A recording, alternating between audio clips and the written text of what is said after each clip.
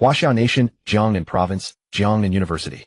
The class bell had just rung when Lin Jiu was grabbed by the collar from behind by a large hand. Come with us, we need to talk. The speaker was Chunhao, Jiangnan University's notorious bully, standing 185 centimeters tall, with arms thicker than Lin Jiu's thighs. Lin Jiu said nothing. He didn't struggle either. He knew it was useless. Struggling only brought worse treatment. He had tried it once last week and spent half a day in the infirmary. Head lowered, he was sandwiched between Chunhao and two followers dragged toward the men's restroom at the end of the corridor. Along the way, some snickered, some pointed fingers, but most pretended not to see. Far too common a sight. Lin Jiu, the poorest and most bullied orphan in the whole school, was in trouble again. Lin Jiu grew up in the Chengnan Sunshine Orphanage. The only thing in his swaddling clothes was a slip of paper with Lin Jiu written on it. That was the entirety of his origin. Orphanage life meant cabbage and tofu as the norm, clothes always handed down from older children. Once in school, his small frame, lack of money and absence of parents made him a natural target. Elementary school homework ripped apart, junior high lunch money stolen, high school backpack thrown into the toilet. In college, the methods grew more varied. He hated two kinds of people: the classmates who bullied him and the lawless gangsters he saw in the news. The former made every day feel like crawling through hell, the latter. Every time he saw those scumbags evading justice on his phone, his teeth would clench with rage. Why? Why do the honest suffer while the scumbags run wild? They reached the restroom. Chunhao kicked open the stall door, sending a bespectacled student inside, scrambling out with his pants in hand. Get in. Chunhao shoved Lin Jiu inside. Two followers blocked the doorway. The acrid smell of urine inside stung the brain. I heard you've been working at a convenience store lately. Made a little money. Chunhao leaned against the door frame, took out a cigarette, and lit it, the ember flickering in the dim light. Bro's pocket money's almost spent lately. You doing all right? Lend me some. Lin Jiu's lips moved, but made no sound. He really was working. 15 yuan an hour, pulling 2 all-nighters, just to save 300. That was his food money for the month and the textbooks he needed to copy. Talking to you. You deaf, or what? Chunhao slapped the back of Lin Jiu's head. Lin Jiu stumbled forward, his head hitting the tiled wall with a dull thud. How G asked you a question, you deaf? One follower kicked his calf. Lin Jiu drew a breath, his voice so low he could barely hear himself. I don't have money. No money. Chunhao smiled, revealing smoke-stained teeth. Then what's that bulge in your pocket? Toilet paper. The other follower had already moved, fishing out the crumpled plastic bag from the pocket of Lin Jiu's jeans. Inside were 3 red bills folded neatly. Isn't this money? The follower handed the cash to Chunhao.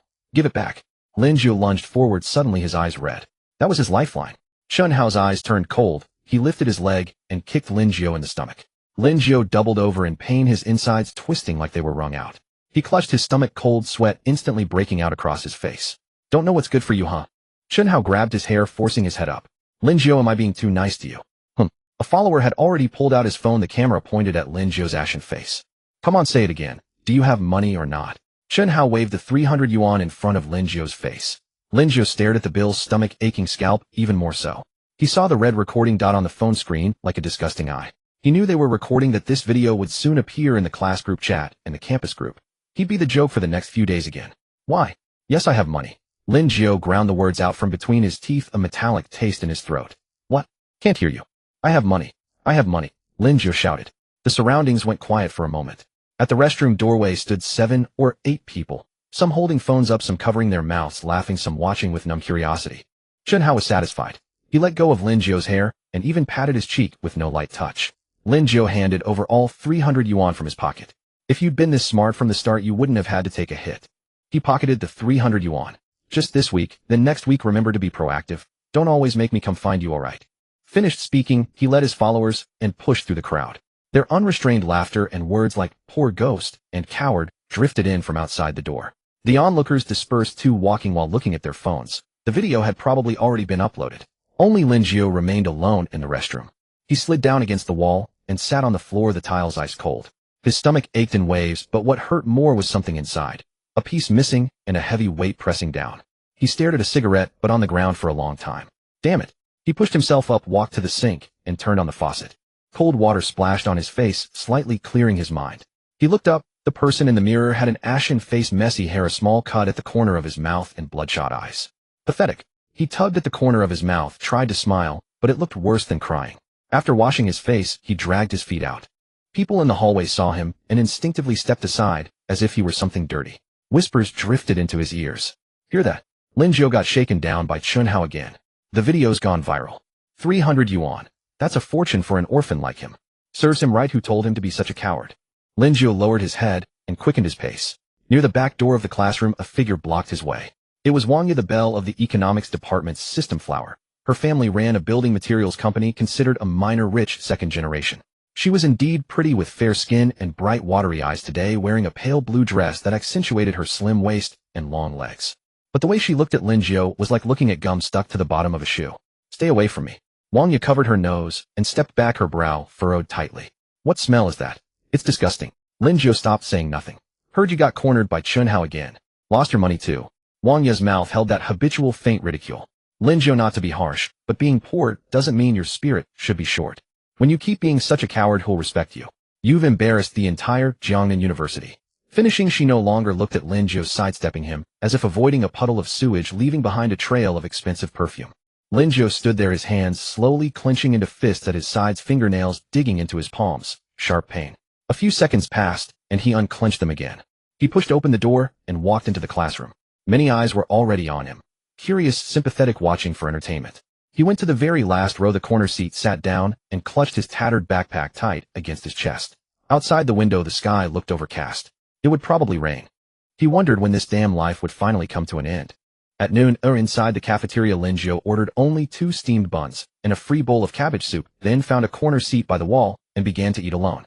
Just then Wang Yu walked over with a group of stylishly dressed female classmates. Seeing Lin Jiu sitting there, she frowned and said, "Stinky beggar. Who told you to sit here? This is our spot." Wang Yu's voice was not loud, but just loud enough for the students eating nearby to hear. Some began to snicker. Inside, Wang Yu was actually quite pleased with herself. She loved the feeling of looking down on others, especially someone like Lin Jiu, the lowest of the low. Every time she saw Lin Jiu's meek and submissive expression, she felt even more noble and superior. Her father had told her society is layered. Some are born to stand above others, while some are destined to struggle at the bottom. Lin Jiu raised his head and glanced at Wang Yu. His gaze was terrifyingly empty, nothing behind it. No anger, no grievance, not even shame. Wang Yu felt a chill from that gaze, but her words only grew sharper. "What are you looking at? Did I say anything wrong? People like you shouldn't even be in college, wasting educational resources. Why not drop out and work in a factory tightening screws?" Lin Jiu still said nothing. He had finished his meal, so he stood up and walked away toward the classroom. Wang Yu stood there, stamping her foot in fury. How dare that Lin Jiu ignore her? In the classroom, after the lesson began, Lin Jiu walked to the last row corner and sat down. This was a college English class, and the teacher was already at the podium. He took out his textbook and opened it, but couldn't read a single word. He thought of the orphanage director, that old lady who was always sighing. She used to say, "Xiao Jiu, you must work hard, study well, and make something of yourself in the future." Make something of himself. Lin Jiu gave a bitter smile. He could barely afford a proper meal now. In the evening, after enduring the long class until it finally ended, Lin Jiu packed his bag and prepared to head to the cafeteria. He still had 20 yuan left in his pocket, the money he had hidden in his dorm in advance. Now that the 300 yuan was gone, this 20 yuan was everything he had left for the month. He calculated in his mind. The cheapest dish in the cafeteria was shredded potatoes, 3 yuan a portion, and rice was 1 yuan and all you can eat. He figured if he only ate steamed buns 50 cents each, he could buy 40 of them, enough for 10 more days. When he arrived at the cafeteria, just as expected, he bought only 2 steamed buns for 1 yuan, just like at noon. Carrying the buns out of the cafeteria, he didn't want to eat inside. There were too many people inside. He didn't want to be seen like at noon, only being able to gnaw on steamed buns. He found a secluded corner, squatted down, and chewed in small bites with tap water. The buns were dry, tasteless, but they could fill his stomach. He ate very slowly, chewing each bite for a long time. Halfway through, a pair of shiny black leather shoes stopped in front of him. Lin Jiu raised his head. Against the afternoon sun, he saw a man in a black suit and sunglasses standing there looking down at him. The man was in his mid-30s, tall and broad-shouldered, standing ramrod straight. Not an ordinary person at a glance. "Lin Jiu," the man spoke, his voice steady. Lin Jiu was stunned for a moment, then nodded. The man took out several photos from inside his jacket, compared Lin Jiu's face with the photos, then nodded again and put the photos away. "Why are you eating alone here?" the man asked, his tone revealing no emotion. Lin Jiu looked at the half-eaten bun in his hand, then at the man, and honestly replied, "I'm an orphan. I have no money. It's quiet here. Saves me from being laughed at for eating buns inside." He said it plainly, as if talking about someone else's business. The man was silent for about 3 or 4 seconds, then took out a wallet from his suit's inner pocket, pulled out 300 yuan bills, and held them out to Lin Jiu. "Take this money. Big brother's treating you to a meal." Lin Jiu stared at those 3 red bills, his eyes wide. 300 yuan. His living expenses for the month were secured. Really for me?" He couldn't believe it. "Really?" The man nodded, but then added, "However, I need to borrow something from you." "Borrow what?" Lin Jiu asked, immediately, his hand already half extended. "Just 1 strand of hair." Lin Jiu was stunned. Hair. Just one strand of hair. Without a second thought, he raised his hand and yanked at his own head. Maybe he was too excited. He pulled out 7 or 8 strands along with a small piece of scalp, his face twisting in pain. Here you go. He handed over that small tuft of hair, while his other hand had already taken the 300 yuan. The man looked at the small tuft in his hand, and the corner of his mouth seemed to curve slightly. The man took out a small transparent bag from inside his jacket, carefully placed the hair inside, sealed it, and tucked it back into his inner pocket. Thanks. After saying that, he turned and walked away. Lin Jiu clutched those 3 red bills, his palms sweating. He watched the man's figure disappear around a corner, then waited 2 more minutes in place to make sure the man was really gone. Only then did he suddenly jump up, clutching the money, and rush toward the cafeteria. Braised pork. Today he was going to eat braised pork. At the cafeteria window, braised pork was 15 yuan a portion. Lin Jiu pulled out that crisp new 100 yuan bill, his voice trembling. 1 portion of braised pork, the large one. And 3 bowls of rice. The serving aunt glanced at him, said nothing, scooped up a full big ladle of braised pork, then added half a ladle more of sauce. 3 rice boxes stacked together looked like a small mountain. Lin Jiu found a seat by the wall. Without even bothering to pick up chopsticks, he directly reached out with his hand, grabbed a piece of braised pork, and stuffed it into his mouth. Fatty yet lean, melting in the mouth-rich sauce. He almost cried. How long had it been since he last tasted meat? The last time he had eaten meat was 3 months ago, when he had found 20 yuan behind the school's back street and bought the cheapest malatang, which contained 2 paper-thin slices of fatty meat. He ate voraciously, his mouth full of oil, completely oblivious to the gazes around him. Isn't that Lin Jiu? He's eating braised pork. Really? Where did he get the money? Look at him like a starving ghost reincarnated. Tsk tisk, must be stolen money, right?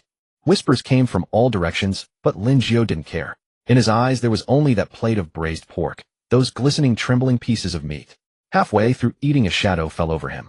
With meat still stuffed in his mouth, Lin Jiu raised his head and saw Chun Hao's gloomy face. Behind Chun Hao were 3 of his lackeys, all crossing their arms and looking down at him. Yo, eating braised pork? Chun Hao smiled, but it was a chillingly cold smile. Lin Jiu, look at you now. Where did you get the money? Lin Jiu said nothing, just watched him warily, instinctively pulling the plate closer to himself. That small gesture enraged Chun Hao. That coward, that trash he had just forced to drink toilet water, dared to look at him like that. And dared to eat braised pork right in front of him. I'm asking you a question. Chun Hao slammed the table with his palm. The plate jumped. The entire cafeteria fell silent. Everyone looked over. Lin Jiu swallowed the meat in his mouth and said quietly, Someone gave it to me. Gave it? Who gave it? Chun Hao didn't believe him at all. Who would give you money looking like that? You must have stolen it. I didn't steal it. Lin Jiu suddenly raised his head, his eyes red. How dare you talk back? Chun Hao was completely enraged.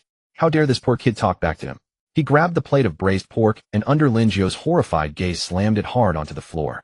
The porcelain plate shattered, braised pork and gravy splattering across the floor, with several chunks rolling right to the feet of a nearby classmate. I told you to eat. I told you to eat. A country bumpkin like you deserves meat. Go eat shit. Lin Jiu gazed at the braised pork scattered across the ground, his fists clenched so tightly his knuckles had turned bone white. He was furious, trembling uncontrollably. How terribly thin he had become. At 1.78 meters tall, yet weighing less than 100 kg, his ribs jutting out one by one. To speak bluntly, even the electric poles by the roadside were sturdier than him, except perhaps for his little brother down there. Now he had finally gotten a chance to eat meat, finally. But what could he possibly do?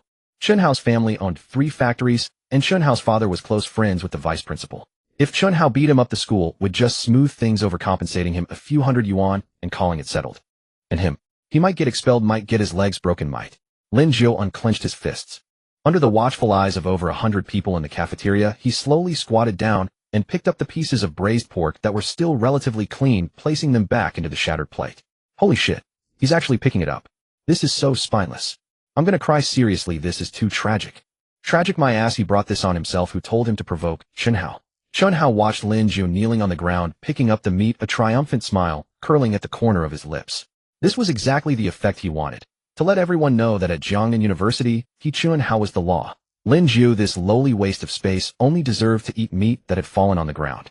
Take your time, don't choke. Chun Hao kicked Lin Jiu and walked away grandly with his gang. Lin Jiu ignored him and kept picking up the meat. The meat was dirty, covered in dust from the floor, but it could still be eaten after washing. He couldn't bear to waste it, truly couldn't. This plate of meat cost 15 yuan, enough to last him half a month on Mantu.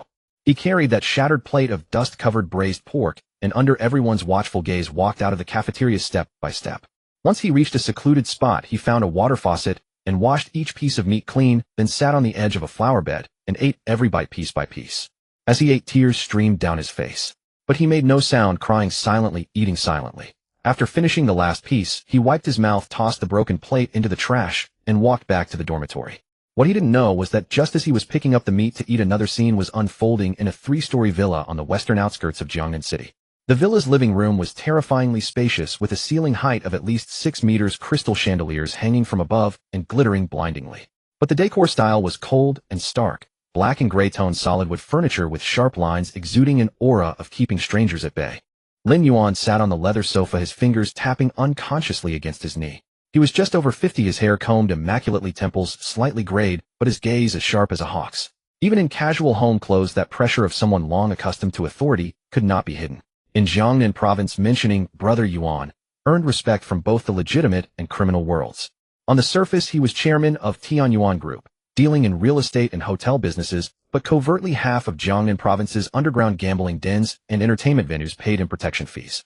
But at this moment, this underworld boss, who made countless people tremble with fear, had anxiety written all over his face. "Any news yet?" he asked, his voice low and hoarse. Han Hui, seated opposite, shook her head, her eye sockets crimson. She had been a beauty in her youth, now over 40 and well-maintained, yet at this moment, she looked haggard beyond measure, the fine lines at the corners of her eyes showing prominently. 17. This is the 17th. Han Hui's voice carried a sob. Old Lin, if this one also isn't. How am I supposed to go on living? 18 years. 18 long years. For 18 years, not a single day passed without her thinking of her son. 18 years ago, Lin Yuan's enemies came knocking. They were an emerging force from a neighboring province, ruthless and merciless, threatening to annihilate Lin Yuan's entire family. That night, gunfire erupted outside the villa. Lin Yuan fled with his 8 months pregnant wife Han Hui and their just 1-year-old son Lin Jiu, protected by a few trusted men. When they reached an abandoned residence in the old district, Han Hui went into early labor. It was a daughter, but she was born without taking a single breath. Han Hui collapsed unconscious on the spot. Lin Yuan cradled his already gone daughter in his arms, looking at his oblivious elder son, his heart feeling as if it were being carved by knives. The pursuers drew closer and gunfire intensified. Lin Yuan knew that with his wife and child, none of them would escape. With no alternative, he hid his son in a decrepit cabinet in the courtyard, blocking it with debris. "Little Jiu, be good. Daddy will come back for you in a moment." He kissed his son's forehead, a child just over a year old who didn't yet understand, merely watching him with large innocent eyes. Then he carried his unconscious wife on his back and fought his way through enemy lines under the desperate cover of his brothers. 2 days later, when he returned with reinforcements, that broken cabinet was empty. The child was gone.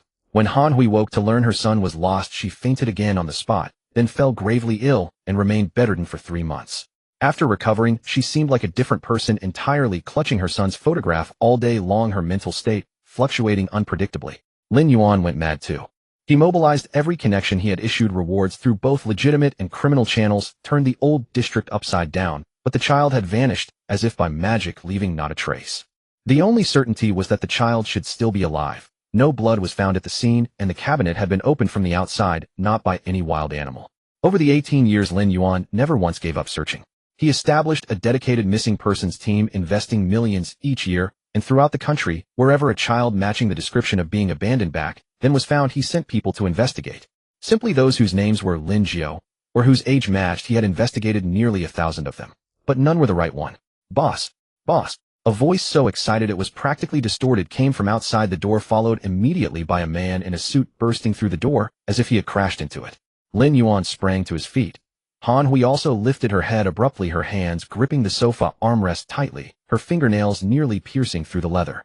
The man who burst in was called Heir, and looking closely, he was precisely the person Lin Jiu had encountered in a corner of the school. He was one of Lin Yuan's trusted confidants.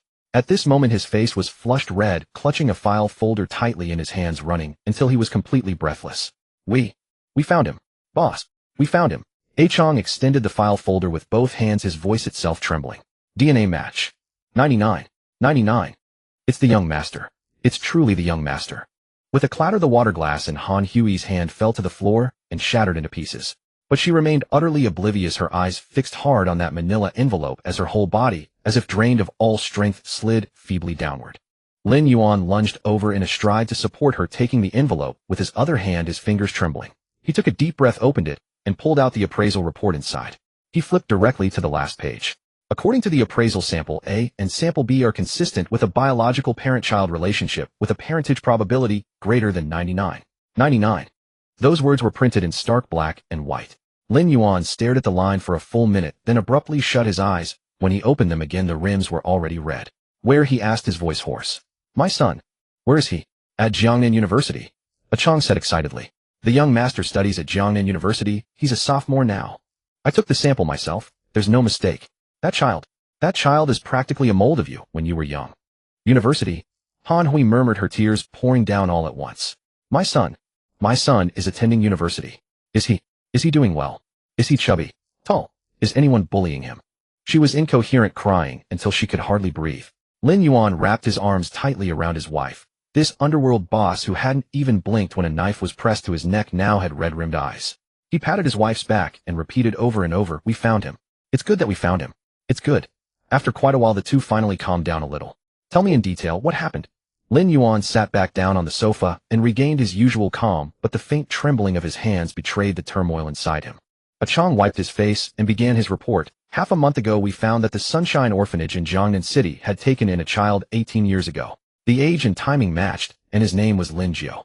I immediately took some men there, but the orphanage said the child had gotten into university 3 years ago and moved out, rarely going back. So I got the young master's photo and school information, then took some men to Jiangnan University. Afraid of alerting him, I went in alone and found the young master behind the cafeteria. A Chong's voice dropped here, his expression turning complicated. How is he?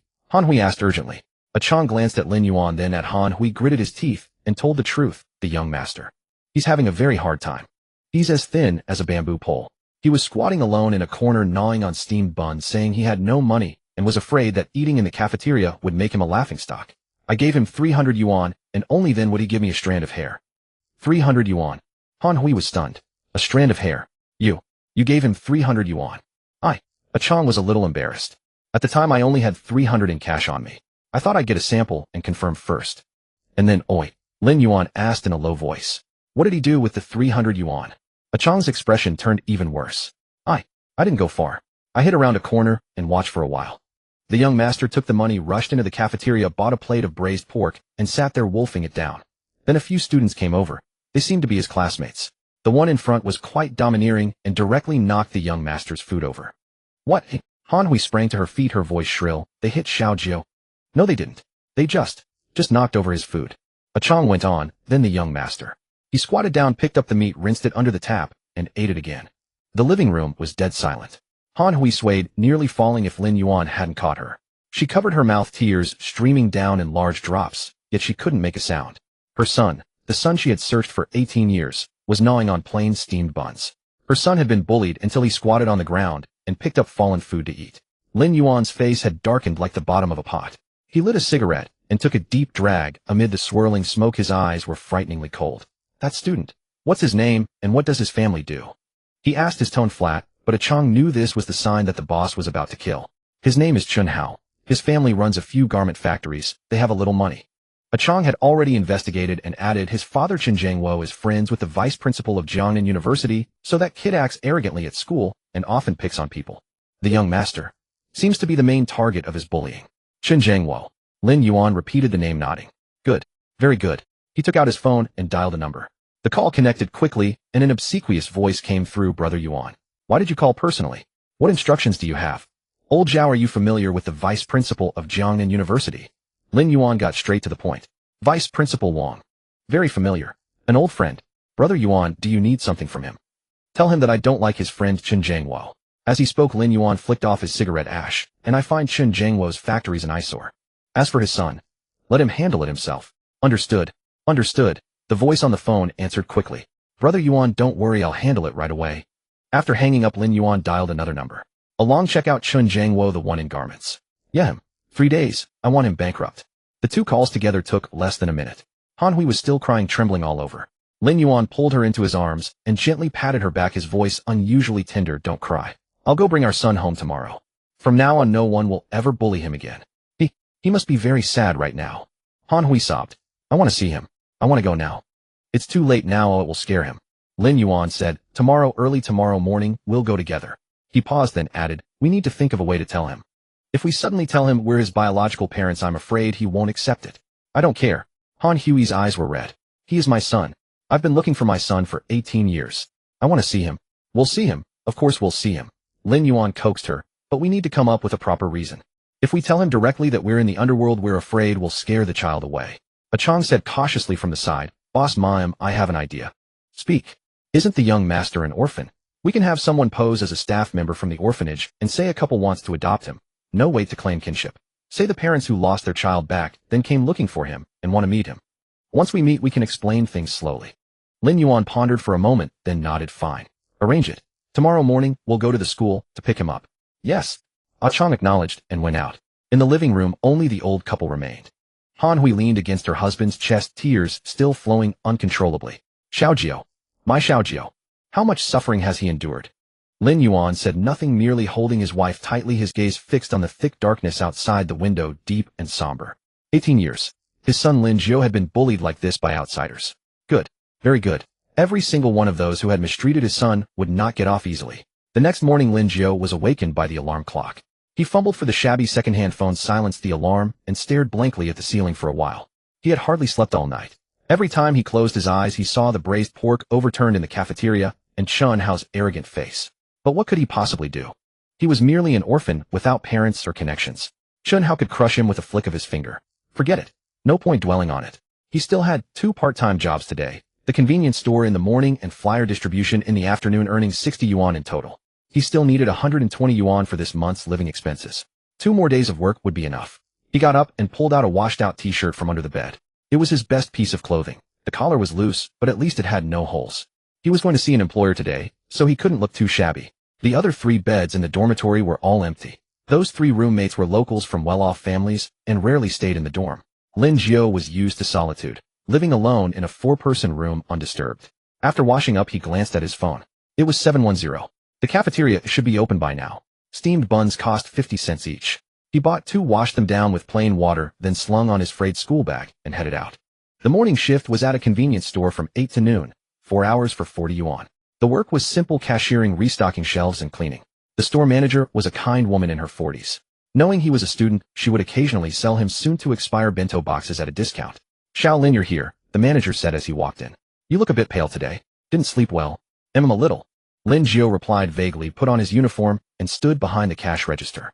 There weren't many customers in the morning. As he mechanically scanned items and collected money, he couldn't help but think about yesterday again. 300 yuan. That man in the suit had given him 300 yuan for a single strand of hair. Now that he thought about it, it really was strange. What kind of person would spend 300 yuan on a strand of hair? It wasn't as if he had some special blood type or rare genes. But at the time he had been so hungry, and the sight of money made him forget everything else. 300 yuan. He would have to distribute flyers for 4 or 5 days to earn that much. Besides, that man had an extraordinary bearing.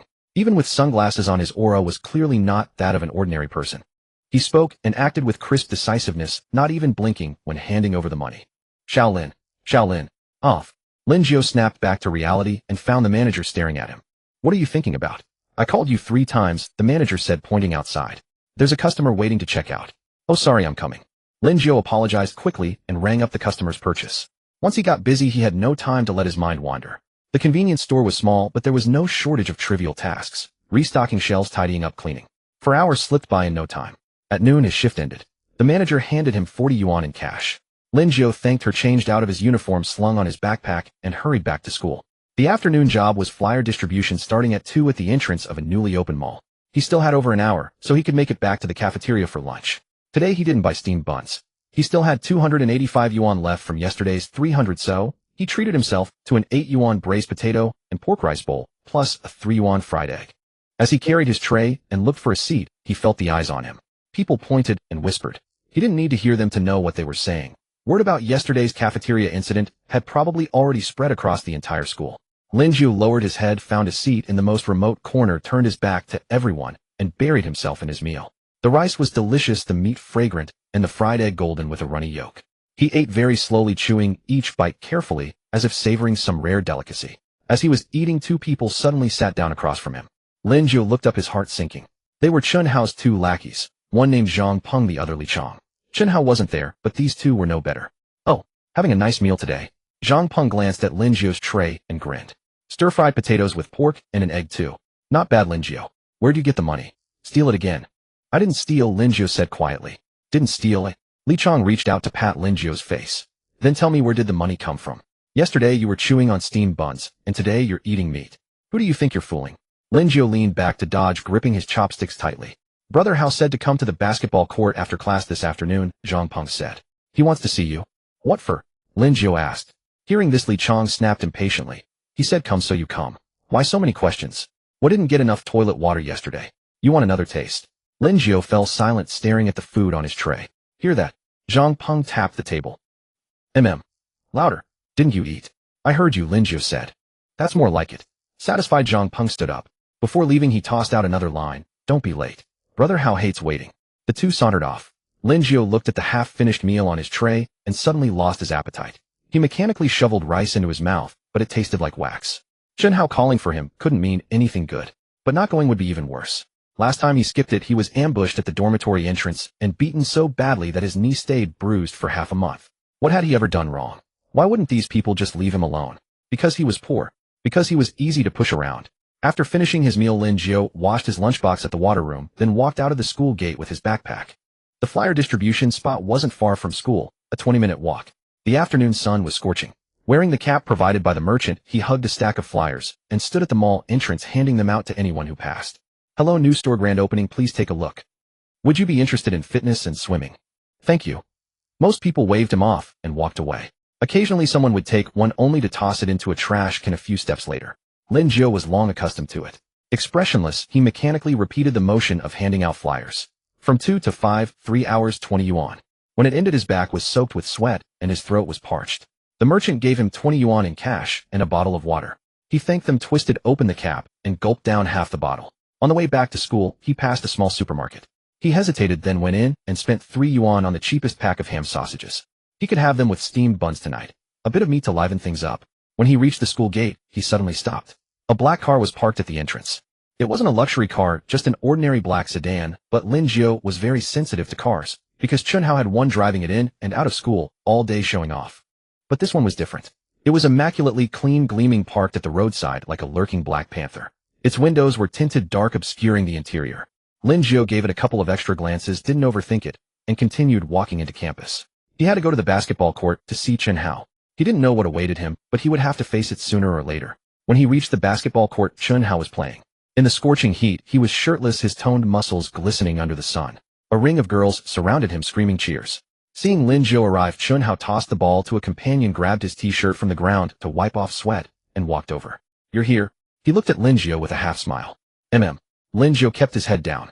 Follow me. Chun Hao turned and walked toward the small woods behind the basketball court. Lin Jiu followed, his heart sinking little by little. The small woods was a notorious spot at school for settling things. Fights, extortion, and even worse deeds all took place there. Sure enough, as soon as they entered the woods, Zhang Peng and Li Chong emerged from behind the trees, blocking Lin Jiu's escape from both sides. Brother Hao, I've brought him. Chun Hao turned around at the words, looking Lin Jiu up and down like appraising a shoddy piece of merchandise. Lin Jiu, I heard you've been having money lately. He spoke. Hearing this, Lin Jiu stared at him intently, without saying a word. I thought about it yesterday. 300 yuan. Not too much, not too little. Chun Hao lit a cigarette and went on. But a broke nobody like you suddenly having 300 yuan. It must be from shady sources.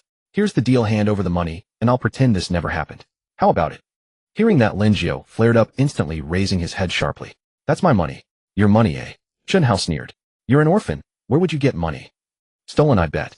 I'm doing this for your own good. Hand it over so you don't go down the wrong path later. I didn't steal it. Lin Jiu's voice rose. Someone gave it to me. Someone gave it to you. Who? Why would they? Chun Hao sneered.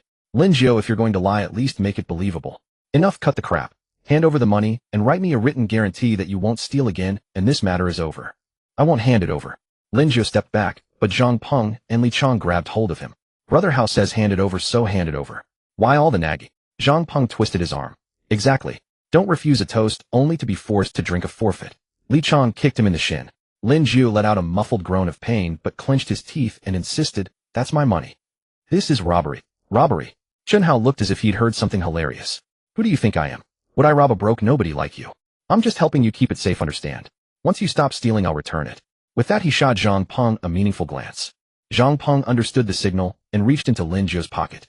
Lin Jiu struggled desperately, but his strength was nowhere near enough against two burly sports students. Let me go. Let go. Bang. Zhang Peng punched Lin Jiu in the stomach. Doubled over in pain, Lin Jiu curled up like a shrimp. Stay still. Li Chong added another kick. Zhang Peng pulled out a wallet from Lin Jiu's pant pocket. a worn canvas wallet with frayed whitened edges. He opened it to find a neat stack of small bills, the largest denomination, 20 yuan, and the smallest 10 cents. That's all. Zhang Peng counted. 172 yuan, and 3 jiao. Brother Hao. Chun Hao took the money, counted it, and frowned. That's not right. What about the 300 from yesterday? Where did you spend it? Lin Jiu clutched his stomach, cold sweat all over his forehead, but he remained silent. I'm asking you. Zhang Peng punched him again.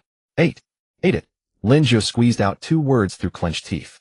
Ate it. Chun Hao was taken aback, then burst out laughing. Ha ha ha, find your something. 300 yuan, all eaten in one day. What did you eat? A Manchuhan feast. Lin Jiu said nothing, just stared at him hard, his eyes frighteningly red. Hey, still daring to glare at me. Chun Hao's smile vanished, his face turning cold. Looks like yesterday's lesson wasn't enough for you. He walked over to Lin Jiu, crouched down, and patted his cheek. Here's what I'll do. I'll give you a chance. My shoes are dirty. Lick them clean, and I'll let today's matter slide. The 100-odd yuan can be considered your tribute to me. How about it? Lin Jiu jerked his head up, his eyes seeming to blaze with fire. Not licking. Chun Hao stood up and waved at Zhang Peng and Li Chong. Then teach him what rules mean. The two understood, and with cruel grins they closed in. Lin Jiu closed his eyes, bracing for another beating. But the expected fist never fell. Stop! A deep, low voice came from outside the woods. Chun Hao and the others froze, turning to look. At the entrance to the woods stood 2 people, a man and a woman, both around 50 years old. The man wore a black mouse suit, tall and imposing with a stern face, standing there like a tall, straight pine.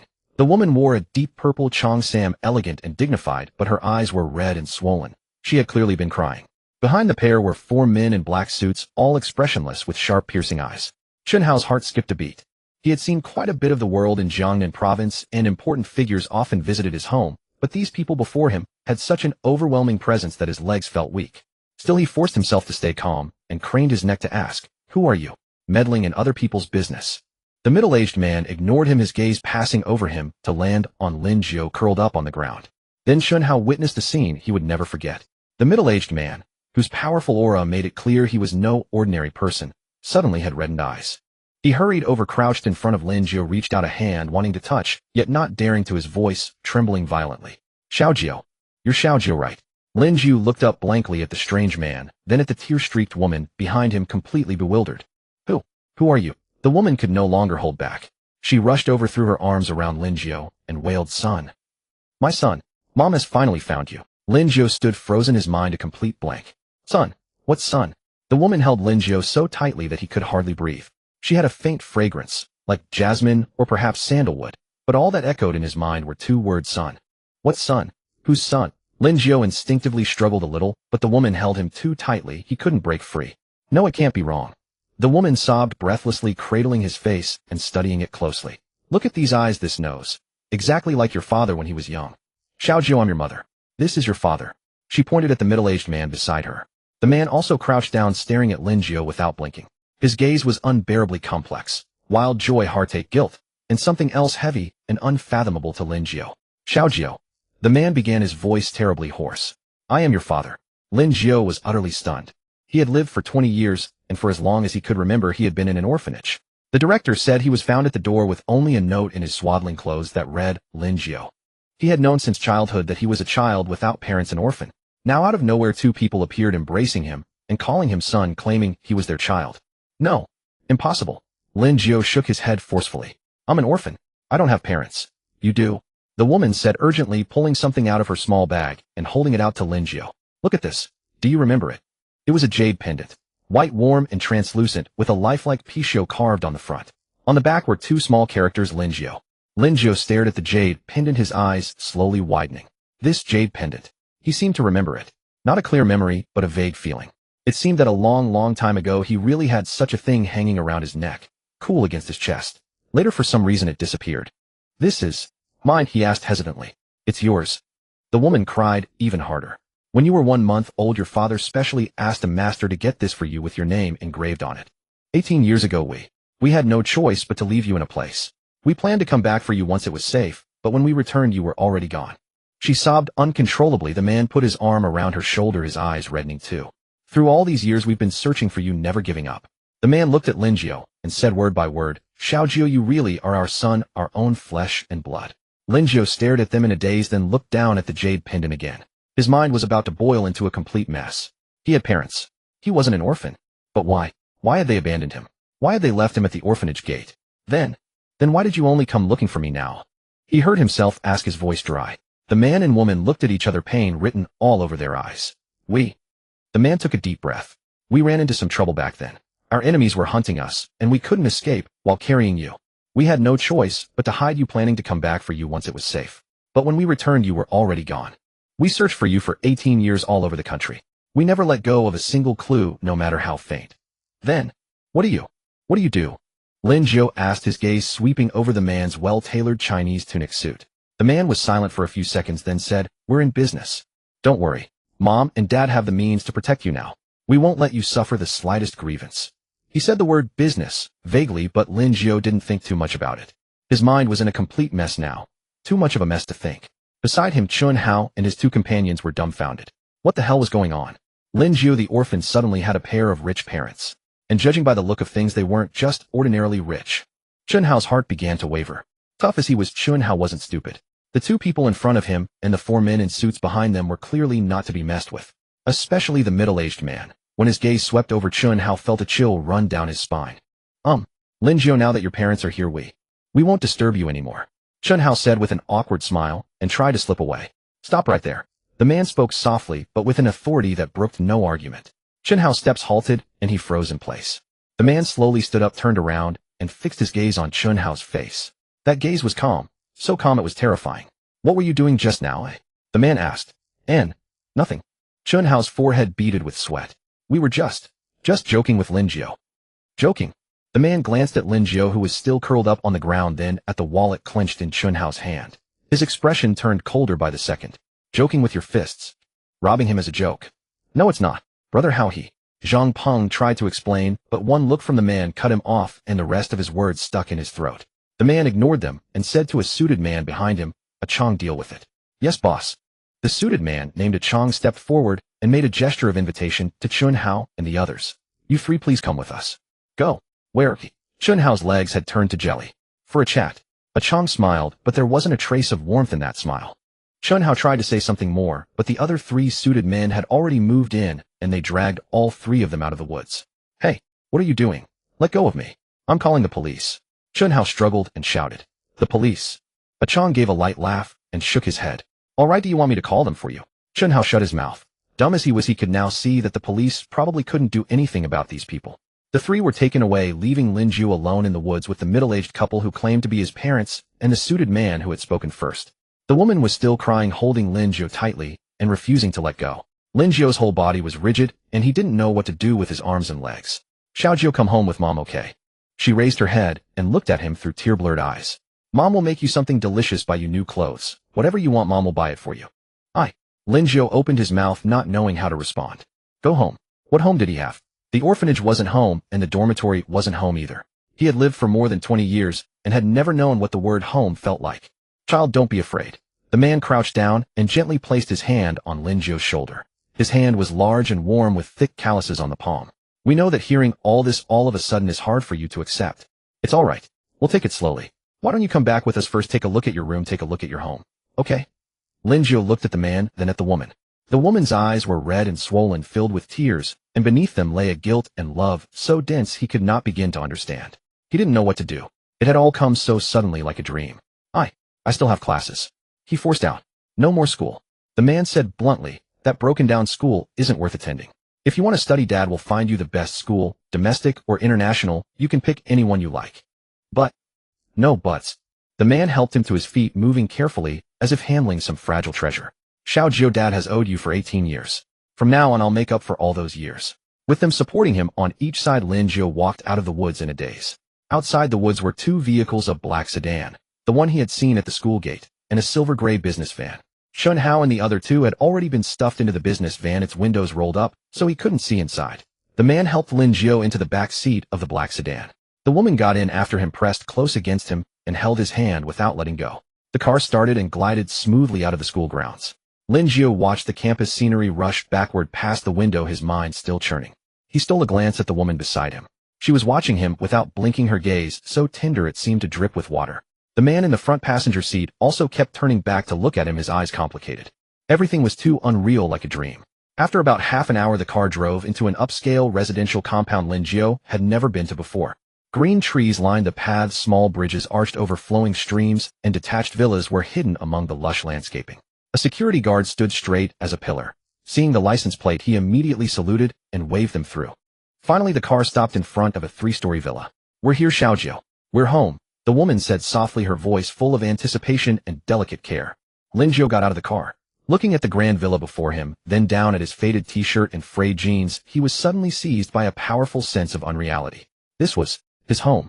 The man put an arm around his shoulder and led him inside. When the front door opened, there was a soaring lobby with crystal chandeliers, marble floors, and paintings on the walls that he couldn't quite understand, but that looked immensely expensive. A middle-aged woman in an apron came up to them. Her eyes brightened at the sight of Lin Jiu. "So this is the young master. Oh my, what a handsome boy, the image of his father when he was young. Wuma, go prepare some food. Lin Jiu is hungry," the woman instructed. "All right, yes, I'll go right away." Wuma bustled off in high spirits. Lin Jiu was led into the living room and pressed down onto a soft sofa. The sofa was so soft that he sank into it as soon as he sat down. He had never sat on such a soft sofa in his whole life. The woman sat down beside him, still holding his hand. The man sat across from him, looking at him with gentle eyes. "Lin Jiu, are you hungry? What would you like to eat? Mom will have Wuma make it for you," the woman asked. I'm not hungry," Lin Jiu said in a small voice. In truth, he was starving. He hadn't finished his lunch thanks to Chun Hao and his 2 lackeys, and he had been distributing flyers for 3 hours that afternoon. But he was too embarrassed to say so. "Even if you're not hungry, you should eat something. Look how thin you've gotten." The woman caressed his face with a pained expression. "From now on, Mom will cook delicious food for you every day. I'll make sure you're healthy and plump." The man said nothing. He simply rose, walked to the liquor cabinet, poured 3 glasses of water, and brought them over, handing one to Lin Jiu. Lin Jiu accepted it and drank in small sips. The water was at the perfect temperature, neither too hot nor too cold. Silence settled over the living room. No one spoke, only the wall clock ticking away the seconds. After a long while, Lin Jiu finally gathered his courage and asked the question that had been weighing on him since the journey. "Are you really my parents?" The woman's eyes reddened again as she nodded vigorously. "It's true, absolutely true. Lin Jiu, if you don't believe us, we can do a DNA test." "That won't be necessary," Lin Jiu interrupted her, lowering his head as he stared at the glass in his hands. I just feel like this is all a dream." "It's not a dream, son. It's not a dream." The woman burst into tears again, pulling him into an embrace. "Mommy is here and Daddy is here too. We really found you." The man moved closer as well, placing his large hand on Lin Jiu's head and gently ruffling his hair. "Lin Jiu, Daddy knows you can't accept all this right away. That's perfectly fine. We have all the time in the world. Take your time to think, to adjust. This place is your home, and we are your parents. That will never change." Lin Jiu said nothing, only lowering his head as tears dripped down, falling onto the back of his hand, scalding hot. He had a home now. He had parents now. He was no longer an orphan. This realization washed over him like a tidal wave, drowning him in its wake. He wept. At first it was suppressed sobbing, but soon it turned into wailing, gasping for breath between cries, as if trying to release 20 years of grievances, loneliness, and pain all at once. The woman held him tight, crying as well. The man wrapped his arms around both of them, his eyes bloodshot. After an unknown amount of time, Lin Jiu finally began to calm down. He wiped his tears embarrassedly, his eyes swollen like walnuts. "I'm sorry," he whispered. "Silly child, what are you apologizing to your parents for?" The woman stroked his face, both crying and laughing. Aunt Wu appeared with a tray bearing several delicate pastries and fruits. "Young master, have some of these to tide you over. Dinner will be ready soon." Lin Jiu looked at the exquisite pastries, then glanced at the hopeful look in the woman's eyes and nodded. He picked one up and took a bite. It was very sweet and delicious. "By the way, Dad," Lin Jiu suddenly remembered something and looked up. "Chun Hao and the others. What are you going to do about them?" The man and woman exchanged a glance. The man smiled faintly, but Lin Jiu somehow found that smile rather chilling. "Lin Jiu, you don't need to worry about that," the man said calmly. "Daddy will handle it." He paused, looking at Lin Jiu with profound eyes. "From now on, no one will ever bully you again. Daddy promises you that." Lin Jiu simply let out a soft hum, his expression unchanged. Lin Yuan then took a piece of A4 paper from the drawer and handed it to Lin Jiu, saying, "Son, these are introductions to all the prestigious universities at home and abroad. Take a look and see if any catch your fancy.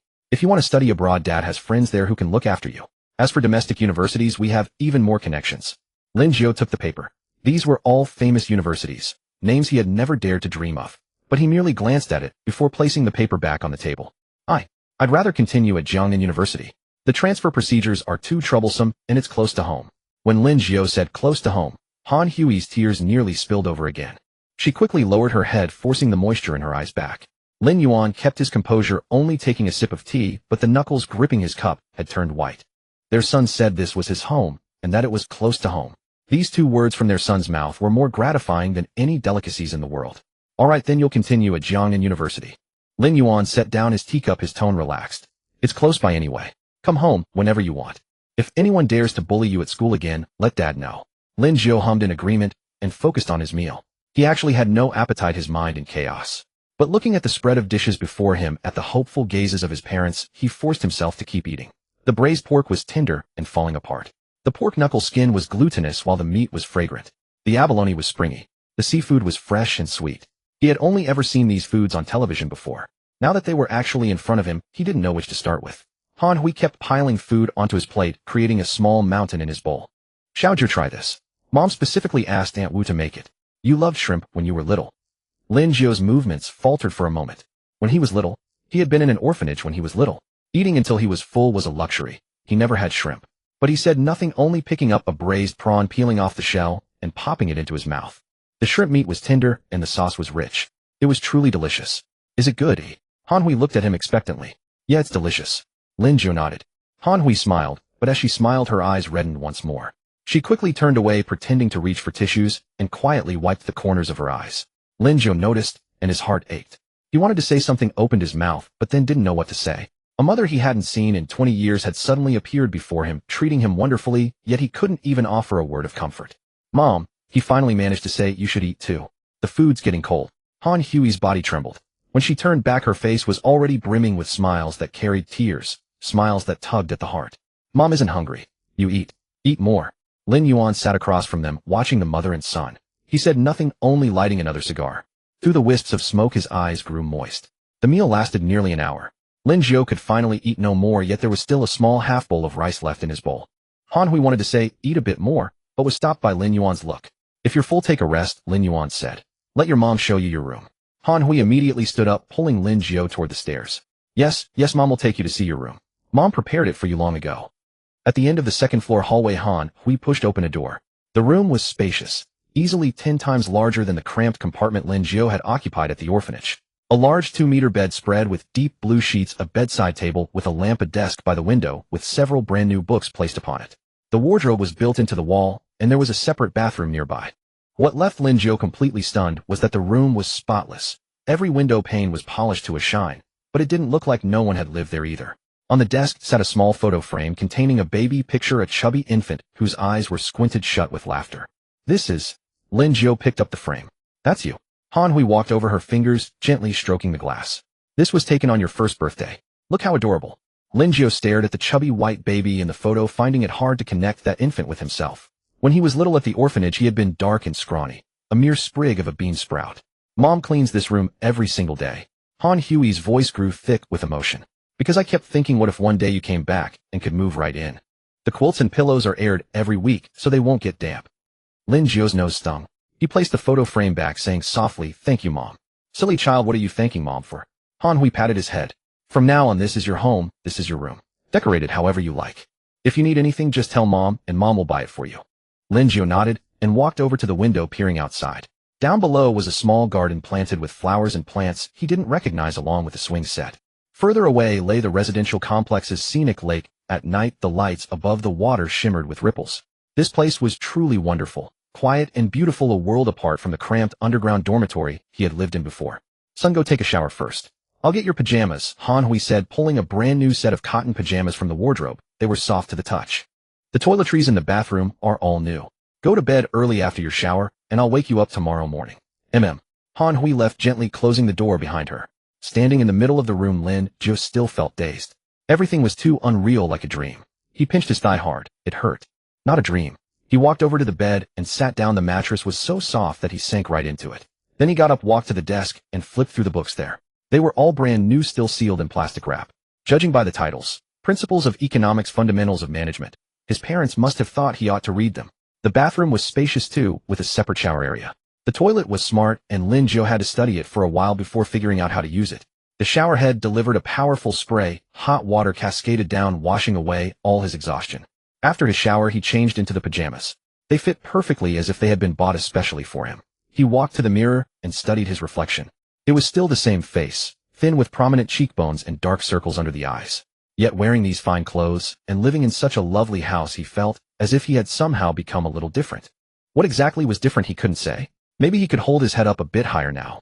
He shook his head, casting aside those scattered thoughts, and returned to bed. The mattress was too soft and the duvet too light. He wasn't used to it and tossed, and turned for a long while before falling asleep. Downstairs in the living room, Lin Yuan still sat on the sofa. The cigar was finished, the ashtray piled high with several butts. The phone rang. It was Chong. Boss, it's done. Chong's voice was low. For Chun Jingwo's 3 factories, we've cut off his supply channels. The banks are pressing for repayment. All partners have backed out, and today the workers went on strike, demanding their unpaid wages. He's in dire straits now, scrambling to borrow money anywhere, even usury. Lin Yuan responded, his voice devoid of emotion. Also, he sent word asking to bring his son to apologize to you, to kowtow for his offense in person. Apologize? Lin Yuan laughed coldly. Is he worthy? Chong remained silent on the other end. Lin Yuan paused, tapped off his cigar ash, and continued. All right, tell him this. If he wants me to let him live, fine. At 8 in the morning the day after tomorrow, at the gate of Jiangnan University, he and his precious son will kneel and wait for my son. They'll kowtow 100 times until my son is satisfied. If my son nods, it's over. If not. He didn't finish the sentence, but Chong understood. Understood, boss. And what about Jiangnan University? Spread the word there too. The president, vice president, and every department head. Give them all a stern warning. My son will be studying there. If anyone dares to give him a hard time, let them weigh the consequences. Yes. After hanging up, Lin Yuan leaned back into the sofa and closed his eyes. The living room was silent save for the ticking clock on the wall. 18 years. He had searched for his son for 18 years and finally he was back. His son had suffered for 18 years, been bullied for 18 years. If he as a father still didn't stand up for his son, now could he even call himself a father? As for a nobody like Chen Jiangwo, Lin Yuan opened his eyes, his gaze as cold as ice. Crushing him would be like crushing an ant, but he had no intention of doing that. He wanted to play with him slowly. The next day, Lin Jiu woke up very early. His biological clock had him opening his eyes at 6, but the bed beneath him was too soft, and it took him a while to realize where he was. Not the hard wooden bed, not the drafty dormitory. This was his room, the room his parents had prepared for him. He sat up, blanked out for a moment, then got out of bed and neatly folded the quilt, a habit from the orphanage. The blanket had to be folded into a perfect square. He opened the wardrobe and found it stocked with clothes, t-shirts, shirts, jeans, casual pants, all brand new, price tags still attached. He looked through everything and finally picked out a black short-sleeve shirt and a pair of black joggers. Simple, understated. When he came downstairs, Lin Yuan was already sitting in the living room brewing tea. Seeing Lin Jiu descend, he waved and said, "Little Jiu, come here." Lin Jiu walked over and sat down on the sofa.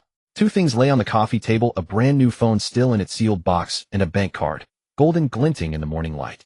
Take a look, do you like it? Lin Yuan slid the phone over. It's the latest model. I see all the young people using this one. Lin Jiu took the box and opened it. Inside was a sleek, pure black phone with a large screen and a slim body, cool to the touch. His old second-hand off-brand phone had 3 cracks in the screen and turned scalding hot after a few minutes of use. Thanks, Dad, he said, putting the phone back. Don't be so formal with your father, Lin Yuan said with a smile, pushing the bank card toward him. Take this. There's $1 million on it, pocket money. If you run out, just ask your father for more. Lin Jiu's hand trembled, nearly dropping the card. $1 million? Pocket money? He stared wide-eyed at Lin Yuan, wondering if he'd heard wrong. Dad, this is too much. I can't possibly spend all that. Not too much at all, Lin Yuan said, waving his hand. You're my son. It wouldn't be right for you to be short on cash. Take it. Buy whatever you want, eat whatever you want. Everything I owed you before your father will make up for now. But, no buts. Lin Yuan's tone was firm. I said take it, so take it. What, you think your father's money is dirty? No, Lin Jiu said quickly. I just think. It's too much. Too much. Lin Yuan pressed the card into his hand. My son spends $1 million, and that's too much. Little Jiu, remember this. Starting today, you are no longer the Lin Jiu who grew up in that orphanage. You are my son, the one person in all of Jiangnan province no one dares to cross. If anyone dares to give you a hard time, smack them with your money until they back down. Lin Jiu clutched the card, his palms sweating. $1 million. He had never seen so much money in his life. At the orphanage, his monthly living allowance was 200 yuan. After college, he worked odd jobs and earned at most 1,200 yuan a month. $1 million was enough to support him for the rest of his life. All right, Lin Yuan added. The driver is waiting at the door. From now on, he'll drive you to and from school. Your mother prepared breakfast. Eat before you go. Lin Jiu nodded, his mind still reeling. Breakfast was made by Aunt Wu: fried eggs, bacon, toast, milk, and a plate of cut fruit. Lin Jiu ate absent-mindedly, his thoughts consumed by that bank card. After breakfast, Han Hui came downstairs carrying several sets of clothes. Little Jiu, come try these on. I bought them yesterday. Let's see if they fit. Lin Jiu took a look. They were all designer brands. The price of a single t-shirt would have kept him alive for half a year back then. He deliberated for a long while, then chose the black outfit. A black shirt, black casual pants, and a pair of black skate shoes.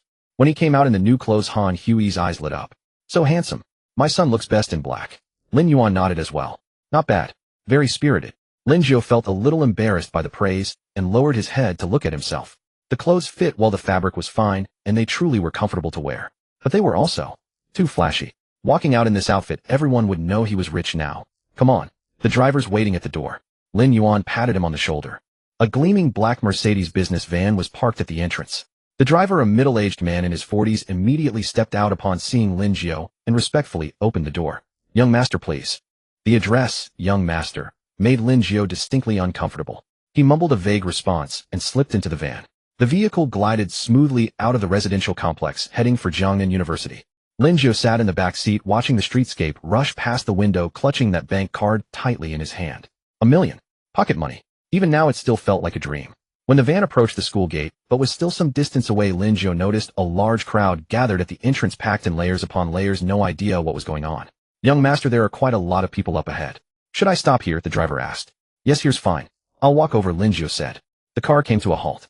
Lin Jiu stepped out and walked toward the school gate. As he drew closer, his gaze sharpened. Two figures knelt in the center of the crowd. One was Chun Hao, the other a stout middle-aged man in a wrinkled suit and disheveled hair. Chun Hao's face was a mess of bruises and a split lip. He knelt there with his back rigidly straight, trembling from fear. The man beside him, his father Qin Zhengwo no doubt, knelt with a broken posture, his body, as if all the bones had been drained from him, slumped on the ground with an ashen, lifeless complexion. Lin Jiu paused for a moment, then continued walking forward. Someone spotted him. Hey, isn't that Lin Jiu? It really is. He came down from that Maybach. Damn, a Mercedes-Benz business van must cost over $1 million. Look at what he's wearing, all designer brands. That outfit alone has to cost nearly $10,000. But isn't he an orphan? Where'd he get the money? Are you stupid? Didn't you see the commotion yesterday? He must have found his real parents. Damn, how rich must his real parents be if even Qin Zhengwo is kneeling? The murmurs buzzed around him like a swarm of flies. Lin Jiu pretended not to hear and walked straight toward Chun Hao and his father. The moment Chun Hao saw him, his eyes lit up as though he had spotted a savior. Brother Jiu, you're here. Chun Zhengwo quickly raised his head, forcing a smile across his aged face that looked worse than crying. Young Master Lin, you've finally come. Lin Jiu ignored Chun Zhengwo and looked at Chun Hao. Chun Hao, why are you kneeling here? Chun Hao swallowed hard, his voice parched. Brother Jiu, I know I was wrong. I really know I was wrong. Please show mercy and forgive me, forgive my father. Have mercy on us both. He began banging his head against the ground with a sickening thud, the sound of his forehead cracking against the concrete echoing around them. The crowd erupted in shock and outrage. Damn, he's actually doing it. Chun Hao finally got his comeuppance. He deserves it. All those years bullying people just because his parents were rich. Chun Zhengwo quickly started bowing his head too, saying between each kowtow, Young Master Lin, it's my failure as a father that led to this. I deserve to die. If you want to punish me instead. Please show mercy and let us live. Lin Jiu watched the father and son before him with no flicker of emotion. A bitter smile almost crossed his lips. Just 2 days ago, Chun Hao had pinned him to the ground and robbed him blind, and now he was on his knees begging for mercy. The law of the jungle. This world was truly fascinating. Lin Jiu. Someone whispered beside him. Lin Jiu turned his head. It was Zhang Peng and Li Chong. They stood at the edge of the crowd, their faces drained of color, legs trembling. They had witnessed everything. The school's board member Chun Zhengwo, owner of 3 factories, now prostrating himself before Lin Jiu. Even if they were the dullest people alive, they understood now that Lin Jiu was beyond their reach. Lin Jiu offered them a faint smile, but it sent chills down Zhang Peng and Li Chong's spines. Brother Jiu. Zhang Peng stammered. Lin Jiu ignored him and turned back to Chun Hao. Chun, how do you really think I'll spare you? Chun Hao's head snapped up, his forehead split, and bleeding blood streaking across his face. Brother Jiu, if you spare us, I'll serve you for the rest of my life. I'll do anything you ask. I'll obey every command. I'll even be your dog if that's what you want. A dog? Lin Jiu laughed. But I don't need another dog right now. Chun Hao's face went even paler. However, Lin Jiu continued, shifting his tone. Your attitude today isn't entirely terrible. How about this? Get up first, and we'll see how you behave going forward. Chun Hao rose like a man spared from execution, immediately rushing to help his father. Chun Zhengwo's legs were numb from kneeling, taking several attempts before he could stand, bowing repeatedly to Lin Jiu. Thank you, young Master Lin. Thank you, young Master Lin. Don't thank me, Lin Jiu said. Thank my father instead. Chun Zhengwo nodded frantically. Yes, thank you, Mr. Lin. Thank you, Mr. Lin. Lin Jiu paid them no further mind and turned to walk toward the school gate. The crowd parted automatically, their eyes following him with a mixture of curiosity, envy, and jealousy, but above all fear. Zhang Peng and Li Chong stood by the roadside. When they saw Lin Jiu approaching, their legs gave out, and they dropped to their knees. Brother Jiu, we were wrong. We deserve to die. Zhang Peng slapped his own face as he spoke, the sound echoing sharply. Li Chang followed suit, weeping through his slaps. Brother Jiu, we weren't human to you before. We bullied you. We deserve to die. Lin Jiu stopped and looked at the two men. He smiled, then bent down to help them up. Enough. Stop hitting yourselves. Your faces will be swollen and ugly. Zhang Peng and Li Chang froze, confused by his words. Let's go, Lin Jiu said, throwing an arm around each of them like old friends. We'll go to our usual spot and have a proper talk. The usual spot, the restroom. Their faces drained of color at the thought, but neither dared resist, so they trudged along with stiff legs. Chun Hao hurried after them, slinking behind Lin Jiu like a stray dog. The four made their way to the restroom. Students they passed on the road kept their distance, whispering and pointing, but too afraid to approach. The restroom was empty. Perfect. Lin Jiu released Zhang Peng and Li Chang and walked to the sink, turning on the faucet to wash his hands slowly. Water rushed from the tap in the silence, broken only by Chun Hao's ragged breathing. After washing his hands, Lin Jiu turned off the faucet, turned around, and leaned against the sink, regarding the three men before him. Yesterday right here, he began, his voice eerily calm. Chun Hao, you robbed me of 300 yuan. Zhang Peng, Li Chang, you were there helping him. All three men's legs buckled. Brother Jiu, we. Chun Hao tried to protest. Shoo. Lin Jiu held up a finger to silence him. I'm not finished yet. He walked over to the first stall and pushed the door open. The toilet still held unflushed waste, yellow and murky. Zhang Peng, Li Chang, Lin Jiu glanced at the two men. Do either of you need to urinate? The two men froze, then shook their heads rapidly. And no, Brother Jiu, we just used it. Just used it. Lin Jiu raised an eyebrow. But I saw you drinking milk tea yesterday. How could it already be gone? Their faces drained of color as understanding dawned. We do. We do, Brother Jiu, Zhang Peng stammered. Then what are you waiting for? Lin Jiu stepped aside. Get on with it. Zhang Peng and Li Chang exchanged glances, each seeing despair reflected in the other's eyes. But they dared not refuse. If Chun Jiangwo was kneeling, who were they to resist? Reluctantly, they shuffled to the toilet, unzipped, and began urinating into the bowl. The sound of water pouring into the bowl echoed sharply through the silent restroom. When they finished, they pulled up their pants and turned to press the flush button. Don't move, Lin Jiu ordered. They froze. Lin Jiu grabbed Chun Hao by the shoulder and dragged him to the toilet. Chun Hao, come. Let me see how sincere your repentance is. Chun Hao stared at the yellow liquid swirling in the bowl, his stomach churning. Karma moves swiftly. Who escapes the heavens' retribution? Brother Jiu. Chun Hao's voice trembled. Drink. That was all Lin Jiu said. Chun Hao squeezed his eyes shut, steeled himself, bent over, and brought his face close to the toilet bowl. The foul stench hit him, and he nearly gagged. But thinking of his father's 3 failing factories and their mountain of debt, he gritted his teeth, opened his mouth, and took a sip. Ugh. He vomited immediately, retching uncontrollably, expelling everything he had eaten that morning into the toilet water. A sight even more grotesque than before. Lin Jiu leaned against the wall, watching Chun Hao heave over the toilet, his expression unreadable. Only after Chun Hao finished did he speak. What about the other two? Don't waste it. Zhang Peng and Li Chang's faces turned green. But it was no use. Lin Jiu pointed to the other 2 stalls. You go to that one. You go to that one. Hurry up, stop dawdling. Hurry up, stop dawdling. Knowing they had no way to escape, they shuffled over, tremblingly opened the stall door, and began urinating into the toilet. After finishing, Lin Jiu tilted his chin toward Chun Hao. Go on, drink it. Chun Hao's face turned deathly pale, but he dared not disobey. He crawled to the second toilet and retched once more. It was now Zhang Peng and Li Chang's turn at the third toilet. Staring at the liquid in the toilet, their faces went whiter than corpses. Brother Jiu. Zhang Peng burst into tears. I really know I was wrong, please spare me. Drink. Lin Jiu simply repeated the same single word. Zhang Peng and Li Chang realized begging was useless. They bent over, closed their eyes, and opened their mouths. Gag. Gag. They vomited even harder than Chun Hao, heaving up bile. Lin Jiu watched the 3 men, hunched over vomiting, then suddenly laughed. His laughter echoed through the restroom, unsettling and eerie. All right, he said, clapping his hands after satisfying his amusement. That's enough for today. The 3 collapsed onto the floor like dead dogs, as if granted a royal pardon. However, Lin Jiu said, walking to the door and glancing back with a smile, that was only a 10th part. If you behave well in the future, I might consider letting you off easier. With that, he pushed open the door and left. Inside the restroom, only the 3 men, still vomiting desperately, and the filth covering the floor, remained.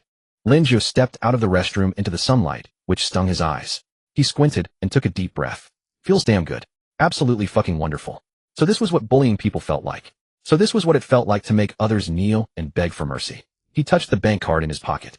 Hard. Still there. 1 million in spending money. A Mercedes-Benz business van. Father and son Chun Hao kneeling and begging. All of this existed because he had an incredibly powerful father. Lin Jiu licked his lips and smiled. This feeling was absolutely addictive.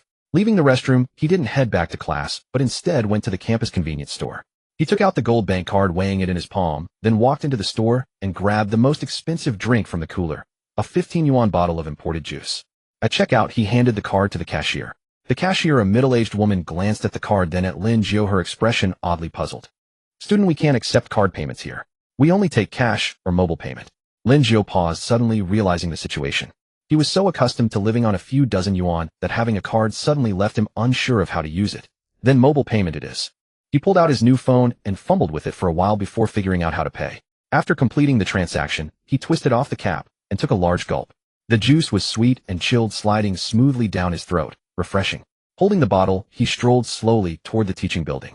Along the way, everyone who spotted him whispered behind his back, their eyes darting away nervously. No one dared meet his gaze. Lin Jiu acted as though he saw nothing and walked on. At the entrance of the teaching building, he spotted Wang Yi stepping out. Wearing a white dress with her long hair cascading over her shoulders and light makeup enhancing her natural beauty, she looked both pure and stunning. She was the most beautiful girl in the School of Economics and Management, her family running a small building materials company.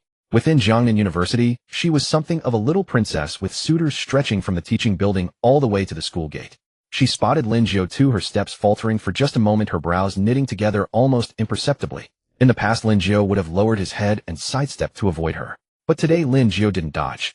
Instead, he walked straight toward her, meeting her gaze head-on. Wang Yi froze, clearly taken aback that Lin Jiu dared to look at her directly like this. As Lin Jiu drew near, she caught a faint fragrance. His shirt carried a subtle, pleasant scent of cologne. "Move," Wang Yi said coldly, her tone carrying its usual arrogance. Lin Jiu didn't budge, but instead he smiled. "Wang Yi, what a coincidence." Wang Yi's brows furrowed even deeper. Lin Jiu had never dared speak to her like this before. Every time he saw her, he acted like a rat encountering a cat desperate to flee. Had he lost his mind today? "Are we familiar?" Wang Yi's tone turned icier. "Move. Don't block my way." "Not familiar." Lin Jiu kept smiling. "A few days ago in the hallway, weren't you concerned about me, worried I'd embarrass the school?" Wang Yi's face flushed red, not from shyness but from anger. She had said those words yesterday, but only to humiliate Lin Jiu out of any genuine care. Was this Lin Jiu truly foolish or playing dumb? "Lin Jiu, don't push your luck." Wang Yi lowered her voice. "Move. I don't want to waste a single word on someone like you." "Someone like me, eh?" Lin Jiu arched a brow. "What kind of person am I, eh? A poor bastard? An orphan? Or a piece of trash who drinks toilet water?" With each word, Wang Yi's complexion grew paler. People around them were already watching and pointing, whispering. Wang Yi felt her pride crumbling. "What exactly do you want?" she ground out through clenched teeth. "Nothing much," Lin Jiu shrugged. "Just wanted to tell you. Next time you see me, stay far away. Otherwise..." He leaned in slightly and lowered his voice. "Otherwise, I can't guarantee whether your little building materials company might suddenly go out of business one day." Wang Yi's pupils contracted sharply. "Why, you're threatening me?" "Threatening?" Lin Jiu laughed. "How dare I threaten Miss Wang? I'm simply offering you friendly advice. We are classmates after all, right?" He stepped aside and gestured with an open palm, motioning for her to pass. Wang Yi shot him a furious glare, then stomped away in her high heels, her retreating figure trembling with unease. Lin Jiu watched her leave and took another sip of juice. Sweet, but not as sweet as before. He hadn't actually intended to threaten Wang Yi. He simply couldn't stand her haughty attitude. But now that the words were out, he found it rather amusing. So this was what it felt like. Having money and power gave you such backbone. So this was what bullying someone felt like. He took one last look at Wang Yi and flashed a wicked grin. "You like looking down on people? Then this old man is going to make you kneel and sing surrender." He ambled into the teaching building, found his classroom, and settled into a corner seat at the back. The classroom wasn't very crowded, but the moment he entered, the murmurs abruptly stopped. Everyone turned to look at him, their expressions complicated. Lin Jiu ignored them all and pulled out his new phone to play with. It was truly excellent. Crisp screen, smooth performance, 1,000 times better than his battered second-hand device. After a while, the class bell rang, and the teacher came in to begin lecturing. Lin Jiu listened for a bit, but couldn't focus. His mind was consumed by everything that had happened yesterday and today. Chun Hao kowtowing at the school gate, Zhang Peng, and Li Chong heaving on the floor, Wang Yi's expression of shock and fury. And the words his father had said when handing him the bank card, "My son Lin Yuan. Even spending 1,000,000, is that too much?" Lin Yuan. His father's name was Lin Yuan. He had the faint impression of having heard this name somewhere before, on the news, or in casual conversations among classmates. He couldn't recall, so he decided to stop trying and opened his phone's browser, typing in Lin Yuan. The search results appeared instantly, the top hit reading, "Lin Yuan, chairman of Tianyuan Group." Lin Jiu clicked through to a financial article accompanied by a photo of a sharply dressed middle-aged man, his own father. The article stated that Tianyuan Group was one of the largest private enterprises in Jiangnan province, with business spanning entertainment, real estate, hospitality, logistics, and more. Chairman Lin Yuan had built his empire from scratch and was a legendary figure in Jiangnan's business world. Built from scratch. Lin Jiu stared at those four characters, a strange ache forming in his chest. His father had worked himself from nothing to build such a massive empire. And him. At 20 years old, he was still worrying about a few hundred yuan of monthly living expenses. Just then his phone vibrated with a text message. He opened it from an unknown number, and the content made him pause. Young Master Lin, I am Chen Jiangwo. My foolish son offended you. I have already disciplined him. Please show mercy this once. In the future, if you ever need anything from me, Chen Jiangwo, in Jiangnan City, just say the word. Lin Jiu stared at the text message for a long time, then deleted it. Useless. Now you want to beg for mercy. Too late. This phone had too many functions, he would need time to get used to it. The period flew by. As soon as the bell rang and the teacher said, "Class dismissed," the classroom erupted into noise. Many students stole glances toward Lin Jiu, but no one dared approach him. Lin Jiu didn't care. He packed his things, stood up, and walked out. At the door he heard someone whisper behind him, "Fucking lucky bastard. Yeah, what does he deserve? Keep it down, don't let him hear." Lin Jiu didn't break stride and walked on. So what if he heard? He had a father now. He had backing. Disagree. Then swallow it. Who told you guys to be so bad at reincarnation? He went to the cafeteria for lunch. Today he didn't hide in a corner. He strode in boldly, found a window seat, and sat down. Then he went to the serving counter and ordered the most expensive combo, 45 yuan, 2 meats, 2 vegetables, with fish and shrimp. The auntie who served food recognized him.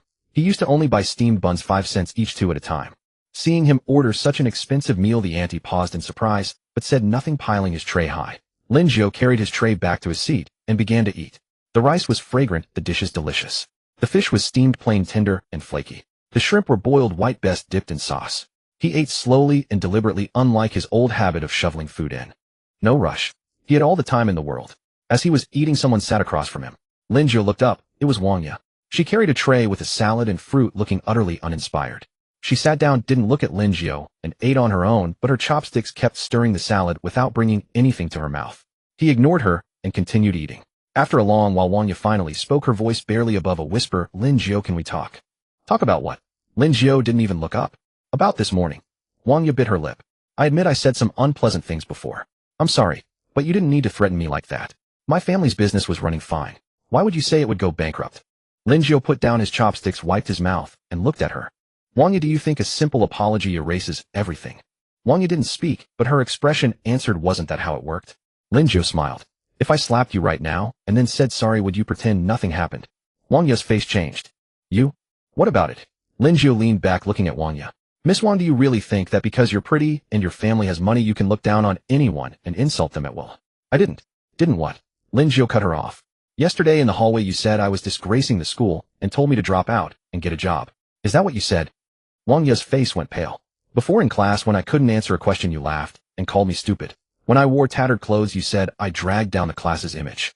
When I ate alone in a corner, you said I had no manners." Lin Jiu listed them one by one. "Wang Ye, did you or did you not do all these things to me?" Wang Ye opened her mouth to argue, but couldn't find a single word, because she had indeed done all of them. At the time, she thought nothing of it. Lin Jiu was just an orphan, a poor wretch. What could he possibly do about her words? But now, her voice trembled. "I was just saying it casually. I didn't mean any harm." "No harm." Lin Jiu smiled cold and sharp. "Wang Ye, do you know that your casual remarks were like knives to me? I was poor. I wore rags. I couldn't even afford to eat properly. Was that my choice? I was born an orphan. Was that something I could choose?" Wang Ye's eyes reddened from anger or grievance, she couldn't say. "But you have money now, don't you? Your dad is so impressive. What more could you want?" "True, I have money now," Lin Jiu nodded. "So what? So I should forgive you. Forgive all of you who bullied me before." He leaned closer, lowering his voice. "Wang Ye, let me tell you something. It's not going to happen. Whatever you did to me back then, I'll make you pay bit by bit. You Chun Hao Zhang Peng Li Chong. None of you will escape." Wang Ye shuddered all over. Her chopsticks slipped from her fingers and clattered onto the table. What are you going to do?" Her voice quivered. "Nothing much." Lin Jiu picked up his chopsticks again and clipped a shrimp. "Just letting you know so you can be prepared.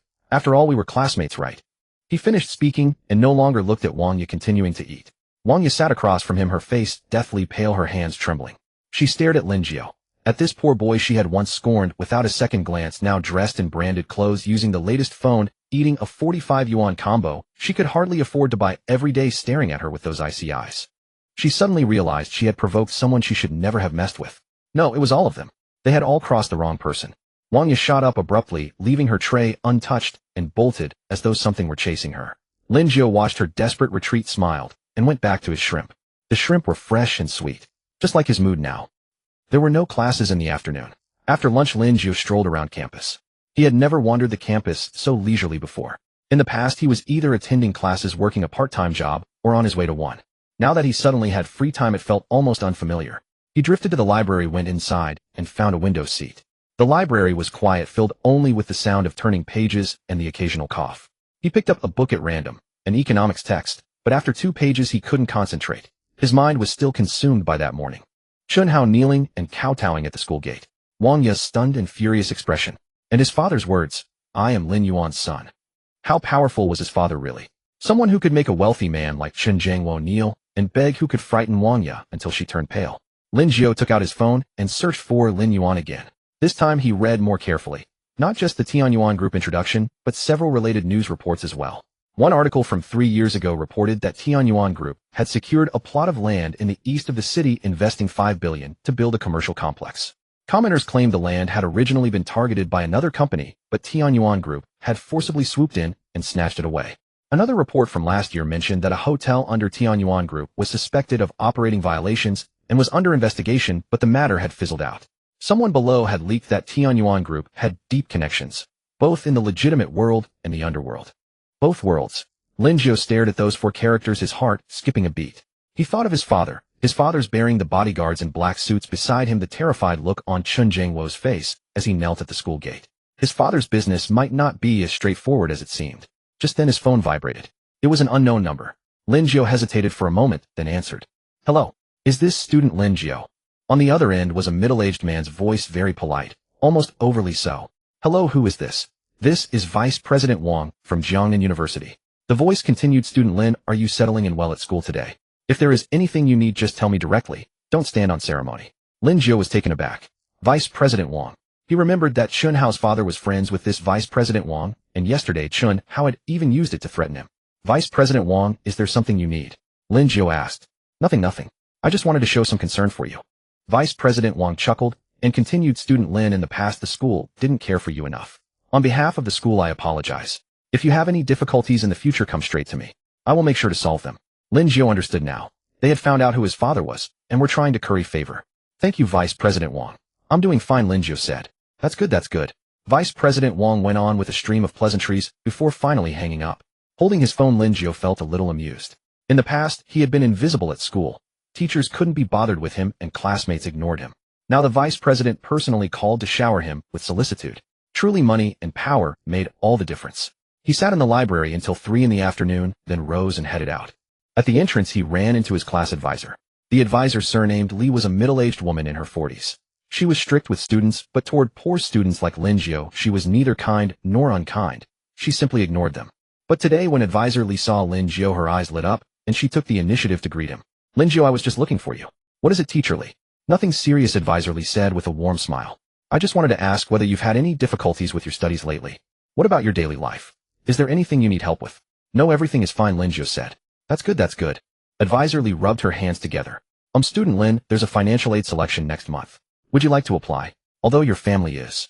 Well, if one should apply, one still should. After all, it's an honor." Lin Jiu nearly laughed out loud. Financial aid? He had 1,000,000 yuan in his bank account now. Why would he need financial aid? "No need, teacher Li. Leave it for someone who needs it more."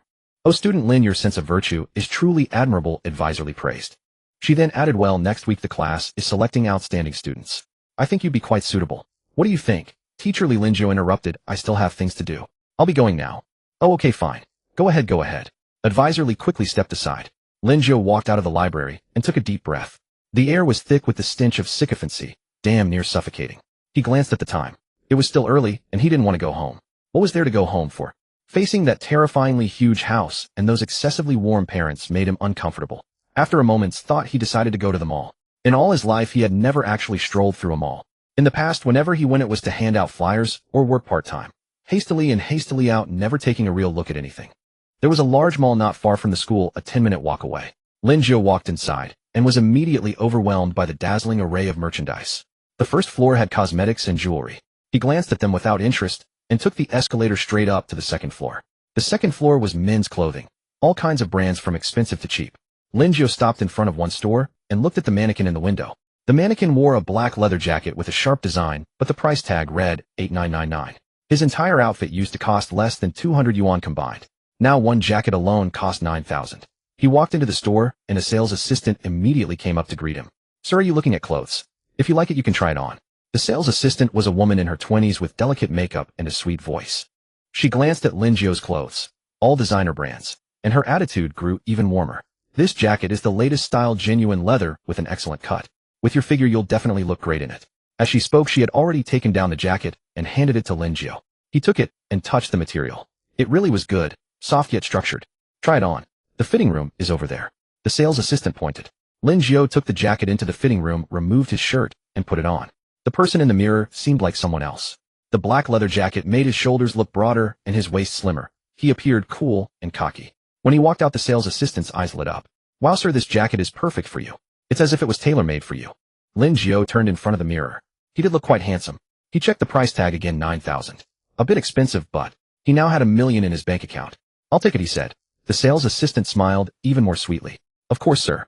Would you like to look at anything else? We have a promotion this week. Spend 10,000 and save 1,000.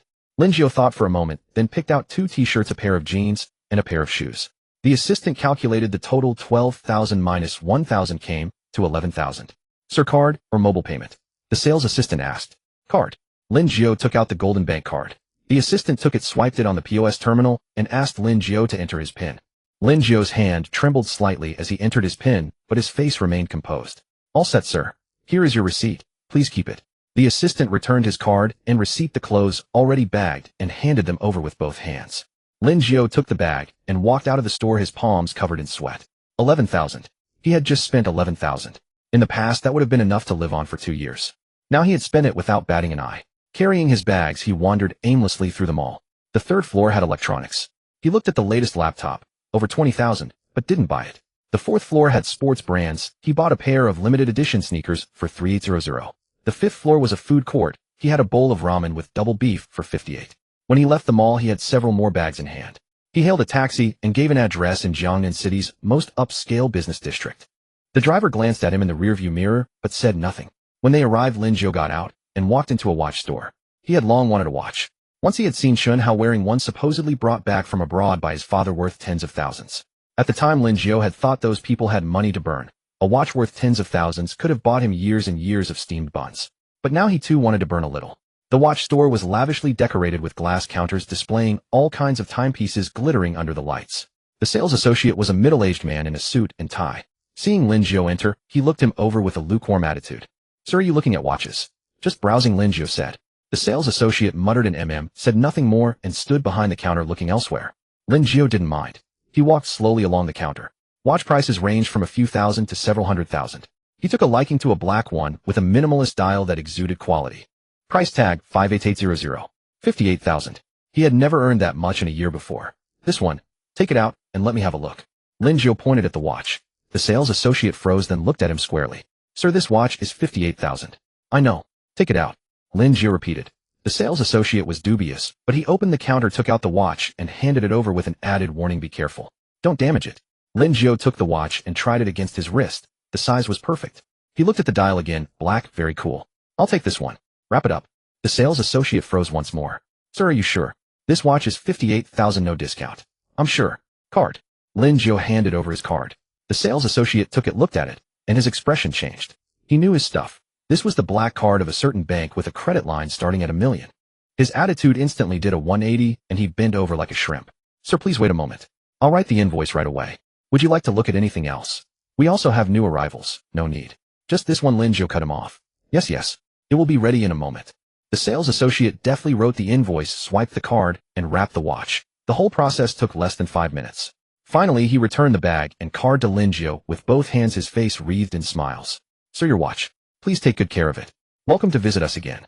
Lin Jiu walked out of the watch store with the bag. It was almost dark. He looked at the bags in his hands, then at the new clothes on his body, and suddenly felt a sense of unreality. In a single day, he had spent nearly 70,000. 70,000. Enough to have lived on for 10 years in the past. He walked to the roadside and was about to hail a taxi home when his phone rang. It was his mother, Han Hui. "Xiaojiu, where are you? Why haven't you come home yet? Dinner is ready." Han Hui's voice was gentle with a hint of worry. "Mom, I'm out. I'll be home soon," Lin Jiu said. "Okay, be careful. Should the driver go pick you up?" "No need. I'll just take a taxi." After hanging up, Lin Jiu hailed a taxi. When he gave the address, the driver glanced at him in the rearview mirror with a strange look in his eyes. Lin Jiu didn't pay it any mind. He leaned against the seat and watched the streetscape rapidly receding outside the window. The streetlights were just coming on, and the city began to glow with neon. Traffic was thick and pedestrians hurried by. All of this once seemed so far away from him. He had been like a shadow in this city, hiding in corners watching others shine, while he remained grimy and unnoticed. But now it seemed he could stand in the light too. Because he had a kick-ass father. His phone buzzed again. This time it was a text message of bank card spending alert. Today he had spent nearly 70,000 yuan. Lin Jiu stared at the string of numbers for a long time, then turned off his phone and closed his eyes. 1 million, pocket money. His father had said so. Suddenly he felt like laughing, so he really laughed, out loud with his shoulders shaking. The driver glanced at him in the rearview mirror, his expression growing even stranger. Lin Jiu didn't care. When he had laughed enough, he wiped the tears from the corners of his eyes and looked out the window. The night was deep and the lights were fading. The car pulled up in front of the house. Lin Jiu got out carrying the shopping bags and glanced at the villa. On the third floor, the light in his room was on a warm yellow glow spilling through the window. He had never imagined there would be a place where a light was left on for him. He pushed open the door and stepped inside. Han Hui and Lin Yuan were both in the living room. Han Hui was arranging flowers, and Lin Yuan sat on the sofa reading a newspaper. Hearing the door, they both looked up. Xiao Jiu, you're back. Han Hui put down the flowers and walked over with a smile. Have you eaten? Wu Ma made soup and saved some for you. I've eaten, Mom. Lin Jiu set the bags down by the entrance. What did you buy? Han Hui peered over, and her eyes curved when she spotted the designer logos. Went shopping. That's good. Young people should get out more. Lin Yuan put down the newspaper and gave Lin Jiu a once-over. How was school today? Not bad. Lin Jiu changed into slippers and sat down on the sofa. Did anyone bully you? Lin Yuan asked, his tone casual, but Lin Jiu could hear the seriousness beneath it. No. Lin Jiu shook his head. Nobody dares anymore. Lin Yuan nodded and didn't ask more. Han Hui said a few more things, then went upstairs, saying she still had some matters to handle. In the living room, only father and son remained. The air suddenly turned quiet except for the clock on the wall ticking away. Lin Yuan picked up the newspaper again, though his eyes weren't reading it. Lin Jiu stared at the television. It was off, and his own reflection looked back at him from the black screen. It was a little awkward. He rubbed his fingers, started to speak several times, then swallowed the words back. He actually had a lot of questions, but he didn't know how to ask. After holding it in for a long time, he couldn't bear it any longer. Dad, he said, his voice a little dry. Lin Yuan put down the newspaper and looked at him. Our family. Lin Jiu paused. What exactly is it that we do? He'd finally asked. He stared at Lin Yuan's face, trying to read something from his expression. Lin Yuan's face showed nothing. He just picked up his teacup and took a sip. The tea was a little hot, so he blew on it and drank slowly before setting the cup down. You want to know? Yeah. Lin Yuan was silent for a few seconds, then lit a cigarette. Smoke rose, blurring his face. When I was young, I was poor, he said, his voice flat. Dirt poor, the kind of poor where the walls were bare. I started running the streets at 16, watching venues, collecting debts. I did a bit of everything. Lin Jiu didn't say a word, listening quietly. Back then I was clueless. I thought the strongest fist was the only truth. I made a lot of enemies and gathered a lot of grudges. Lin Yuan flicked the ash from his cigarette. When your mother was pregnant with you, I was still out grabbing territory. The day you were born, there was still blood on my hands. I rushed to the hospital, and the nurse wouldn't let me in. She said I reeked, and it wasn't good for the baby. He smiled a bitter smile. Later, when your mother was in confinement, I was outside risking my life. There was no other choice. If I didn't fight, we didn't eat. Your mother never had a single good day with me. Then later our enemies came looking for us, intent on wiping out our whole family. I took your mother and you and ran. When we got to the old city district, your mother went into premature labor and gave birth to a baby sister. She didn't survive. Lin Jiu's chest tightened. Our pursuers were closing in. With the two of you, none of us would have gotten away. Lin Yuan's voice dropped. So I hid you in a broken cabinet, pressed a jade pendant into your hand, and told you Dad would come back to get you in a little while. Then I carried your mother on my back and ran. By the time we fought our way back, you were gone. After he said that, Lin Yuan let out a long drag of smoke. Smoke curled around him, and his eyes were a little red. And then, Lin Jiu asked. Then, Lin Yuan crushed the cigarette into the ashtray. Then I took a few of my brothers and dragged those enemies out one by one, and crippled them all. Then with the money that was left, I opened a small company and went into legitimate business. But legitimate business alone wasn't enough.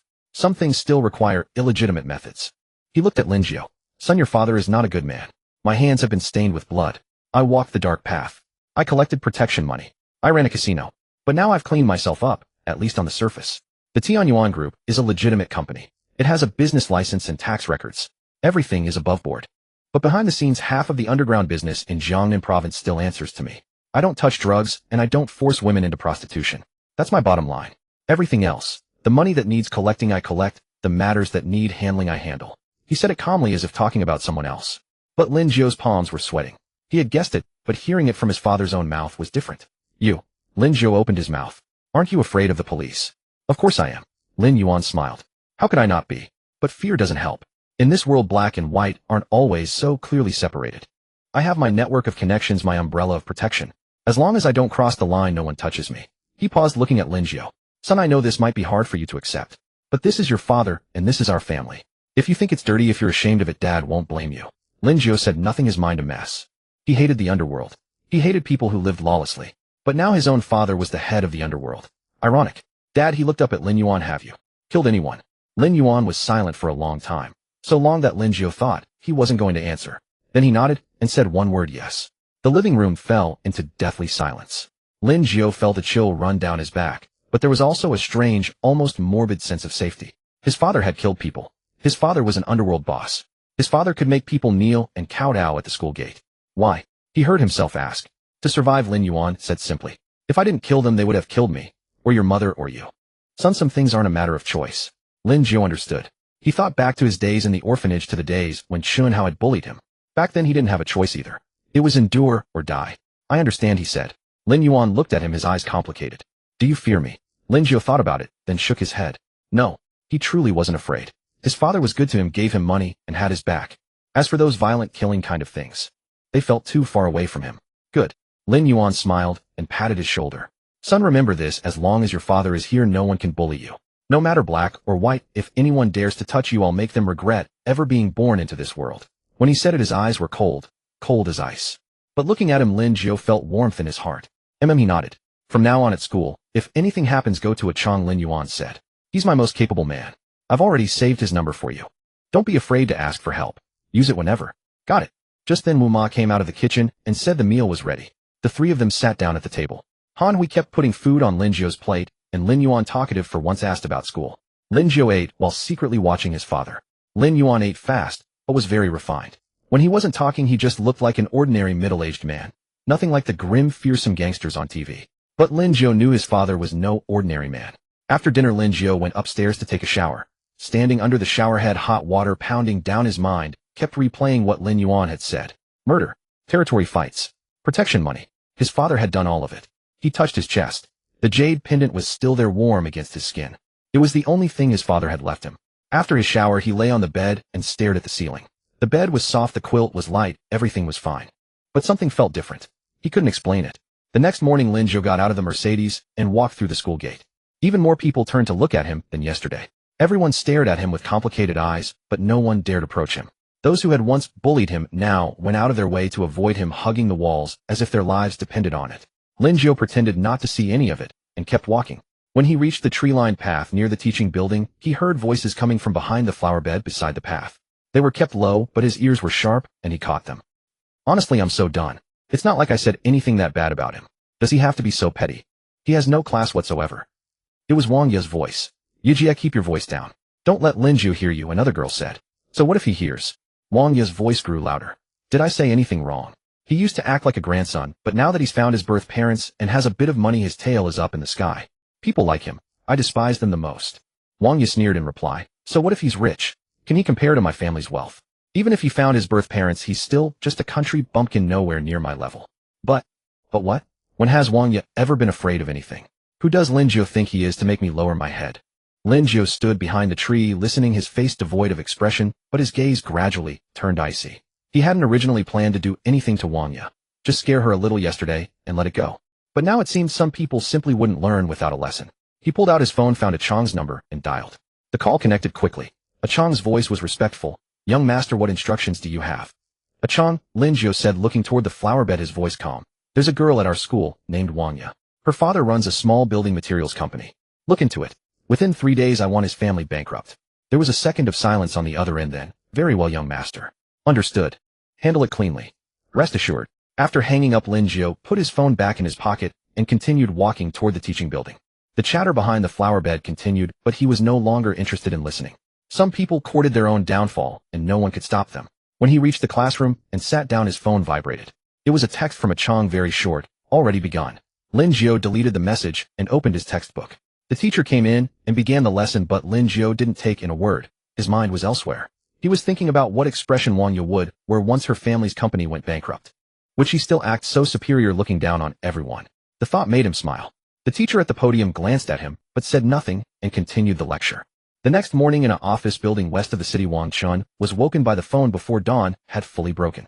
He had been entertaining clients until midnight, drinking heavily, and now his head throbbed, as if it were about to split.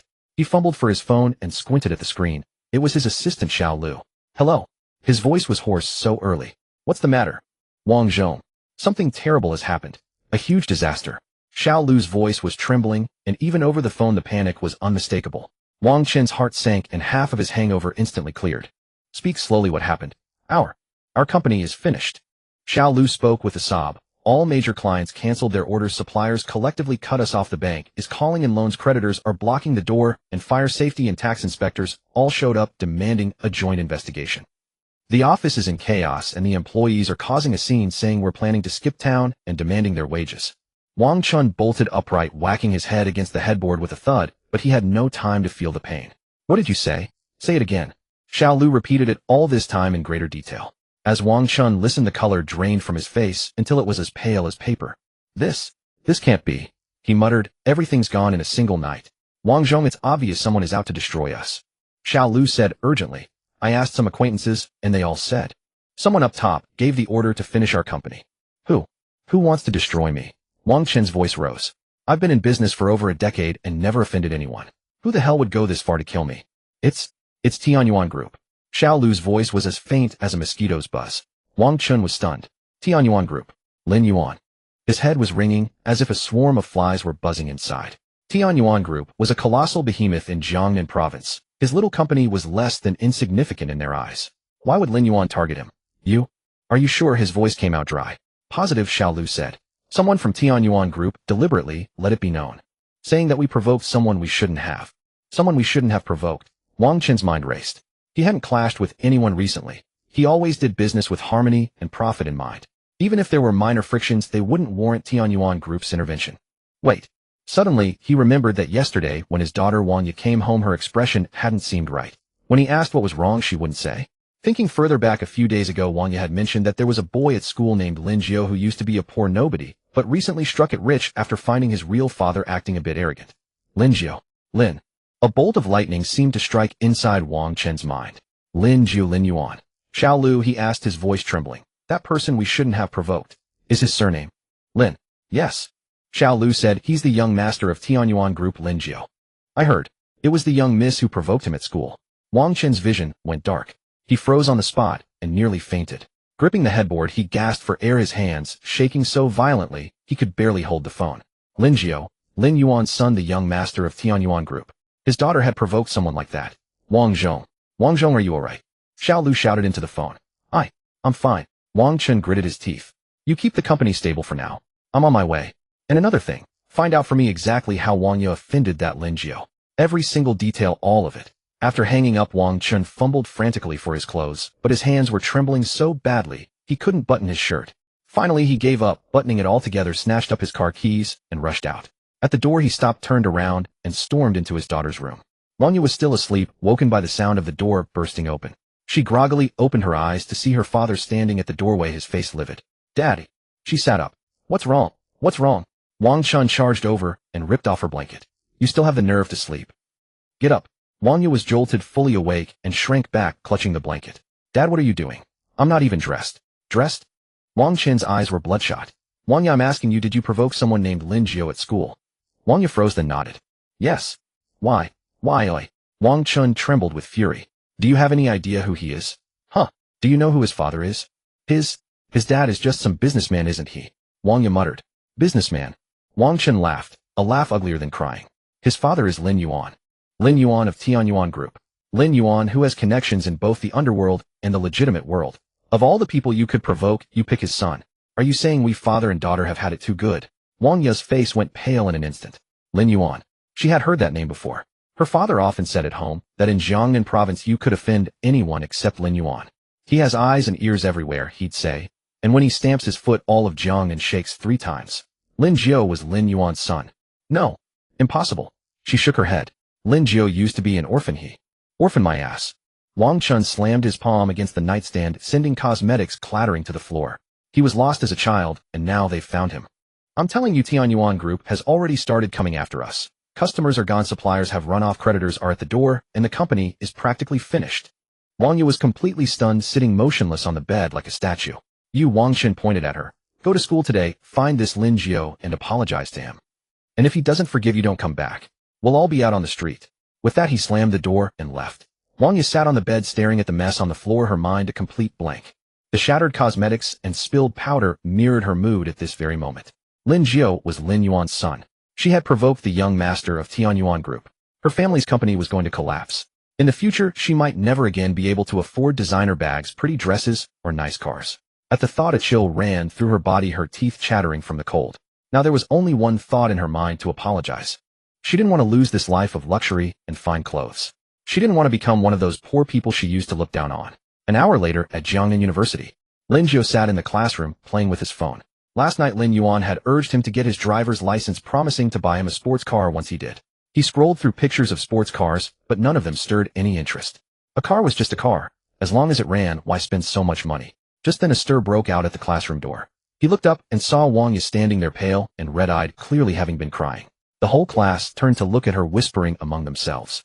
Wang Yu bit her lip, walked in, and went straight up to Lin Jiu. Lin Jiu. She spoke, her voice hoarse. Lin Jiu put down his phone and looked at her. Something on your mind, Doi? Wang Yu clutched at her clothes, her knuckles white. I was wrong. I'm truly sorry. What do you want to make you spare my dad? Lin Jiu smiled a cold smile. Wang Yu, you're not wrong. I am. I shouldn't have been poor, shouldn't have been an orphan, shouldn't have been an eyesore to you, right? No. Wang Yu's tears fell. I did say some hurtful things before. I'm sorry. You can hit me or curse at me, just please spare my father, spare our family. Hit you? Scold you? Lin Jiu shook his head. That would be so boring. Wang Yu's heart sank. Lin Jiu surveyed her from head to toe. Wang Yu wore a white dress today, her hair loose, no makeup on her face, her complexion pale, with swollen red eyes, yet somehow she looked all the more fragile and pitiful. Her figure was truly impressive, curvy, in all the right places. No wonder she was the school beauty. School beauty, Wang. He leaned forward, lowering his voice. I can spare your father, sure. Wang Yu's eyes lit up. But it depends on your performance. Lin Jiu continued. Tonight at 9 Suite 888 at the Jinzuan Grand Hotel. Let me see how sincere your apology really is. After saying this, he leaned back in his chair, watching her with a half smile. Wang Yu's face went white, then flushed red, and finally turned deathly pale. She wasn't stupid, she understood what Lin Jiu meant. You? Her voice trembled. Go or don't, it's up to you. Lin Jiu shrugged. If you don't come, that's fine too. After all, it's not my father who's going bankrupt. He finished speaking and stopped looking at her, picking up his phone to play. Wang Yu stood there for a long time, so long that the class bell rang. The teacher came in, and everyone in the class was watching her. Finally, she gritted her teeth and ran off. Lin Jiu watched her retreating figure and smiled. He knew she would go. A person like Wang Yu, who had always lived in luxury, would find it more agonizing to fall from heaven to earth than to be killed. As expected, at 9 that evening, Suite 888 of the Jinzuan Grand Hotel. Lin Jiu had taken a shower and was wearing a bathrobe, leaning against the bed reading a book. The doorbell rang. He called out, "Come in." The door opened, and Wang Yu stood at the threshold. She had changed out of the white dress from earlier into a short black slip dress that barely reached her thighs. Over it, she wore an unbuttoned trench coat, revealing the dress underneath. Her makeup was heavy, but it couldn't conceal the exhaustion on her face. "Come in," Lin Jiu said. Wang Yu closed the door and walked in, standing beside the bed without a word. "Did you shower?" Lin Jiu asked. "Yes," she replied. "Then what are you waiting for?" Lin Jiu set down his book and watched her. Wang Yu bit her lip, drew the curtains across the suite, stripped off her coat, and let it fall to the floor. Next came the dress, its zipper at the back. Her hands trembled as she struggled with it for a while, before finally pulling it down. Lin Jiu whistled. "Nice figure." Wang Yu said nothing. She climbed onto the bed and knelt before him. Under the lamplight, her skin was porcelain pale, almost blinding. "Lin Jiu," she began, her voice shaking. I'm a virgin." "First time." Lin Jiu raised an eyebrow. "Wang Yu, you expect me to believe that? There's a line of boys trailing after you from here to the school gate. You're telling me you've never done this before?" "It's true." Wang Yu's tears spilled over. "I've dated before, but never past that point." Lin Jiu studied her for a moment, then smiled. "All right then. First time it is. Come here, let me see your sincerity." The next morning, Lin Jiu woke to find Wang Yu already dressed, sitting on the edge of the bed, pulling on her clothes. Sunlight filtered through the curtain gaps, illuminating her bare skin, where faint marks lingered. Lin Jiu sat up and lit a cigarette. Wang Yu finished dressing and turned to face him. Her eyes were red and puffy, but she held back her tears. "Will you let my father go now?" she asked. Lin Jiu exhaled a ring of smoke. "I'll let you catch your breath. For now." Wang Yu breathed a sigh of relief. From now on you're on call anytime, Lin Jiu continued. Whatever I tell you to do, you do it. Understood? Wang Yu bit her lip and nodded. I understand. Let's go. Lin Jiu extinguished his cigarette. Back to school. They left the hotel separately and took a taxi together. Silence filled the car, the atmosphere, so awkward it felt frozen. At the school gates, they stepped out, Wang Yu keeping her head bowed behind Lin Jiu. People nearby glanced over and whispered, but none dared speak loudly. School beauty Wang. Lin Jiu suddenly turned back with a smirk. You performed well last night. I was quite pleased. Wang Yu's face cycled through pallor and flush before she dropped her gaze in silence. Lin Jiu laughed and walked away.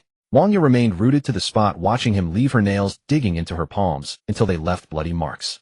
But she had no choice. When Lin Jiu arrived at the classroom, 10 minutes remained before class. No sooner had he sat down than he spotted Chun Hao slipping in through the back door, shoulders hunched like a stray dog. Chun Hao's bruises hadn't faded, a gauze patch still covering his forehead. He looked dreadful. Spotting Lin Jiu, he hesitated, then kept his head down and tried to slip by unnoticed. Chun Hao, Lin Jiu called out. Chun Hao stiffened, slowly turned around, and forced a smile worse than a grimace. Good morning, Brother Jiu. A bit late for that. Lin Jiu pointed to the empty seat beside him. Sit. Chun Hao didn't dare defy him, shuffling over and perching gingerly on the edge of the chair.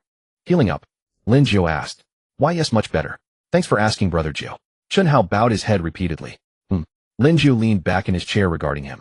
How's your father's factory doing? Chun Hao's face drained of color. Still. Holding on, but barely.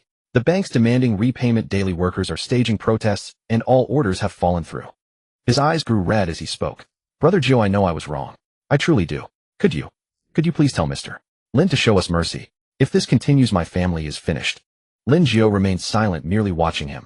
Chun Hao had once been so arrogant, strutting about with his gang, beating anyone who crossed him and robbing those he could bully. Now, he looked like a homeless dog.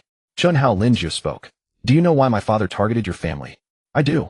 Chun Hao lowered his head. Because I bullied you. That's not all. Lin Jiu shook his head. It's because you were too arrogant, so conceited that you had no idea your own limits. You thought having some money and a father who knew a vice principal meant you could run rampant at school, bullying whoever you wanted. Right. Chun Hao didn't dare respond. Let me tell you something. Lin Jiu leaned closer, his voice dropping low. There are countless people in this world far more powerful than you. The bully you torment today could trample you tomorrow. Understand? I understand. Chun Hao nodded vigorously. Good. Lin Jiu sat up straight. Here's what I'll do. I'll give you a chance. Chun Hao's eyes lit up. Tell me, Brother Jiu. I'll do anything.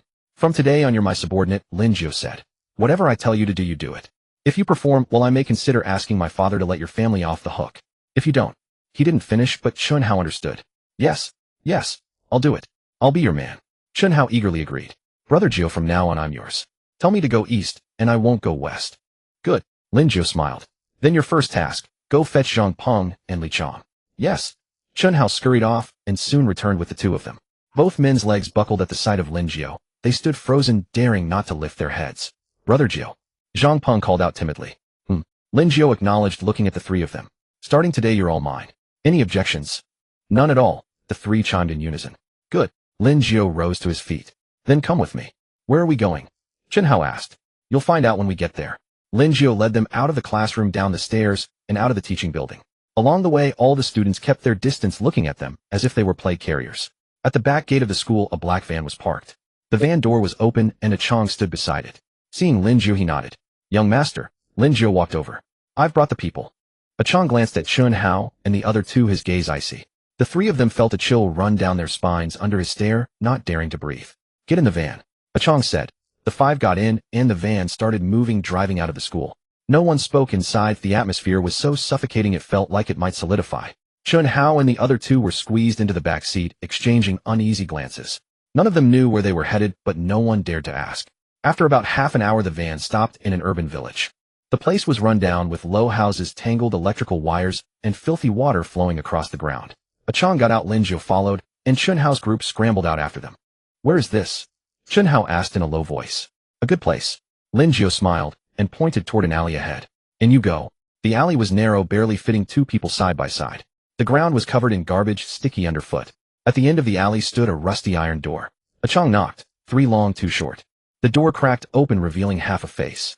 The person glanced at them, then opened the door fully. Inside was a small courtyard cluttered with piles of odds and ends. 7 or 8 burly men stood in the yard, bare-chested, their bodies covered in dragon and tiger tattoos. They clearly weren't to be trifled with. Chun Hao's legs went weak. Brother Chong.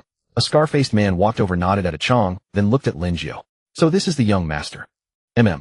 Chong said, young master, this is Scar. He's in charge of this area. Scar flashed a grin at Lin Jiu, revealing a mouthful of yellow teeth. Greetings, young master. Lin Jiu nodded silently. Are these the ones? Scar looked at Chunhao's group. Yes, Chong said. The young master wants you to give them some work, a good workout. Got it. Scar walked up to Chunhao and looked him up and down. These three little brats. Soft and tender. Can they even do manual labor? Chunhao was too scared to speak. What kind of work? Zhang Peng summoned the courage to ask. Easy work. Scar chuckled, pointing at a pile of burlap sacks in the corner of the yard. See that? That's cement, 50 pounds per sack. Your task today is to move that pile of cement from here to the warehouse on the street across from us. Not much, just 100 sacks. 100 sacks. 50 pounds each. That was 5,000 pounds. Chunhao's face turned green. Trembling, he stammered, "Teach this. This much. Too much." Scar raised an eyebrow. No food until it's done, no sleep until it's done. You leave only when it's finished. Li Chong was on the verge of tears. Boss, we're still students. So what? Scar smacked him on the back of the head. Students don't have to work. Cut the crap and get moving. Chunhao and the others looked at Lin Jiu, their eyes filled with pleading. Lin Jiu leaned against the wall, lit a cigarette, and blew out a smoke ring. What are you looking at me for? Get to work. The three knew there was no way out, so they steeled themselves and walked over. The sacks were heavy. Chunhao used all his strength just to hoist one onto his shoulder, stumbled a couple of steps, and nearly fell. Hurry up. What are you dawdling for? Scar barked. The three didn't dare slack off. Gritting their teeth, they hauled the sacks one by one. 50-pound cement bags were sheer torture for students who never exercised. After carrying about a dozen sacks, the three collapsed, sitting on the ground, gasping for air, drenched in sweat, their clothes soaked through. Who said you could sit? Scar walked over and kicked each of them. Get up. Keep going. Boss. We really can't carry any more. Chunhao said with a miserable face. Can't carry more. Scar sneered. Then crawl if you have to. For every one of those 100 sacks you miss, I'll smash one of your fingers. Scared out of their wits, the three scrambled to their feet and continued hauling. Lin Jiu watched from the side, finishing one cigarette and lighting another. Watching Chunhao and the others exhaust themselves like dogs, he felt not a trace of sympathy. Serves them right. Back when they bullied others, did they ever think a day like this would come? By the 50th sack, Zhang Peng couldn't hold on any longer. His legs gave way, and he crashed to the ground along with the cement. The sack split open, sending gray-white powder billowing into the air, making him cough uncontrollably. Damn it. Wasting it, are you? Scar charged over and kicked him square in the stomach. Zhang Peng curled up in pain like a shrimp. Get up. Scar kicked him again. Zhang Peng struggled to his feet, his face and body coated in cement, dust mixed with sweat, caked into a mess, pitiful as a drenched dog. Keep going. Scar bellowed. The three continued hauling. By the 80th sack, Li Chong fell too. This time it was worse. His knee slammed into a stone and blood immediately seeped out. "B-boss, my leg is bleeding," Li Chong said through tears. Bleeding?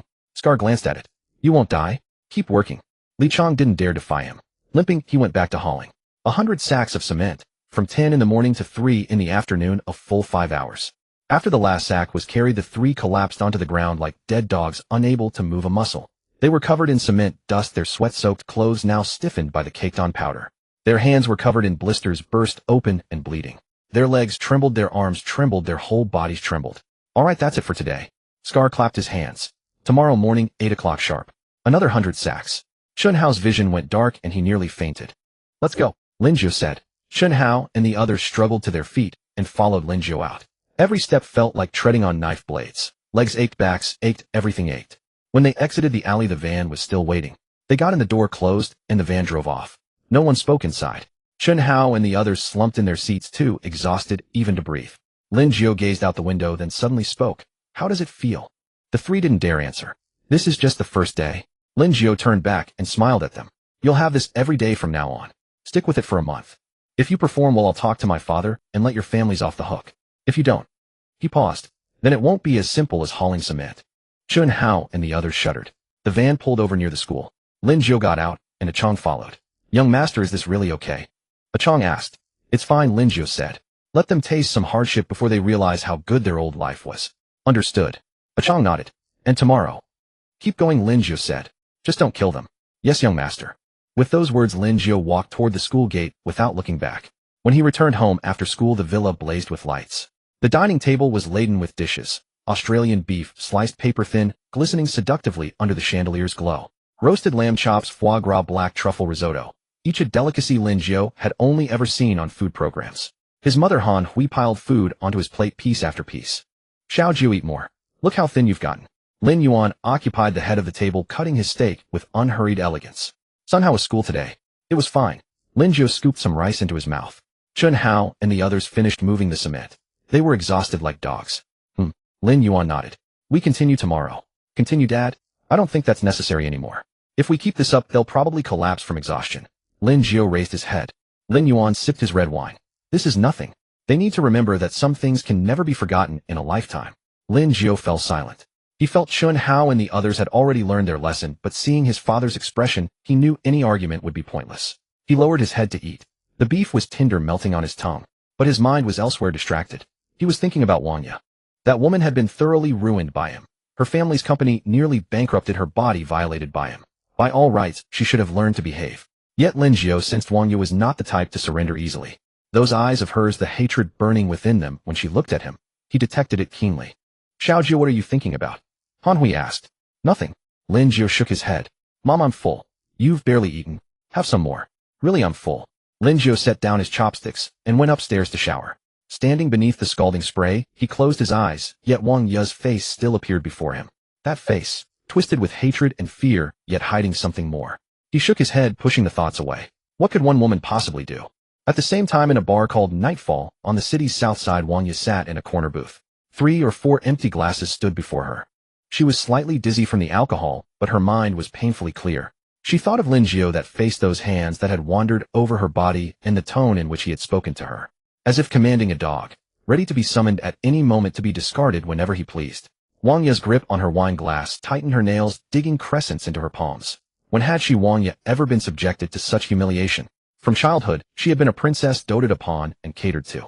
And now, treated as a plaything, used and discarded at will. She refused to accept this. Just then a yellow-haired thug sauntered over with a few minions plopping down across from her.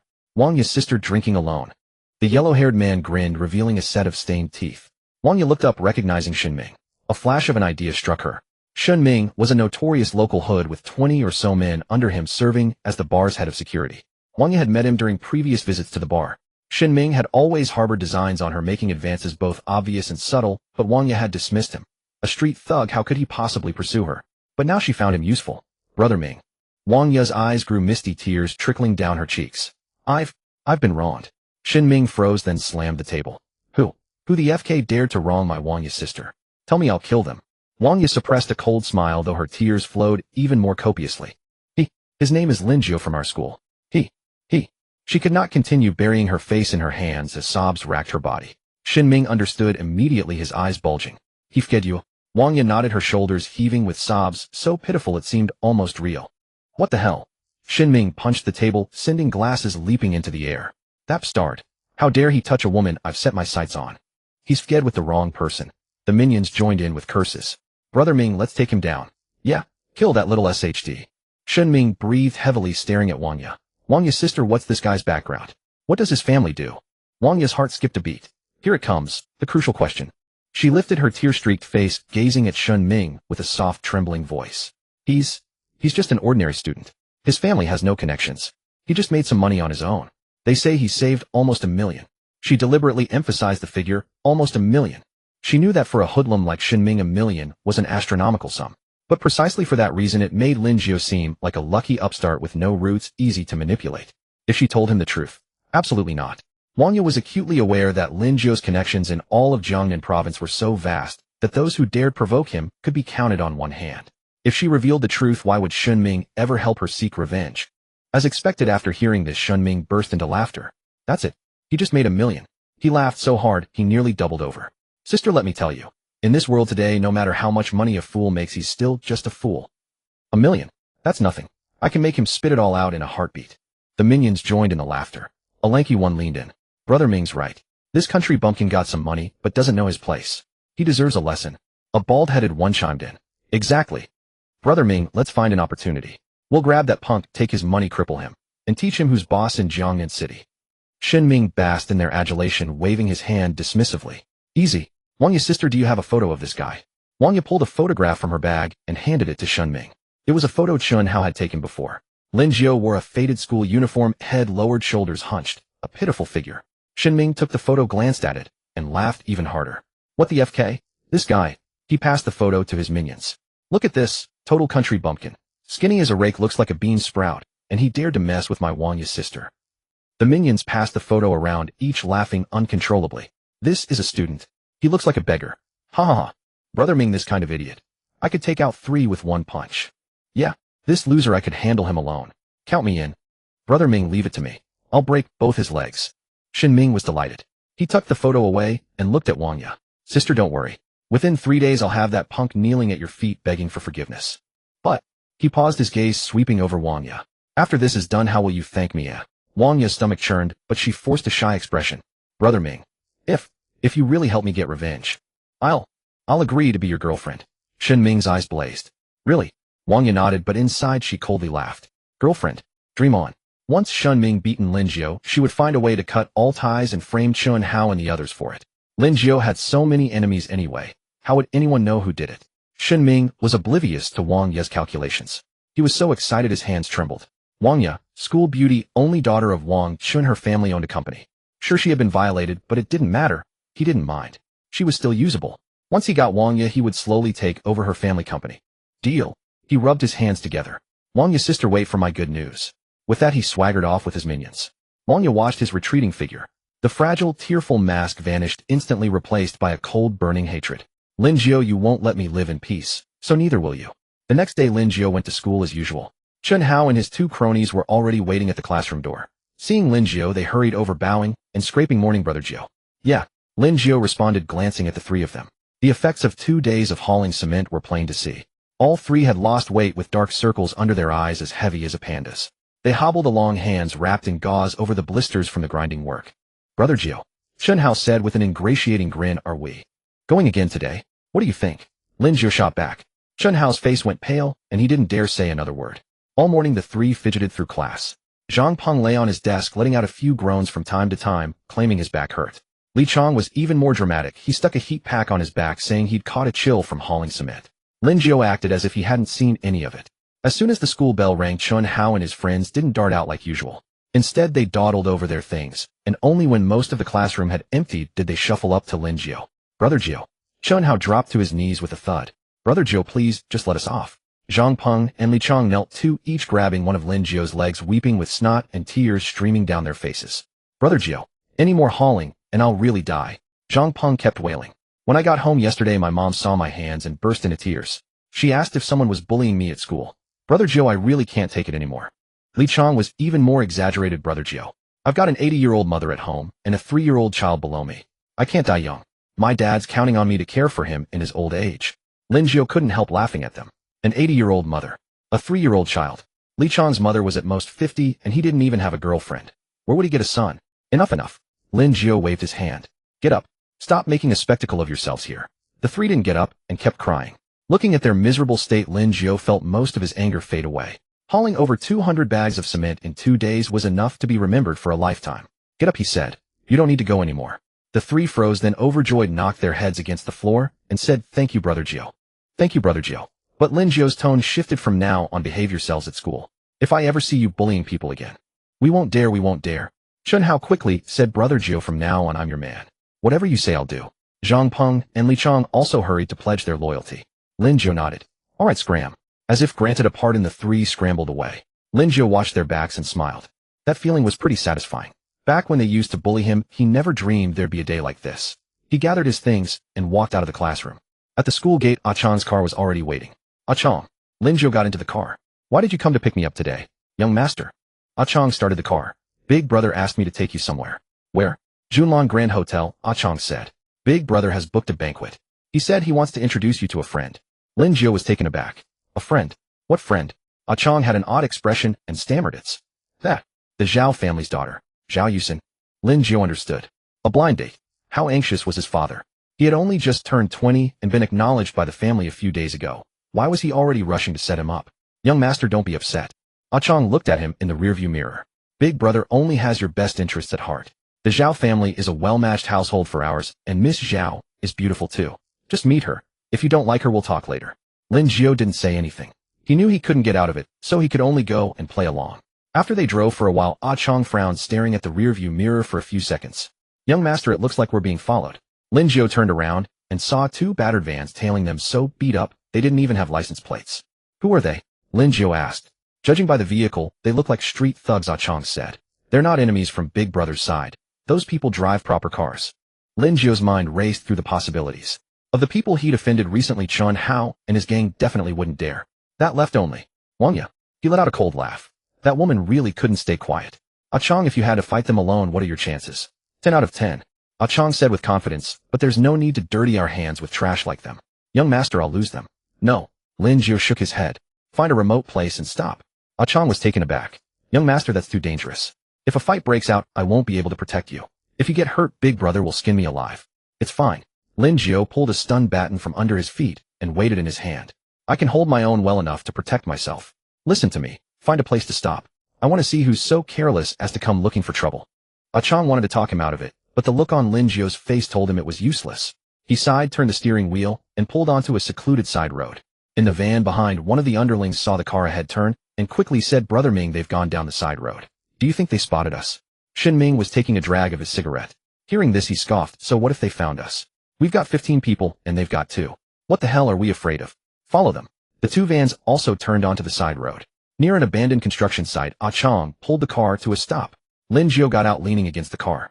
The van stopped right behind them.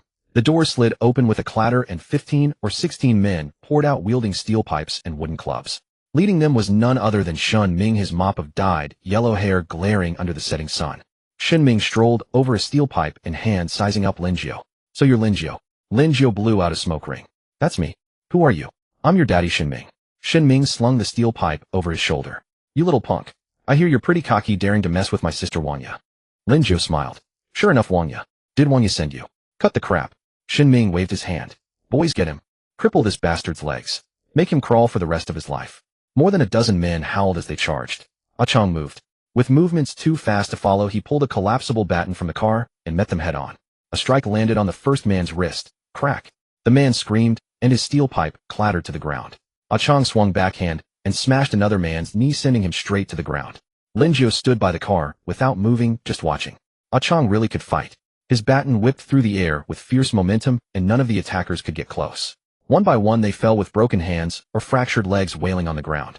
Shin Ming watched in disbelief. In all his years on the streets, he'd never seen anyone this good. One man fighting over a dozen, as if it were child's play. In less than 3 minutes, 7 or 8 men were lying on the ground. The rest didn't dare attack. They surrounded Ah Chong, but no one was willing to charge. Shin Ming swallowed hard. This was a man he couldn't afford to provoke. He knew full well which mattered more, his life or money, and turned to run. Lin Jiu had already been watching him. The moment Shin Ming turned, he picked up his stun baton and gave chase. No matter how fast Shin Ming ran, he couldn't outrun Lin Jiu. Back in the orphanage, Lin Jiu had often been chased and beaten. His physical fitness was far beyond an ordinary person's. They reached an empty lot where Shin Ming couldn't run any further. He spun around, raised his steel pipe, and brought it down toward Lin Jiu's head. You stupid bastard. Damn you. Lin Jiu dodged to the side, pressed the stun baton switch, and with a crackle of electricity jabbed it into Shin Ming's waist. Shin Ming's whole body stiffened, his eyes rolled back, and he fell rigidly to the ground. After twitching twice, he lay still. Lin Jiu crouched down and poked Shin Ming's face with the stun baton. That's all. Shin Ming didn't respond. On Ah Chong's side, it was over too. Everyone still standing had hit the ground. He walked over, glanced at Shin Ming on the ground, and asked, Young master, how should we deal with him? Wake him up, Lin Jiu said. Ah Chong fetched a bottle of water from the car and splashed it onto Shin Ming's face. Shin Ming jolted awake, spotted Lin Jiu, and shrank back in terror. What's your relationship with Wangya? Lin Jiu asked. Shin Ming gritted his teeth. None of your damn business. Lin Jiu, let me tell you, this isn't over. You wait, I'll call my big brother to come kill you. Lin Jiu smiled. Go ahead, call. Shin Ming pulled out his phone, his fingers trembling as he dialed. Hey, big brother. Someone beat me up. At the construction site behind Xinglong Street. Yes. Please hurry. After hanging up, Shin Ming regained his bravado and glared at Lin Jiu. Kid, you're dead. Before he could finish, a black sedan pulled up and stopped. The door opened and someone stepped out. Lin Jiu took one look and chuckled. It was Ba Zi. Ba Zi spotted Lin Jiu, and Ah Chong paused for a moment, then hurried over. Young master, brother Chong, what are you doing here? Shin Ming saw Ba Zi like a savior appearing and scrambled to his feet. Big brother. It's this kid. He hit me. You've got to give me justice. Ba Zi's expression darkened, and he turned to glare at Shin Ming. Shut your damn mouth. Shin Ming froze. Big brother. Ba Zi ignored him and asked Ah Chong, Brother Chong, what's going on? Ah Chong briefly explained the situation. Ba Zi's face grew darker with each word until it turned the color of a soot-covered wok. He walked up to Shin Ming, who still wore an expectant grin. Big brother, it's that kid you. Smack. Bazi slapped him across the face hard enough to make him spin around. Shin Ming clutched his cheek, bewildered. Big brother, why are you hitting me? He is young Master Lin. Bazi growled, the son of President Lin of Tianyuan Group. If you want to die, don't drag me down with you. Shin Ming's mind went blank. Tianyuan Group. President Lin. Lin Yuan. His legs gave way, and he collapsed to his knees with a thud. Big brother. I didn't know. Wang Ye, that bitch never told me. Wang Ye. Bazi furrowed his brows. Who? The one from our school. Shin Ming stammered, barely able to form coherent words. She said Lin Jiu was just a country bumpkin who made some petty cash. I was deceived by her. Bazi glanced at Achong. Achong's face remained expressionless. He insulted the young master, and also insulted Brother Yuan. Bazi's heart sank. Insulting Lin Yuan was tantamount to courting death. He took a deep breath and drew a dagger from behind his waist. Shin Ming saw the blade, and nearly wet himself. Big brother, I was wrong. Spare me. I'll never dare do it again. Bazi said nothing, walked over, and plunged the dagger into Shin Ming's stomach. Shin Ming's eyes bulged wide. He looked down at the knife protruding from his belly, then back up at Bazi, opening his mouth as if to speak, but only blood gushed forth. Bazi yanked the blade free and struck again and again. He stabbed him more than a dozen times, until Shin Ming lay completely motionless. Blood splattered everywhere. Lin Jiu stood to the side, watching his stomach churning. This was only his second time seeing a dead body, but this one was closer, more real. The metallic stench of blood made him want to retch. Achong stepped forward and blocked his view. Young master, don't look. Lin Jiu turned his head and took a deep breath. The cold air filling his lungs finally suppressed the nausea. Bazi wiped the dagger on Shin Ming's clothes and sheathed it, then approached Achong. Brother Chong, it's cleaned up. Achong nodded. You know what to do about the rest. Understood, Bazi said. I'll make sure they keep their mouths shut. Achong glanced at Lin Jiu. Young master, it's getting late. We should head to the hotel. Lin Jiu nodded and gave one final look at Shin Ming on the ground. The pool of blood gleamed dark red under the setting sun. He turned and got into the car without looking back. As the vehicle pulled away from the construction site, Bazi remained in the rearview mirror, standing over a pool of blood and a motionless figure. Lin Jiu closed his eyes and leaned back against the seat. Young master, are you alright? Achong asked. I'm fine, Lin Jiu replied. Just a bit queasy. It's like this the first time, Achong said. You'll get used to it after seeing more. Lin Jiu didn't respond. Get used to it. He didn't know if he ever would. But he knew that from today onward there were certain things he could no longer avoid. By the time the car arrived at the entrance of Junlan Grand Hotel, night had fully fallen. The hotel was brilliantly lit, its entrance lined with luxury cars. Lin Jiu stepped out and looked up at the building. Suite 888, his father, his mother, and that Zhao Yusin were all waiting upstairs. He took a deep breath and walked in. The elevator ascended, numbers flickering. The doors opened on the 8th floor. The hallway was carpeted, thickly muffling every footstep. At the door of Suite 888, Lin Jiu pushed it open. The private room was spacious and lavishly decorated. Lin Yuan and Han Hui sat at the head table, flanked by a middle-aged couple and a young woman. The girl wore a white dress, her long hair cascading over her shoulders, her light makeup accentuating her genuine beauty. But the first face that flashed through Lin Jiu's mind upon seeing her was Wang Ye's. He shook his head, dispelling the thought. Xiao Jiu, come here, Han Hui beckoned. This is Uncle Zhao, Auntie Zhao. This is Yusin. Lin Jiu walked over and offered a polite greeting. Good evening, Uncle Zhao. Good evening, Auntie Zhao. Hello, Sister Yusin. Zhao Yusin glanced at him, nodded once, and showed no particular expression. Zhao Zhengwo rose with a beaming smile. Ah, this must be Xiao Jiu. Such a handsome young man. Old Lin, you're blessed. Lin Yuan smiled faintly. Take a seat. Lin Jiu sat down, and the server began bringing out dishes. Over the meal, Zhao Zhengwo and Lin Yuan discussed business affairs while Mrs. Zhao and Han Hui chatted about family matters. Zhao Yusin kept her eyes glued to her phone, and Lin Jiu ate in silence. The atmosphere felt somewhat strained. Midway through the meal, Zhao Yusin suddenly looked up at Lin Jiu. You study at Jiangnan University? Lin Jiu nodded. Yes. What's your major? Business administration. Oh. Zhao Yusin returned to her phone. Lin Jiu found the girl rather amusing. She clearly didn't want to be there either, yet she played along anyway. Just like him. After the meal, Zhao Zhengwo suggested the two young people spend some time talking privately. Lin Yuan and Han Hui had no objections, and Mrs. Zhao agreed as well. So Lin Jiu and Zhao Yusin were ushered out of the private room and down to the hotel's cafe. The cafe wasn't crowded, and the two found a window seat. Zhao Yusin ordered a latte, and Lin Jiu asked for a glass of water. You didn't want to come either, did you? Zhao Yusin said abruptly. Lin Jiu blinked in surprise and looked up at her. Zhao Yusin stirred her coffee without meeting his gaze. I didn't want to come either. But my father insisted, saying our families are well matched, and that marrying you would ensure a comfortable life for me. She spoke bluntly without any beating around the bush. Lin Jiu chuckled. Funny, I was forced into this as well. Zhao Yusin glanced at him, a hint of interest crossing her eyes. Then tell me, what do we do about it? What about it? This engagement, Zhao Yusin said. What are your plans? Are you actually going to marry me? Lin Jiu shook his head. I'm only 20. I haven't thought that far ahead. Perfect, Zhao Yusin said. Neither have I. How about this? We reach an understanding, put on a show for our parents, and live separate lives on our own time. What do you think? Lin Jiu thought it was a reasonable proposal. Agreed. Zhao Yusin raised her coffee cup and clinked it against his. Pleasure doing business with you. Likewise. They chatted for a while longer. Zhao Yusin revealed she studied art, loved painting, and dreamed of hosting a solo exhibition. Lin Jiu shared that he had grown up an orphan and had only recently found his parents still adjusting to the change. To their mutual surprise, they found they actually got along quite well. Honestly, Zhao Yusin said, you're not at all what my father described. And how did he describe me? He said you're Lin Yuan's son destined to take over Yuan Group, and told me to treat you well and not throw tantrums. Zhao Yusin pursed her lips. I expected a spoiled rich kid, but you're actually rather interesting. Lin Jiu smiled. You're not at all what I imagined either. What did you imagine? Some bratty noble woman. More or less. Zhao Yusin laughed, a bright and genuine sound. They talked until past 9 before parting ways. As Lin Jiu was about to board the car, Zhao Yusin called out, Hey, let's exchange WeChats. Lin Jiu took out his phone and added her. Reach out if you need anything, Zhao Yusin said. And if there's nothing urgent, we can chat too. Alright. Lin Jiu climbed into the car, and a Chong started the engine. After driving a short distance away, Lin Jiu glanced back and saw Zhao Yusin still standing at the hotel entrance waving at him. Lin Jiu waved back. A Chong caught the gesture in the rearview mirror and smiled. Young master, seems like it went well. It went fine, Lin Jiu replied. Better than I expected. That's good to hear, a Chong said. Big brother and big sister should be pleased. Lin Jiu stayed silent. Pleased? Perhaps. But he knew full well that his and Zhao Yusin's arrangement was purely cooperative.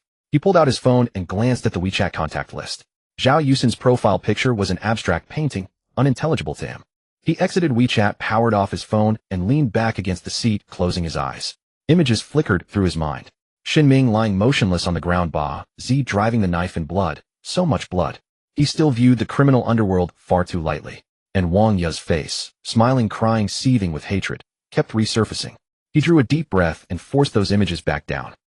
The next morning, as soon as Lin Jiu got out of bed, he picked up his phone and began checking the latest news from Jiangnan province. As expected, there were no reports about any deaths. The next day, Lin Jiu went to school and noticed Wang Ye hadn't shown up. He asked a few of the girls who were close to her, and they said she had requested leave because of family matters. Lin Jiu chuckled at that. Family matters. More like she didn't have the face to show up. His guess was right. At this very moment, the Wang family did indeed have matters of grave consequence.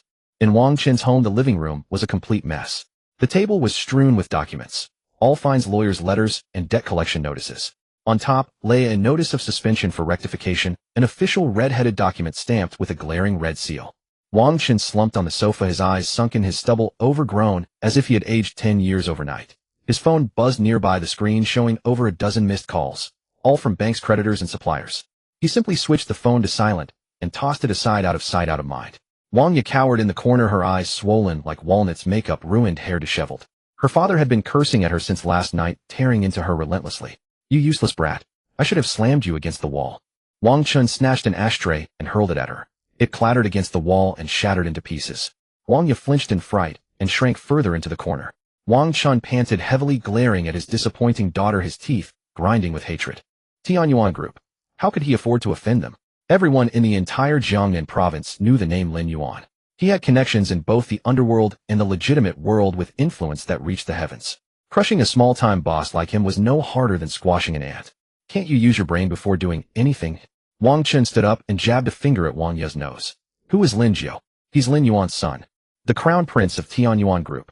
The people around him, are they useless freeloaders? You hired some street thugs to mess with him. Are you out of your damn mind? Is your head stuffed with shit? Wang Ye bit her lip and didn't dare make a sound. What if you won? What if you lost? Wang Chun grew angrier as he spoke. If you won, would Lin Jiu let you off? Would his father let us off? If you lost, those thugs would give you up and we'd die an even worse death. Do you have any idea what Yuan Group is capable of? Huh, do you? His chest ached with rage, his vision darkened, and he flopped back onto the sofa, clutching his heart and gasping for breath. Seeing this, Wang Ye hurried over to support him. Dad, don't get angry. Get lost. Wang Chun shoved her hand away. I don't have a daughter like you. Wang Ye staggered back, collided with the tea table, and bruised her knee. She winced in pain, but didn't dare cry out loud, only sobbing quietly. Wang Chun looked at her pitiful state, feeling both fury and heartache. Furious at her stupidity, yet pained, because she was still his own flesh and blood. No matter how useless she was, he had raised her with great difficulty. He sighed and waved a hand. Come here. Wang Yu shuffled over, but didn't dare sit, just stood there. Sit down, Wang Chen said. Only then did she perch on the edge of the sofa, head lowered, hands twisting the hem of her clothes. My girl, Wang Chen's voice softened. Tell your father the truth. Lin Jiu, has he slept with you? Wang Yu's face turned pale instantly, her head sinking even lower. After a long silence, she squeezed out a single word from the back of her throat. Wang Chen nodded and asked again then. Have you gotten pregnant? Wang Yu shook her head. No. He wore protection. Wang Chen fell silent for a moment, lit a cigarette, and took a deep drag, letting the smoke swirl through his lungs before exhaling. My girl, he began, his voice a little hoarse. Tomorrow go to school and apologize to Lin Jiu. Be sincere in your attitude, act as pitiful as possible, and preferably soften his heart. Wang Yu nodded. She understood this. Playing the pitiful act was her specialty. Then, Wang Chen paused, find a chance to lure him out again. Say you want to make it up to him, treat him to a meal, apologize. Wang Yu nodded again. Remember, Wang Chen stared into her eyes, do something to the condoms beforehand. Poke a few holes or tear them. In short, find a way to get pregnant with his child. Wang Yu's head shot up, staring at her father in disbelief. Dad, what did you say? I said get pregnant with Lin Jiu's child. Wang Chen repeated, his tone calm, but his gaze wild. As long as you're pregnant, you'll be the crown princess of Tianyuan Group. Then, not to mention our family's trivial problems, we could walk around with our heads held high in all of Jiangnan province. Wang Yu's mouth hung open, speechless. Her father had gone mad, truly mad, asking her to seduce Lin Jiu and get pregnant. Dad, how can this work? Her voice trembled. Why not? Wang Chen grabbed her wrist, gripping hard. Think about it. What's Lin Jiu's status now? The crown prince of Tianyuan Group. Marry him, and you'll have a comfortable life for the rest of your days. Everything you could ever want. Our family will rise with you too. This is an opportunity countless people would kill for. But he doesn't like me. Wang Yu struggled. So what if he doesn't? Wang Chen sneered. Once you're pregnant, he has to accept it whether he wants to or not. A man like Lin Yuan cares about face. Would he let his own grandchild be left out in the cold? Then you'll rise by bearing a son and reach the top in one step. Wang Yu fell silent. What her father said sank in. Rise to the top, value through motherhood. These phrases swirled in her mind until she felt dizzy. Yeah, if she really got pregnant with Lin Jiu's child, wouldn't she become the crown princess? Then who would dare look down on her? Who would dare say her family was going bankrupt? Dad, she whispered, I'll try.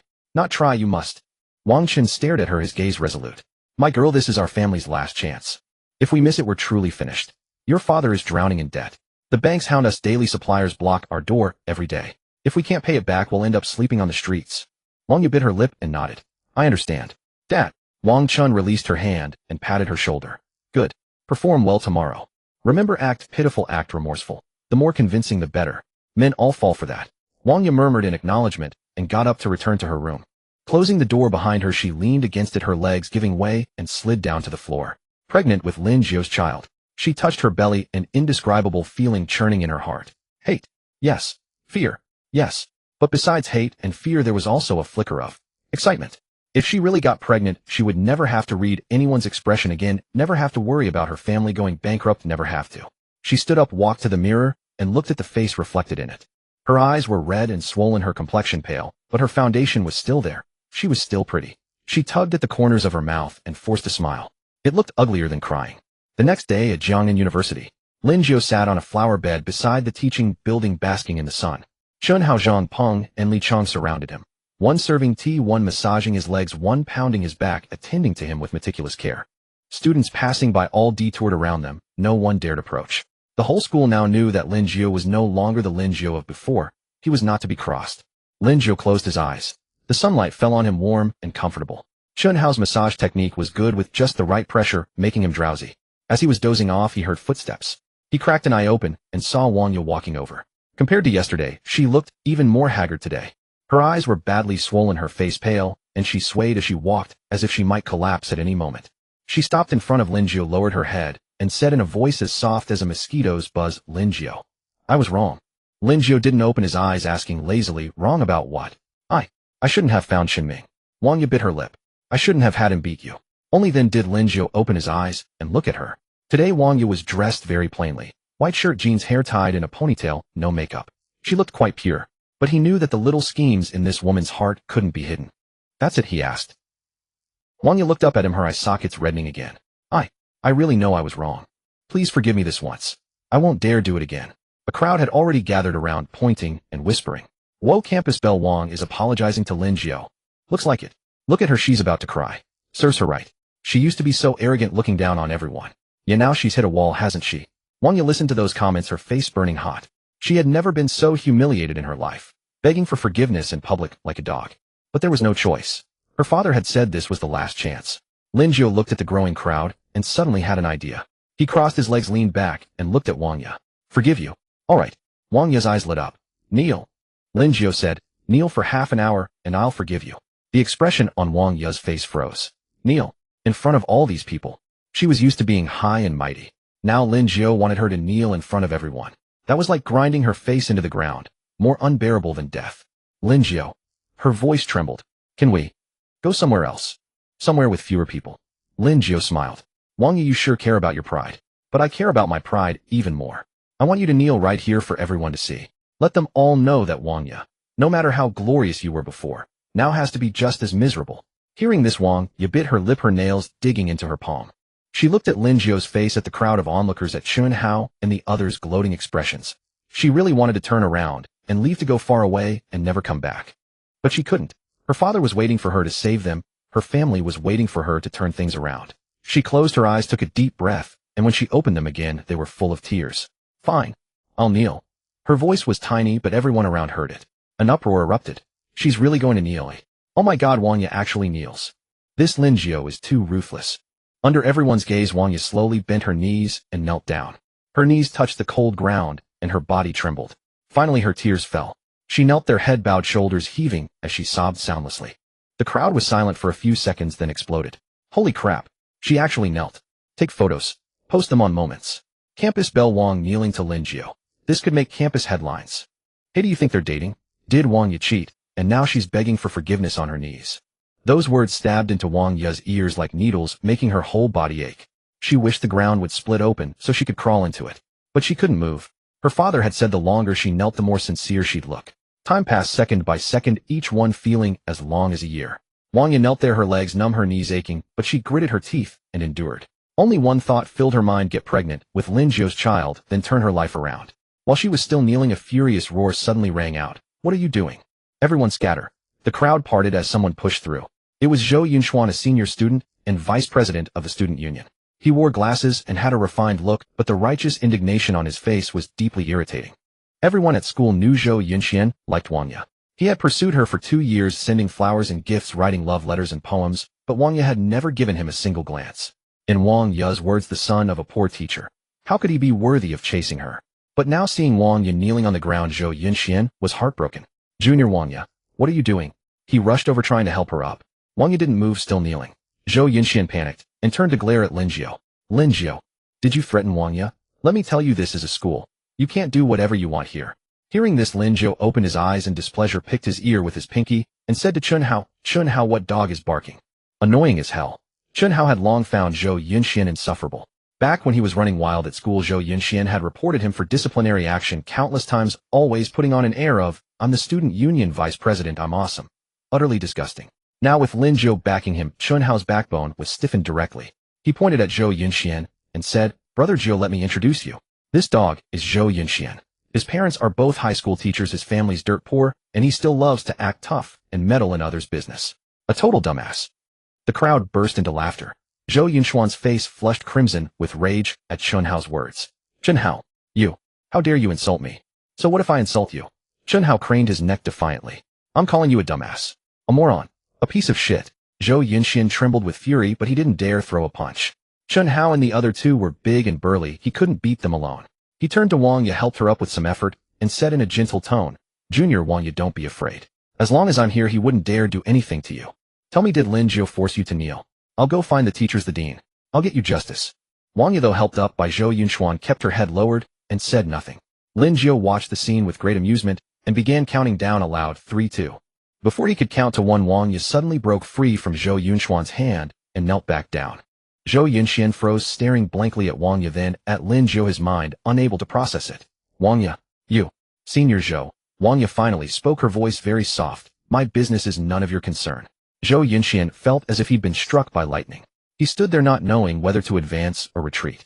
Lin Jiu looked at his pitiful state and smiled, casting a provocative glance at Zhou Yinxian. Zhou Yinxian was furious, his blood boiling.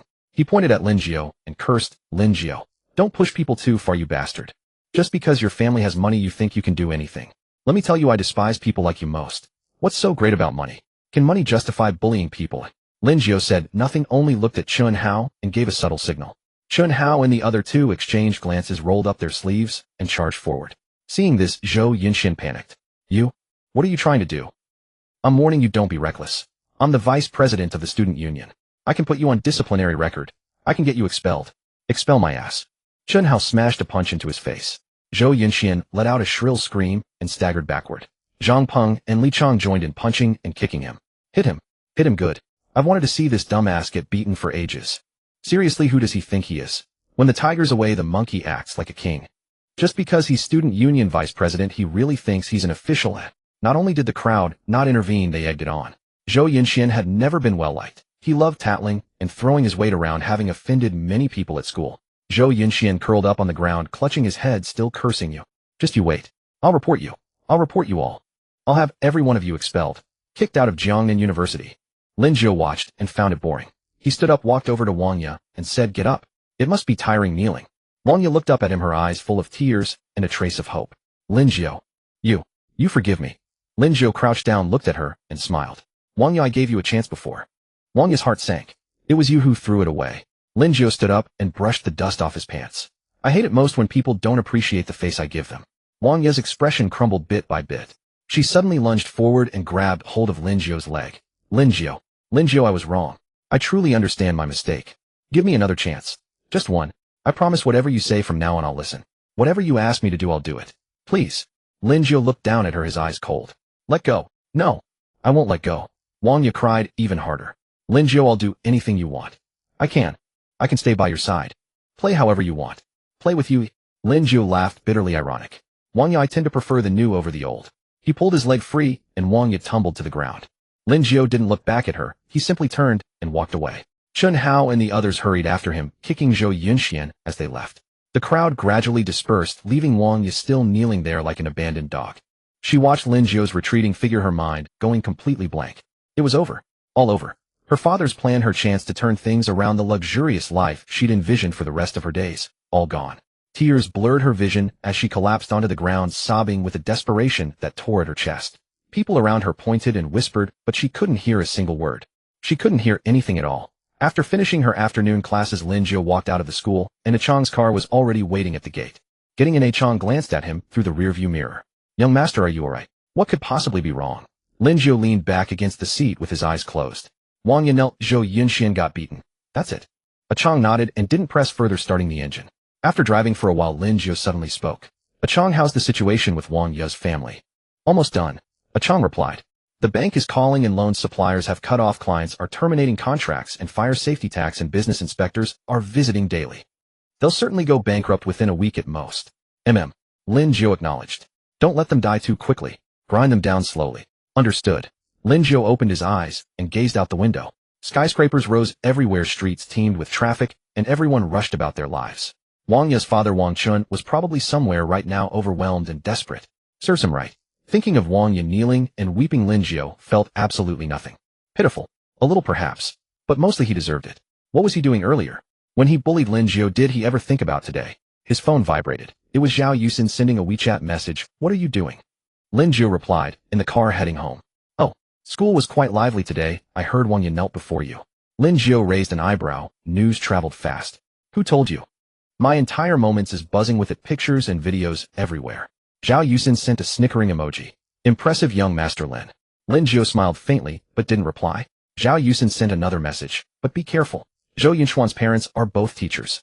After getting beaten, he'll surely cause trouble." "I know. Say the word if you need help. My dad knows people at the education bureau." "Thanks."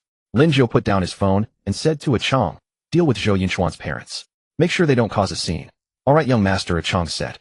"But young master, Zhou Yinchuan's parents are just ordinary teachers. They can't make waves. Should we?" "No need." Lin Jiu cut him off. "Just give him a lesson. Don't go too far." "Understood." The car arrived at the villa, and Lin Jiu got out and went inside.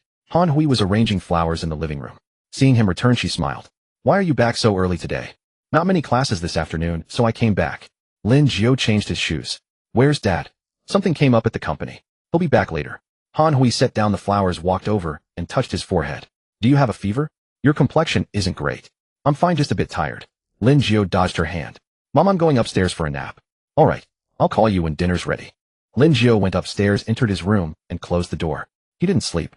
Instead, he sat on the bed staring blankly out the window. When Wang Yi knelt before him today, he truly felt nothing. No excitement, no satisfaction, just emptiness. It was like watching a play where someone cried and screamed on stage while he observed coldly from the audience. He remembered how Wang Yi used to look down on him, calling him a pauper and a good-for-nothing. Back then he hated her so much he wanted to tear her beautiful face apart. And now, she knelt, she cried, she begged. He should feel happy, but why? Did he feel nothing? His phone vibrated again. This time it was Chun Hao. Bro, Lin, that idiot Zhou Yunxian went to the hospital. The check said mild concussion. His parents came to the school, making a scene, saying they're calling the police. Lin Jiu replied, got it. Don't worry. Chun Hao quickly responded, okay bro Lin. After putting down his phone, Lin Jiu thought for a moment and called a Chong. Young master, Zhou Yunxuan's parents are making a scene at the school. Handle it, Lin Jiu said. Pay them by their silence. Don't let them call the police. Understood. A Chong hesitated. How much should we give young master? Lin Jiu thought for a moment. 100,000. Tell them take the money and shut up. If they cause trouble again, they bear the consequences themselves. Understood. After hanging up, Lin Jiu lay on his bed staring at the ceiling. 100,000. No big deal for him now. But for a teacher's family like the Zhous, it must have seemed like a fortune. Money really was a wonderful thing. It could make people kneel, make them shut up, solve most problems. He closed his eyes, and Wang Yi's face flashed through his mind once more. Crying like a willow in the rain, oh so pitiful. But he knew it was all pretense. A woman like Wang Yi would never truly regret anything. She was kneeling now because her family was on the verge of bankruptcy, and she had no way out. If she ever rose again, the first person she'd try to destroy would be him. So he couldn't give her that chance. Lin Jiu opened his eyes, picked up his phone, and sent another message to a Chong. Push Wang Yi's family harder. A week is too long. 3 days, I want results. Receive. After sending the message, Lin Jiu tossed his phone aside and closed his eyes again. This time he fell asleep. In his dream, Wang Yi was still kneeling, but not before him. She was bowing before another figure whose face he couldn't see. That person stood high above, looking down at her, as though she were merely an ant. Lin Jiu tried to make out that person's face, but couldn't. Then he woke up. Outside the window, it was already dark. The room was pitch black, the lights off. He sat up, stared blankly for a moment, then got out of bed, opened the door, and went downstairs. Lin Yuan had already returned, and was sitting in the living room reading the newspaper. Han Hui was in the kitchen cooking alongside Aunt Wu. The aroma drifting out smelled wonderful. Son awake. Lin Yuan put down the newspaper. Let's eat. The three of them sat down to eat. The table was quiet, broken only by the clinking of bowls and chopsticks. Halfway through the meal, Lin Yuan suddenly spoke. Had some conflict at school today. Lin Jiu's chopsticks paused. Dad, you already know? Yes. Lin Yuan picked up a piece of pork rib. A Chong reported to me. Zhou Yunxuan, vice president of the student council, both parents are teachers. I've already had a Chong handle it, Lin Jiu said. 100,000 hush money. Lin Yuan nodded. Handled well. But next time something like this happens, no need to pay. Lin Jiu looked up at him. Paying money is giving people a way out. Lin Yuan took a sip of soup. But some people don't deserve a way out. Someone like Zhou Yunxian. No family connections, can't make waves. Beat him, and so what? Call the police. Dare they intervene? Cause trouble at school? Would the school dare expel you? Lin Jiu stayed silent. Xiao Jiu, remember this. Lin Yuan looked at him. Our family doesn't seek trouble, but we're not afraid of it either. Whoever dares lay a hand on you, crush them. If they die in the process, Dad will cover it for you. The words were spoken lightly, but Lin Jiu could sense the ruthless edge beneath them. I understand, he said. Lin Yuan placed another piece of pork rib on Lin Jiu's bowl. Eat more? You're still growing. After dinner, Lin Jiu went upstairs to take a shower. Standing under the spray hot water pouring over him, Lin Yuan's words echoed repeatedly in his mind. Crush them. If they die, Dad will cover it for you. He used to think the underworld was about fighting, extorting protection, money, running casinos. But now he felt it was something more, a form of power. A power that inspired fear, commanded obedience, and left no room for resistance. And this kind of power was now in his hands. He turned off the water, dried himself, and walked to the mirror. The person in the mirror had a different look in his eyes now. Less timidity, more coldness. He reached out and touched his own reflection, smiling. So this was what it felt like to be a bad person. Quite satisfying indeed. The next morning, Lin Jiu was sleeping soundly. An 8 o'clock class. What was there to attend? Given his current status, even if he skipped classes for an entire semester, his diploma would still be placed in his hands on a silver platter.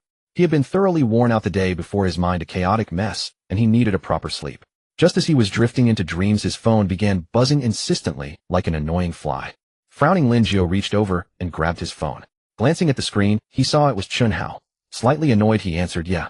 Brother Jiu, something terrible happened." Chunhao's voice crackled with urgency.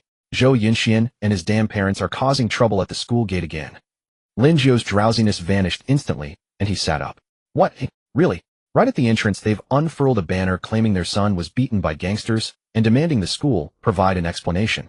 They're crying their eyes out like their father died. Chunhao cursed under his breath. "Brother Jiu, what should we do?" A crowd has gathered, and the security guards can barely hold them back. Lin Jiu's mind raced. That shouldn't be possible. Didn't a Chong say the money was delivered?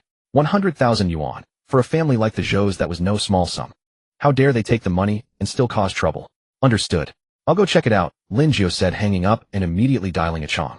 The phone rang twice before being answered. "Young master, a Chong, did Zhou Yunxuan's parents receive the 100,000 yuan?"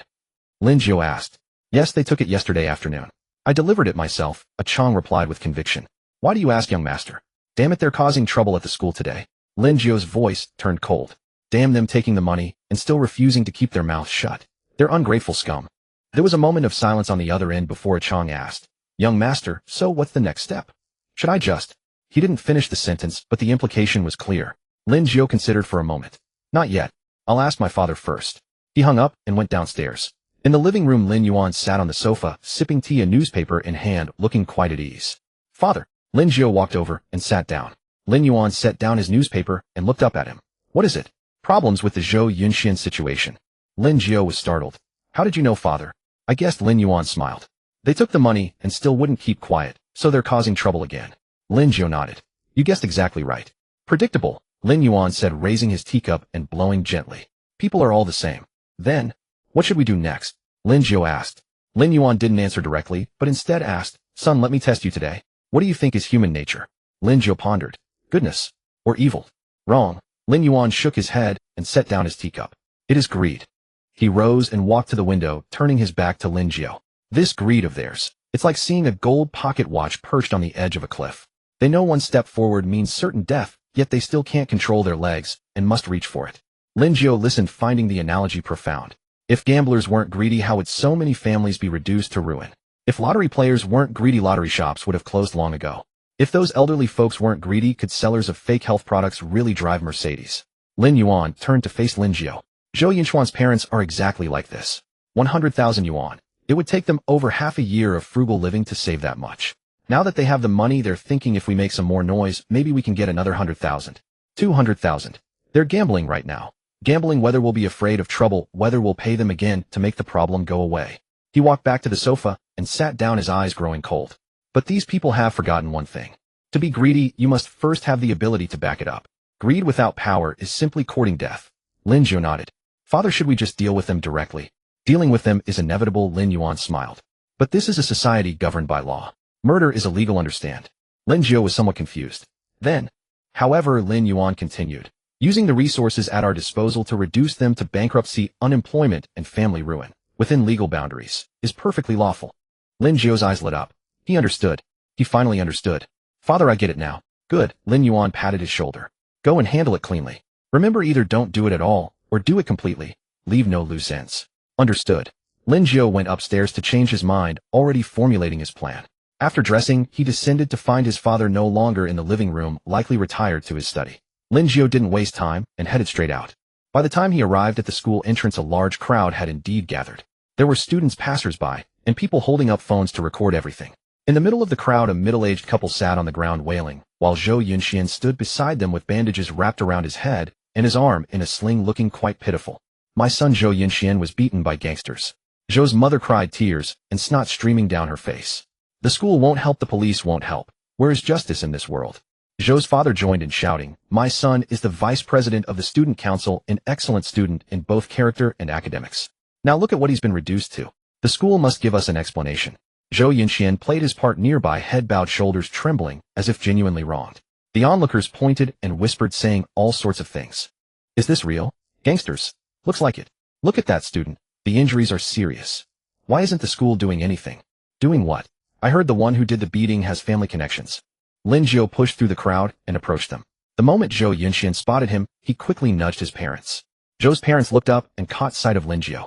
Their eyes immediately reddened with fury. "That's him." Zhou's mother jumped to her feet, pointing her finger at Lin Jiu's nose. "You're the gangster." You're the one who beat my son. Lin Jiu glanced around with an expression of utter innocence. Anywhere are these gangsters? I don't see any. Stop pretending.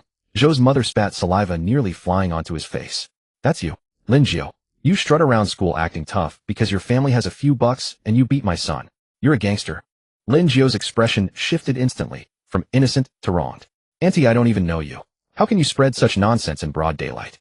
This is a society governed by law. Where is there any gangster? People who hear you talking might think our nation's anti-gang campaign hasn't been thorough enough.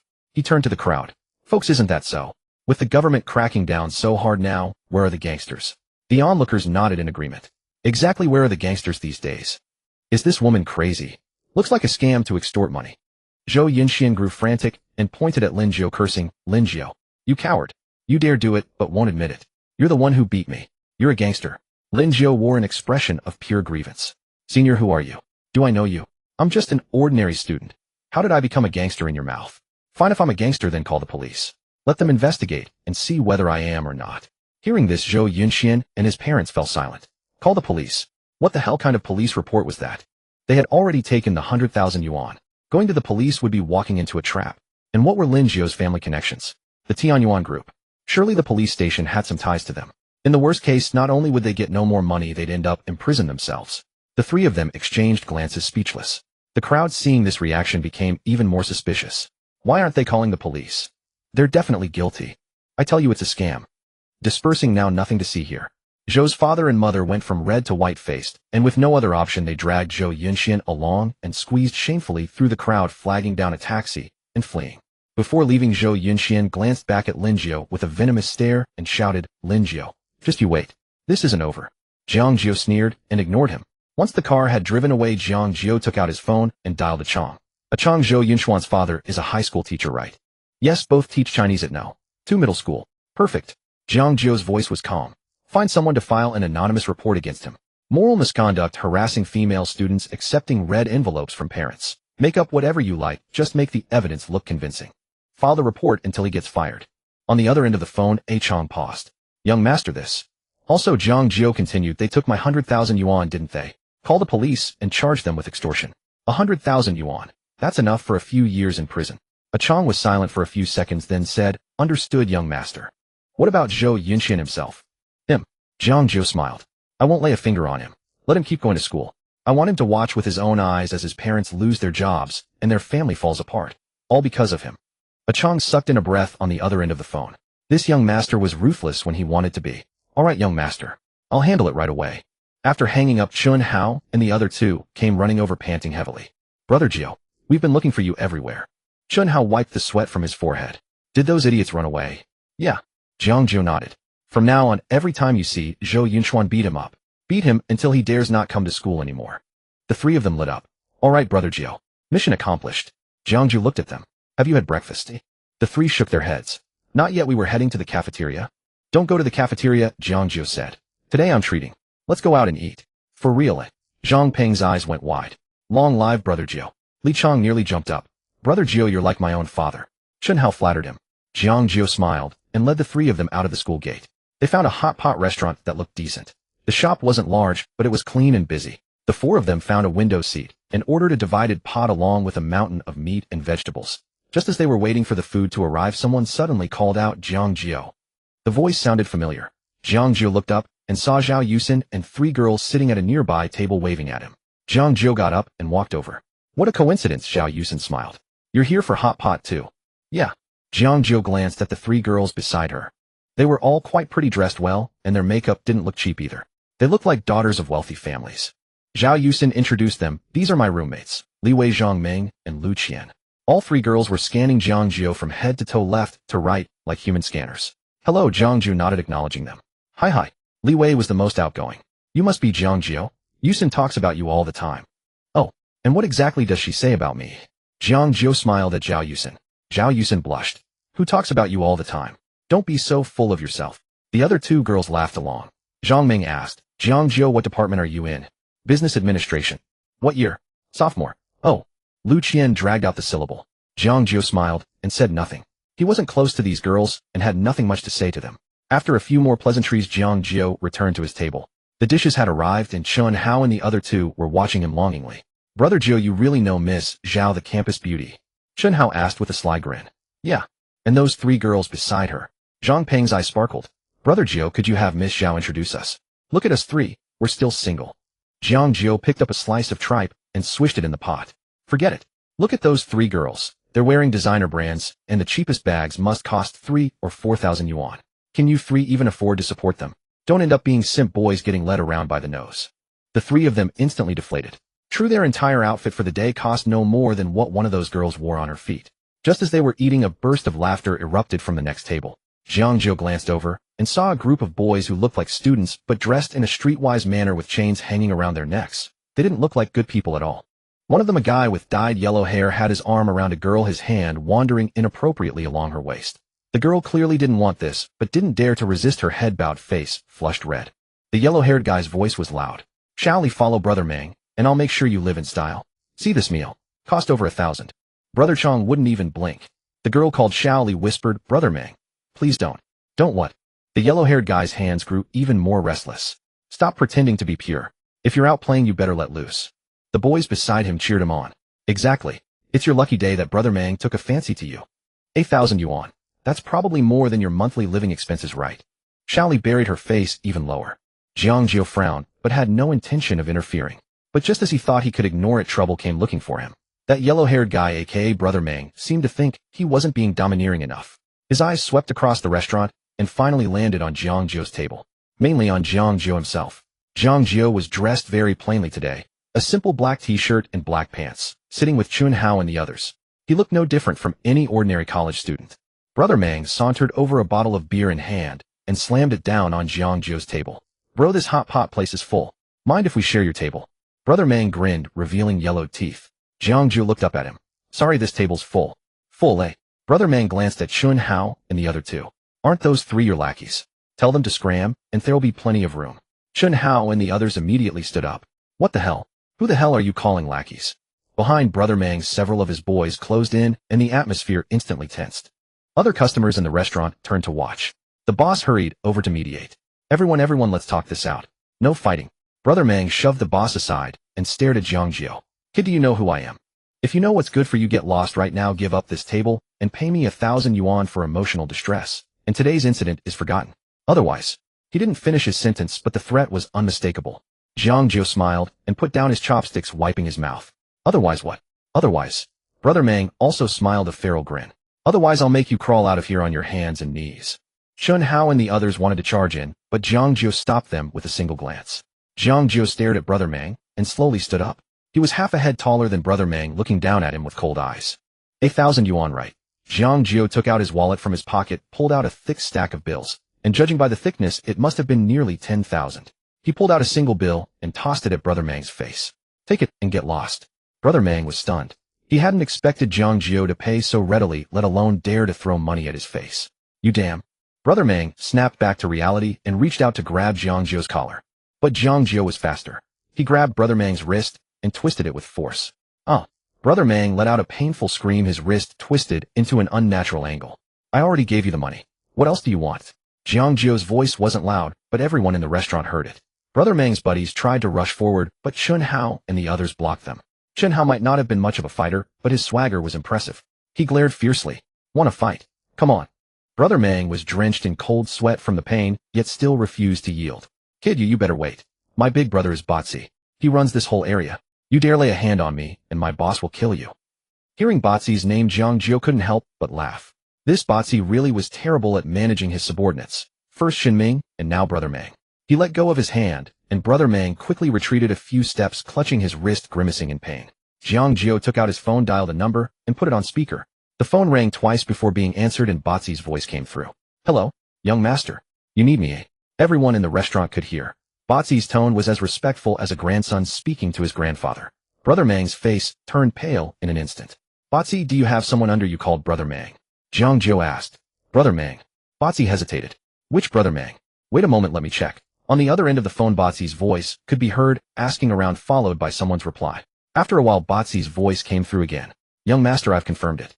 I do have a kid named Brother Mang under me. He hangs around the street near your university. What's up? Did he provoke you? Jiang Jiu glanced at Brother Mang. He's right in front of me now, saying he wants to kill me. What? Botzi's voice shot up. Where are you, young master? I'm coming right over. That little bastard has lived too long. No need, Lin Jiu said. Just talk to him. Saying that, he held the phone out to Brother Mang. Brother Mang took the phone with trembling hands and just managed a shaky hello before Botzi's voice exploded from the other end. You damn son of a bitch. Have you lost your mind? How dare you provoke the young master? Do you even know who the young master is? Huh. He's the son of President Lin, the crown prince of Yuan Group. How many heads do you have to dare mess with him? Brother Mang's legs went weak and he almost dropped the phone. Botzi continued cursing. Right now, immediately get down on your knees and kowtow to the young master. If the young master doesn't forgive you, I'll personally come over and cripple you. Brother Mang dropped to his knees with a thud, pounding his forehead against the floor in front of Lin Jiu. Brother Jiu, I was wrong. I had eyes but didn't recognize Mount Tai. I deserve to die. Please spare me. Spare me. His buddies saw this and quickly knelt down too, kowtowing like pestles pounding rice. Everyone in the restaurant was dumbfounded. The arrogant Brother Mang from just moments ago was now on his knees like a dog.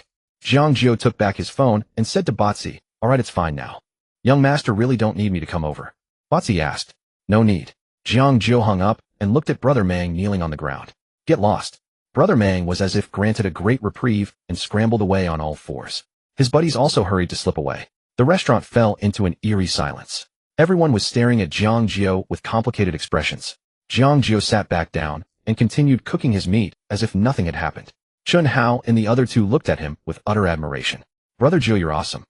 Lin Jiu smiled and said nothing. Not far away at Zhao Yusin's table, all three girls were staring with their mouths agape. Li Wei grabbed Zhao Yusin's arm. "Yusin, your friend is so cool. That move, that aura, my goodness." Zhang Ming was equally excited. "Exactly.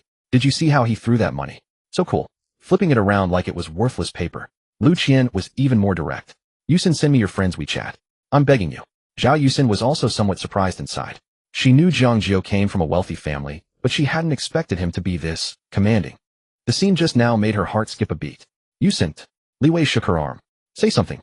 Zhao Yusin snapped back to reality and smiled. He doesn't add strangers on WeChat." "Then introduce us." Zhang Ming said. "Just tell him we're your good friends, and maybe we can all grab a meal together in a few days." Yeah. Lu Qian chimed in. Zhao Yusin looked at her three roommates in their lovesick state and felt a peculiar sourness in her heart. But she still nodded. "Alright, I'll try when I have time." After saying that, she glanced toward Lin Jiu's table. Lin Jiu was talking with Chun Hao and the others. His profile, illuminated by the restaurant lights, showed sharp, defined features. Zhao Yusin suddenly felt that this blind date match didn't seem so unpleasant after all. After finishing the hot pot, Lin Jiu led Chun Hao and the other two back to school. He had no interest in the afternoon classes anyway. They were pointless whether he attended or not. The four of them went straight back to the dorm. Lin Jiu's dorm. Ever since he moved out, he hadn't been back. Pushing open the door, the smell of dust hit him immediately. His three other roommates were all locals with comfortable family circumstances, so they rarely stayed at the dorm anymore.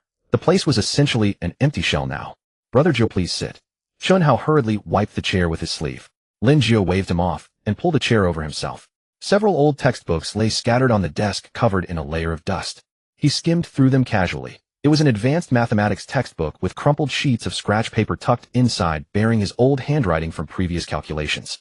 Back then he was genuinely broke, refusing to toss away a pen refill until it couldn't write anymore, filling both sides of every scrap of paper with calculations. And now he wouldn't even bother picking up a pen if it fell on the ground. Brother Jiu won a game. Zhang Peng pulled out his phone. "Won a Q." Lin Jiu glanced at the time. It was still early. "Sure, a couple matches." The four of them gathered together and fired up the game. Lin Jiu played jungle, Chun Hao took ADC, while Zhang Peng and Li Chong covered top and support. Within 3 minutes of the match, the bottom lane gave away first blood. "What the fuck?" The enemy jungler came down. Chun Hao cursed. "Couldn't you play more defensively?" "Defensively, my ass. Where's the support?" Zhang Peng chimed in. "I'm helping mid, dumbass." The four of them bickered constantly, playing terribly. 15 minutes in, the Nexus exploded. "Fuck, lost again." Chun Hao threw his phone down. "What kind of useless teammates are these?" Lin Jiu said nothing and exited the game. As soon as he stepped out, a WeChat notification popped up. It was from Zhao Yusin. "Lin Jiu, are you free next Friday? My roommates want to get to know you." Lin Jiu read the message and laughed. Zhao Yusin's three roommates. Li Wei, Zhang Ming, Lu Qian. Those three women who wore so much foundation it looked like they'd painted their faces. They wanted to know him. Were they worthy? What kind of women were those three? Obviously after his money.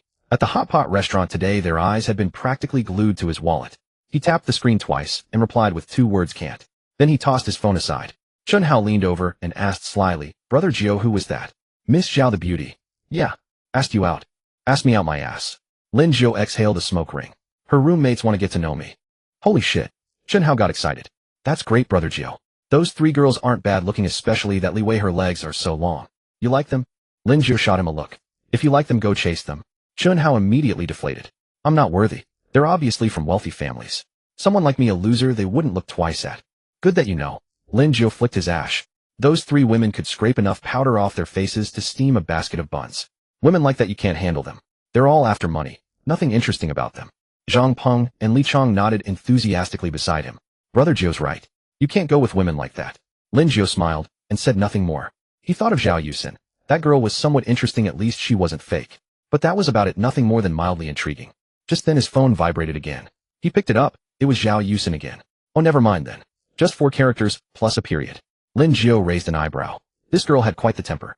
He tucked his phone back into his pocket and told Chunhao and the other two, let's go out and hang out. At the same time at Jiangnan Province now, 2 high school in the principal's office. Principal Sun looked at the pile of complaint letters on his desk that had accumulated like a small mountain, his head buzzing. Over 500 letters, all anonymous, reporting Zhou Tsong and his wife Wang Xiumei. The contents were all over the place, accepting red envelopes from parents, harassing female students, physically punishing students, academic misconduct. The most absurd one claimed Zhou Tsong had stolen 2 steamed buns from the cafeteria 10 years ago. What the fuck? Principal Sun wiped the sweat from his forehead. Who the hell did this old couple offend? The secretary stood beside him and whispered, Principal, this isn't simple. I looked into it. These complaint letters were all sent on the same day from different post offices, but the handwriting looks similar. Similar to what? Similar to being written by one person. Principal Sun's heart sank. One person writing over 500 complaint letters. What kind of grudge was this? He picked up the top letter and opened it. It read with vivid detail, claiming Zhou Tsong had accepted a 5,000 yuan red envelope from a student's parent last Teacher's Day, complete with a photo. Zhou Tsong dining at a restaurant with a middle-aged man who was handing him an envelope. The photo was clear enough to see the mole on Zhou Tsong's face. Principal Sun's hands trembled slightly. If this were true, Zhou Tsong would never be able to keep teaching. He opened several more letters. The content was mostly the same, but each one came with evidence. Some had chat screenshots, others had transcriptions of recordings, and some had photographs. Over 500 letters, 500 pieces of evidence. Principal Sun slumped back in his chair and let out a long sigh. Report it, he said. This can't be covered up. What about Teacher Zhou? Suspend him pending investigation first. Principal Sun waved his hand. Wait for the Education Bureau to handle it. The secretary nodded and left carrying the stack of complaint letters. Principal Sun sat there, lit a cigarette, and smoked with a furrowed brow. He knew Zhou Tsong. His teaching ability was average, but he hadn't done anything particularly wrong. How had he gotten into such big trouble all of a sudden? He couldn't figure it out. Zhou Tsong and Wang Xiumei had slunk back to No. 2 high school from Jiangnan University, their faces long. The incident at the school gate hadn't only failed to get them any money, they'd become a laughingstock. Now the whole school was talking about how their family had tried to extort money and ended up humiliated instead. It's all your fault. Wang Xiumei scolded as soon as she entered the office.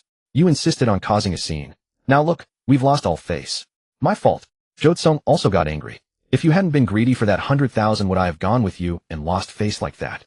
I was greedy. Wasn't it all for this family? Wang Xiumei's voice rose 8 degrees. Zhou Yunxian is graduating soon. Does getting a job not cost money? Buying a house not cost money? Getting a wife not cost money? With your pitiful dead wages, what's that even enough for? Not enough, so you went to extort money. Huh. Zhou Tsong pointed at her nose. Wang Xiumei, let me tell you, Lin Jiu's family is not someone you can mess with. They can throw out 100,000 casually, and they can just as easily destroy us. What the fuck is wrong with your head? Wrong with my head? Zhou Tsong, say that again, you fucking bastard. As the couple was arguing, the director of academic affairs pushed open the door with an unfriendly expression. Teacher Zhou, Teacher Wang, the principal wants to see you. What is it? You'll find out when you get there. The director left after saying that. Zhou Tsong and Wang Xiumei exchanged glances, both feeling a bad premonition. The two hurried toward the principal's office, their hearts pounding all the way. When they arrived, Principal Sun was sitting there drinking tea. Seeing them enter, he didn't stand up, just pointed to the chairs opposite him. Sit. The two sat down, even more panicked. Principal, what do you need us for? Zhou Tsong asked carefully. Principal Sun put down his teacup, took a stack of papers from his drawer, and threw them on the desk. Read it yourselves. Zhou Tsong picked up the top sheet. It was a suspension pending investigation notice. It stated that he and Wang Xiumei were being suspended for suspected violations of multiple regulations and disciplinary infractions as decided by the Education Bureau. Principal, what? What's going on? Zhou Tsong's hands were trembling. What's going on? Principal Sun sneered. Teacher Zhou, don't you know what you've done yourself? He took another stack of complaint letters from his drawer and threw them on the desk. Over 500 anonymous letters accusing you of accepting red envelopes, harassing students, physically punishing students. The evidence is solid and the Education Bureau has already filed a case. Zhou Tsung's mind went blank with a buzz. Wang Xiaomei snatched the stack of letters, flipped through several, and her face grew increasingly pale. This is false accusation, she screamed. Principal, someone is framing us. Framing? Principal Sun pointed at those photos and screenshots. Is this also framing? Teacher Zhou, didn't you accept a 5,000 yuan red envelope from a parent last Teacher's Day? Right at the Donglishun restaurant when they stuffed the envelope into your pocket. The photo captured it clearly. Zhou Tsung was speechless. And you, Teacher Wang? Principal Sun turned his gaze to Wang Xiaomei. Last semester's midterms, didn't you change a certain student's grade from failing to passing, and you took 2,000 yuan from them? The chat records are right here. Do you need to see them? Wang Xiaomei's face turned ghostly pale, her lips quivering, unable to speak a word. Enough. Principal Sun waved his hand. Pack your things and go home to wait for the investigation results. Don't come to school during this time. It would have a bad influence. Zhou Tsung and Wang Xiaomei stumbled out of the principal's office in a daze. It wasn't until they reached the school gate and felt the cold wind that they finally came back to their senses. It's over. Zhou Tsung muttered. It's all over. Wang Xiaomei suddenly turned around and slapped him across the face. It's all your fault, she screamed. If you weren't so incompetent, would I have taken that 2,000? Would I have changed the grades? Zhou Tsung, marrying you was the worst luck of 8 lifetimes. Zhou Tsung covered his face and exploded too. My fault. Wang Xiaomei, don't you have any shame? Didn't you tell me to accept that 5,000 yuan red envelope? You said Zhou Yunxian needed to buy a computer, and we didn't have enough money, so I should figure something out. Now the trouble's here, and you're blaming it all on me. If I don't blame you, who should I blame? Wang Xiaomei cried out. You worthless bastard. What can that pitiful monthly salary even cover? If I hadn't tried to find a way, this family would have fallen apart long ago. The way you found was taking illicit money. That's extortion. Zhou Tsung roared back. Wang Xiaomei, let me tell you, if I really get fired this time, we're getting a divorce. I've had enough of this life. Divorce then? Whoever doesn't divorce is a bastard. Wang Xiaomei cried. Xiao Xin stays with me. With a worthless loser like you, he'll never amount to anything in his life. The two argued, face red, at the school gate, drawing a crowd of students and teachers who pointed and gossiped. Zhou Tsung's face burned, not from the slap, but from shame. He'd been a teacher his entire life. When had he ever been so humiliated? In the end, the security guard came over and persuaded them apart. When they got home, Zhou Yunxian was playing games in the living room. Hearing the door open, he looked up. Dad, Mom, what's wrong with you? But the words died in his throat when he saw their faces and froze. Dad, Mom, what happened? Zhou Tsung collapsed onto the sofa, hands over his head, silent. Wang Xiaomei was still crying, cursing between sobs. It's all your dad's fault. Useless, but loves to pretend. Now look. We've lost our jobs and our family is falling apart. Zhou Yunxuan's heart sank. Lost our jobs? What do you mean? What do I mean? Zhou Tsung lifted his head, his eyes bloodshot. Your mom and I have been suspended. The Education Bureau is investigating us. Depending on the results, it could range from a demerit to dismissal. Zhou Yunxuan's mind went blank with a buzz, and the game controller fell from his hands. Why? Zhou Tsung gave a bitter smile. Someone reported us for taking red envelopes and changing grades. Over 500 complaint letters, all with solid evidence. Zhou Yunxuan's face drained of color. Over 500 complaint letters. What kind of fucking grudge was this? A figure suddenly flashed through his mind. Lin Jiu. Yes, it had to be Lin Jiu. Who else but him would have such power? It's Lin Jiu. Zhou Yunxuan's voice trembled. Who else could it be? Wang Xiaomei cried. Xiao Xian, Mom was wrong. Mom shouldn't have been greedy for that 100,000. Now we've lost our jobs and our family is falling apart. Hearing his mother cry, Zhou Yunxian felt as though a stone was lodged in his chest. He regretted it. Really fucking regretted it. If he hadn't meddled that day, if he hadn't helped Wangya, if he hadn't cursed at Lin Jiu, would everything still be fine now? His parents would still be teachers, he'd still be the vice president of the student union with a bright future ahead. But now, he'd lost his job, and what about his future? Zhou Yunxian slumped on the sofa, covering his face with both hands. He finally understood now. In Lin Jiu's eyes, he was nothing more than an ant. If Lin Jiu wanted to crush him, he wouldn't even need to lift his foot. He could just yawn and blow him away. And yet what had he done? He'd stupidly rushed headlong, thinking himself so mighty, as if he could deliver justice on heaven's behalf. Really fucking ridiculous. Zhou Yunxian sat on the sofa all night. As dawn approached, his parents finally stopped arguing. They each returned to their rooms. One to the master bedroom, one to the guest bedroom, slamming the doors with a thunderous bang. The sound of those two slamming doors pierced Zhou Yunxuan's heart like needles. This family is finished. He stood up, his legs had gone numb from sitting, and he staggered. He walked to the window. Outside, the sky was just beginning to lighten, and the streets were nearly empty. A sanitation worker was sweeping the road, swish swish, stroke after stroke, as if sweeping across his heart. Zhou Yunxian took out his phone, opened WeChat, and found Wangya. Yesterday he had sent her more than a dozen messages, asking how she was, whether she needed help, and whether Lin Jiu had bullied her again. Wang Ye hadn't replied to a single one. Zhou Yunxian opened her moments. The latest post was from 2 weeks ago, a selfie in a shopping mall holding a designer handbag, smiling brilliantly. Someone commented below, "Sister, you bought another bag. You're loaded." Wang Ye replied with a shy emoji, "Not at all, it's just allowance from my dad." Allowance. Zhou Yunxian stared at those 3 words and bitterness flooded his heart. His parents' combined monthly salary was only 10,000 yuan, yet they scrimped and saved to put him through school. What about Wang Ye? Her allowance alone could buy designer bags. He used to think Wang Ye was a goddess, the unattainable school beauty. Now he thought Wang Ye is just a bitch willing to do anything for money. Why else would she kneel to Lin Jiu? Zhou Yunxian turned off his phone and didn't want to look at it anymore. He went to the bathroom, splashed water on his face, and stared at himself in the mirror. His eyes were bloodshot, his face pale, his stubble unkempt. He looked like a stray dog. He hadn't always been like this. In the past, he was vice president of the student council, a good student in the eyes of his teachers and the pride of his parents. Although his family was poor, he studied well and got along with everyone. Wherever he went, people would greet him with the senior Zhou. But now, he was nothing at all. Zhou Yunxian slammed his fist into the mirror. The mirror cracked and his hand split open. Blood dripped down along the cracks and fell into the sink. He stared at the pool of blood for a long time, then laughed. It was a smile uglier than tears. "Lin Jiu," he murmured, "you're such a tough guy. A real tough guy." But what did that toughness matter? Zhou Yunxian wiped the blood off his hand, his gaze turning cold by degrees. "Just because you're tough, I have to take the fall. Just because you're tough, I have to kneel. Fuck that." Zhou Yunxian returned to his room and pulled out an old phone from under the bed. It was the one he had used in high school. The SIM card had long been deactivated, but it could still power on. He powered it on, opened the contacts, and found a number saved under the name Lin Jiu. Lin Jiu was his high school classmate. He hadn't gotten into college and had ended up drifting on the streets. Word was he now followed some big boss and had made a name for himself in the southern part of the city. Zhou Yunxian used to look down on Lin Jiu, thinking he was just a nobody thug with no future. But now he needed Lin Jiu. He dialed the number. It rang a few times before someone picked up. "Hey, who is it?" The voice on the other end was noisy, like he was in a KTV. "Lin Jiu, it's me, Zhou Yunxian." Zhou Yunxian. Lin Jiu thought for a moment. "Oh, the study god from high school. What's up? You need something? There's something I'd like you to help me with. Can we meet and talk?" Zhou Yunxian said. Lin Jiu was silent for a few seconds, then said, "Sure. I'm at Jinbi bar. Come over." "Okay." Zhou Yunxian hung up, changed clothes, and went out. His parents were still asleep, or maybe not, but no one came out to ask where he was going. He no longer cared.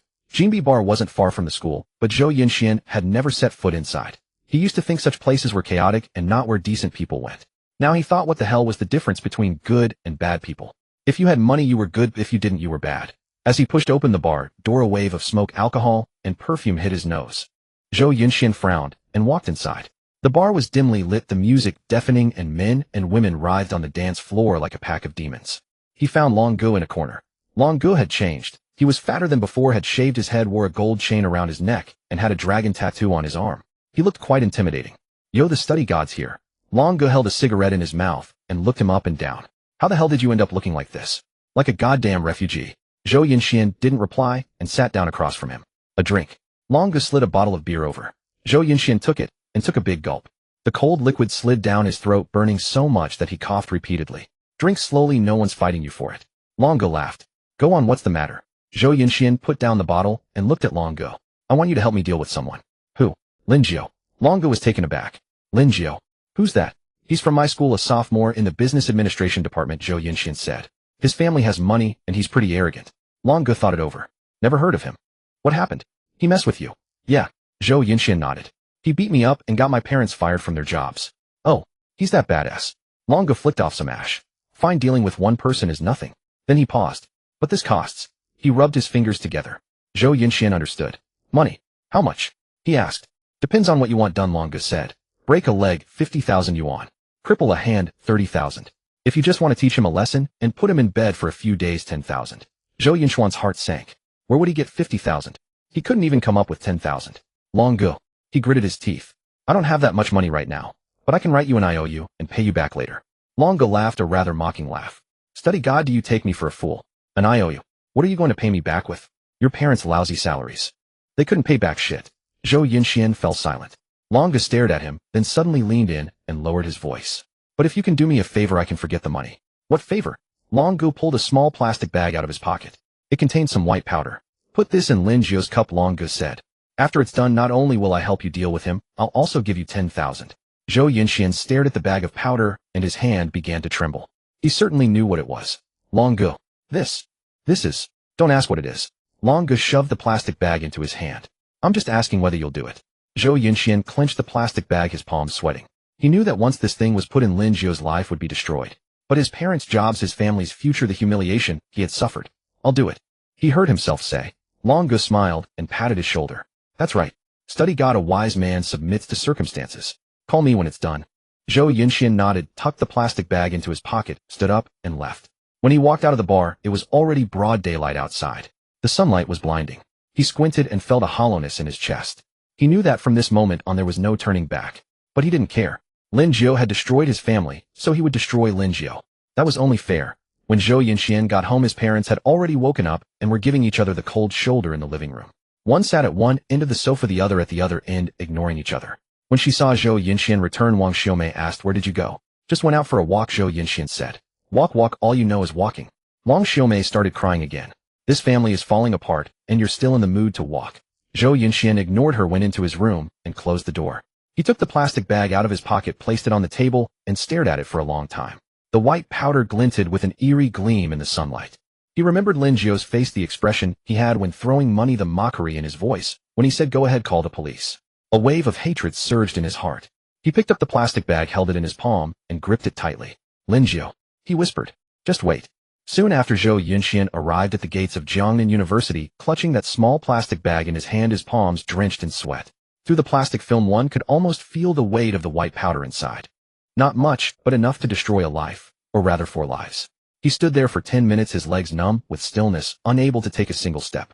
His mind was a chaotic whirl of images, his parents' bitter arguments, shattering objects around them, then suddenly Long Ji's knowing smile as he pressed that plastic bag into Zhou Yinxian's hand. "Shall I do it?" Long Gu had asked back then. He had done it. Now standing here, what was there to hesitate about? Zhou Yinxian clenched his teeth, stuffed the plastic bag into his pocket, and turned toward the milk tea shop beside the school. The milk tea shop bore the sign "Sweetheart Milk Tea," in pink, with a queue of young couples and girls snaking outside. He pushed through and ordered 4 of the most expensive drinks, coconut milk teas loaded with tapioca pearls, coconut jelly, and putting 28 yuan each. His hands trembled slightly as he paid, not from concern for the money but from sheer nerves. The cashier, a young woman, noticed his pallor and asked with concern, "Are you all right, student? Your face is so pale." "I'm fine," Zhou Yinxian forced a smile. "Just a bit low on blood sugar." The girl didn't press further and handed him the 4 packed milk teas. Zhou Yinxian carried the milk teas but didn't head toward the school. Instead, he turned into a narrow alley nearby. The alley was long and dark, lined with overflowing trash bins that stank to the nose. He walked to the far end, glancing left and right to ensure no one was watching. Then he pulled out the plastic bag. It was small, palm-sized, and the white powder inside caught the sunlight, glittering faintly. He unscrewed the lid of the first milk tea, his hands trembling so badly that some powder spilled onto the rim. Steeling himself, he held the bag open over the cup and poured it all in. The powder dissolved into the coconut milk almost instantly, leaving no trace. He swirled the cup to mix it thoroughly, then repeated the process for the 2nd, 3rd, and 4th cups. When he finished, his back was drenched with sweat. Leaning against the wall, he caught his breath and stared at the 4 milk teas, then suddenly laughed, a twisted, menacing grin spreading across his face. "Lin Jiu," he whispered hoarsely, "if you won't let me live, don't expect to survive either. From here on out, you'll be dealing with this stuff, ha ha ha." The laughter echoed through the empty alley, sending chills down the spine. Across town, in a luxury hotel suite, Wang Yu gritted her teeth as she dressed. Dark purple bite marks marred her thigh, each one sending sharp pain through her when she touched them. On the bed, a mound of flabby flesh shifted and rolled over, revealing a greasy face. Feng Gu, born Lu Feng, a small businessman who ran a building materials market in the southern district. He had some money but poor taste and an unappealing appearance. His 300-plus-pound frame sunk deep into the mattress. Lu Feng puckered his lips and squinted his eyes open, watching Wang Yu pull on her stockings. A grin spread across his face, revealing teeth stained yellow from years of smoking. "Sister Wang Yu, leaving so soon?" Wang Yu forced back her disgust and managed a thin smile. "Brother Feng, I have classes at school." "What's so good about classes?" Lu Feng reached out and slapped her buttocks. "Stay with me a while longer, and I'll buy you a bag later." Wang Yu stiffened, but didn't pull away. Instead, she turned and leaned down to kiss his greasy face. "Don't forget what you promised me, Brother Feng." "Rest assured." Lu Feng patted his chest, his fat jiggling. "I'm just helping your father's company catch its breath. Leave it to me. I've worked with your father for years. I have my connections." Wang Yu sneered inwardly. "Connections? What connections do you have, Lu Feng?" If she weren't completely backed into a corner, would she ever sleep with a pig like this? But outwardly she kept smiling. Then thank you, Brother Feng. I'll come back tonight. Good, good, good. Lu Feng was so pleased his eyes disappeared in his slits. Tonight I'll take you out for a nice meal and buy you something nice. Wang Ye made perfunctory excuses before grabbing her bag and leaving the room. The moment the door closed behind her, her fake smile vanished, replaced by thick disgust and humiliation. She hurried into the elevator and adjusted her hair and clothes in the polished metal walls. Her reflection showed a beautifully made-up face, but her eyes were hollow and her eyelids were red-rimmed. Staring at herself, she suddenly raised her hand and harshly wiped her mouth, smearing her lipstick. It was all Lin Jiu's fault. If not for him, her father's company wouldn't be on the verge of bankruptcy, and she wouldn't have been reduced to sleeping with fat pigs like Lu Feng. She wouldn't have had to kneel before Lin Jiu in front of the entire school, losing all her dignity. Once she was the most beautiful girl at Jiangnan University, but now she had become the biggest joke at Jiangnan University. When the elevator reached the first floor, Wang Ye stepped out without stopping at the front desk to check out. The room belonged to Lu Feng, and she only needed to come and go as she pleased. Stepping out of the hotel, the afternoon sun stung her eyes. Standing by the roadside watching cars pass, she suddenly felt a chill run through her body. When would this kind of life ever end? Her phone rang. It was her father Wang Chen calling. Wang Ye stared at the word, Daddy, on the screen for a full 10 seconds before finally answering. Hello, Dad. Xiaoya. Wang Chen's voice sounded exhausted. How did your talk with manager Lu go? Wang Ye's nose tingled and tears nearly spilled over. But she held them back, took a deep breath, and kept her voice steady. It went well. Manager Lu said he'll help. That's good. That's good. Wang Chen sighed with relief, but then his voice grew heavy again. Xiaoya, I'm sorry for putting you through this. Your father is useless. He can't protect the company or you. It's okay, Dad. This is what I should do. After hanging up, Wang Ye stood where she was motionless for a long while. Should do? What exactly should she do? Should she sleep with that fat pig? Should she trade her body to keep the company barely alive? Screw should do. She gripped her phone tightly, her nails digging into her palms. Lin Jiu, it was all Lin Jiu's fault. If not for him, she'd still be that untouchable campus beauty, her family's company thriving, able to buy whatever she wanted and date whoever she pleased. But now, she had nothing left. Dignity, pride, her body, all gone. Wang Ye lifted her head and gazed toward Jiangnan University. The emptiness in her eyes gradually filled with hatred burning hot behind her eyelids. Lin Jiu, you wait and see. I won't let you off the hook. Not ever. Wang Ye hailed a taxi back to campus. She didn't return to her dorm, but headed straight for the teaching building. There was class in the afternoon, but she had no interest in listening at all. She sat in the back row, her eyes fixed on the blackboard while her mind drifted elsewhere. Lu Feng had promised to help, but to what extent? That hole in her father's company couldn't be plugged without at least 2 million. And someone like Lu Feng, sleeping with her once or twice was fine, but do it too often and he'd definitely get bored. When the company hit trouble again, who would she turn to? She needed to find a more reliable path. Meanwhile, Zhou Yinxian picked up the milk teas and walked out of the alley. The sunlight was harsh, making him squint, and slowly his facial expression returned to normal. He couldn't panic or let his cover slip. He had to act natural, as if he truly came to apologize. Walking into the school, he headed toward the dormitory building. On the way, he ran into a few familiar classmates who greeted him. He just curled his lips slightly in acknowledgement. Their stares held something strange. Probably they'd all heard about his family's situation. But Zhou Yinxian didn't care. He cared about nothing anymore. He searched around campus for a while before learning that Lin Jiu and the others weren't attending class. They were playing games in the dormitory building. Arriving at Lin Jiu's dorm room, he paused, took a deep breath, and raised his hand to knock. Zhou Yinxuan's voice was ingratiating and servile like a dog's. From inside came Lin Jiu's voice, come in. Zhou Yinxian pushed the door open and entered. There were 4 people in the dormitory. Lin Jiu lay on his bed scrolling through his phone, while Chun Hao, Zhang Peng, and Li Chong sat on their beds playing games, cursing under their breaths. Brother Jiu, Brother Hao, Brother Peng, Brother Chong. Zhou Yinxian nodded and bowed repeatedly, placing the milk tea bags on the desk. I know I was wrong, I really know I was wrong. I don't have much money, so I only bought 4 cups of milk tea for you to drink. I beg you to be magnanimous and forgive me this once. Chun Hao glanced up at him, paused his game, walked over, and patted Zhou Yinxuan's face. Well, Chairman, Zhou being quite reasonable today, aren't we? Know how to show respect to your Hao daddy now. Zhang Peng and Li Chong joined in the teasing. Exactly, if you'd been this sensible earlier, we wouldn't have had this problem. Hurry up, give us the milk tea, I'm parched. A forced smile spread across Zhou Yinxuan's face, though inside, he was cursing them to hell. Respect your ass, wait until you drink this and choke on it, you bastards. He took out 1 cup first and offered it with both hands to Lin Jiu. Brother Jiu, yours. Lin Jiu didn't take it, raising his eyes to look at him. That cold gaze felt like it could see right through a person. Zhou Yinxuan's heart skipped a beat, but he maintained his smile. Brother Jiu, it's coconut milk flavor, try it. Only then did Lin Jiu accept the milk tea, holding it in his hand, without drinking, simply staring at it. This kid's acting strange today. He wasn't stupid. He definitely knew he was the one behind his parents losing their jobs. By his nature, he would never yield, and even if he did, this was far too quick. More than 12% off. Something was terribly wrong. Seeing Lin Jiu's reaction, Zhou Yunxuan's heart raced. Drink it, hurry up and drink it, what are you dawdling for? Chun Hao and the other two were already eagerly inserting straws about to take a sip when Lin Jiu suddenly spoke. Hold on, don't drink yet. The three stopped looking at Lin Jiu with puzzled expressions. The smile froze on Zhou Yunxuan's face. Lin Jiu brought the cup close to his nose and inhaled. His brows furrowed slightly. Beneath the sweet aroma of coconut milk, there was a faint peculiar scent. It was like bitter almonds. When he was a child at the orphanage, there was a small medicine cabinet, and he had sneaked pills from it. That bitter almond taste, he would never forget it in his life. Lin Jiu looked up, locking eyes with Zhou Yunxian. Zhou Yunxian felt a chill run down his spine, but kept his forced smile. Brother Jiu. What's wrong? Lin Jiu didn't respond. He set the milk tea down and stood up. These cups of milk tea, I recall they weren't cheap, did they, eh? Lin Jiu slowly paced over to Zhou Yunxian. Brother Zhou, you've spent generously today. Zhou Yunxian gave a nervous laugh. It's the least I could do, the least I could do. However, Lin Jiu continued, his tone shifting. We don't really enjoy high-calorie drinks. We appreciate the sentiment, but please take the milk tea back with you. Zhou Yunxuan's heart sank. Not drinking. Then today's efforts would be for nothing. Brother Jiu, this is just a small gesture from me. He hurriedly said. Even though the milk tea is high in calories, having one cup occasionally won't hurt.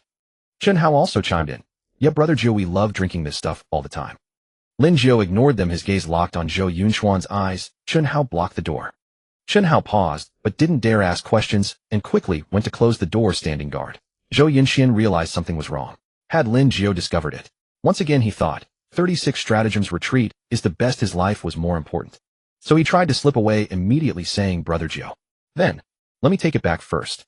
He turned to leave, but Chun Hao shoved him back forcefully. Lin Jiu walked up to him and smiled. Brother Jiu, no need to rush off. This milk tea is quite expensive, and for a diligent student who lives frugally like you, buying it wasn't easy. To prevent you from selflessly giving it to other students in need. How about this, you drink all 4 cups right here in front of us. Once you finish, I'll let you go. Zhou Yunxuan's face drained of color. Brother Jiu. My family is fairly well off. This milk tea should be given to those who need it more. Need it? Lin Jiu raised an eyebrow. Who needs it? You. Zhou Yunxian couldn't speak. Lin Jiu picked up a cup of milk tea and held it in front of him. Zhou Yunxuan, you added something to this milk tea, didn't you? Zhou Yunxuan's mind went blank with a ringing sound. He knows. How could he possibly know? I didn't. His voice trembled. Didn't? Lin Jiu smirked. Then do you dare drink it? Right here in front of me, finish this cup. Zhou Yunxian stared at the cup, his throat dry. If he drank it, his entire life would be ruined. He didn't dare. Can't bring yourself to drink it. Lin Jiu set the milk tea down, his smile slowly turning cold. Chun Hao closed the door and beat the dog. The trio had been holding back their frustration, and at this command they immediately closed in.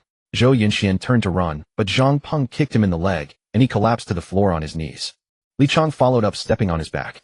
What the fuck, Zhou Yunxian? Chun Hao grabbed his hair. You dare poison us? Fists rained down like hail. Zhou Yunxian curled up, protectively shielding his head, still refusing to yield. Lin Jiu, you destroyed my whole family. May you die a horrible death. I'll kill you. Kill you. Kill me. Lin Jiu squatted down, looking at him. You. Zhou Yunxian glared at him with reddened eyes, about to curse again, when Chun Hao punched him straight in the mouth, knocking out 2 front teeth and filling his mouth with blood. The 4 of them beat him for over 10 minutes. Zhou Yunxian went from cursing violently at first to groaning silently later, until finally there was no sound at all. He passed out. Lin Jiu shook his numbed hand, pulled out his phone, and dialed a Chong. Hey Chong, bring a few people to my school. There's some trash to deal with, and also bring back a few cups of milk tea. Find some professionals to test what's inside. On the other end of the line, A Chong's voice darkened as he instantly grasped the gravity of the situation. Understood, young master, arriving immediately. A Chong arrived quickly, driving a black business van straight to the dormitory building. As the vehicle stopped, 4 burly men in black suits stepped out, their faces expressionless. Chun Hao and the other 2 helped carry the unconscious Zhou Yunxian downstairs and stuffed him into the van. The 4 cups of milk tea were also bagged and taken along. Other students around noticed, but no one dared to approach, nor did anyone dare to ask. Everyone knew Lin Jiu's status at school. Even the vice president of the student council was beaten like this and dragged away. Who would dare to interfere? The van drove out of the school, heading south of the city. After about half an hour, it turned into an abandoned industrial zone and stopped in front of a warehouse. The warehouse was large and old, its iron door covered in rust.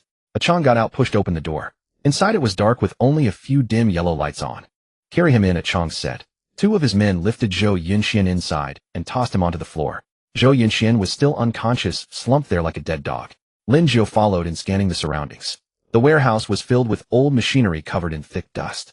The air carried a musty, unpleasant odor. A Chong handed the 4 cups of milk tea to one of his men. Have Lao Wu test these, make it quick.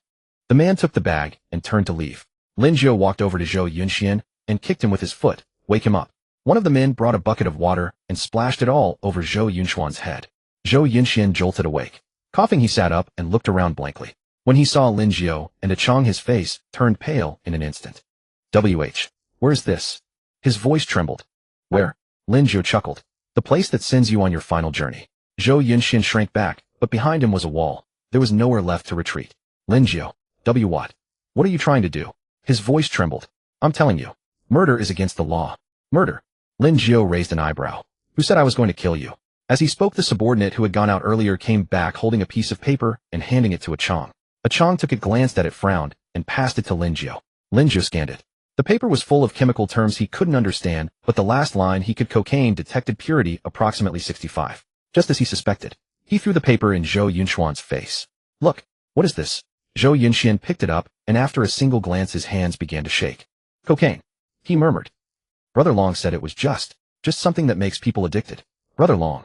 Lin Jiu latched onto the key phrase. Which Brother Long? Realizing he had slipped up, Zhou Yunxian shut his mouth at once.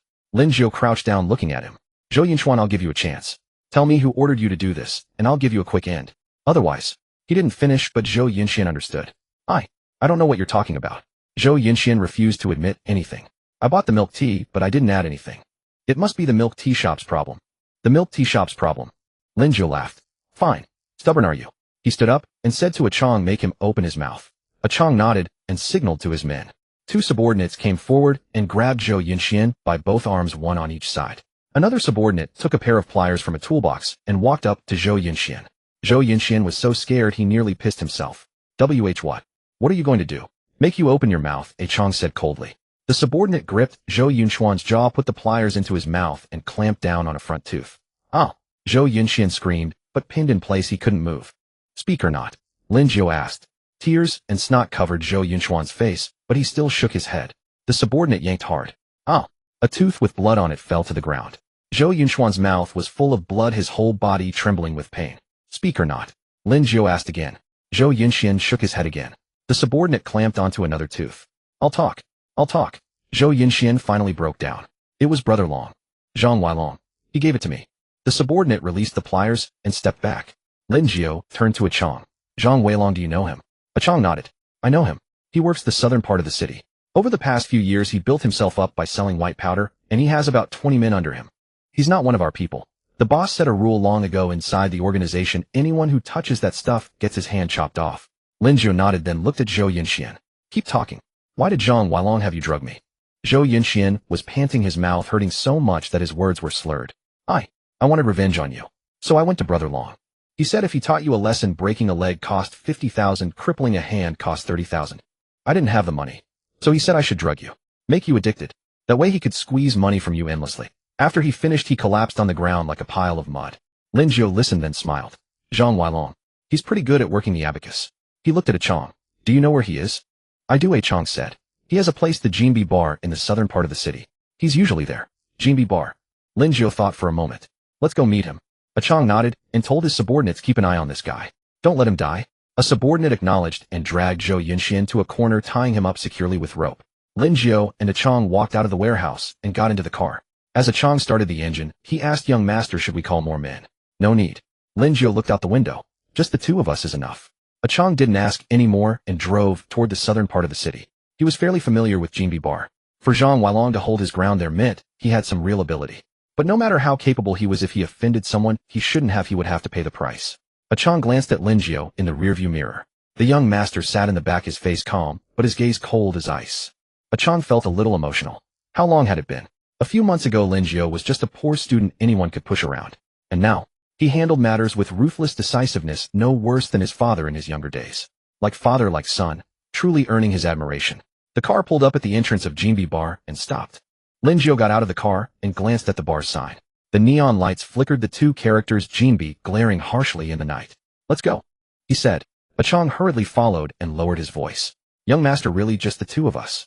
Zhang Weilong made a name for himself in the southern part of the city. He must have men. So what if he does? A bunch of small fry. Lin Jiu didn't stop walking. A Chong said nothing. That was true. in Jiangnan province, not to mention one Zhang Weilong. Even 10 Zhang Weilongs tied together wouldn't be enough for Tian Yuan Group to crush with one finger. As the bar door opened, a wave of smoke and alcohol rushed at him. The music pounded until people's hearts went numb. The dance floor was packed with writhing figures, and the strobe lights dazzled the eyes. Lin Jiu swept a glance around and headed straight for the bar. Behind the bar stood a bartender shaking a shaker. When he saw Lin Jiu and a Chong, he sized them up. Their clothes were unremarkable, but their aura couldn't be hidden. "Hello, who are you looking for?" the bartender asked. "Zhang Weilong," Lin Jiu said. The bartender's hand stopped.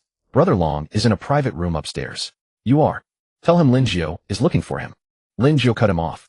The bartender looked at Lin Jiu, then at a Chong standing behind him like a post, and set down the glass.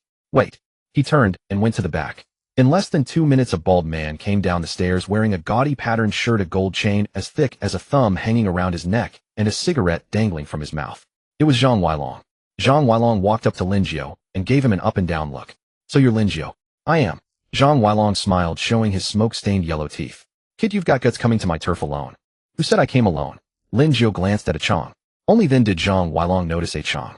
A Chong wasn't tall, but he stood there like a nail, his eyes cold enough to freeze you. After all his years in the underworld, Zhang Weilong could tell at a glance that this man was not to be messed with. "All right, this is interesting." Zhang Weilong flicked his cigarette ash. "Go on, what do you want with me?" "Where's the stuff you gave Zhou Yunxian?" Lin Jiu came straight to the point. Zhang Weilong's face changed, but he recovered quickly. "What Zhou Yunxian?" "I don't know him." Lin Jiu smiled. "He came to find me at school right after leaving your place, and you say you don't know him?" Zhang Weilong narrowed his eyes. "Kid, I advise you to mind your own business. Zhou Yunxian owes me money, so I had him do something for me." "What about it?" "Against the law. Do something." Lin Jiu stepped forward, staring into Zhang Weilong's eyes. "Having him slip that powder to me, trying to make me addicted. Is that also you're doing?" Zhang Weilong's heart gave a lurch. That idiot Zhou Yunxian had indeed sold him out. But he didn't show it on his face. Instead, he got even tougher. "So what if it is? Kid, I'm telling you, around here I call the shots. Since you dared to come to my place and cause trouble today, don't expect to walk out on your own 2 feet." With a wave of his hand, 7 or 8 men stood up from the booths nearby, each clutching a weapon, steel pipes, batons, and one holding a machete. The music in the bar stopped. The customers all looked over as some quickly paid and slipped away while others kept a safe distance to watch the excitement. A Chong stepped forward, standing in front of Lin Jiu. "Young master, step back." Lin Jiu didn't move. He looked at Zhang Weilong. "I'm also telling you I came here today to do only 2 things. He held up 2 fingers. "First, cripple one of your hands to teach you a lesson. Second, hand over all the filthy stuff you have." Zhang Weilong laughed as if he had heard the world's funniest joke. "Cripple your hand. Just the 2 of you. Kid, are you still dreaming?" His laughter hadn't even faded when a Chong moved. His movements were as fast as a shadow. Zhang Weilong only felt his vision blur before his wrist was seized. The next second, excruciating pain came. Crack. The sound of bone breaking was especially clear in the suddenly quiet bar. Zhang Weilong's right hand bent at a bizarre angle. He froze for a second, then let out a scream like a pig being slaughtered. "Ah!"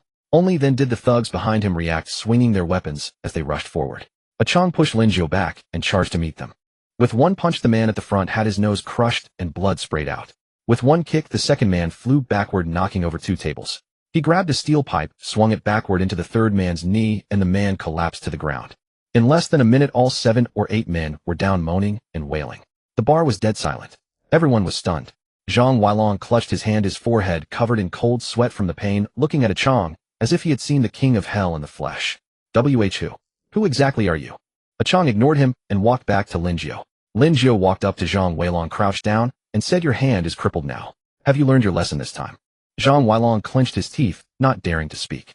"Where are the dirty things? Where are they all?" Lin Jiu asked again. Upstairs. In the safe?"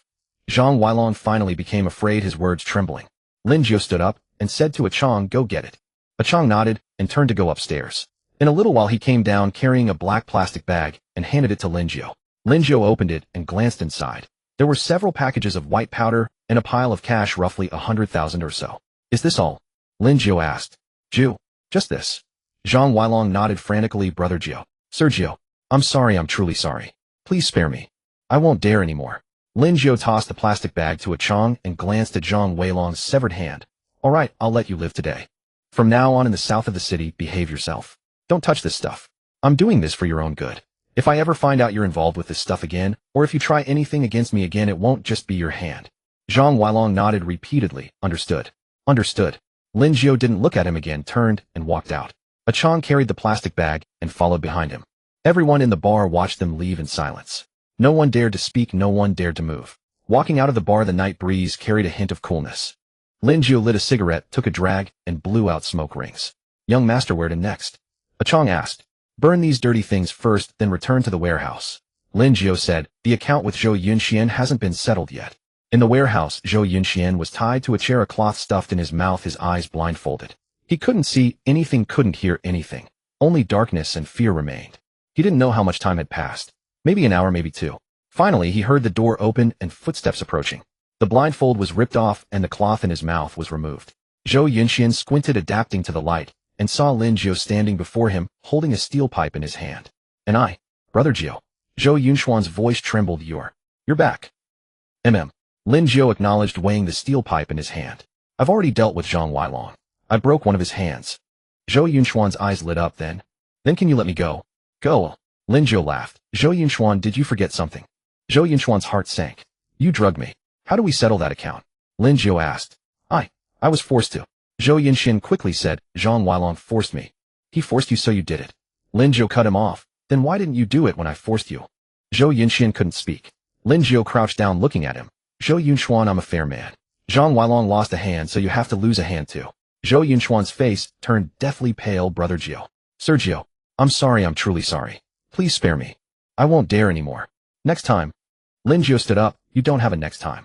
He nodded to a Chong. A Chong stepped forward, pressed down on Zhou Yunxuan's left hand, and pinned it against an old machine beside them.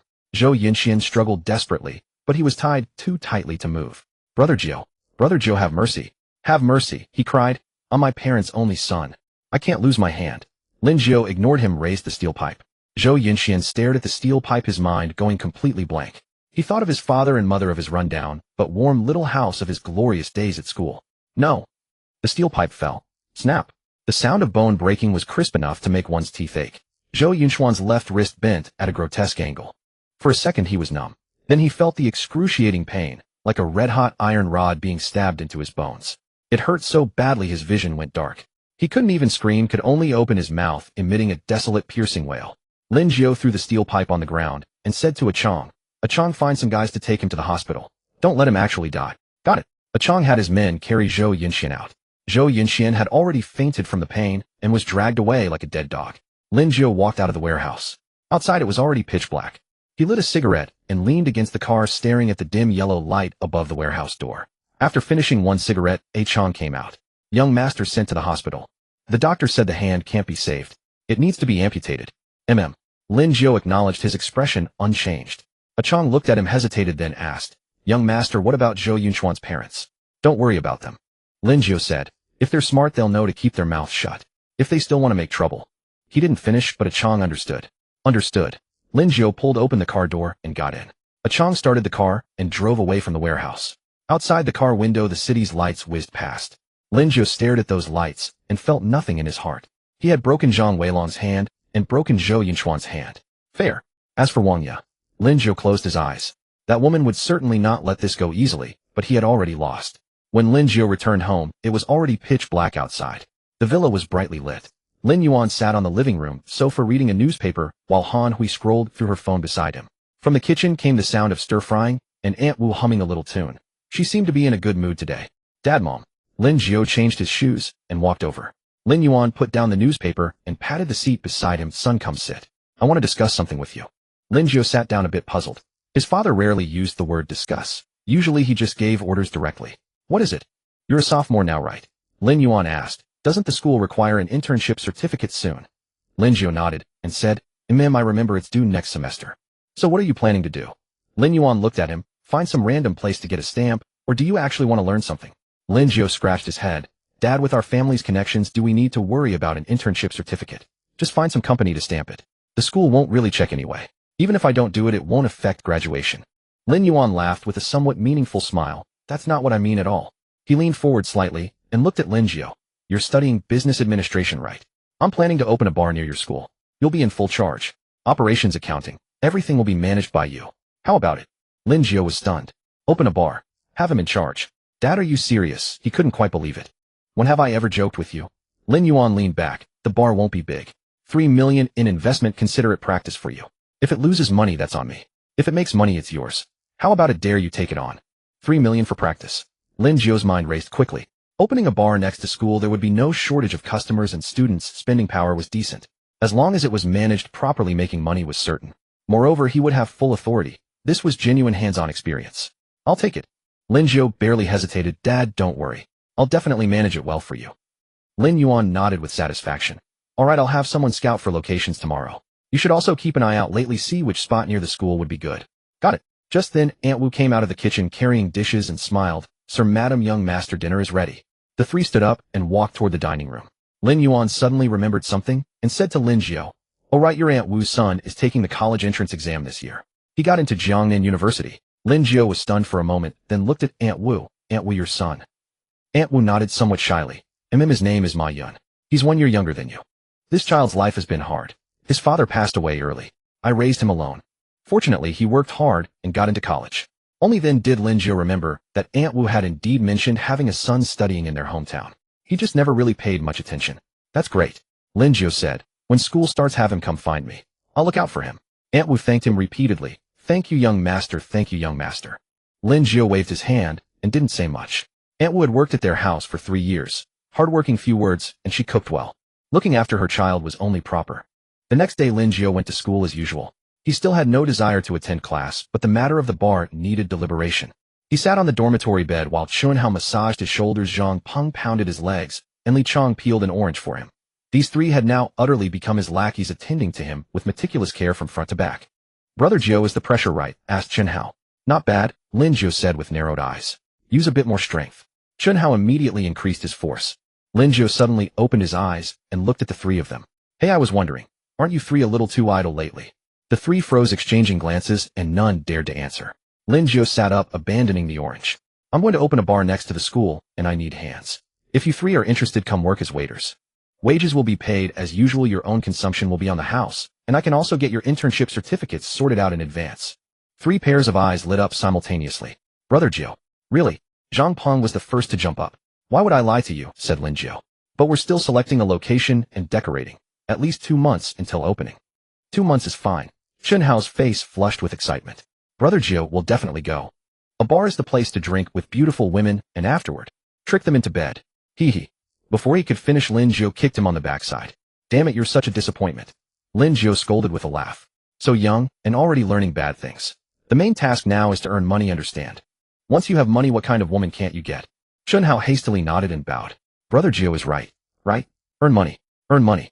The three were overjoyed, swarming around Lin Jiu with endless questions. How big would the bar be? How many people would be hired? What was the salary? Could they bring friends to hang out? Irritated by the barrage, Lin Jiu waved his hand. We'll talk about it once it's all set up. Nothing has taken shape yet. As they were messing around, his phone rang. It was a Chong calling. Young master, we've found a promising location for the bar. On the street outside the school's west gate, there's a storefront being transferred. 2 floors, 300 square meters, in a good position. All right, I'll go check it out this afternoon. After hanging up, Lin Jiu was in an even better mood. Things were progressing so fast with the bar. It seemed his father was serious. He stood up, stretching his muscles. Let's go eat.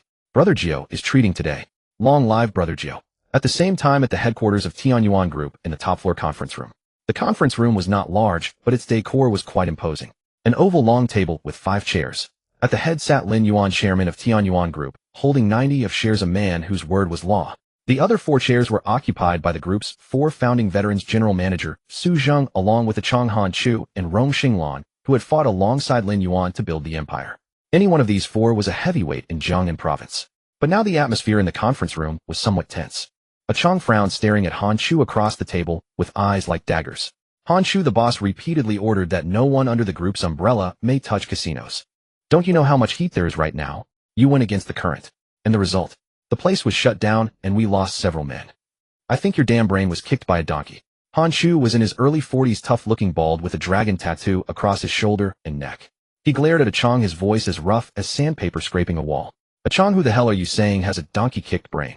I'm talking about you. A Chong, completely unafraid, retorted. What, not convinced? If you're not convinced, let's step outside and settle it. Fine. Let's do it. Whoever backs down is a coward. Han Chu slammed the table and stood up, his chair crashing to the floor. Seeing that the two were about to come to blows, Lin Yuan spoke. Everyone shut up. The voice was not loud, yet the room instantly went silent. Han Chu remained standing, but had already lost much of his steam. A Chong had also sat back down, but his eyes still glared at Han Chu. Lin Yuan looked at Han Chu, his gaze icy. I told you to stay away from casinos. Did my words go in one ear and out the other? Han Chu opened his mouth to explain, but Lin Yuan raised a hand to interrupt. You dare to make excuses, eh? Han Chu shrank his neck and fell silent. Lin Yuan let out a sigh, his tone softening a little, but his words growing heavier. Han Chu, we brothers crawled out of a mountain of knives and a sea of fire to get where we are today. It wasn't easy. Gambling and drugs bring quick money, but at what cost? Look at those who've gotten involved. Which one of them came to a good end? We're only a few steps away from completely cleaning up our act and going legitimate, and you choose this moment to cause trouble. Han Chu hung his head like a scolded schoolchild. I'll tell you one last time, Lin Yuan said, slowly emphasizing every word. From now on, among all personnel under the group, whoever touches gambling or drugs can turn themselves in. Don't wait for me to act. Han Chu grunted a dull Meeting dismissed.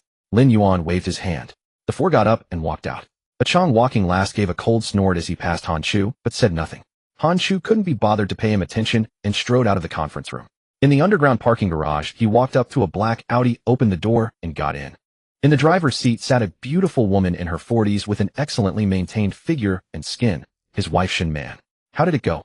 What did Brother Yuan say? Asked Shin Man. Han Chu lit a cigarette and took a heavy drag. What else could he say? He gave me a scolding. Shin Man laughed. Ha ha ha, Brother Yuan scolding you is the least of it. It's good he didn't punish you. He told you to stay away from casinos, but you wouldn't listen. Now look, the place is shut down and you lost a few underlings. Alright, stop nagging. Han Chu waved his hand in irritation.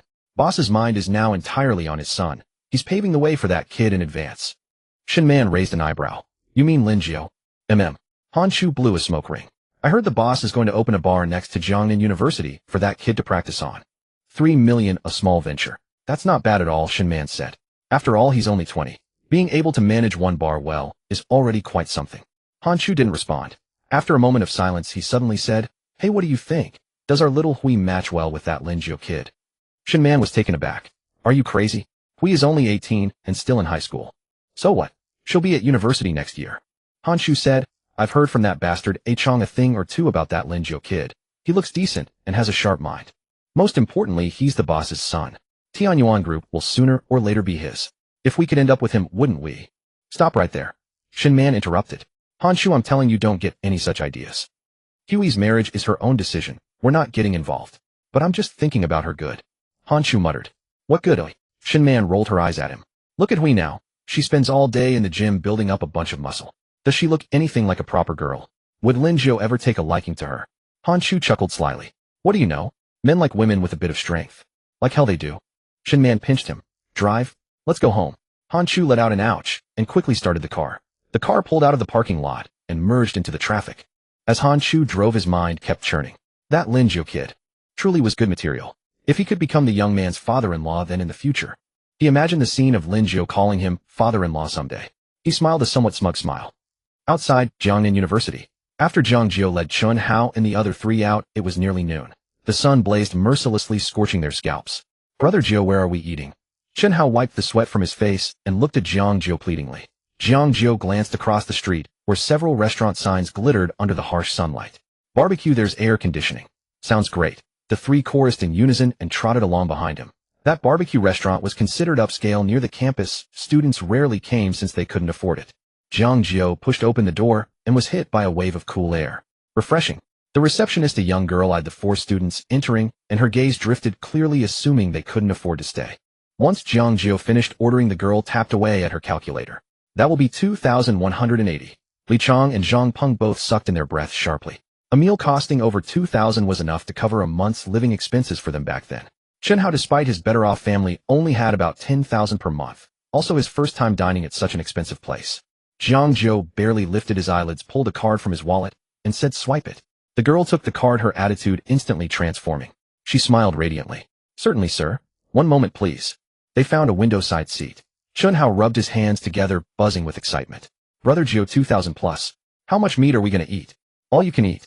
Jiang Jiu pulled out his phone and scrolled. "Dig in whenever you're ready." "You're the man, Brother Jiu." Zhang Peng gave a thumbs up. "Awesome, Brother Jiu." Li Chong chimed in with his own flattery. Jiang Jiu ignored them and continued browsing his phone. Qiang had sent over a few potential locations for the bar, and he needed to mull them over. The dishes arrived quickly, plates of meat piled high across the table. Snowflake, beef tongue, short ribs, and a seafood platter, all looking unmistakably pricey. Chun Hao and the other two stared with wide eyes, swallowing hard, but but no one dared pick up their chopsticks. Jiang Jiu hadn't started yet. He glanced up and smiled. Why are you staring? Eat. Only then did the three relax, their chopsticks flying like weapons as they loaded the grill. The meat sizzled and crackled, releasing an irresistible aroma. Jiang Jiu also picked up 2 slices and grilled them leisurely. He always ate with refinement, unlike Chun Hao and the others who devoured food like famished ghosts. Halfway through the meal, Zhang Peng suddenly nudged his arm. Brother Jiu, look at that table over there. Didn't that woman just come in? Doesn't she look like Wang Ya? Jiang Jiu followed his finger and looked over. At the corner table sat a man and a woman. The man was a hefty fellow, easily over 300 gene, with layers of neck fat and skin as dark as soot. The woman had her back to them, wearing black stockings and a mini skirt, her long hair cascading down her shoulders. From behind, she did resemble Wang Ya. The fat man's hands were wandering restlessly along her thighs. The woman didn't pull away, as she simply sat there, occasionally leaning into him. Let's wait and see when she turns around. Li Chong craned his neck. As if hearing them, the woman tilted her head to speak with a waiter. It was indeed Wang Ya. Jiang Jiu raised an eyebrow, surprised yet not entirely unexpected. His earlier actions with Wang Ya's family had presumably left them destitute. Without finding a patron, how would she survive? He just hadn't expected her to settle for someone like that. Holy crap, that is Wang Ya. Chun Hao whispered in a hushed tone, winking. Brother Jiu, look at that fat guy. His neck is pitch black, covered in gold rings. Total nouveau riche, right? Zhang Peng stifled a laugh. Brother Jiu, do you think Wang Ya can stomach silkworm pupae? Li Chong confused. What does that mean? You idiot. Chun Hao smacked him. Look at that fat man's thighs and belly. Uffed. Li Chong understood immediately and burst out laughing, hastily covering his mouth. Jiang Jiu smiled as well. He'd once thought Wang Ya was quite sharp, but now it seemed she was nothing special. For money, she'd even cater to a creep like that. Enough, let's eat. Jiang Jiu averted his gaze. Mind your own business. The three finally restrained themselves, though their eyes still drifted toward that table from time to time, whispering and shaking with suppressed laughter. Jiang Jiu stopped paying attention and continued eating his own meal. How Wang Ya turned out had nothing to do with him. The path she chose, she would have to walk alone, no matter how onerous. The meal lasted nearly 2 hours. Chun Hao and the other 3 were groaning from overeating. Jiang Jiu paid the bill and stood up to leave. As they passed Wang Ya's table, the fat man was shoving a piece of meat into her mouth. Wang Ya wrinkled her nose, but opened her mouth anyway. The fat man grinned, his jowls quivering, and his hand slid back onto her thigh. Jiang Jiu didn't break stride, merely casting a sidelong glance at Wang Ya and curling his lips into a sneer. Chun Hao and the others weren't as restrained. They chuckled outright. Not loud, but clear enough for Wang Ya to hear. She was struggling to swallow the piece of meat when the laughter reached her. She instinctively looked up and locked eyes with Jiang Jiu. In that instant, her expression was priceless. First shock, then humiliation, finally mortification, and her eyes brimmed with tears in a flash. She dropped her head sharply, fingers clenching into fists, nails digging into her palms. It hurt, but the pain in her heart was far worse. She was Wang Ya, once the reigning campus beauty of Jiangnan University, forever surrounded by admirers. And now here, she was in an upscale restaurant kept company by a 300-gene fat man, reduced to a joke in front of Jiang Jiu and his crew. Those laughs felt like needles piercing straight through her heart. Sister Wang Ya, what's wrong? Lu Feng noticed her unease and patted her leg with his chubby hand. Wang Ya looked up, forcing a smile. Nothing, Brother Feng. Let's keep eating. Her smile was painfully forced, her lips trembling. Lu Feng failed to notice, mistaking it for shyness, and added another piece of meat to her plate. Eat more, you're too skinny. Wang Ya stared at that greasy morsel and felt her stomach churn. But she still opened her mouth, accepted it, chewed mechanically, and swallowed. Each bite feeling like swallowing shards of glass.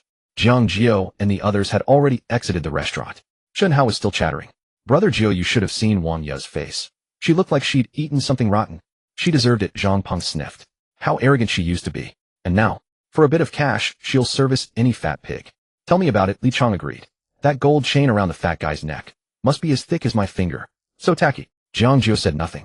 He recalled how Wang Ya used to call him a poor bastard and good for nothing, and now here she was. Quite the irony. But it was water under the bridge. Let it go? After walking for a while, they arrived at the shop Aqiang had mentioned. It had previously been a tutoring center. The sign remained, though faded. The 4 characters, Yuan education, had lost their luster, looking rather shabby. The door was unlocked. Pushing it open revealed an empty space. All the desks and chairs had been removed, leaving only a hollow shell. 2 floors high ceilings, genuinely spacious. Damn, Brother Jiu, this place is huge. Chun Hao craned his neck, eyes shining. 300 square meters. Not bad. Jiang Jiu replied, pacing through the room, already mapping things out in his head. First floor, a bar counter and main hall. Second floor, several VIP booths.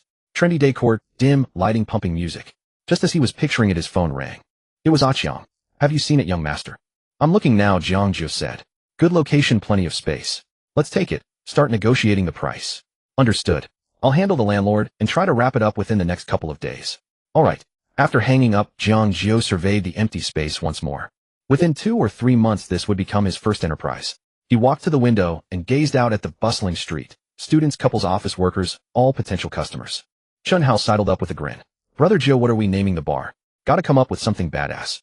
Lin Jiu thought for a moment. Let's call it Bai. Bai. Any meaning behind it? Lin Jiu turned to face them. 8 plus 1 equals 9. In Chinese 9 sounds like alcohol. The three nodded, only half understanding. Lin Jiu didn't elaborate further. He walked to the doorway and took one last look at the empty room. Bai bar. His territory.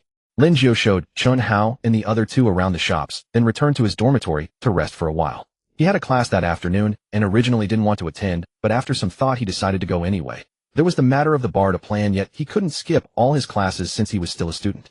The classroom wasn't crowded, with a large empty space in the back rows. Lin Jiu found a seat by the window and sat down. A wave of drowsiness hit him, and just as he laid his head on the desk to doze off, his phone suddenly vibrated. It was a message from Zhao Yusin. Lin Jiu, meet me at Rongqing Hot Pot Restaurant on Commercial Street at 6 this afternoon. My treat. Lin Jiu stared at the message for a few seconds. Zhao Yusin was quite an interesting girl. He remembered her roommate's overly eager behavior from their last encounter, but Zhao Yusin herself hadn't been forward at all. She kept a proper distance and showed good judgment. He thought it over and replied, okay. He had nothing better to do at home anyway, and Chong could handle the bar business in his absence. It might be refreshing to step out and grab a meal. Meanwhile, in a residential compound in the southern part of town inside Zhou Yunxuan's home, the living room was permeated with the sharp scent of medicinal herbs. Zhou Yunxian lay sprawled on the sofa, his left hand wrapped in thick bandages from wrist to forearm, bound up like a mummy. The doctor had said that hand was largely useless now. Holding a bowl would be difficult in the future, let alone any heavy labor. Zhou Tsong and Zhang Xiumei sat on either side, their eyes red and swollen, clearly having been crying. This is all your fault. Zhou Tsong suddenly roared, pointing at Zhang Xiumei. If you hadn't been greedy for that 100,000 yuan, would our son be in this state? He lost his job, his hand is ruined. Satisfied now. Zhang Xiumei kept her head down, tears streaming silently, not saying a word. Zhou Yunxian watched his parents like this, his heart feeling as though it were being torn apart. He wanted to say something, but he didn't know what to say. Who was to blame? His mother's greed? His father's weakness? Or his own foolishness for provoking someone he shouldn't have? Everything seemed to be their fault, yet nothing seemed entirely their fault either. After a long silence, Zhang Xiumei suddenly stood up, wiped her tears, and walked toward the kitchen. Mom, where are you going? Zhou Yunxian asked hoarsely. Zhang Xiumei didn't turn around, but emerged from the kitchen, gripping a kitchen cleaver, her eyes bloodshot. I'm going to find Lin Jiu. He crippled my son's hand. I'll make him pay with his life. Mom. Zhou Yunxian grew frantic and tried to stand, but his injured left hand gave way, and he nearly fell. Zhou Tsong also rushed to stop her. Xiumei, have you lost your mind? Don't you see things are already chaotic enough? I don't care. Zhang Xiumei cried out. My son's hand is ruined. What do I have left to fear? If worst comes to worst, I'll fight him to the death. Zhou Yunxian grabbed her desperately with his right hand. Mom, don't go. His voice cracked with emotion. Mom, Lin Jiu was merciful. For the 100,000 yuan incident, he didn't report it to the police or pursue charges. Our family is in this state now. He's lost his job and his money, but at least we're all still alive. If you go causing trouble again, next time it won't just be his hand that's ruined. It could be his life. Zhou Tsong and Zhang Xiumei were both stunned. Zhou Yunxian slumped back onto the sofa, tears finally falling. Dad, Mom, let it go. Really, let it go. I accept it. Zhou Tsong sat down heavily on the floor, covering his face, his shoulders shaking. The cleaver dropped from Zhang Xiumei's hand with a clatter, and she collapsed beside it, wailing loudly. The three of them wept together as a family. At 5:30 that afternoon, after classes ended, Lin Jiu arrived at the gate of Jiangnan University and hailed a taxi to the Commercial Street. He hadn't asked the family driver to bring him, finding it too much trouble. Rongqing Hot Pot Restaurant was in the middle section of the Commercial Street, newly decorated, with a line forming at the entrance. Lin Jiu walked in and immediately spotted Zhao Yusin sitting by the window, waving at him. You're quite punctual, Zhao Yusin smiled, handing him the menu. I ordered a divided hot pot. Take a look and see if there's anything else you'd like to add. Lin Jiu took the menu and glanced through it. Zhao Yusin had already ordered quite a lot. Sliced beef, tripe, shrimp, paste, vegetables. All enough for 2 people. That's enough, he said, putting the menu down. We've ordered too much or we won't finish it all. All right, Zhao Yusin said, calling the waiter to place the order. As they waited for the food, they chatted casually. Zhao Yusin mentioned she was learning piano, and Lin Jiu told her about his plan to open a bar. Zhao Yusin was somewhat surprised. You're opening a bar? Near the university? Yeah, just practicing. Not bad, boss Lin, Zhao Yusin teased. When it opens, I'll come support you, and you can give me a discount. I'll comp your meal if you want, Lin Jiu said casually. The pot arrived, and the dishes came one after another. They began cooking the meat in the hot pot, and their conversation drifted from studies to daily life, and then to their futures. Zhao Yusin spoke with genuine interest. She wasn't pretending or putting on airs which set her apart from those affected girls. Just as they were talking, a dark figure loomed over them. Lin Jiu looked up to see a burly man over 1.80 m tall, broad-shouldered, and muscular with a green dragon tattooed on his arm glaring at him. Could I've claimed this seat, so scram? The burly man barked, slamming his hand on the table and making the bowls and chopsticks jump. Lin Jiu frowned and glanced at Zhao Yusin across from him.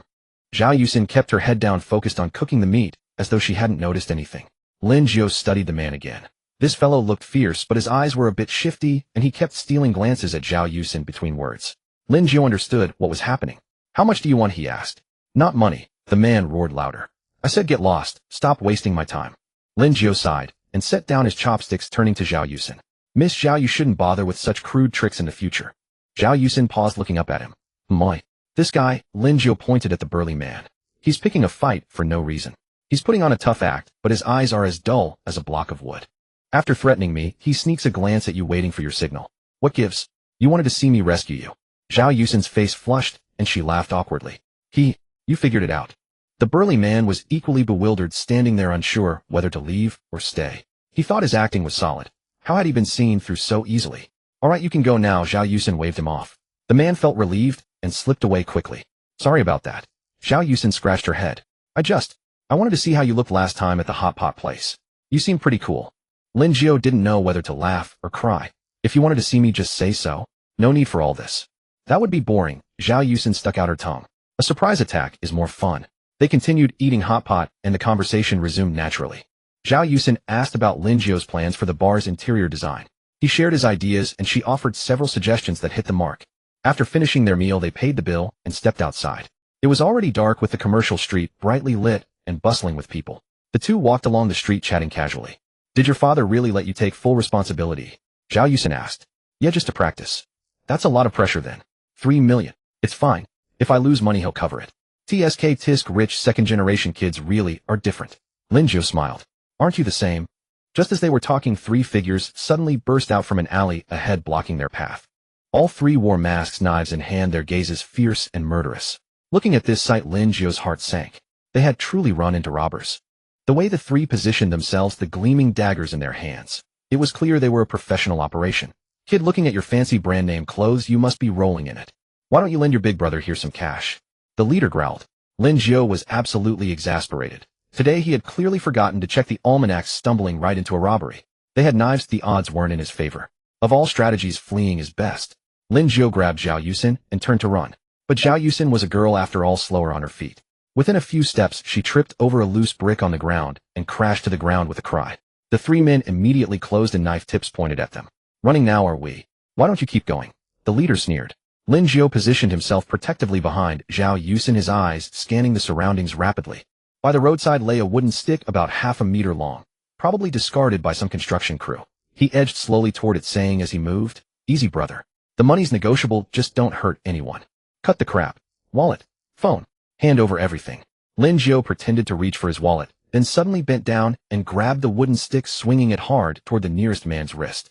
The man reacted quickly, slashing his knife across to block the stick. But Lin Jiu's strength was considerable, forcing him back a step. What the F? This little punk actually dared to fight back. The other 2 lunged forward. Lin Jiu swung the stick, deflecting left and right. But these 3 were clearly professionals, with seamless coordination, their blades aimed squarely at vital points. Lin Jiu had no formal training, relying entirely on instinct to dodge. It was a frustrating one-sided struggle. A blade sliced toward him. He twisted aside, but his arm still caught the edge, blood seeping through immediately. Lin Jiu. Zhao Yusin screamed in terror. Lin Jiu had no time to respond. His wooden stick swept low, striking one man's knee. The man let out a wretched cry and collapsed to the ground. But the other 2 blades were already upon him. One from the left, one from the right, cutting off his escape. Lin Jiu gritted his teeth and took another hit head on, his wooden stick crashing down savagely onto the other man's head. Bang! The man staggered and crumpled. One remained. Lin Jiu's arm had taken 2 cuts, now bleeding profusely, but he didn't stop, raising the stick to strike again. The last robber was terrified by Lin Jiu's ferocity, his grip on the knife faltering. Lin Jiu brought the stick down on his wrist. The knife clattered to the ground. Lin Jiu delivered a fierce kick to the man's stomach, sending him sprawling, unable to rise. All 3 robbers lay defeated on the ground. Lin Jiu gasped for breath and released the stick. The wounds on his arm burned with searing pain, blood dripping down his sleeve. Lin Jiu, are you okay? Zhao Yusin scrambled to her feet and rushed to his side. Seeing the wound on his arm, her tears streamed down instantly. I'm so sorry. I'm so sorry. I shouldn't have asked you to come out with me. It's nothing. Lin Jiu managed a thin smile. Just a scratch. He pulled out his phone, called 120 first, then reported the incident to the police. After that, he flagged down a taxi to take Zhao Yusin home first. In the car, Zhao Yusin kept crying, apologizing endlessly. Lin Jiu found it grating, but he couldn't very well say anything, so he endured in silence. At Zhao Yusin's building, before getting out, she still had red-rimmed eyes as she asked, "Is your arm really okay? Do you need to go to the hospital?" "No need. I'll just put some ointment on it when I get home." Lin Jiu waved her off. "Go on up." He watched until Zhao Yusin disappeared into the building, then told the driver to take him home. It was nearly 10 o'clock by the time he arrived. Lin Yuan and Han Hui were still in the living room watching TV when Lin Jiu walked in. Han Hui called out first, "Xiao Jiu's back. Have you eaten?" Her words died in her throat as she spotted the blood on his arm. Her voice turned sharp. "Xiao Jiu, what's wrong with your arm?" Lin Yuan rose to his feet, as well his expression darkening. "Who did this?" Lin Jiu grabbed a tissue and pressed it against the wound. "It's nothing. Ran into some robbers on the way home. I chased them off." "Robbers?" Lin Yuan strode over and pushed up Lin Jiu's sleeve to examine. The wound wasn't deep, but it was long. The blood had already clotted, yet it looked rather alarming. "Here in Jiangnan, someone actually dared to lay a hand on my Lin Yuan's son." Lin Yuan's voice turned ice cold. "Where was Aqiang? Wasn't he supposed to be with you? I sent him to handle the bar business." Lin Jiu said, "Dad, seriously, I'm fine. Some ointment will do." Han Hui rushed to get the first aid kit, cursing as she rummaged through it. "Those damned scoundrels robbing people in broad daylight. Son, just you wait. Your mother will find out who did this and make them pay." Lin Jiu offered no reply, letting Han Hui clean the wound, apply medicine, and bandage it. The antiseptic stung his wound, making him grimace, but he didn't make a sound. After the bandaging was done, Han Hui fussed and worried for quite some time before Lin Yuan coaxed her back to rest. Only father and son remained in the living room. Lin Yuan lit a cigarette and looked at Lin Jiu. "You really okay?" "Really fine." Lin Jiu flexed his arm. "Those three had some skills. Looked like they'd had training." "Training?" Lin Yuan raised an eyebrow. "Ordinary robbers don't have that kind of skill." Lin Jiu said nothing. He agreed. The three men had coordinated too perfectly, their knife work too ruthless. They were no common thugs. "Dad," he suddenly asked, "how did Aqiang learn to fight like that?" Lin Yuan blew out a smoke ring. "Him? He didn't learn. He fought his way up. Back when they followed me, we had too many enemies. Every other day someone came after us. You either fought and survived or you died.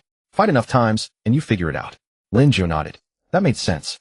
Aqiang's fighting style clearly came from real combat. Every move was a killing technique. "Dad," he said again, "could you ask Aqiang to teach me sometime? My current skills aren't nearly enough." Lin Yuan studied his son and smiled. "Good attitude. Willingness to learn is commendable. I'll mention it to him tomorrow." "Thanks, Dad." Lin Jiu stood and headed to his room. Closing the door, he leaned against it and let out a long, slow breath. Today's events served as a stark reminder. Having money wasn't enough. He needed the means to defend himself. Otherwise, the next time something like this happened, he might not be so fortunate. He walked to the window and gazed out at the night. Jiangnan at night. Its lights glittered magnificently. But beneath this gleaming, glamorous city, how many dark secrets lay hidden? He didn't know. But he knew one thing: he was Lin Yuan's son. He stood at the apex of society, yet also perched on the precipice. From this day forward, he had to become fiercer, stronger. Otherwise, some accident might befall him at any moment. The next day after school, Aqiang's car was already waiting at the school gate. Lin Jiu got in. Aqiang glanced at him through the rearview mirror. "Young master heading straight to the gym?" "Yeah." Lin Jiu leaned back in the seat, his mind still replaying last night's encounter with those three robbers. The flash of blades, their vicious determination. Even now a chill ran through him. After about 20 minutes, the car stopped in front of what appeared to be an ordinary-looking gym. The sign was somewhat weathered, "Fierce Tiger Fitness." The entrance was modest, but the people coming and going looked far from harmless, either massively built or bearing fierce expressions. "This place." Lin Jiu stepped out, taking in his surroundings. "Big brother opened this in the early days," Aqiang said as he locked the car. Later handed it over to his people to manage. "Everyone here is one of us. It's safe." They pushed through the door. The receptionist was a burly, bald man. Upon seeing Aqiang, he immediately stood at attention. "Brother Chong." Aqiang nodded. "This is our young master." "Understood." The bald man glanced at Lin Jiu, his gaze filled with respect. "Young master." Lin Jiu gave a small nod. Inside, the gym was far larger than it appeared from outside, divided into several sections. The weights area was filled with various iron contraptions. Several bare-chested, heavily tattooed men were grunting as they lifted dragons and tigers inked across their bodies. In the ring area, a boxing ring featured two men trading blows, every punch landing with meaty thuds. Qiang led Lin Jiu deeper inside. Everyone they passed greeted Qiang, and their eyes flicked curiously toward Lin Jiu, but no one dared to ask questions. At the very back was a separate room with the door closed. Qiang pushed it open. Inside was sparse, just a mat in the center, and some weapons mounted on the wall, blades and sticks among them. You'll train here from now on, Qiang said, closing the door. Too many eyes outside. It's not convenient. Lin Jiu shed his jacket and tossed it aside. How do we start? Qiang didn't answer immediately. Instead, he had Lin Jiu perform several basic movements. Push-ups, squat, sit-ups. Lin Jiu grit his teeth through all of them, gasping for breath. Your foundation's decent, but not enough. Qiang shook his head. Fighting isn't about brute strength. It's about technique, speed, and intelligence. He walked to the wall, unhooked a short stick, and tossed it to Lin Jiu. Catch. Lin Jiu caught it. The stick wasn't heavy, but it felt natural in his grip. Come on. Hit me. Qiang stood in place, hands empty. Lin Jiu stared stunned. What? Hit me, Qiang repeated. Use your maximum strength, your fastest speed. Lin Jiu hesitated for a moment, then tightened his grip on the stick. He readied himself, preparing to strike with everything he had. Lin Jiu gripped the staff, hesitation flickering across his face. But the expression on Qiang's face made it clear this was no joke. Steeling himself, he swung the staff down with all his might. Qiang didn't flinch. Just as the staff was about to descend, he sidestepped, suddenly caught Lin Jiu's wrist with his left hand, and delivered a sharp palm strike to Lin Jiu's elbow joint. With a sharp crack, Lin Jiu's entire arm went numb, and the staff slipped from his grasp, clattering to the ground. Too slow, Qiang released his wrist. Your force is scattered. During a fight, all your power must be concentrated on a single point. Strike fast and accurate. Lin Jiu shook his numbing arm, defiance in his eyes. Again, this time he had learned his lesson. Instead of swinging wildly, he feinted and lunged toward Qiang's stomach. But Qiang was even faster. His knee shot up, striking Lin Jiu's wrist, and the staff flew from his hand once more. Still too slow. Qiang shook his head. Young master, your eyes must follow my hands, my feet, my shoulders. The moment my shoulder moves, you'll know exactly where my strike is headed. Lin Jiu picked up the staff, breathing heavily. How am I supposed to track all that? Practice, Qiang replied. Practice until you no longer need to see. Until instinct takes over. For the next 2 hours, Lin Jiu endured nothing but punishment. Qiang taught him how to grip the staff, how to generate power, how to evade, and how to counterattack. Each movement had to be repeated dozens of times until Lin Jiu could barely lift his arms, and his legs trembled beneath him. Enough rest for 10 minutes. Qiang glanced at his watch. Then we move on to weapon drills. Lin Jiu collapsed onto the mat, his body feeling as though it had fallen apart. He had fought before in middle school, but those were nothing but wild flails, swinging with all his strength and calling it a fight. Only now did he realize that in a real altercation, all those flashy techniques were useless. There was only one word: ruthlessness. After the break, Qiang led him to the equipment training area. This wasn't about building muscle. It was about sharpening reflexes. A machine randomly launched small balls at high speed, and Lin Jiu had to use his staff to strike them back. At first, he couldn't react fast enough. The ball slammed into his body with painful thuds. After half an hour of relentless training, he slowly began to find his rhythm, managing to return a few shots. Not bad. You're starting to look like you know what you're doing. It was the first time Qiang had offered praise. Continue tomorrow. Lin Jiu was too exhausted to speak, so he simply nodded. At 10 o'clock that night, training ended. Lin Jiu almost dragged his body out of the gym, each step feeling as though he were walking on cotton. Qiang offered to drive him home, but Lin Jiu declined with a wave of his hand and hailed a taxi on his own. When he arrived home, Lin Yuan and Han Hui were still in the living room. Seeing Lin Jiu's battered state, Han Hui was startled. Xiaoji, what happened to you? Did you get into a fight? No. Lin Jiu collapsed onto the sofa. Just train all evening. I'm exhausted. Lin Yuan set down his newspaper and studied him carefully. How did Qiang teach? Ruthless. Lin Jiu spat out a single word. Fucking ruthless. Lin Yuan chuckled. Can't be soft in this world. If you're not ruthless, others will be ruthless to you. Han Hui's heart ached as she hurried to the kitchen, heated a glass of milk, and brought it over. Drink this quickly to replenish your strength. Don't train so hard in the future. Take it easy. Lin Jiu took the milk and drained it in one go. The warm liquid sliding into his stomach brought a touch of relief. Mom, I'm fine. He said, if I don't get tougher, I'll suffer again the next time trouble finds me. Han Hui opened her mouth to say more, but Lin Yuan silenced her with a look. Training is fine, Lin Yuan said. A man needs some self-defense skills. But remember, martial arts are for protecting yourself, not for causing trouble. I know. Lin Jiu nodded. He leaned back on the sofa and closed his eyes. His mind was still filled with Qiang's movements, fast, precise, ruthless. And the three robbers, the glint of their knives, the blood. He opened his eyes and looked at his own hands. These hands had only ever held pens, chopsticks, and phones. But from now on they might also need to grip knives, staffs, and guns. He didn't feel afraid. In fact, he felt a flicker of excitement. Just as his father had said, in this world, if you're not ruthless, others will be ruthless to you. He needed to become ruthless. Ruthless beyond anyone else. The next morning, Lin Jiu ran into Wang Ye at the school gate. Wang Ye was walking with her head down toward the teaching building, unaware of his presence. It wasn't until she raised her head that the two found themselves face to face. Wang Ye's steps faltered and her expression shifted. The hostility in her eyes was impossible to conceal, but she dared not linger. Keeping her head down, she tried to sidestep him. Wang Ye, Lin Jiu called out to her. Wang Ye's body stiffened, and she slowly turned around, her face tightly clenched. What do you want? Lin Jiu stepped closer and looked her up and down. Wang Ye was wearing a white dress and light makeup today. She was still beautiful, but the arrogance that once defined her was gone, replaced by timidity and lingering resentment. That night at the hot pot restaurant, Lin Jiu began, his voice low, but every word cutting like a blade. That overweight piece of fat sitting beside you, I guess 300 Jean, was your new boyfriend. He deliberately raised his tone on the words 300 Jean. Wang Ye's face drained of color instantly. Her lips trembled and her nails dug into her palms. It hurt, but not nearly as much as the humiliation those words brought. She was once the campus belle of Jiangnan University, chased by countless boys. And now Lin Jiu was publicly shaming her like this. None of your business. She gritted her teeth and forced those words through clenched molars. Without another word, she turned and walked away, her steps hurried like she was fleeing. Lin Jiu watched her panicked retreat and sneered. A woman like Wang Ye held grudges. She would definitely find an opportunity for revenge. But so what?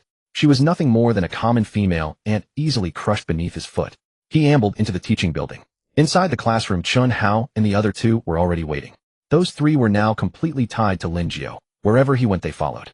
Seeing Lin Jiu enter, the three immediately surrounded him, fawning over him like eunuchs serving an emperor eager to please. Lin Jiu sat down. Chun Hao massaged his shoulders, Zhang Peng pounded his legs, and Li Chong handed him a bottle of water. Brother Zhou's summer vacation is only 3 weeks away, Chun Hao said while kneading his shoulders. What are your plans for the break? Lin Jiu closed his eyes and enjoyed the service. What else could I plan? Focus on getting the bar ready. I've arranged for expedited construction. It'll definitely open within a month. That's great. Zhang Peng grinned. Brother Jiu will follow you during the summer. Fine, Lin Jiu acknowledged. Just don't slack off. Never. Li Chong patted his chest. Brother Jiu's business is our business. Just then Chun Hao pulled a stack of envelopes from his bag, dozens of them colorful and thick. He held them out in front of Lin Jiu, winking slyly. Brother Jiu, these. Several girls asked me to deliver these to you over the past few days. Lin Jiu didn't even lift his eyelids. Love letters. You bet. Chun Hao chuckled. I've seen the letters from those girls. They're all pretty, and one of them is even the beauty of the arts department. Throw them away. Lin Jiu interrupted him. Huh. Chun Hao froze. Throw them away. Brother Jiu, that's such a waste. Just take a look. I said throw them away. Lin Jiu opened his eyes and shot him a glance. If you like them, go court them yourself. Chun Hao's back went cold under that look. He immediately nodded. Throw them. I'll throw them right now. He rushed to the trash can and dumped the entire stack of love letters inside, still feeling a twinge of regret. Those girls really were attractive. Though Lin Jiu turned them down, he himself had been somewhat interested. But he dared not say it. Brother Jiu. Chun Hao sat back down and changed the subject. Zhou Yinxian hasn't been coming to school these past few days. Li Chong chimed in. I had someone look into it. His hand was crippled by someone. We don't know who. He's recovering at home. I heard he can't even take the final exams. He'll have to take a leave of absence. Lin Jiu hummed and said nothing more. The three exchanged glances, their minds perfectly clear. Whose hand could possibly have been crippled like that, if not Lin Jiu's? Chun Hao swallowed hard and asked cautiously, Brother Jiu, was it you who broke Zhou Yunchuan's hand? Before he could finish his sentence, Lin Jiu cast him a glance. At that single look, Chun Hao immediately clammed up, beads of sweat forming on his forehead. Zhang Peng and Li Chong were too terrified to make a sound. A deeper sense of awe and trepidation settled in all three of their hearts. They were grateful Lin Jiu had shown mercy back then and let them go. If he hadn't, they might be the ones lying bedridden at home right now. Brother Jiu, water. Li Chong hurriedly handed over a bottle. Brother Jiu, let me rub your back. Zhang Peng lightened his touch considerably. Chun Hao quickly returned to kneading his shoulders, not daring to utter another word. Watching their cowering state, Lin Jiu couldn't help but find it amusing internally, yet he thoroughly enjoyed it. This was the taste of power, making others fear, making others respect, making them dare not even breathe too loudly. After evening classes concluded, A Chong's car was waiting outside the school gate as usual. Lin Jiu got into the vehicle, and A Chong glanced at him through the rearview mirror. Young master, what are we practicing today? Sparring, Lin Jiu replied. Drills alone won't do much, do I need to fight? Understood. Upon reaching the gym, it was the same private room as before. Lin Jiu changed into his training attire and stretched out his muscles and bones. After these past few days of training, he could clearly feel his body had become firmer and his reactions quicker. A Chong stood opposite him with his hands behind his back. Young master, today I'll fight you with just one hand. Come at me however you wish. Lin Jiu made no excuses and immediately assumed his fighting stance. The techniques Chang had taught him these past few days were all ruthless. Kicks to the groin, strikes to the eyes, throat locks, anything that could end a fight. But Chang was far too fast at every punch, and kick Lin Jiu threw seemed to land on nothing but cotton, unable to even graze Chang's clothing. Too slow, Chang remarked, sidestepping his straight punch and tapping his elbow joint. Lin Jiu's entire arm went numb, his movements lagging half a beat behind. Seizing the opportunity, Chang delivered a kick to his calf, sending him stumbling backward and nearly falling. Your stance is unstable, Chang noted. When fighting, your feet must be rooted like trees. Lin Jiu gritted his teeth and charged again. This time he'd grown smarter. He wouldn't meet Chang head-on, but would circle around him looking for openings. After circling a few times, he suddenly dropped low and executed a sweeping kick. Chang wasn't prepared and was caught squarely, his body staggering. In that brief moment of imbalance, Lin Jiu lunged forward, his right hand forming a claw aimed straight at the throat. Chang's eyes lit up, raising his arm to block, but Lin Jiu's attack had been a feint. His left hand was already clenched into a fist, smashing violently into his ribs. Bang! Chang grunted in pain and stepped back twice, rubbing his ribs.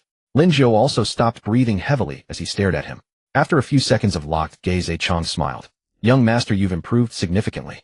Lin Jiu smiled, too, wiping the sweat from his brow. I almost had you there. Not almost, Chang replied, walking over and patting his shoulder. You actually landed it. If I'd used my full strength on that strike, I would have gotten hurt. Lin Jiu's tension eased, and only then did he feel the soreness flooding through his body. He'd given it his all in those exchanges. All right, that's enough for today, Chang said. We'll continue tomorrow. Lin Jiu collapsed onto the mat, drenched in sweat, as if he'd been pulled from water. But his heart felt incredible, genuinely exhilarating. Lying there, he gazed up at the ceiling light, his mind flashing with images: Wang Ye's venomous expression, Zhou Yunxuan's maimed hand, and the glint of blades from those 3 robbers that night. He wasn't powerful enough yet, but at least he was no longer the helpless weakling who couldn't defend himself. He needed to grow stronger, strong enough that no one would dare cross him. Strong enough that everyone would give him a wide berth the moment they saw him. Lin Jiu sat up and clenched his fists.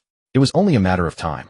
Time flew by, and before he knew it, final exam week had arrived at Jiangnan University. During finals week at Jiangnan University, the air carried a faint burnt scent, the smell of too many brains pushed to their limit. The library remained packed from morning until night. Study rooms stayed lit throughout the night, and hallways teemed with students clutching textbooks and muttering to themselves. Each one had that hollow, vacant stare, the look of the walking dead. Lin Jiu felt none of that stress. He came to class each day as usual, but not to study.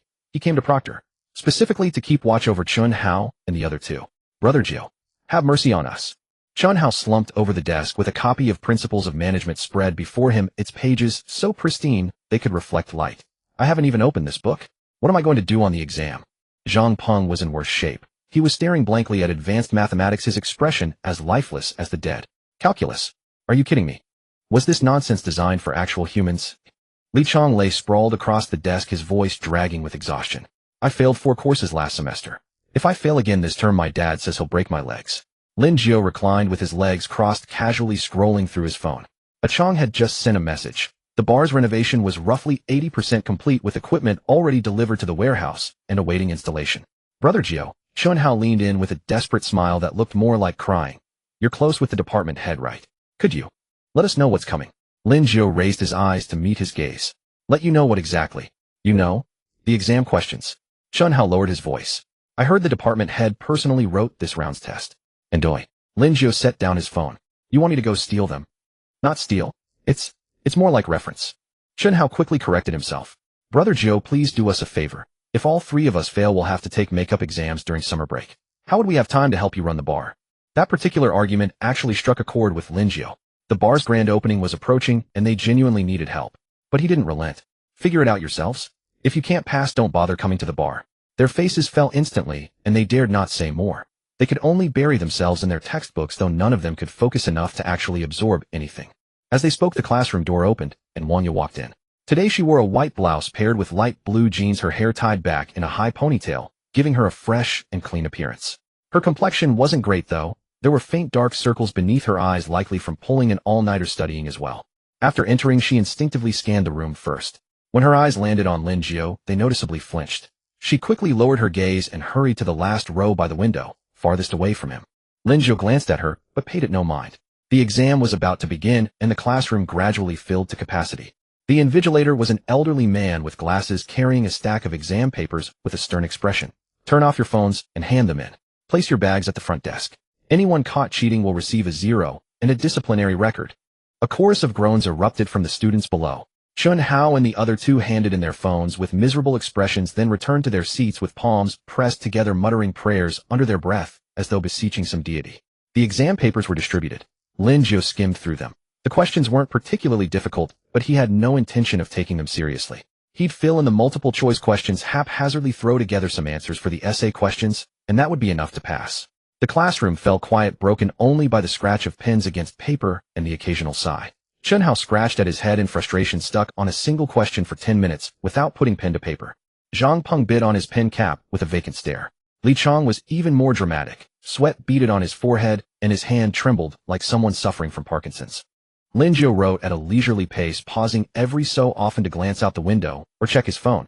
Even though he'd surrendered it, he still had a backup device hidden in his desk on silent mode, which he occasionally peeked at to check the time.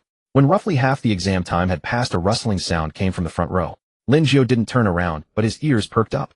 The noise was faint yet crystal clear in the quiet exam hall, the distinctive sound of paper being shuffled. He turned his head slightly and glanced back with his peripheral vision. Wang Yi sat by the window, her left hand propping up her forehead, while her right hand moved secretly beneath the desk. A folded note was being slowly extracted by her fingers. Well, now daring to cheat. If she's bold enough to cheat now, she'll probably rob a bank after graduation. This is unacceptable. Lin Jiu raised an eyebrow, somewhat surprised, yet feeling it was only natural. With Wang Yi's family situation, now she certainly wouldn't have the mind to study, let alone review. Failing the exam was inevitable. But with her pride, failing would be worse than death, so she could only take the risk. He turned his head back and continued writing his own exam paper. Yet his mind was already calculating. Report her or not. If he reported her, Wang Yi would surely get 0 in this subject, and might not even be able to take subsequent exams. Given her current predicament, this would only make matters worse. If he chose not to report her. As he was pondering, the invigilator rose from his seat and began pacing through the classroom.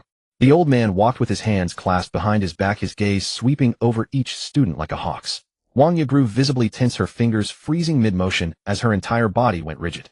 The old man stopped beside her. Wang Yi's breath caught her face, draining of color. Lin Jiu watched the scene unfold, and a sudden smile crossed his face. He raised his hand. Teacher. His voice wasn't loud, but in the quiet classroom it rang out clearly. The old man turned around. What is it? Lin Jiu pointed toward Wang Yi, his tone measured. That student appears to have brought cheat sheets. The classroom fell instantly silent. All eyes turned to Wang Yi. She jerked her head up, eyes widening as she locked onto Lin Jiu with a stare full of shock, fury, and despair. The old man strode over quickly. Student, stand up. Wang Yi remained frozen. Stand up. The old man barked again, his voice sharp. Wang Yi rose slowly, her legs trembling. Produce the cheat sheet, the old man demanded. Biting her lip, she revealed the folded paper beneath, covered densely with tiny writing. The old man snatched the paper, glanced at it, his face darkening.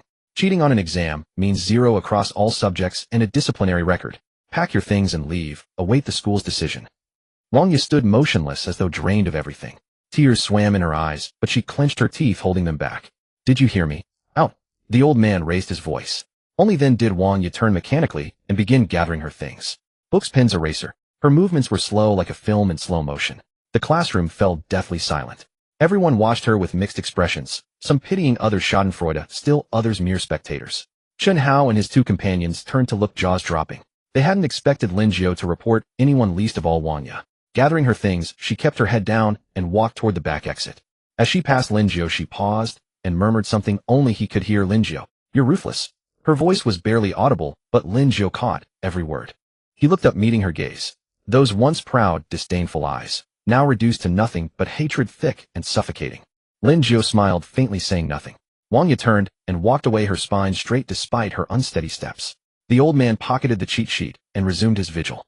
Quiet returned to the classroom, but the atmosphere had shifted entirely. No one dared any sneaky moves, breathing carefully as though walking on eggshells.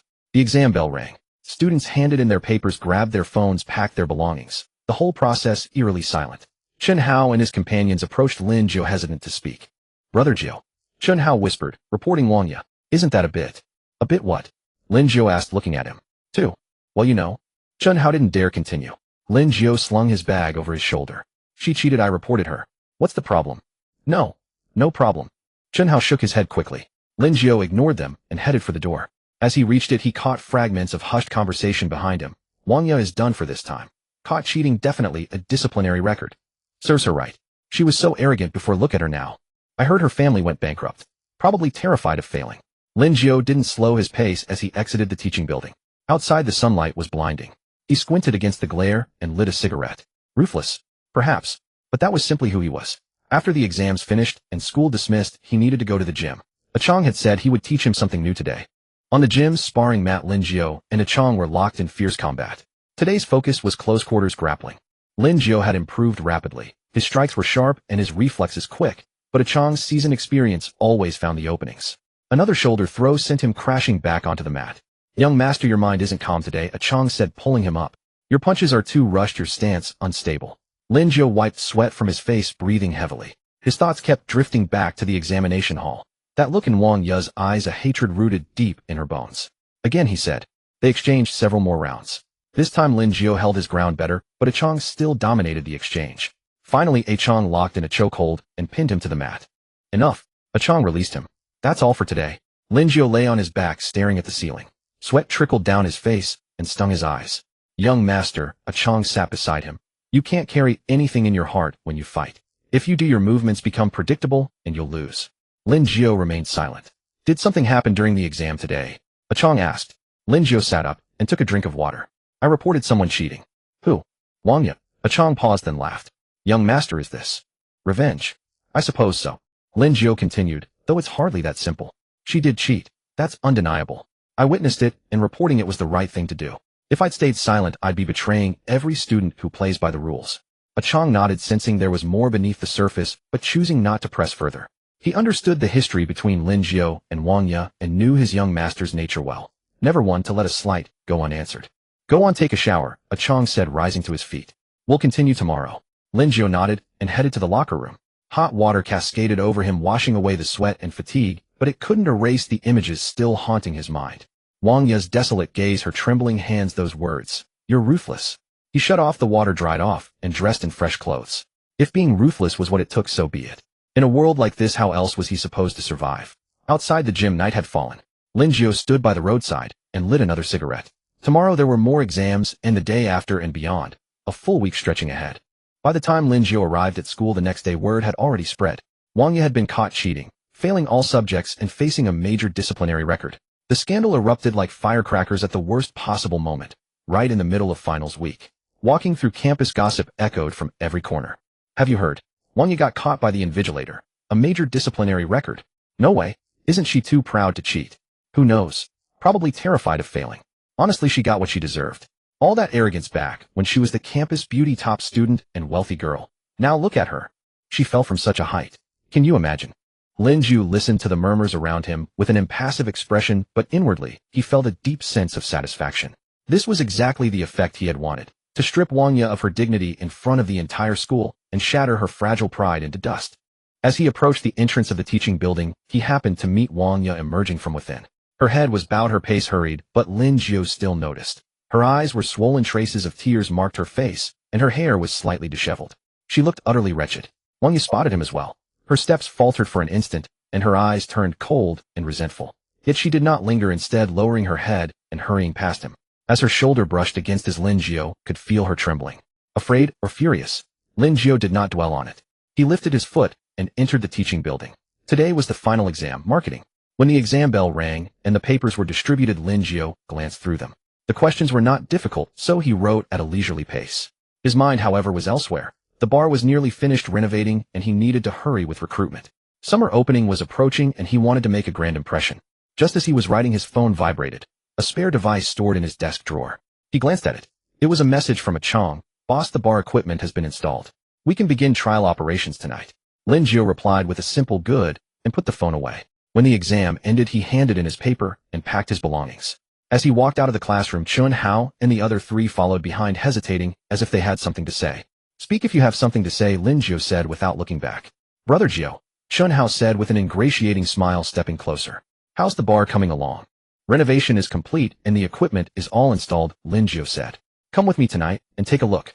"All right." The three of them lit up with excitement. That evening, Lin Jiu skipped the gym and headed straight to the bar with Chun Hao and the others. From across the street, the words "Bar" glowed against the night, surrounded by a ring of LED strips that dazzled the eye. A sign stood at the entrance, "Grand opening soon. Stay tuned." Pushing the door open, the interior was flooded with light, bright as day. The first-floor hall was spacious, furnished with black leather sofas and marble tables. At the center stood a circular stage beneath a rotating disco ball. The bar awaited at the back, its shelves lined with bottles that gleamed under the lights, radiating an air of luxury. The second floor housed private rooms, their doors closed, but one could imagine their interiors. Chun Hao and the others stood transfixed, mouths agape, unable to find words. Holy shit, Brother Jiu, this is insane. Zhang Peng stammered. How much did this cost? Li Chang's eyes were wide with disbelief.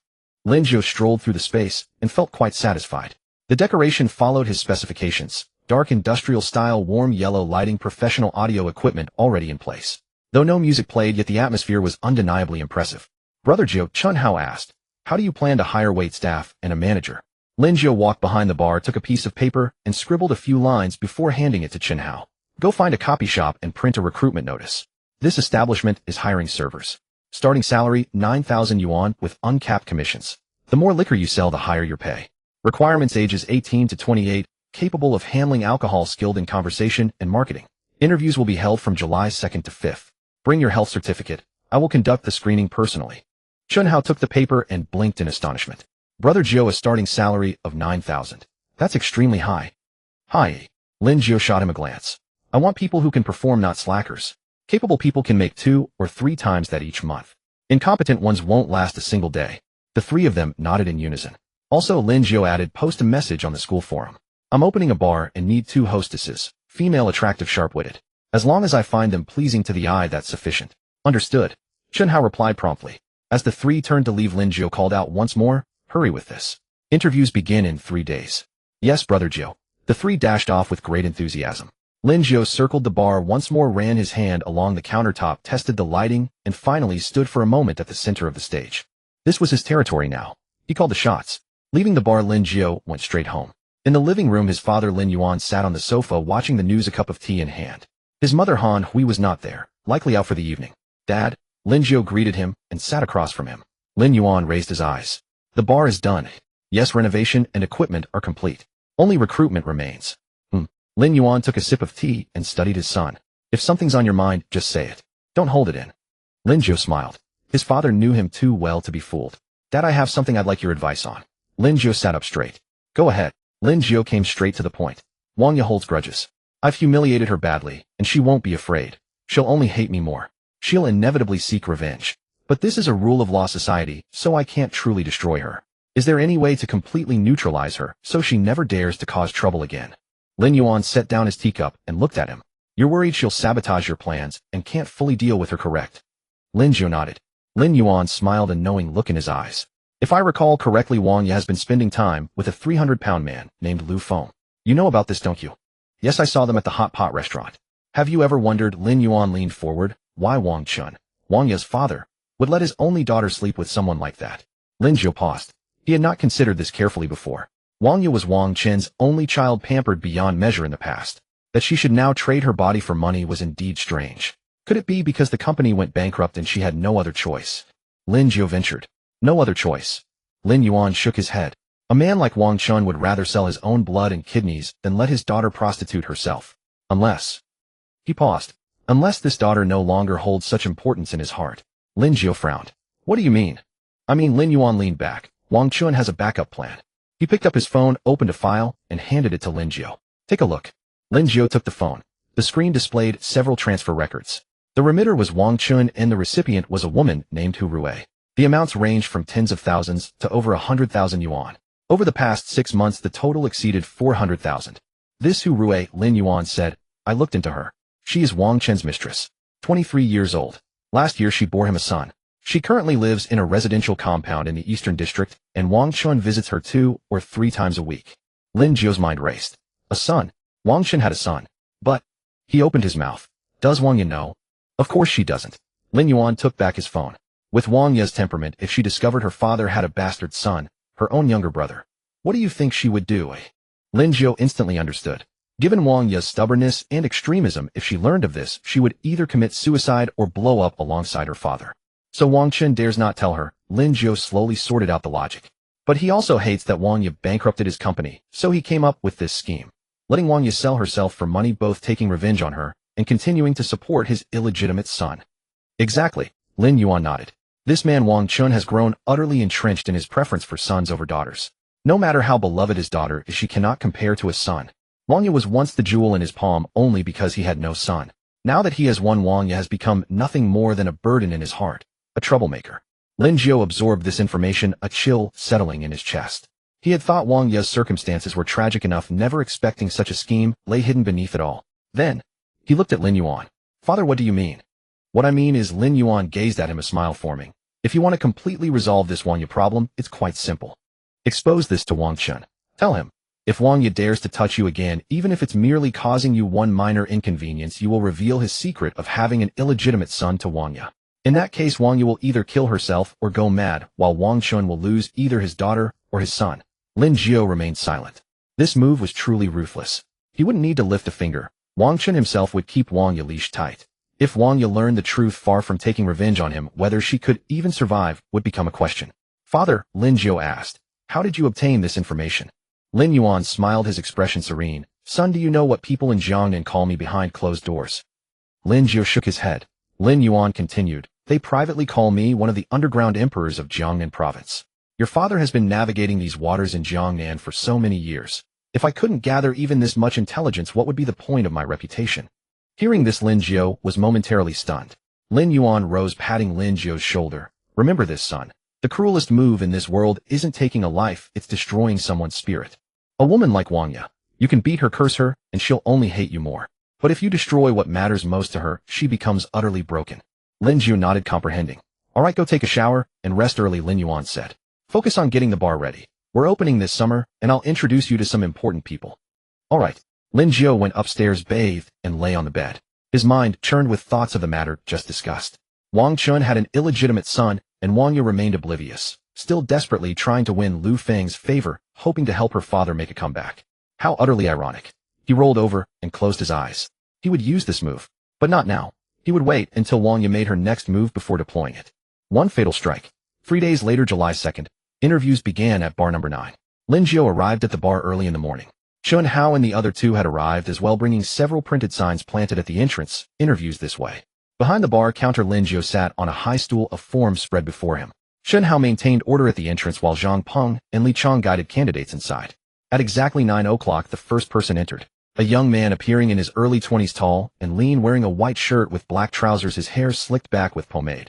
He looked quite presentable. And Mr. Lin, hello, the young man said nervously. My name is Lu Ming, a junior majoring in business administration at Jiangnan University. Lin Jiu glanced up. Can you drink? Yes, I can handle a full gene of baijiu. Can you make conversation? Absolutely. I'm outgoing and love making friends. That's enough. Lin Jiu cut him off. Seeing that the young man's appearance wasn't entirely unpresentable, he said, go over there and fill out the form. We'll be in touch.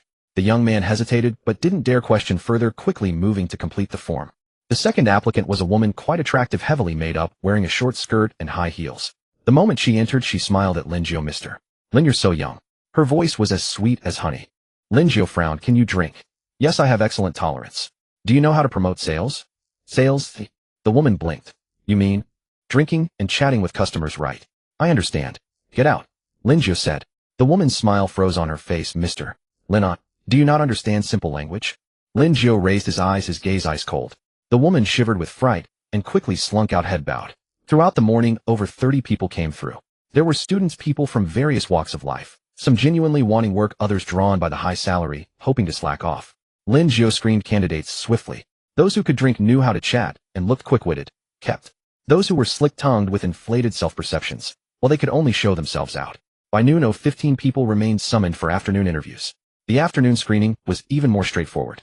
Lin Jiu had Chun Hao bring over a case of beer. Each candidate had to down a bottle in one go. Those who could finish without vomiting passed, those who collapsed after drinking were out. In the end, 8 people were selected, 5 men and 3 women, all reasonably dependable. All right, Lin Jiu clapped his hands. All 8 of you report to work tomorrow. 1-month trial period. Base salary of 9,000 yuan with a 5 commission on sales. Perform well, and you'll receive year-end bonuses. Perform poorly, and you're out immediately. The 8 nodded repeatedly, profusely grateful before departing. Chun Hao sidled over. 9G, the 2 receptionists. We still haven't hired them. I know, Lin Jiu said. Any news from the school forum? Yes. Received over 20 resumes. I've screened them all and shortlisted 6 scheduled for interviews tomorrow afternoon. Good. Lin Jiu stood up. You oversee it tomorrow. I'll just observe. Understood. He emerged from the bar as darkness had already fallen. Lin Jiu didn't go home. He called A-Chong. A-Chong still training tonight. Sure thing. A-Chong said. Young master meet at the usual place. Upon arriving at the gym, A-Chong was already in the ring. Spotting Lin Jiu enter, he waved him over. Young master, we're practicing something new today. What? Knives. A-Chong picked up 2 training rubber knives from the side of the wall and tossed one to Lin Jiu. Places like bars, they attract all sorts of riffraff. You never know when someone might come armed. You need to know how to handle this. Lin Jiu caught the knife and weighed it in his hand. Rubber not heavy, but the feel was decent. A-Chong took a fighting stance. Come at me. Lin Jiu didn't hesitate. He charged forward with knife in hand. But having no training, his movements were clumsy. A-Chong disarmed him in just a few exchanges. Too raw. A-Chong shook his head. Grip the knife, steady strike, fast, never hesitate. A blade is a killing weapon. Hesitation means death. He demonstrated several basic movements. Slash, thrust, lift, parry. Lin Jiu practiced along, initially quite awkward. After half an hour of drilling, he began to show some form. Not bad. You have a bit of talent. A-Chong Rare offered praise. Same time tomorrow. After knife practice, another half hour of conditioning. Lin Jiu was exhausted, lying on the floor gasping like a dead dog. A-Chong crouched beside him looking down. Young master, the bar's opening soon. There's something I need to remind you of. Go ahead. Places like bars, they attract all kinds of people. Drunks causing trouble, troublemakers, those extorting protection money, and also. He paused. Fishermen, undercover cops or rivals, people sneaking in to cause trouble, looking for leverage against you. A-Chong continued, the moment you open, certain parties will definitely be watching. Be careful. Don't let anyone catch you with something to exploit. Big brother said it before. This is meant to train you. We won't intervene unless absolutely necessary. Lin Jiu sat up and nodded. Understood. One more thing, A-Chong added. What are you planning to do about Wang Ya? Lin Jiu glanced at him. My father told me about Wang Chun having an illegitimate son. A-Chong was stunned, then broke into a smile. Big brother told you. That makes things easier. If that woman dares to make another move, just expose this, and let her own family implode first. Lin Jiu rose. Let's go home. The two walked out of the gym. A cool breeze carried the night air. Lin Jiu gazed at the stream of vehicles on the street, his heart tranquil. The bar would be opening soon, and troubles were certain to follow. But he wasn't afraid. Whatever comes, we'll face it. 1 trouble, 1 settlement. 2 troubles, 2 settlements. At 2 o'clock the following afternoon, Lin Jiu arrived at the bar punctually. Chun Hao and the other 2 were already waiting, having arranged several chairs in a neat row before the bar counter, as if this were a genuine interview. A sheet of paper was posted on the door. Welcome reception interview. Unauthorized entry prohibited. Ninth brother, I've notified everyone. They'll arrive between 2 and 4 o'clock in shifts. Chun Hao handed over a stack of resumes. 23 people, I've filtered through them all. I kept 6 who were presentable enough. Lin Jiu took the resumes and flipped through them casually. The photos were indeed acceptable, but resumes can be embellished. Only the real person would tell the truth. 5 minutes past 2, the first girl pushed open the door. She was tall, about 170 centimeters, wearing a white dress with her long hair draped over her shoulders and light makeup. She looked quite innocent. But her gaze was wandering. She glanced at Lin Jiu first upon entering, then surveyed the bar's decor, a smile curling at her lips. She probably thought this place was impressive and promising. Hello, Boss Lin. My name is Li Wei, a junior majoring in English at Jiangnan University. The girl's voice was sweet. Lin Jiu glanced up at her. Have you done receptionist work before? No, but I've done etiquette work and promoted products at shopping malls. I have experience. Li Wei said, taking 2 steps forward and deliberately pushing out her chest. Lin Jiu sneered inwardly. This woman had improper intentions. What a receptionist needed was alertness and social skills, not standing at the door, only knowing how to flirt. All right, wait for our notification. Lin Jiu waved his hand. Li Wei froze, wanting to say something more, but seeing Lin Jiu's expression, she dared not speak. She left with a pout. The second girl entered, a short-haired girl in jeans and a t-shirt, no makeup, looking quite refreshing. She smiled the moment she walked in, naturally and warmly. Hello, Boss Lin. My name is Zhang Meng, also from Jiangnan University, majoring in journalism. I worked at the campus radio station before. I'm good with words, and I can hold my liquor. I can drink half a jean of baijiu. Lin Jiu raised an eyebrow. Half a jean? Yeah, my dad works in sales. I've been training since I was little. Zhang Meng smiled sheepishly. But I don't drink often, afraid something might go wrong. Lin Jiu nodded. This girl was genuine, not pretentious. All right, go fill out a form over there, and wait for our response. Sure thing, thank you, Boss Lin. Zhang Meng went to fill out the form, her steps light and lively, clearly in high spirits. The 3rd, 4th, 5th candidates came one after another. Lin Jiu interviewed each one. There were those who pretended to be pure, those who tried to flirt, those with inflated estimates of themselves, and some who seemed acceptable, but always fell short somehow. The 6th candidate was a tall girl wearing a black dress with long curly waves, her makeup refined but not heavy. The moment she entered, she nodded politely to Lin Jiu and stood properly. Hello, Boss Lin. My name is Lu Qian, a junior majoring in broadcasting at Jiangnan University. Her voice was pleasant and clear. I've interned at a radio station before and worked as a commercial event host. My adaptability is decent. My alcohol tolerance is average, but I can handle a few drinks and won't cause any trouble. Lin Jiu observed her a few more moments. This girl had excellent temperament, graceful, poised, neither servile nor overbearing. Why do you want to work here? Lu Qian smiled. I heard the boss is a fellow alumnus and the bar environment is nice. I wanted to find a reliable place to gain some experience. And, she paused, the pay is quite good. I need the money. Quite straightforward indeed. Lin Jiu had made his decision. He asked Lu Qian to fill out a form as well, then said to Chunhao, just these two, Zhang Meng and Lu Qian. Notify them to come in tomorrow. 1 month trial period, base salary, 8,000 plus commissions. Chunhao was stunned. Ninth brother, only 2. Don't you want to see more? See what? Lin Jiu gave him a sideways glance. These 2 are enough. What a receptionist needs is alertness, good communication skills, and not causing trouble, not a beauty contest. Those 2 seem reliable. Got it. Chunhao hurried off to notify them. When Zhang Meng and Lu Qian heard they were hired, they were overjoyed, thanking Lin Jiu repeatedly and promising to arrive on time tomorrow. After they left, only Lin Jiu and the 3 men remained in the bar. Lin Jiu stood up and took another walk around the venue. The main hall on the first floor, the sofa was brand new, the leather still carrying that new material smell. The tables were polished to a shine, reflecting images like mirrors. The stage lighting had been tested. It could be adjusted to several modes: warm or cool, flashing or steady. Behind the bar counter, the liquor cabinet was filled with an array of drinks, foreign spirits, beer, and red wine, looking thoroughly professional. The VIP rooms on the second floor each had a different style. Some were minimalist, just a sofa and a table suitable for business discussions. Some were luxurious, leather sofas, crystal chandeliers suitable for showing off. Some were dark and moody, dim lighting, low music suitable for other activities. Lin Jiu inspected each one, quite satisfied. This was something he had built from scratch: location selection, renovation, equipment, and recruitment. He oversaw everything himself. It was exhausting, but seeing this achievement, it was worth it. Ninth brother, this place really is something else. Zhang Peng stroked the leather sofa, marveling. We'll be hanging out here from now on. Hanging out? Lin Jiu gave him a look. You're here to work. Did you think you came to play? Yes, to work, to work. Zhang Peng quickly corrected himself. Li Chong grinned foolishly beside them. Ninth brother, does that mean we'll get to see beauties every day from now on? Look at your ambition. Chunhao slapped him. Ninth brother said, we're here to make money, not to stare at beauties. Right, make money, make money. Li Chong rubbed his hands together, his eyes gleaming. Lin Jiu couldn't be bothered with them. He checked the time. It was almost 6. Let's go get dinner, he said. My treat today. Long live Ninth brother, the 3 chorused. The 4 of them went to a famous Sichuan restaurant near campus. The restaurant was crowded, filled with steam and warmth, with spicy aromas filling the entire place. Lin Jiu ordered several signature dishes: water-boiled fish, spicy diced chicken, and duck blood soup, and also got a case of beer. Chunhao and the other 2 watched with eager eyes, practically drooling. When the dishes arrived, everything was a vibrant red, looking absolutely mouth-watering. The 4 dug in beer, poured, glasses clinked. Ninth brother, I'd like to propose a toast. Chunhao raised his glass. From now on, I'll follow you anywhere. You tell me to go east, I'll never go west. Me too. Zhang Peng and Li Chong raised their glasses in unison. Lin Jiu clinked glasses with them and drained his in one gulp. The ice-cold beer going down was refreshing. Ninth brother, Chunhao said between bites, since the bar is opening, shouldn't we do some kind of promotion? Like a grand opening, discount drinks at a reduced price, something like that. I've been thinking about that. Lin Jiu picked up a piece of fish. First 3 days after opening, drinks at 20% off. For membership cards, 1,000 yuan gets you 300 bonus. And we'll hire a few bands to warm up the atmosphere. Bands? Zhang Peng's eyes lit up.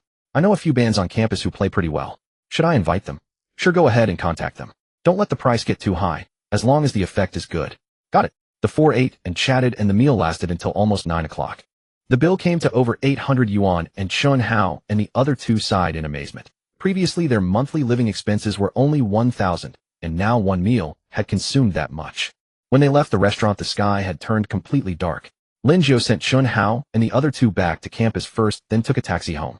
When he arrived, Lin Yuan was drinking tea in the living room, and Han Hui was watching television. Dad, Mom. Lin Jiu changed his shoes and walked over. You're back. Han Hui looked up. Have you eaten? Yes, with Chunhao and the others. How's the bar coming along? Lin Yuan set down his teacup. Almost ready. I've finished recruiting. The opening is the day after tomorrow. Lin Jiu sat down across from him. Dad, there's something I want to discuss with you. Go ahead. I want to borrow a few people from you. Lin Jiu said. Bartenders, accountants. I'm not sure where to find them. The people from campus are fine for serving staff, but if I had them handle this, I wouldn't trust them. Lin Yuan laughed. Is that all? I thought it was something major. He picked up his phone and made a call. A Chong are the people arranged. Yes, have them report to the bar tomorrow. Listen to Xiao Jiu's instructions. After hanging up, Lin Yuan looked at Lin Jiu. Rest assured, I've got a bartender, an accountant, and a floor manager all set up for you through a Chong. They're from the group, trustworthy people. Lin Jiu felt a weight lift from his heart. Thanks, Dad. Don't mention it. Lin Yuan waved his hand dismissively. Did a Chong tell you? Unless absolutely necessary, no one else will help you. The bar will be your own business from now on. You'll have to carry it yourself. Understood. Lin Jiu nodded. I can handle it. Lin Yuan stood up, walked over to him, and patted his shoulder. Son, go for it boldly. This bar is your first step. Bigger stages await you in the future. Remember, be ruthless in your actions, but also know your limits. Be hard when you must be hard and soft when you need to be soft. If you truly encounter trouble you can't solve. He paused, meeting Lin Jiu's gaze. I'll be here. 3 words spoken calmly, yet Lin Jiu heard the immense weight behind them. I'll be here. It meant that no matter what disaster fell upon him, his father could bear the weight. Lin Jiu's nose tingled, but he held back his emotions. He nodded. Got it, Dad. All right, go wash up and sleep. Lin Yuan settled back onto the sofa. Since it's vacation, sleep well. Tomorrow morning go to the bar early and get everything arranged. Got it. Lin Jiu went upstairs, bathed, and lay on the bed. His mind ran through tomorrow's tasks, arranging staff, testing equipment, preparing beverages, contacting bands, decorating the venue. There was much to do, but he wasn't nervous. With his father's words as his foundation, he felt secure. This bar, he would definitely make it work, and he would make it flourish. Lin Jiu closed his eyes and fell asleep quickly. The next morning he woke very early, his eyes opening as dawn's first light appeared. With things on his mind, sleep came on easily. The bar opens today. Though everything had been arranged, he felt somewhat nervous. After all, this was his first business venture. Success or failure depended on today. Coming downstairs, Han Hui was already busy in the kitchen. Wu Ma had arrived early too, frying eggs. Little Jiu, you're up. Han Hui peeked out from the kitchen. Go wash up. Breakfast is ready. After Lin Jiu finished washing up and came out, the table was already set. Fried eggs, bacon toast, and a glass of milk. He sat down to eat, while Han Hui sat across from him, watching with gentle eyes. Little Jiu, she said, your bar opens today? Mom picked out an outfit for you. Try it on. She stood and went to the bedroom, bringing out a suit. Black fine fabric, clearly expensive at a glance. Lin Jiu took it and went upstairs to change. He looked at himself in the mirror. Not bad fit. Impeccably tailored, it made his shoulders broad and waist slender, giving him a hint of the business elite about him. How does it look? Han Hui asked from downstairs. Not bad. Lin Jiu came downstairs. Han Hui's eyes sparkled. My son is so handsome. This suit looks great on you. You look so spirited. Lin Yuan emerged from the bedroom, saw him, and nodded. Now you look the part. Go ahead. Do well. Got it, Dad. Lin Jiu went out and took a taxi to the bar. On the way, a Chong sent a message, young master, everyone's arranged. They'll enter when it opens. Let me know if you need anything. Lin Jiu replied with a simple got it, then put away his phone. When he arrived at the bar, it wasn't yet 8. Chun Hao and his friends were already waiting at the door. Seeing Lin Jiu step out of the car, they hurried over. Ninth brother. Good morning. Chun Hao bowed fawningly. Ninth brother looks so handsome today. Zhang Peng flattered. That suit must cost several thousand, right? Li Chong eyed it enviously. Lin Jiu ignored them, pulled out his keys, and unlocked the door. The rolling shutter rattled up, revealing darkness inside. He turned on the lights, and the hall flooded with brightness instantly. After yesterday afternoon's efforts, it actually looked quite presentable now. Balloons hung everywhere, red, blue, yellow, floating near the ceiling. A sign stood at the entrance, Buy bar grand opening today. Free beer before noon, cocktails 50 off. All drinks 20 off for the next 3 days. Members receive gifts. Ninth brother, how's the setup? Chen Hao asked. Not bad. Lin Jiu walked around the interior. Where is everyone else? What time were they notified to arrive? 9 o'clock. Everyone was notified. All right, let's wait. Lin Jiu sat down behind the bar counter and half closed his eyes. Chen Hao and his friends didn't dare speak, standing quietly nearby. At exactly 9, footsteps came from outside. The first to enter was the lobby manager, surnamed Zhao, in his 40s slick-back hair, wearing a suit. He looked sharp and capable. He had been transferred from the family corporation by Lin Yuan. He'd managed hotels before and had plenty of experience. Young Master Lin. Manager Zhao walked over and slightly bowed. Manager Zhao, glad you're here. Lin Jiu stood up. Thank you for your hard work today. It's my pleasure. Manager Zhao smiled. Mr. Lin instructed me to assist you well. As they spoke, others began arriving one after another. 3 bartenders, 2 men and 1 woman, all recruited by a Chong said to have excellent skills. Several servers were hired by Lin Jiu a couple of days ago. 2 cashiers and an accountant brought by Manager Zhao, including Chun Hao and his friends, 15 people in total. Lin Jiu glanced over them. Not bad. They all looked spirited. Today we open, Lin Jiu began. His voice wasn't loud, but everyone fell silent. Doors open at 5. Before midnight, beer is free. But there's one thing. He paused, his gaze sweeping across each person. Don't cause me any trouble. Drinks must be genuine, service must not be negligent, accounts must be accurate. If anyone gives me problems during the opening, don't blame me for being merciless. No one dared speak. They all knew whose son Lin Jiu was, and they knew he wasn't joking. All right, Lin Jiu waved his hand. Everyone get to your tasks. Manager Zhao make the arrangements. Manager Zhao nodded and began assigning duties. Servers cleaned, bartenders checked equipment, cashiers inventoried beverages, and Shunhao's group handled the final decorative touches. Lin Jiu sat behind the bar counter watching them work. A wave of emotion washed over him. 2 months ago he was still a poor student getting bullied. Now he was the owner of this bar with over a dozen people under him. Fate sometimes is truly fascinating. By past 11, everything that needed doing was complete. The bar was transformed. Balloons floating, streamers hanging, music playing, lights shining. It looked lively and vibrant. Lin Jiu checked the time and stood up. All right, everyone stop. All activity ceased as they turned to look at him. You've all worked hard this morning, Lin Jiu said. Let's go get lunch. My treat. Thank you, boss, someone shouted. The others joined in, thank you, boss. Lin Jiu waved dismissively and led the group out of the bar. 15 people marching down the street, quite a sight to behold. He chose a relatively upscale restaurant near campus called Juxianglu. At the entrance, the server was momentarily taken aback seeing so many people, but quickly recovered and led them to a large private room. 2 round tables filled the space perfectly. The server brought menus. Lin Jiu took one, didn't even glance at it, and handed it to Manager Zhao beside him. Manager Zhao, you order. Manager Zhao quickly tried to decline. Young master, you should. I said you order. Lin Jiu stuffed the menu into his hands. Today you're the hero. Your call. Manager Zhao couldn't refuse any longer, so he took the menu. When he opened it, his eyes widened. This restaurant wasn't cheap. A single vegetable dish cost 70 or 80 yuan, and the pricier meat dishes commonly ran several hundred yuan each. He glanced at Lin Jiu, who was chatting with Chunhao and not paying him any attention. Manager Zhao gritted his teeth and ordered some cheaper items, greens, tofu, homestyle dishes. The server took note and asked, what about drinks? No alcohol. Lin Jiu said. We still have work this afternoon. Just soft drinks. Very well. The server left. Manager Zhao passed the menu to others. See if there's anything else you'd like to add. The menu circulated around, but no one dared order. The prices made their hands tremble. One dish alone could cost them a day's wages. Finally, the menu reached a young server. A girl named Xiao Ling, only 19, the youngest among the servers Lin Jiu had hired. She looked at the menu and said quietly, boss, this is too expensive. Maybe we should find another restaurant. Lin Jiu turned his head to look at her. Expensive. Xiao Ling lowered her head. A simple vegetable dish costs 70 or 80. With so many of us, how much will it all add up to? Lin Jiu smiled faintly. Expensive. That's precisely what shows you deserve it. Everyone turned to look at him. We chose this place not to spend money, but to show how much I value each of you. Lin Jiu rose and looked at everyone seated, speaking sincerely. The effort you've poured into the new shop far outweighs what a single meal could ever measure. Tonight we don't talk about price. We talk about merit and joy. He paused, his voice rising slightly. If you truly care for me, order what you love most, what you've been craving. Eating well is the best omen for both me and this new shop. Come, let's not hold back. The private room fell silent for a few seconds. Then Chunhao slammed his palm on the table and stood up, eyes blazing. Damn. Broju speaks well. His shout snapped everyone back to attention. Zhang Peng and Li Chong also stood up, faces flushed with excitement. Broju, what you said is absolutely right. We follow Broju for the thrill, for the future. Today's meal, it's about loyalty, it's about good fortune. Li Chong also shouted, exactly. Broju respects us, so we can't embarrass him. Order. Go for the expensive stuff. Eat well and work hard this afternoon. The 3 bartenders exchanged glances and chimed in. The cashier and accountant brought by Manager Zhao also began praising. In an instant, the private room buzzed like a marketplace.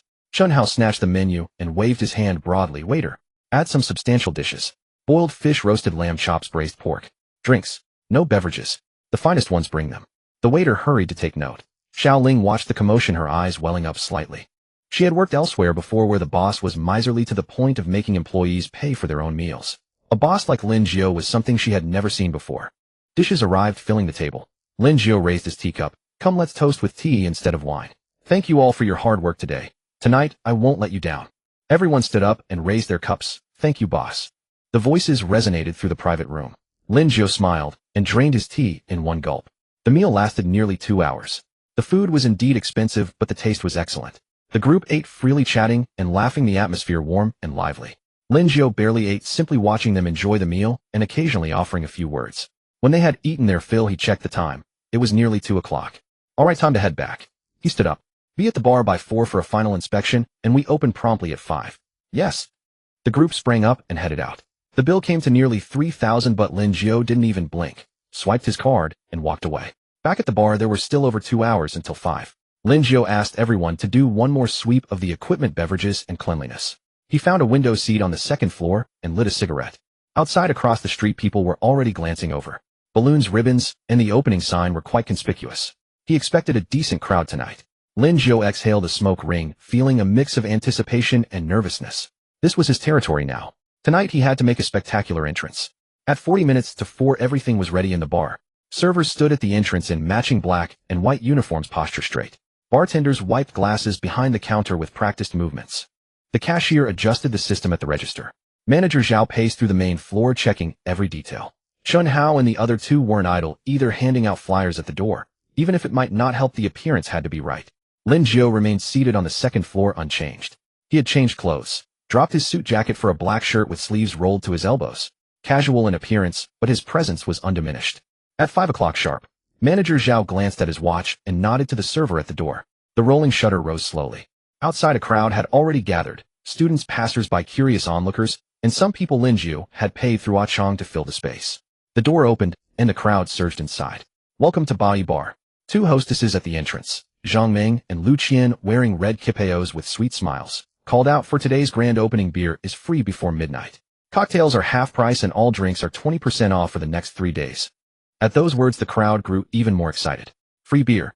Was this real? The main hall filled quickly. Music began, energetic electronic beats at just the right volume, not overwhelming, but enough to lift the mood. Lights shifted to warm yellow as a rotating disco ball slowly spun, casting dancing spots across the floor. The boss is generous, someone shouted. This place is great. The decor is solid. Waiter, a round of beers. I'll have a cocktail. What's your signature drink? The crowd roared. Servers wove between tables, taking orders, serving drinks, clearing plates. Bartenders' hands flashed glasses, overturning ice, clinking liquor, pouring. Each movement graceful and practiced. The cashier's fingers danced across the keyboard, clicking away rapidly. Lin Jiu watched from the second floor, a faint smile playing on his lips. The effect was good, better than he had expected. He stood up and walked to the railing. Below the main hall was packed, the bar counter crowded, and already people were moving on the dance floor. Light music, voices, and the scent of alcohol all blended together into something intoxicating. Manager Zhao spotted him and gave a nod. Lin Jiu nodded back, signaling him to continue. Chun Hao and the other two were running so fast their feet barely touched the ground. Chun Hao was helping move cases of alcohol, Zhang Peng was maintaining order, and Li Chong was greeting guests at the door. Though these three were usually laid back, when it came to real work, they were surprisingly dedicated. As minutes ticked by, more and more people arrived. A line formed at the entrance, and Manager Zhao had no choice but to have servers control the flow, one in, one out. Lin Jiu glanced at his phone, 7 o'clock. He went downstairs and walked behind the bar counter. The bartender saw him and quickly stepped aside. Boss, you want to mix drinks? Yeah, just make me 2. Lin Jiu said. He wasn't much of a bartender himself, but the appearance had to be right. He picked up a shaker, added ice, poured liquor, and shook. His movements were unskilled, but nobody dared laugh. The boss was doing this. After shaking well, he strained the mixture into a glass and added a slice of lemon. A simple whiskey on the rocks. He raised the glass and took a sip. Not bad, actually drinkable. Boss, make us one of those, a customer teased. Lin Jiu smiled and mixed a few more drinks, handing them to the patrons at the bar. The customer took it, downed it in one gulp, and gave a thumbs up. Good drink. Whether it was actually good or not, they had no idea. But when the boss makes it himself, you praise it regardless. At 8 o'clock, the band arrived. It was a school band Zhang Peng had recruited, for young people with guitars and a bass. Manager Zhao led them to the stage and helped connect the equipment. The music changed, shifting from electronic to rock. Guitar notes rang out, drums pounded down, and the lead singer opened his mouth, his voice rough, yet powerful. The atmosphere grew even more intense. The dance floor packed with people, heads nodding to the rhythm. Some raised their glasses and sang along, others linked arms and bounced, while still others sat in booths clinking bottles. Lin Jiu leaned against the bar, watching it all unfold. Light flickered across his face, music roared in his ears, and the aroma of alcohol lingered at his nostrils. This feeling was quite satisfying. Boss, Manager Zhao approached and spoke quietly. The beverage consumption is faster than expected, especially beer. Since it's been free today, our stock is running low. Have the supplier deliver. Lin Jiu said. Rush order. Pay extra if you have to, but get it here. Understood. Manager Zhao went to make a phone call. Lin Jiu continued watching. On the dance floor, a somewhat intoxicated girl was dancing wildly, her long hair swinging every which way, her JK skirt nearly flashing the crowd. Several men nearby were staring with hungry eyes, and after taking a gulp of alcohol, they pushed their way toward her. Chun Hao noticed and quickly went over, blocking those men. Hey friends, if you're drinking, just drink. Keep your hands to yourselves. Those men were unhappy, but seeing Chun Hao's tall, muscular frame and looking around, They noticed several men in black standing throughout the bar, clearly not the approachable type. They didn't dare make a scene, sheepishly retreating. Lin Jiu watched it all without a word. Chun Hao had handled the situation well. No fight had broken out, nor had any customer been embarrassed. By 10 o'clock the crowd had grown even larger. The line at the entrance stretched over 10 meters, and manager Zhao had to restrict entry. Only exits allowed. Lin Jiu went up to the second floor and looked down from the window. Many people had gathered on the street, as well pointing and chattering. Some were taking photos, others posting on social media. Bar's grand opening. Free beer absolutely packed. Holy crap, who's this bar's owner? How extravagant. No idea, but he must have some connections. A high-profit entertainment venture like a bar in our Jiangnan province. It's not just anyone who can get into this business. The news spread quickly. Lin Jiu scrolled through his phone. The school forum and social media feeds were already flooded. There were photos of the bar's interior, the sea of people, the band's performance, and even shots of him mixing drinks. Though blurry, one could still recognize it was him. The effect had been achieved. Lin Jiu put down his phone and lit a cigarette. Smoke rose beneath the lights, obscuring his face. At 11 o'clock the band's performance ended, replaced by a DJ spinning tracks. The music grew more intense, the dance floor impossibly crowded. A long queue formed at the bar counter, servers running around drenched in sweat. Manager Zhao approached again, his expression somewhat grave. Boss, I just reviewed the accounts. Something's not right. What's wrong? Someone ordered over a dozen cocktails totaling 2600 yuan, but never paid. Manager Zhao said. The order was placed by a bespectacled man at table 3, but when I went to check, just now he was gone. Lin Jiu narrowed his eyes at dine and dash. Seems like it. Manager Zhao nodded. I've already sent people to look, but with so many people it's hard to find anyone.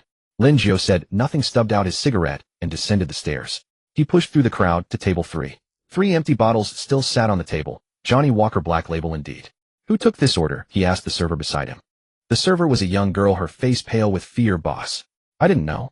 That person ordered the drinks saying he'd pay in a moment, so I served them first. Then I got busy and forgot. It's fine. It's not your fault. Lin Jiu waved his hand and said to Manager Zhao, pull the surveillance footage. Manager Zhao hurried to retrieve it. The footage showed the thin, bespectacled man who had ordered the drinks, around 30 years old, dressed very plainly. He ordered his drinks, finished them, and slipped away when the servers were busy. Recognize him? Lin Jiu asked. Manager Zhao shook his head. Never seen him before. Doesn't look like a regular customer. Lin Jiu laughed coldly. On opening day someone tried to dine and dash. Were they trying to give him a warning?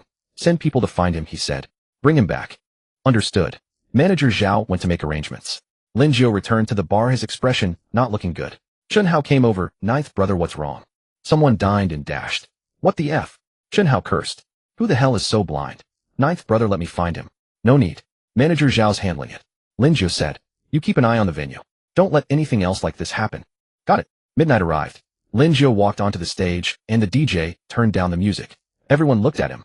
Everyone. Lin Jiu's voice boomed through the microphone across the entire venue. It's midnight. I keep my word. All beer before midnight is on me. After midnight, we resume normal business. All drinks are 20 off, whether beer or cocktails. Members who sign up receive gifts. Thank you all for your support. Have a great time. Boss is awesome. So generous. We'll definitely be back. Cheers, whistles, and applause erupted in unison. Lin Jiu stepped off the stage and said to Manager Zhao, clear the floor and re-register. Keep searching for that dine and dasher. Understood. The bar operated until 2 a.m. The crowd gradually thinned, the music softened. Servers began clearing tables and sweeping. Bartenders took inventory of the drinks, cashiers calculating the day's accounts. Lin Jiu sat behind the bar looking at the report. Manager Zhao handed him. Revenue, 19,000 yuan. After deducting costs, labor, utilities, and renovation amortization. They barely broke even. But this was opening day with complimentary offerings for everyone. If operating normally, profits should be quite good. Not bad. Lin Jiu set down the report. Normal business tomorrow, drinks return to regular price, but the opening promotion continues. 20 off, lasting for a week. Not 3 days. That number is unlucky. Yes, young master. Manager Zhao nodded. Chun Hao and the others were exhausted, collapsed on the sofa, not wanting to move at all. Zhang Peng's voice was hoarse. Ninth brother, there were so many people today. Go rest if you're tired. Lin Jiu said. You still need to come tomorrow. I'm fine. I can handle it. Chun Hao struggled to sit up. Ninth brother, did you find that dine and dasher? Not yet. Lin Jiu's expression darkened. But he won't escape. Daring to skip out on payment in my establishment. He must be tired of living. As they spoke, A Chong came in through the back door, dragging a person. The thin, bespectacled man from the surveillance footage. The man was beaten black and blue, his glasses shattered, his clothes torn, still begging for mercy. Boss. I'm sorry. I truly am sorry. I'll pay. I'll pay double. A Chong threw him to the ground and said to Lin Jiu, young master, we found him. He was playing mahjong on the next street over. He had 3,000 yuan on him. Lin Jiu walked over, crouched down, and looked at the thin man. Go ahead, tell me. Who sent you? The thin man trembled. No. No one sent me. I just wanted to take advantage. Take advantage? Lin Jiu smiled, but it was a cold smile. On opening day you come to my establishment to cause trouble. You think I'm an idiot. He stepped on the thin man's hand and pressed down hard. Ah, the thin man screamed. Tell me, who sent you? Lin Jiu's voice was calm, but his eyes were sharp as blades. The thin man was in so much pain that tears streamed down his face. It was Lu Feng. Boss Lu Feng told me to do it. He said he'd give you a warning. Lu Feng, that 300-pound Wang Yu's boyfriend. Lin Jiu released his foot and stood up. He said to Achong, take him out. Break a hand of his as a lesson. Understood. Achong grabbed the thin man and dragged him out. Chun Hao and the others were stunned. They knew Lin Jiu was ruthless, but they hadn't expected it to be this severe. That one kick alone made their hands ache just hearing about it. Ninth brother. Chun Hao swallowed hard. What do we do about Lu Feng? No rush. Lin Jiu wiped the sole of his shoe. Damn it, what an idiot. Coming after me over a woman. Let him squirm for a couple more days. Once the bar stabilizes, we'll deal with him. He glanced at the time. It was 3 a.m. All right, everyone go rest. Tomorrow we open at 5 p.m. as usual. Everyone must be here by 4. Yes. The others left one by one. Lin Jiu did a final inspection, turned off the lights, and locked the door. Standing at the bar entrance, he watched the 4 characters, bar, glowing in the night. Opening day was off to a decent start. Though there had been a small hiccup, it was nothing major. Lu Feng. Lin Jiu laughed coldly. A upstart who made his fortune in building materials, daring to challenge him. Just wait. He would show Lu Feng who truly held power in Jiangnan. Just wait. He would make Lu Feng understand who calls the shots in Jiangnan. On the drive back home, Achong kept the car quiet. Lin Jiu leaned against the seat, watching streetlights blur past outside, still replaying the evening's events in his mind. The bill-dodging thin man Lu Feng Wanya. These fragments churned in his mind, each swirl raising more doubts. Achong, he said, his voice breaking the car's silence. Do you know Lu Feng well? Achong glanced at him through the rearview mirror. Lu Feng. That chubby guy. Yeah. Not very well. Achong gripped the steering wheel. Last year a municipal office director hosted a banquet. Big brother was too lazy to attend, so I went as a stand-in. I saw him there, drinking heavily with other slick talker, typical nouveau riche style. Do you know his approximate net worths? Achong pondered. Hard to say specifically. Oh, I never checked. But the building materials business has been booming these years. My estimate, conservatively, net assets must be 15 million or more. What's wrong, young master? This money isn't a big deal. Just say the word, and I'll take care of him immediately. Lin Jiu didn't answer directly, but countered. Do you think a man who built himself up from scratch to amass tens of millions in Jiangnan province is a fool? Achong hesitated. Lin Jiu continued. I investigated this man before. He built his fortune from nothing. It wasn't inherited. A person like this who's made it this far isn't stupid. If Wang Yu gave him my name, his first reaction would be to dig into my background. Once he checks Crown Prince of Tianyuan Group, would he dare provoke us? Achong's hands tightened on the steering wheel. He understood. Young master, do you mean? Last night wasn't Lu Feng's doing. That thin man was lying. Doesn't seem like his doing. Lin Jiu shook his head. A shrewd businessman wouldn't risk offending Tianyuan Group over a woman. Wang Yu is pretty, but no amount of beauty is worth 15 million, let alone crossing us. He paused, voice growing serious. Unless Lu Feng has someone powerful backing him, who can withstand our wrath, or... Last night wasn't orchestrated by Lu Feng at all. Achong grasped the implication. A chill ran down his spine. He hadn't entirely missed this angle, but hadn't pondered it deeply. Lin Jiu's analysis made him realize the situation might be far more complex. Then, young master, who do you think it is? Hard to say, Lin Jiu admitted. But the most likely culprit is Wang Yu. After all, she and I have deep enmity. Perhaps she used Lu Feng as a tool to spite me. He recalled Wang Yu's venomous expression. That woman harbored deep hatred for him. Forget it, let's put this aside for now. Lin Jiu waved a hand. Thanks to you last night. Without you I wouldn't have caught that thin man. Achong smiled. You're too kind, young master. Big brother also instructed me. On the opening day, fearing someone might cause trouble, he had me keep watch nearby. But Big brother said this was a one-time favor. From now on you'll have to rely on yourself. Understood. The car pulled up to the villa, and Lin Jiu stepped out. The house was dark, his parents were likely asleep. He crept inside, changed shoes, and just as he was about to head upstairs his stomach growled. Lin Jiu finally remembered he'd been too busy to eat dinner. The big lunch had long been digested, and now his stomach ached with emptiness. He sighed and turned into the kitchen. Switching on the light, he saw the refrigerator and freezer packed. Everything Annie Wu had bought in advance. Meat, vegetables, fruits, beverages. All displayed temptingly, inducing choice paralysis.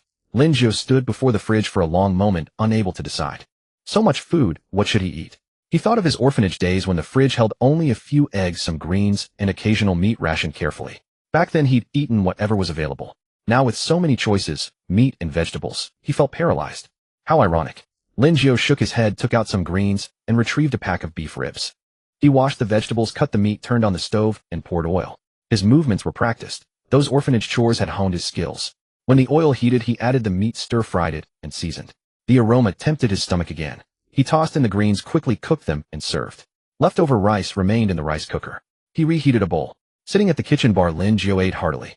The meat was slightly salty, the greens tough, the rice firm, but extreme hunger made everything delicious. As he ate, he pondered. The bar was open, marking the first step. But troubles had followed Lu Feng Wanya and other bars on that street. He'd deal with them one by one. Rushing wouldn't help. His priority was stabilizing the bar's business and building reputation. Once firmly established, he could tackle those individuals. He finished one bowl and refilled it. Only after 2 bowls did he feel full. He washed dishes, tidied the kitchen, and climbed upstairs for a shower. By bedtime, it was 4 a.m. Exhausted, he fell asleep instantly. The next day, Lin Jiu woke at 1 p.m. Sunlight pierced through the curtain gap. Squinting, he grabbed his phone. Over a dozen missed calls. Chunhao had called 8 times. Manager Zhao for +2 unknown numbers. He sat up, rubbing his temples. Late night, and exhaustion left a headache. Downstairs, Han Hui was arranging flowers in the living room. Seeing him, she smiled. You're awake. There's food in the kitchen. Annie Wu saved it for you. Lin Jiu replied, and entered the kitchen. The rice cooker held warm rice, braised pork, and stir-fried greens looked appetizing. He scooped a bowl and ate quickly to stave off hunger. By 2 p.m., he hailed a taxi to the bar. A few people had gathered outside taking photos. Noticing Lin Jiu approach, someone recognized him and whispered, That's the owner, right? The one who gave free drinks yesterday. Looks so young. I heard he's still a student. Sai, having wealth and power is great. During summer break, bored, he just opened a bar for fun. Lin Jiu ignored them and unlocked the door with his key. The roller shutter rose with a clatter. He stepped inside and switched on the lights. Traces of the previous night lingered, confetti on the floor, empty bottles on tables, a faint smell of smoke and alcohol in the air. He went behind the bar, mixed a simple gin and tonic with a lemon slice, and carried it to the sofa. The drink was light, but refreshing. As he drank, he checked his phone and returned some missed calls. First, he called Manager Zhao. Young master, you're awake. Manager Zhao's voice was respectful. This morning, several groups called about the opening promotion. I followed your instructions, 20% off drinks and member gifts. Some people have started contacting me for online membership cards. Thank you for your hard work. See you soon, Lin Jiu said. All right, young master. I'll eat first, and then come. After hanging up, Lin Jiu called Chunhao back. The phone rang once before being answered. Brother Jiu, you finally picked up. Chunhao sounded anxious. I called you 8 times this morning. I overslept, Lin Jiu said. What is it? I found what you asked me to investigate. Should I come over now? Yes, I'm at the bar. Half an hour later, Chunhao and 2 companions arrived hurriedly. Clutching a piece of paper, Chunhao handed it over immediately. Brother Jiu, I've investigated the owners of the other 2 bars on this street. Please review. Lin Jiu took the paper and scanned it. It was detailed names of both bars' owners' backgrounds and estimated revenue. One was called Glory, owned by a man surnamed Sun in his 40s. He'd formerly been involved in underworld activities, but cleaned up to open a bar. He'd been on this street for 5 or 6 years, a local boss. The other was Blue Note, owned by a woman in her 30s. Rumor had she had connections behind the scenes, but details were unclear. Good, you investigated thoroughly. Lin Jiu set the paper down. Chunhao rubbed his hands, grinning. Brother Jiu, I worked hard, treated several people to meals to extract this information. But, he paused, confused. Brother Jiu, why investigate them? We run our business, they run theirs. Our waters shouldn't mix. Lin Jiu looked up at him, eyeing him as if he were foolish. Do you think your head is filled with dung, eh? Chunhao flinched at Lin Jiu's scolding. He hung his head and kept quiet. If some bastard comes onto your turf to steal your rice bowl, are you going to teach him a lesson, or what? Lin Jiu asked. Chunhao froze for a moment, then light dawned. He looked hesitantly at Lin Jiu and said, Oh, I've got it. I understand. Brother Jiu, you're telling me to scope out every last one of their backgrounds in advance, so that if they ever pull shady tricks behind our backs, we'll be ready to deal with them, right? Apt pupil, Lin Jiu smiled. He took a sip of wine and went on, This street is only this big, and there are only so many customers. Once our opening catches fire, their business is bound to suffer one way or another. Before long, they'll be knocking on our door. When that time comes, whether we talk or fight, we need a clear head. Doing business isn't easy. Chunhao nodded again and again. Brother Jiu is brilliant. Then, what about Lu Feng and Wanya? No rush. Lin Jiu waved his hand. The most important thing right now is to hold the bar steady. It's just opened, we can't ruin our reputation. After business is stable, we'll find a way to settle with them slowly. Understood. Just then the other staff began to arrive. Manager Zhao led people cleaning, the bartender checked the liquor, and the waiters arranged the tables. Opening time was near, and the bar was almost fully tidied. Lin Jiu called Manager Zhao over. Tonight business as usual, 20% off drinks, gifts for members. Also find a few sharp-eyed waiters to watch for suspicious people. What happened last night can't happen again. If it does, don't make a big scene. Understood, young master. Manager Zhao nodded. I'll arrange it. A little past 5 guests began to arrive. Many had come yesterday, like the ambience and the honest pours, and returned today. There were new guests as well, brought in by social media or word of mouth. Lin Jiu didn't stay on the ground floor. He went upstairs and took a seat near the railing. From that angle, he could see the entire hall below without being noticed. Music started, the lights dimmed, and the atmosphere gradually warmed. A queue formed at the bar. Waiters darted around delivering drinks. All was orderly. Chun Hao and his 2 friends were helping downstairs. Chun Hao received guests at the door. Zhang Peng kept order, and Li Chong helped behind the bar. Though the 3 were usually scruffy and carefree, once they actually got down to work, they were surprisingly earnest. Lin Jiu watched from the second floor, drinking every now and then. More and more people filled the floor below, but it wasn't as jam-packed as yesterday. After all, tonight was no longer free. Still, that was for the best. 2 packed easily breeds trouble. Steady flows are the way. Just past 7, Manager Zhao came upstairs holding a small notebook. Young master, there was a disturbance just now, he said in a low voice. What happened? A table of guests, 4 men drunk, started getting handsy with one of the waitresses. The waitress pulled away, but they wouldn't drop it, and nearly came to blows. Chun Hao stepped in and escorted those men out. He didn't throw punches, did he? No, Chun Hao handled it well. He invoked the bar's rules. Drink civilly, or be shown the door. They saw we had numbers on our side, so they didn't dare cause more trouble. They left muttering curses. Lin Jiu nodded. Chun Hao had handled it properly. No escalation and no great embarrassment for the guests. Also, Manager Zhao opened the notebook. 37 people got membership cards today, with recharges ranging from 800 to 3,000 yuan. About 40,000 in prepayments in all. Liquor sales were around 30,000. Together, today's revenue is over 70,000. Subtract costs and net profit should be around 40,000. Good. Tell the staff that if this month's work stays solid, there'll be bonuses at month's end, Lin Jiu said. Very well. Manager Zhao went back downstairs. Lin Jiu continued gazing at the floor below. Some were dancing on the dance floor, chatting by the bar, drinking in the booths. Everything was just too normal, so normal that he felt a little unsettled. A little after 9, Chun Hao came upstairs with a grave face. Brother Jiu, someone downstairs is asking to see you. Who? I don't know him. Glasses, refined manner, says he was sent by Boss Sun from Glory Bar to talk with you. Lin Jiu raised an eyebrow. Here they came even sooner than he'd expected. Bring him up. Chun Hao went down and shortly brought up a man in his 40s, gold-rimmed glasses, a suit, and a slick 3/7 side parting. He looked the part of an educated man. But his eyes were sharp, clearly a man who'd been around. Boss Lin, I've heard so much about you. The man held out his hand. My surname is Zhou, assistant to Boss Sun at Glory Bar. Lin Jiu did not take his hand. Instead, he pointed at the chair opposite him. Sit. What does Boss Sun want with me? Assistant Zhou smiled and, once seated, said, Boss Sun heard that you're young and promising, run a bar of such scale, and have made it a roaring success. He sent me specially to offer his congratulations. What's more? He paused and continued. Boss Sun would like to invite you to a meal and make a friend. I wonder if it would be convenient for you. A meal, eh? Lin Jiu smiled. Boss Sun is too polite. But I've been busy lately. The bar just opened and I can't get away. Once this busy spell passes, I'll be the one inviting Boss Sun. The words were polite, but the meaning was clear. No time. Assistant Zhou's expression did not change. He still smiled. I understand. But Boss Sun pointed out that this street is not big, yet there are 3 bars. In business, everyone should make money together. Cutthroat competition benefits nobody. What do you think, Boss Lin? The threat was subtle, but Lin Jiu caught it. Assistant Zhou is right, Lin Jiu said with a nod. Business should be done together. But I like to operate in the open. If there's anything to say, put it all on the table. Then Lin Jiu changed tack. If anyone makes sneaky moves behind my back, well, I don't like that. Assistant Zhou's smile froze for a beat, then recovered. Boss Lin is mistaken. Boss Sun sincerely wishes to be friends with you. Good. Lin Jiu rose. I still have things to do, so I won't see you out. Chun Hao, escort our guest. Chun Hao stepped forward. Assistant Zhou, this way, please. Assistant Zhou rose, giving Lin Jiu a long, sharp look. Boss Lin, the young are truly formidable.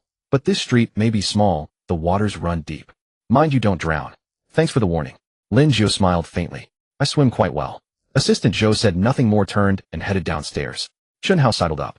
Brother Jiu, that son of a bitch was speaking with hidden barbs. Yeah. Lin Jiu looked at the stairway. That was a probe. First courtesy, then force. If talking fails, they'll act. So we wait. Lin Jiu said. We'll meet soldiers with generals and floods with earth. If they stay still, we stay still. If they dare to move. He let out a cold laugh. I'll make them see whether this stagnant water drowns me first, or drowns them first. After Assistant Zhou left, the bar stayed open until 2:30 in the morning. When it was time to close, Chun Hao and the other two were so exhausted they could barely straighten their backs, while manager Zhao was still tallying the accounts, and the waitstaff were cleaning up. Lin Jiu made a thorough inspection, and only after confirming there were no problems did he let everyone clock out.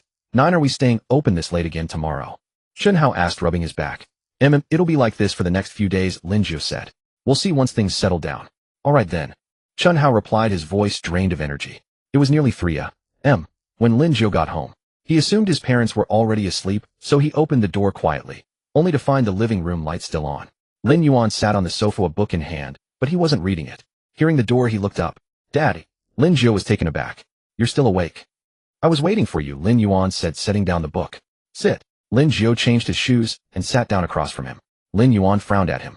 You've been watching over the bar until 2 or 3 every morning these past few days. Can your body take it? I'm fine. Young, I can handle it, Lin Jiu said. Handle it my ass, Lin Yuan snapped. The bar just opened, so I know it's busy. But you can't push yourself this hard. What use is money if your health collapses? Lin Jiu stayed silent. He knew his father was worried about him. That I understand, he said finally. But this is a critical period and I can't afford any mistakes. Once school starts, I'll adjust my schedule and be home by 11 at the latest. Lin Yuan stared at him for a few seconds, then sighed.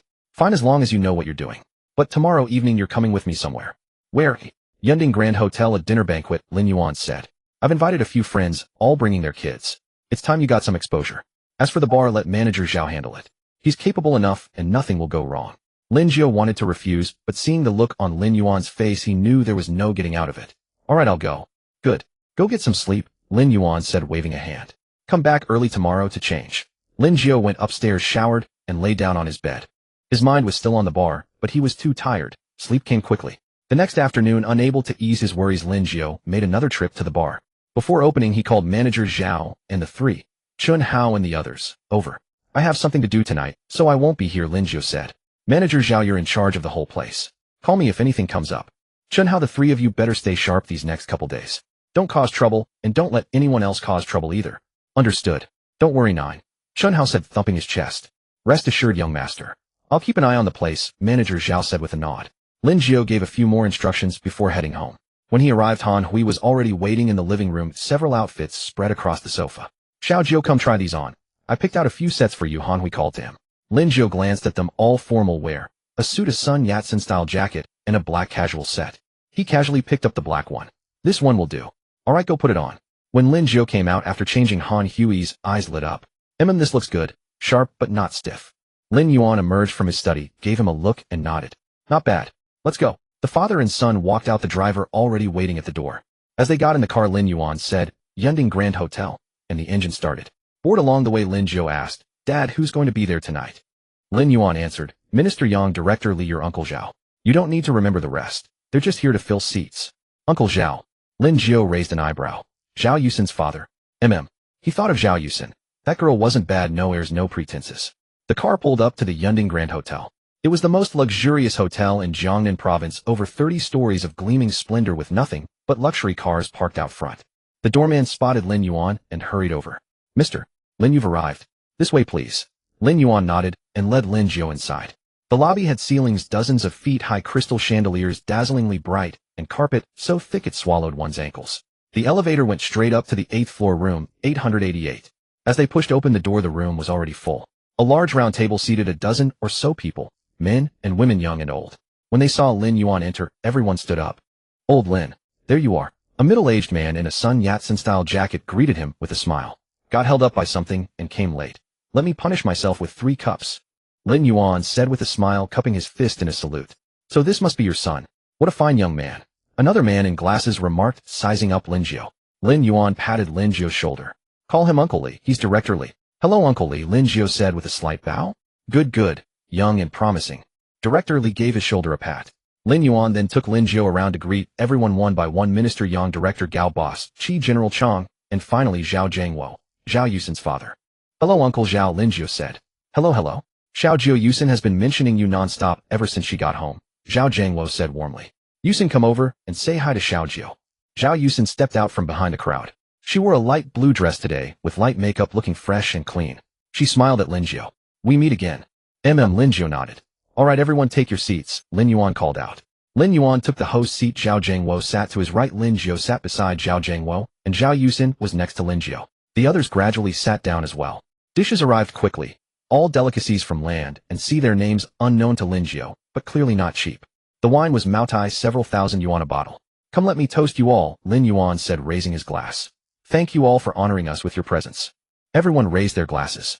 Lin Jiu raised his too, and took a sip. The liquor was strong, burning his throat, but the aftertaste was remarkably fragrant. Old Lin, you've got a fine son here. Minister Yang set down his glass. I hear he opened a bar himself. That takes guts. Just a kid messing around, Lin Yuan said, waving a hand. Letting him practice. This is no mere messing around, Director Li said. I heard on opening day, it was packed, business booming. Your son has an unlimited future. Thank you, Uncle Li, Lin Jiu said with a smile. Zhao Yusin whispered beside him. Your bar opened. Why didn't you tell me? It slipped my mind with all the busyness, Lin Jiu said. I'll invite you over another day. It's a deal then. The two chatted casually about this and that. While entertaining Zhao Yusin, Lin Jiu kept an eye on the people at the table. That was when he noticed a man in his early 20s wearing glasses and looking refined, but with an oddly wandering gaze. Lin Jiu noticed that since they'd sat down, this young man had been staring at him. It wasn't curious staring, there was something in it. Scrutiny, even hostility. Lin Jiu sneered inwardly, but his expression remained unchanged. He raised his glass and pretended to drink, sweeping the young man with a side glance. The other immediately looked away, lowered his head to eat his hands, trembling involuntarily. Just a coward, it seemed. Lin Jiu paid him no further mind, and continued chatting with Zhao Yusin. After several rounds of drinks, the atmosphere grew even livelier. The adults began discussing serious matters, policies, projects, partnerships, none of which Lin Jiu understood or cared to listen to. It all went in one ear and out the other. Zhao Yusin, however, was quite interested, listening intently and occasionally chiming in with remarks that hit the mark. This girl Yusin is no simple one. Minister Yang praised her. Old Zhao, she'll definitely surpass you in the future. You flatter me, Uncle Yang, Zhao Yusin said with a smile. Lin Jiu looked at her somewhat surprised. This girl wasn't just beautiful, she had a head for business too. The meal wound down around 9-something, just about done. Lin Yuan made another round of toasts and exchanged a few pleasantries, and the banquet ended. The adults shook hands, exchanged courtesies, and promised to meet again next time. The young people added each other on WeChat, saying they'd keep in touch. As Lin Jiu followed Lin Yuan out, Zhao Yusin caught up to him. Lin Jiu. Lin Jiu turned around. What's up? Zhao Yusin seemed a little embarrassed, hesitating before she spoke. Are you free tomorrow? I want to treat you to a meal, kinda. To thank you for helping me last time. Lin Jiu wanted to refuse. The bar was keeping him swamped, and he couldn't simply leave. But before he could voice his objection, Lin Yuan, standing nearby, spoke up. I think this idea is quite good. Xiao Jiu, you've been working so hard these past few days. It's time you gave yourself a break. Tomorrow take a day off and have a meal with Yusin. Lin Jiu's body stiffened as he turned to look at his father. Lin Yuan, however, simply turned his head away, pretending to admire the scenery. So it was settled, then imposed upon him without asking. All right then, Lin Jiu said helplessly. What time tomorrow? Noon. I'll send you the address on WeChat. All right. Zhao Yusin smiled, her eyes crinkling into beautiful crescents. It's a date then. Don't stand me up. Leaving the hotel, they got into the car. Lin Jiu leaned back against the seat and rubbed his temples. He'd drunk quite a bit tonight, and his head felt dizzy. Dad, he began, who exactly is this Director Gao? Director Gao, Lin Yuan thought for a moment. A deputy director at the City Construction Bureau. A minor official. At tonight's dinner, he wasn't even qualified to sit at the table originally. Director Yang brought him along at the last minute just to fill a seat. Why do you ask? Nothing. Just curious. Lin Jiu said. But in his heart he knew that Director Gao's son had looked at him with the wrong expression. Not jealousy, not envy. Something more like wariness, even hostility. Why? Lin Jiu couldn't understand. He'd never met this person before, let alone wronged them. The only connection might be tonight's dinner. He shook his head, dismissing the thought. He was probably overthinking it. The car arrived home, and Lin Jiu got out, but Lin Yuan remained seated. Aren't you coming inside, Dad? I still have some things to handle. Need to head back to the company for a meeting, Lin Yuan said. Get some rest early. You've got that lunch with Yusin tomorrow, right? Be fresh. Got it. Lin Jiu entered the house, went upstairs, and took a shower. As he lay in bed, his phone buzzed. Zhao Yusin had sent a WeChat message. Tomorrow at noon, Rongqing Hot Pot. Be there or be square. Lin Jiu replied with a simple, okay, and turned off his phone. He closed his eyes, but that gaze from Director Gao's son flashed through his mind again. Something wasn't right. But exactly what felt off he couldn't put into words. The next morning Lin Jiu didn't wake until 10 o'clock. He'd drunk quite a bit last night, and though he wasn't drunk, his head still felt heavy. He dragged himself out of bed, took a shower, and only then began to feel more lucid. When he came downstairs, Han Hui was arranging flowers in the living room. Seeing him, she smiled. You're awake. There's congee in the kitchen. Have some to settle your stomach. Lin Jiu went into the kitchen, ladled a bowl of congee, and sat down to drink it slowly. The congee was made by Cook Wu, millet porridge with red dates and goji berries, easy on the stomach. Xiao Jiu Han Hui came in and sat across from him. How did your talk with Yusin go last night? Pretty good. Lin Jiu kept his eyes on his kanji. That girl is lovely, good family, sensible too. Han Hui said. Uncle Zhao knows our family well inside and out. If things could work out. Mom, Lin Jiu cut her off. I'm just having a meal with her, nothing more. I know. Han Hui laughed. Mom's just thinking out loud. But you're 20 now. It's time you started thinking about these things. When your father was your age, he'd already. Mom, I'm done eating. Lin Jiu put down his bowl. I'm heading out. Meeting Yusin? Yeah. Go ahead. Have fun. Lin Jiu went upstairs, changed into a simple t-shirt and jeans. Before leaving, he checked the time, 11:30. He hailed a taxi to Rongqing Hot Pot. When he arrived, Zhao Yusin was already waiting at the entrance. Today she wore a white shirt with jeans, her long hair tied back in a ponytail. She looked fresh and bright. You're here, she smiled. Yeah, been waiting long. Not at all. Just got here. Zhao Yusin said. Let's go. I've reserved a table. The two of them entered and took their usual window side seat. They sat down, ordered their dishes, broth base and dipping sauces. How's your bar doing? Zhao Yusin asked. Not bad. Just open, keeping me busy. Lin Jiu said. What about you? Summer vacation started, any plans? I haven't decided yet. I've always wanted to learn business with my father, but he won't allow it. What are your plans after graduation? Zhao Yusin said. Not sure. Lin Jiu answered honestly. I'll figure out my bar first. The food arrived, and they ate while chatting. Zhao Yusin was excellent company. She kept the conversation flowing without awkward silences or forcing topics. They talked about studies, life, and the future, moving seamlessly from one subject to the next without ever becoming tedious. Lin Jiu felt relaxed. Eating with Zhao Yusin was so much more pleasant than dining with someone like Wanya. At least here, he didn't have to be on guard or read between the lines. Halfway through the meal, Zhao Yusin suddenly asked, Lin Jiu, have you ever been in a relationship? Lin Jiu's chopsticks paused midair. Why are you asking? Just curious. Zhao Yusin smiled. A guy like you must have girls falling over themselves, right? Never dated. Lin Jiu said. I was poor before. No one was interested. Now, no time. I get it. You're busy. Zhao Yusin nodded. But I think love is something that should happen naturally. If you meet the right person, give it a try. If not, don't force it. Lin Jiu acknowledged. He knew Zhao Yusin had feelings for him, but right now he had no energy for romance. His bar had just opened a mountain of things waiting to be handled. Plus there was that pair of scumbags Lu Feng and Wang Ya and all the other bars on that street. So many troubles to deal with.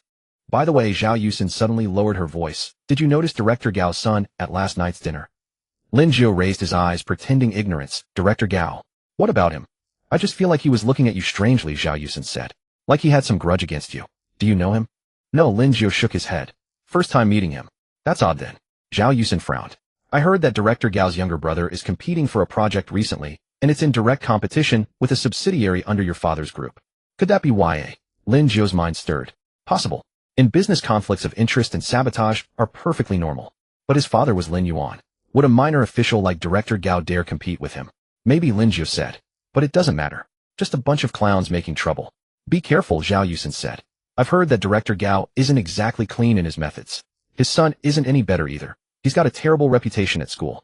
Got it. Thanks for the heads up. They chatted a while longer, finished eating, paid the bill, and stepped outside. Zhao Yusin said she had class in the afternoon and left first. Lin Jiu stood at the entrance of the hot pot restaurant and lit a cigarette. Director Gao, his son.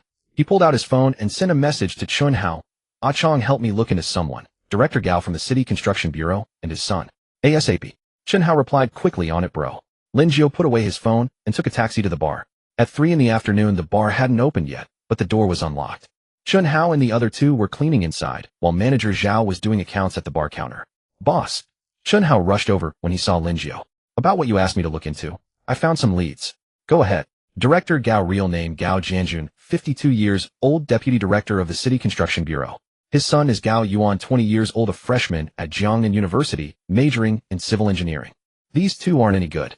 Chun Hao lowered his voice. Gao Jianjun has been anonymously reported by many people for corruption and bribery, reportedly a substantial sum. But he's got powerful connections, so nothing has ever come of it. As for Gao Yuan, he runs wild at school, using his father's connections to bully classmates. He even got a girl pregnant, and his family silenced the whole thing with money. Jiang Jiu squinted. Anything else? There's still. Chun Hao hesitated. I heard that Gao Yuan has been getting pretty close to Wang Ya lately. Someone saw them at a. So you're saying this Gao Yuan is my enemy? Jiang Jiu sneered. Possible. Chun Hao nodded. Brother Jiu, be careful. That kid Gao Yuan is wickedly cunning. Understood. Jiang Jiu waved his hand. Keep digging. Uncover everything he's done. It'll be useful. Got it. Jiang Jiu walked to the bar counter. Manager Zhao handed him a glass of water. Sir, business was good last night. Net profit 42,000. Looks like there are quite a few reservations today. Should do even better. Thank you for your hard work. Jiang Jiu took the glass. I'll keep an eye on things tonight. You head back early and rest. Thank you, sir. Jiang Jiu carried the glass upstairs. He sat in his usual spot and gazed down at the empty hall. His mind was still on the Gao family father and son. Lu Feng wouldn't dare provoke him directly, not after all this. Could it be that Wang Ye had climbed another ladder? Was the skinny guy who bounced the other day acting on Gao Yuan's orders? Jiang Jiu sneered. He pulled out his phone and sent a message to Chong. Brother Chong, look into someone for me. Gao Jianjun at the Urban Construction Bureau and his son. I want all their dirt. The more detailed, the better. Chong replied quickly, Roger that, sir. I'll have it for you within a day. Jiang Jiu put his phone away and took a sip of water. Sunlight streamed through the window. The street below bustled with pedestrians. Gao Jianjun, Gao Yuan. Jiang Jiu smiled faintly. He would remember this. The next morning at 9, Jiang Jiu woke up. When he went downstairs, Lin Yuan and Han Hui were already having breakfast. Morning, little Jiu. Han Hui ladled him a bowl of porridge. Eat quickly before it gets cold. Jiang Jiu sat down and buried his face in the bowl. It was millet porridge, thick and glutinous, paired with pickled vegetables that Wu Ma had marinated, perfect for whetting the appetite. Son, Lin Yuan put down his chopsticks. With the summer vacation ahead, go get your driver's license. It'll save you the trouble of relying on others for rides. Jiang Jiu nodded. He had to agree. Not having a license was inconvenient. Every day relying on taxis or asking a Chong to drive him was a hassle. Besides, the bar only opened at night. The days were idle anyway. Alright, I'll sign up shortly. After the meal, Jiang Jiu headed out. He didn't ask a Chong to drive him, and instead took a taxi to the nearest driving school registration office. The registration office was crowded with a queue. Jiang Jiu fell in line at the back, scrolling through his phone. He was reviewing the previous night's revenue report Chun Hao had sent when a burst of laughter rang out from ahead. The voice sounded familiar. Jiang Jiu looked up and saw a man and a woman standing 5 or 6 spots in front of him. The man was Gao Yuan, wearing glasses and a polo shirt, looking every bit the refined gentleman. The woman had her back to him, but that silhouette, that hairstyle. He knew her too well. Wang Ye. Jiang Jiu narrowed his eyes. Chun Hao's investigation had been right. These two were indeed involved. Gao Yuan had his arm around Wang Ye's waist, his hand wandering restlessly. Wang Ye didn't pull away, instead she leaned further into him, laughing coyly. Their smug intimacy made Jiang Jiu's stomach turn. He had no intention of approaching them. If anything, he stepped back half a pace, letting the people in front of him obscure him from view. But his eyes stayed fixed on the pair while his mind raced. If Wang Ye was with Gao Yuan, that meant she and Lu Feng were finished. The skinny guy who skipped out on the bill on opening night claimed Lu Feng had orchestrated it, but that skinny guy's dodgy eyes gave him away. He was lying. Looking at it now, the skinny guy was most likely Gao Yuan's man, paid to create trouble and frame Lu Feng in the process. 1 stone, 3 birds. Make Jiang Jiu despise Lu Feng and use him as a blade, disgust Jiang Jiu in the process, and keep his own hands completely clean. This woman Wang Ye, her schemes were vicious. If it hadn't been for that dinner his father had thrown, which had caught his attention on Gao Yuan, she would have gotten away with it. Jiang Jiu's expression turned cold. He had planned to wait until the bar was stable before dealing with Wang Ye, but now he realized he couldn't afford to wait any longer. That woman was a venomous snake. If he didn't crush her now, she'd bite him sooner or later. The person ahead of him finished processing and moved aside. It was now Gao Yuan and Wang Ye's turn. They filled out forms, handed over money, and dawdled for ages before finally leaving. As they walked away, Gao Yuan still had his arm around Wang Ye, and she playfully swatted him with a coy smile. Jiang Jiu waited until they were well gone before stepping up to the counter. Forms, payment, photo. One smooth process under 20 minutes. By the time he left the registration office, it was nearly noon. He bought a jianbing from a street vendor, eating as he hailed a taxi to the bar. On the way, he called Chun Hao. Go ahead, boss. Get Zhang Peng and Li Chong and come to the bar. Now. On it. Be right there. When Jiang Jiu arrived, the three were already waiting at the entrance. He unlocked the door and sat behind the counter, finishing his jianbing in 3 quick bites. Boss, what's the rush? Chun Hao asked. Yangon Driving School Street. You know it. Jiang Jiu wiped his hands. Yeah, the one west of our campus. Round up a few more people. Go to that street and find 2 individuals. Jiang Jiu pulled out his phone and scrolled to the photos of Gao Yuan and Wang Ye. He'd snapshot them secretly at the registration office. A bit blurry, but their faces were recognizable. The man's Gao Yuan, the woman's Wang Ye. Find them and bring them here, bound. Chun Hao and the others exchanged startled looks. Boss. Chun Hao swallowed hard. Bound, kidnap. That's illegal, isn't it? I don't know it's illegal. Am I afraid of that? Jiang Jiu glared at him, clearly displeased. No, boss, we're not scared of that. Chun Hao hurried to explain. The real problem is none of us can drive. Even if we found them and tied them up, we can't exactly drag a sack down the main street. That'd be screaming arrest us to the police. Zhang Peng and Li Chong nodded emphatically. They weren't afraid of physical confrontation, but kidnapping someone in broad daylight and hauling them back to the bar on the main street was far too conspicuous. Jiang Jiu frowned. Chun Hao had a point. This job was beyond their skill level, it was too crude. He thought for a moment, then pulled out his phone and dialed a Chong. Hello, sir. A Chong, I need you to arrange a capture. Jiang Jiu got straight to the point. A man and a woman. I'll send you photos. They should be near Yangon Driving School Street. Find them and bring them in, no witnesses. A 2-second silence on the other end then. Understood, sir. I'll dispatch someone now. Make it quick. He hung up and sent the photos to a Chong. Then he turned to Chun Hao and the others. The small storage room at the back of the second floor. Clear it out and clean it up. Boss, are you going to? Chun Hao felt a chill. Stop asking questions and do it. Yes, sir. The three scrambled upstairs. The storage room was cluttered with leftover renovation materials, discarded cardboard boxes, and old tools. They hustled everything out, hauled it to the back door trash pile, and mopped the floor clean. By the time they were done, it was nearly 1 o'clock. Jiang Jiu sat on the first floor sofa with his eyes closed, waiting. His mind replayed the earlier scenes. The way Gao Yuan's hand gripped Wang Ye's waist, Wang Ye's obsequious smile, and the skinny guy's evasive glance when he had confessed. These people all thought Jiang Jiu was a pushover. Today he would show them who was really the soft target. At 1:30, the sound of brakes echoed at the entrance. Jiang Jiu opened his eyes. A black minivan had pulled up outside. The door slid open and 4 burly men in black suits stepped out, broad-shouldered, tattoos peeking from their sleeves. They didn't look like the friendly type. The leader approached Jiang Jiu and bowed slightly. Sir, the package has been delivered. Jiang Jiu stood and walked to the rear of the van. The other 2 men opened the trunk and dragged out 2 large sacks, bulging and motionless. Are they alive? Jiang Jiu asked. Relax, sir. We used a mild sedative. They're sleeping, no harm done. The leader replied. What method? The leader glanced left and right, then lowered his voice. Sir, we found them dining at a small restaurant. That eatery happens to be one of our properties run by an associate. I had the owner slip something into their food. They ate, passed out. No traces left behind. Jiang Jiu understood. Drugs clean, efficient, no loose ends. Good work, he nodded. My pleasure. The man said. Sir, where shall we place them? Take them to the small storage room on the 2nd floor. Yes, sir. 2 of the men each hoisted a sack and followed Jiang Jiu upstairs. Chun Hao and the others froze at the sight, holding their breath and quickly clearing a path. The warehouse door swung open and the 2 sacks hit the ground with a dull thud. The men filed out. The leader said to Jiang Jiu, Sir, we'll be going now. Call if you need anything. Hold on, Jiang Jiu said. I'll need you again shortly. At your service, sir. The door clicked shut behind them. Jiang Jiu stood alone in the dim storage room, the 2 sacks at his feet. He crouched down and untied the first rope. Gao Yuan's glasses slid out first, followed by his dazed, half-conscious face. The second sack yielded Wang Ye, her hair, disheveled, eyes fluttering open in confusion.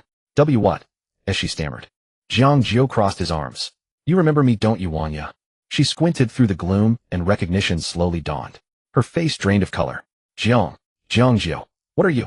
Shoo. He pressed a finger to his lips. Save your energy. We have a lot to discuss. Gao Yuan groaned, struggling to sit up. Who the hell are you? Let me go. Let you go. Jiang Jiu laughed coldly. After what you did to my bar. After you hired someone to cause trouble on opening night and tried to frame Lu Feng. Gao Yuan's bravado faltered. You have no proof. I don't need proof to know you're a parasite. Jiang Jiu stepped closer. Here's what's going to happen. You're going to tell me everything you know about the Gao family's operations. Every dirty deal, every bribe, every favor you've traded. And then you're going to help me tear it all down. You're crazy, Wang Ye whispered. No, Jiang Jiu replied, his voice quiet, but edged like steel. I'm just done being polite. The burly leader and his men went downstairs and left. Lin Jiu came downstairs, shut the bar door, and locked it. The first floor fell silent, with only a few dim lights overhead still glowing, casting faint shadows. He stood in the center of the hall, lit a cigarette, took 2 drags, and exhaled a smoke ring. The smoke coiled in the dim light, like the anger in his chest that refused to dissipate. He finished the cigarette, stubbed it out, and headed upstairs. The door to the small storage room on the 2nd floor was open. Chun Hao and the other 2 stood at the entrance, their faces pale. Seeing Lin Jiu approach, they quickly stepped aside. Jiu go. Lin Jiu ignored them and walked straight in.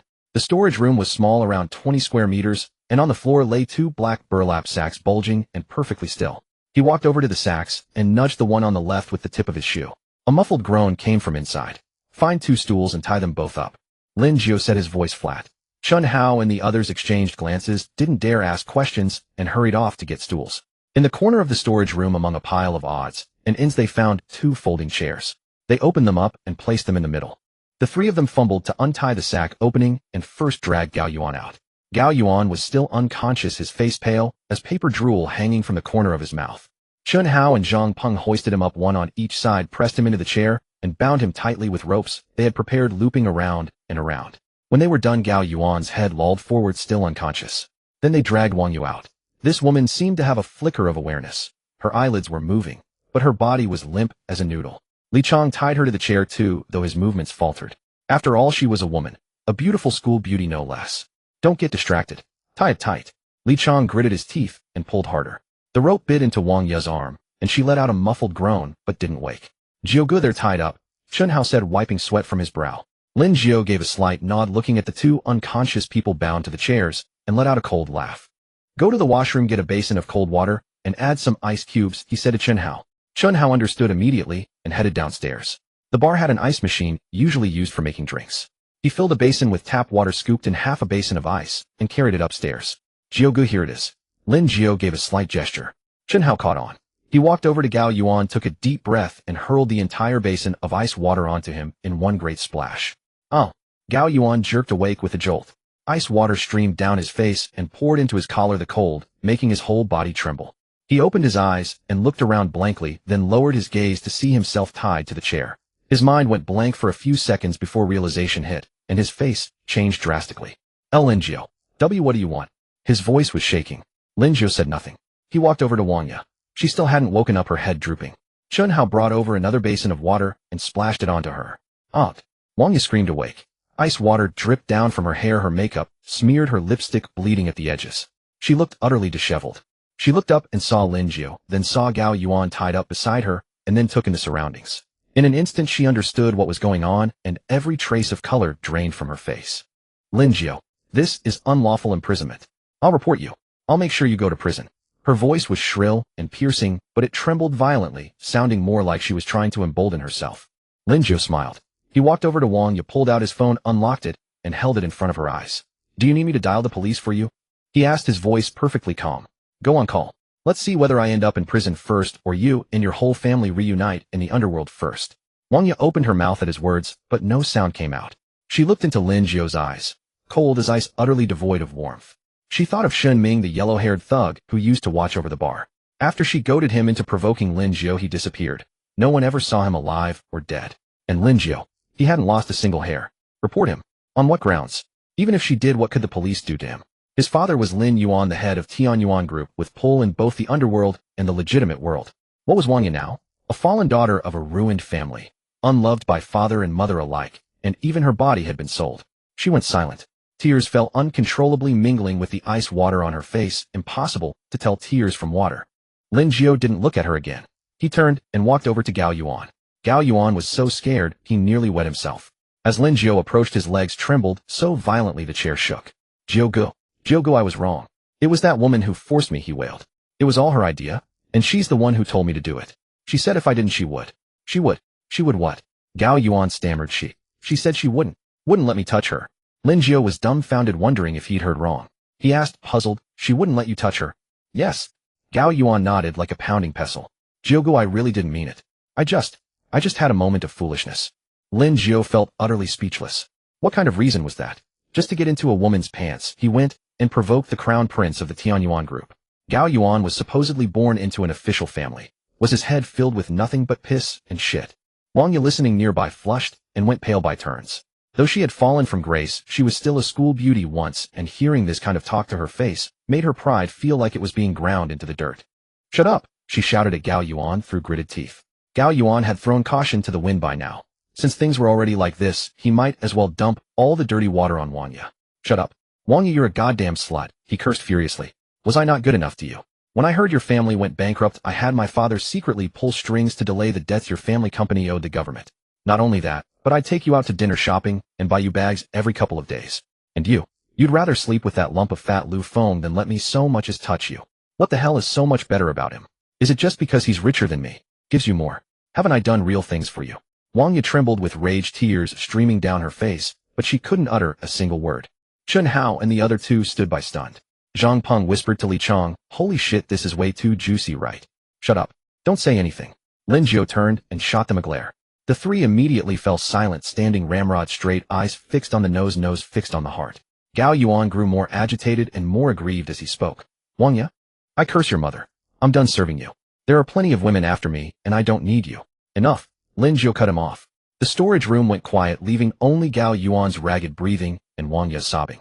He looked at Gao Yuan and asked, the skinny guy who skipped out on his bill the day my bar opened. You were the one who hired him, right? Gao Yuan nodded then shook his head. It was Wang Ye who forced me to find him. She forced you, eh? Lin Jiu raised an eyebrow. You're the son of a director. What could she possibly use to force you? Hold a knife to your throat. She said if I didn't do it she'd tell my dad I harassed her. Gao Yuan's voice grew smaller and smaller. Lin Jiu almost wanted to laugh. This Gao Yuan was a spineless pushover completely wrapped around Wang Ye's finger. He walked over to Wang Ye and looked at her tear-streaked face. If I'm not mistaken, Lu Feng got tired of you and dumped you, didn't he? Lin Jiu continued. And then you were furious, so you lashed onto Gao Yuan. Using his feelings for you had him send someone to cause trouble at my bar, and you also coordinated in advance to make that skinny guy claim Lu Feng was behind it. That way I'd come to hate Lu Feng. You'd kill with a borrowed knife and also disgust me in the process. Right? Wang Ye bit her lips, staying silent, but the panic in her eyes was impossible to hide. Lin Jiu laughed, laughing out loud. Ha ha ha. Wang Ye, what cunning tactics. Using someone else's blade to kill, diverting trouble elsewhere. With a mind like yours, if you had applied it to the right path, you might have become someone of note. What a pity you've misused it. Gao Yuan, listening from the sidelines, suddenly understood. His eyes widened. Wang Ye, you never fucking liked me. Wang Ye kept her head down, silent. Chun Hao and the other two listened, a chill running down their spines. This woman was too vicious. If not for Lin Jiu's alertness, she would have succeeded. Brother Jiu, Chun Hao whispered, why don't we step out first? If I keep listening, I'm afraid I'll be nauseous at dinner tonight. Lin Jiu glanced at him, his eyes cold. Chun Hao immediately shut up and shrank his neck. Gao Yuan continued cursing. Wang Ye, you damn bitch. I treated you so well, and not only did you not like me, you fucking used me. Enough. Lin Jiu interrupted him. Done cursing. Gao Yuan fell silent, but his eyes remained fixed on Wang Ye as if he wanted to devour her. Lin Jiu looked at the two of them, a coward and a venomous woman. Together truly a perfect match. Chun Hao, he said, go find some tape and seal their mouths. Let them go hungry for 2 days to learn a lesson. Chun Hao quickly went to find tape. There was leftover wide packaging tape from renovations in the warehouse. He tore off 2 strips and walked over to Gao Yuan. Gao Yuan panicked. Brother Jiu, wait. If I don't come home tonight, my dad will be worried. Worried? Lin Jiu turned back to look at him. Never mind, I'll have someone send a message to your father letting him know not to wait for you. Gao Yuan's face turned pale, and he opened his mouth to say something, but Chun Hao had already torn the tape with a sharp rip and stuck it over his mouth. Gao Yuan struggled, making muffled sounds, but it was no use.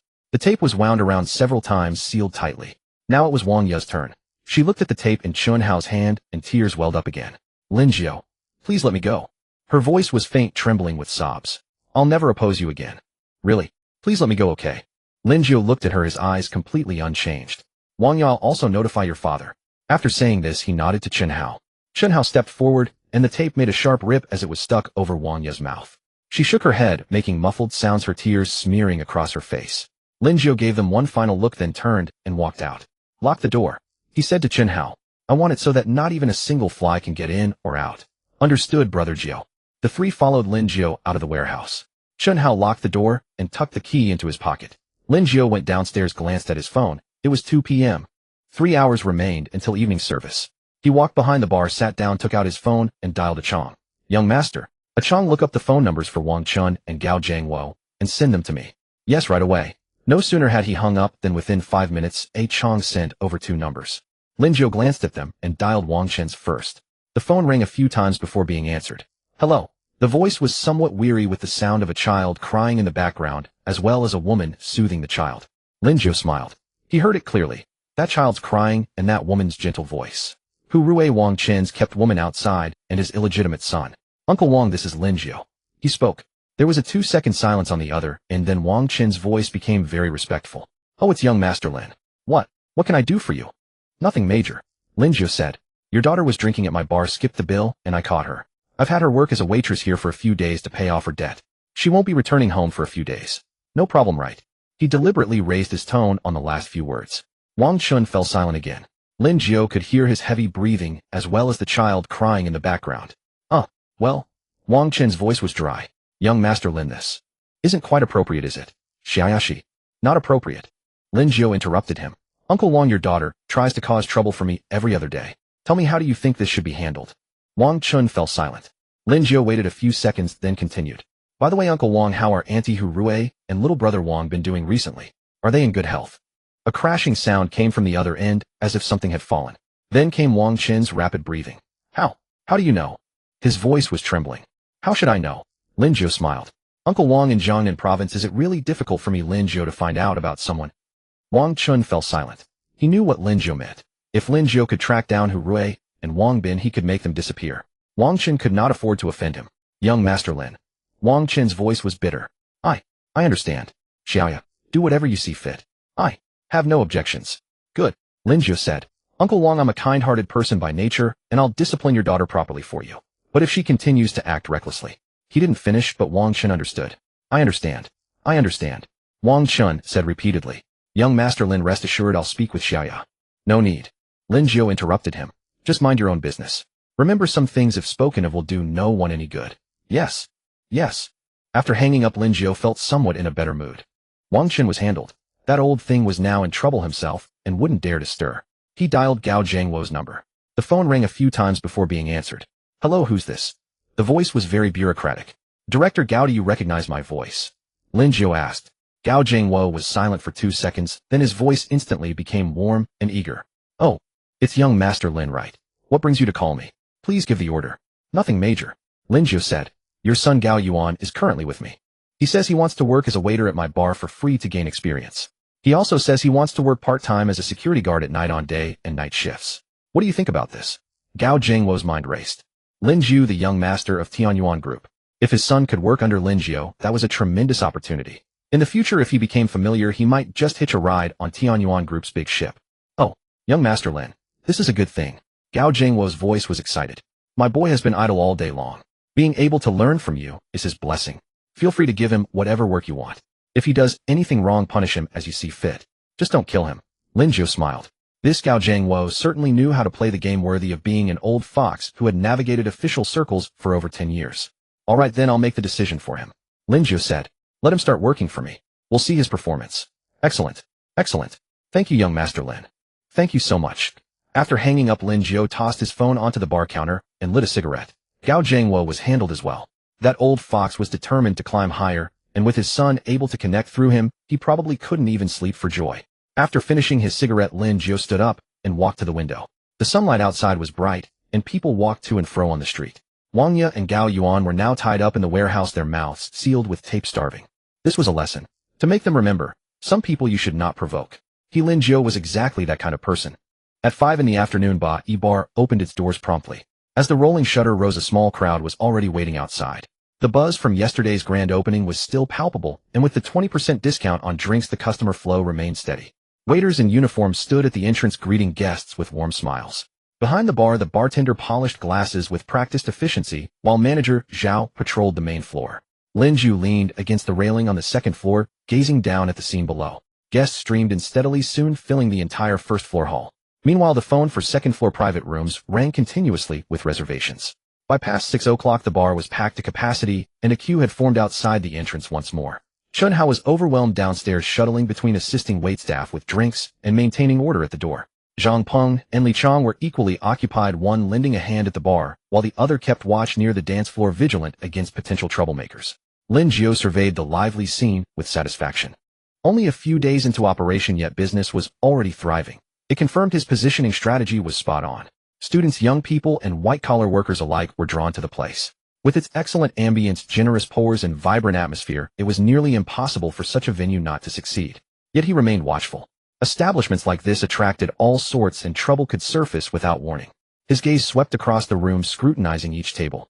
Patrons were drinking, conversing, dancing, all appearing orderly. His phone vibrated. A message from Chun Hao read, Brother Jiu, we're nearing 30,000 in revenue, and it's only 7 o'clock. Lin Jiu replied with a simple acknowledgement before pocketing his device. He lit a cigarette and leaned against the railing, drawing on it as smoke curled upward in the lamplight, obscuring his features. Across the street at Rong Yao Bar, the atmosphere could not have been more different. The establishment had been in operation for 5 or 6 years, run by a man surnamed Sun in his 40s who had transitioned from gang affiliations to legitimate enterprise, establishing himself as the area's dominant figure. Yet tonight the venue felt desolate. Only 3 or 4 tables occupied on the main floor, all regular patrons. The private rooms upstairs sat entirely vacant with not a single reservation. Boss Sun sat in the farthest booth on the ground floor, his expression grim. A glass of whiskey sat before him, the ice long since melted untouched. Assistant Zhou stood behind him, head bowed, daring not to breathe loudly. Old Zhou Sun began, his voice low, but simmering with barely contained anger. That brat Lin Jiu from Bai Bar. Does he truly intend to disregard our discussions entirely? Zhou swallowed hard, recalling Lin Jiu's disrespectful demeanor from their previous encounter, and embellished his account. Boss, I believe that's precisely his intent. He holds us in no regard whatsoever. A naive youngster competing so aggressively with us. Competing for business. Sun's sneer hardened into outright fury as he slammed his palm against the table. He's attempting to destroy me. Look at this. Within mere days, more than half our clientele has defected to his establishment. His rage intensified with each word, prompting another violent strike against the table that sent liquor splashing from his glass. Calm yourself, boss. Please restrain your anger. Zhou interjected hastily. This kid lacks awareness of his limitations. We must teach him a lesson to make him understand his place. A lesson? Sun turned to face him, pondering for several moments before responding. I tasked you with investigating him several days ago. What have you uncovered regarding his background? Zhou's expression stiffened, discomfort evident. Regarding this matter, the investigation is still underway. His expression grew awkward. Those behind him seemed deliberately obfuscating information, yielding limited results. All we've determined is that he's a student from a family with modest means. Modest means? Sun's laugh carried a sinister edge. Ha ha ha. A bit of wealth and he dares challenge me. Old Zhou, does that seem plausible to you? Zhou fell silent. He too sensed something amiss. No establishment of this nature operated without connections, certainly not along this street, nor anywhere in the country. For Lin Jiu, merely a student, to openly compete in such a brazen manner necessarily implied backing from powerful figures. Yet every investigative thread had proven fruitless. The fact that we cannot uncover his origins suggests those supporting him prefer to remain invisible, Sun observed with narrowed eyes. A series of contemplative moments passed before a cold sneer crossed his features. Huh. Such vermin content to lurk in shadows dare confront me. He raised the glass of melted whiskey and consumed it in one draught. The liquor burned bitter on his tongue, yet his inner turmoil proved far more acrid. Old Zhou, he set down his glass, his tone chilling. You will personally visit the black market for chemical reagents, then proceed to the chemical plant. You understand my intent. Zhou's eyes sharpened with comprehension. Chemical reagents, chemical plants. His boss intended dark dealings. Boss, I shall execute this immediately. He licked his lips. I have grown weary of that arrogant youth. A mere child who dares display such unbridled audacity. Go. Complete this task cleanly and ensure no traces remain. Understood. Zhou departed without delay. Sun remained seated, his gaze fixed across the street upon the vacant establishment, his expression dark enough to weep. Lin Jiu. He would remember this affront. By 10 o'clock, Ba'i Bar had reached its peak, throbbing with energy. Music pounded relentlessly, lights flashed dazzlingly, the dance floor teemed with revelers, and the bar counter stretched into an endless queue. Manager Zhao calculated the evening's takings, his fingers moving swiftly across the calculator, a satisfied smile playing across his features. Revenue had already surpassed 50,000 yuan. Lin Jiu maintained his position on the second floor, surveying the scene below. Everything appeared routine, yet his vigilance remained sharp. Having experienced the events of the previous night, he knew he was being watched, and that trouble could materialize without warning. His observation was interrupted by a sudden commotion at the entrance. Lin Jiu furrowed his brow and turned toward the disturbance.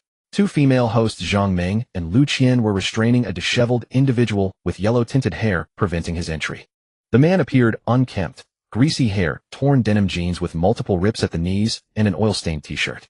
His appearance suggested he was unlikely to be a paying customer. Sir, I apologize, but we maintain a dress code and your attire. Zhang Meng attempted to remain courteous. Dress code, my ass.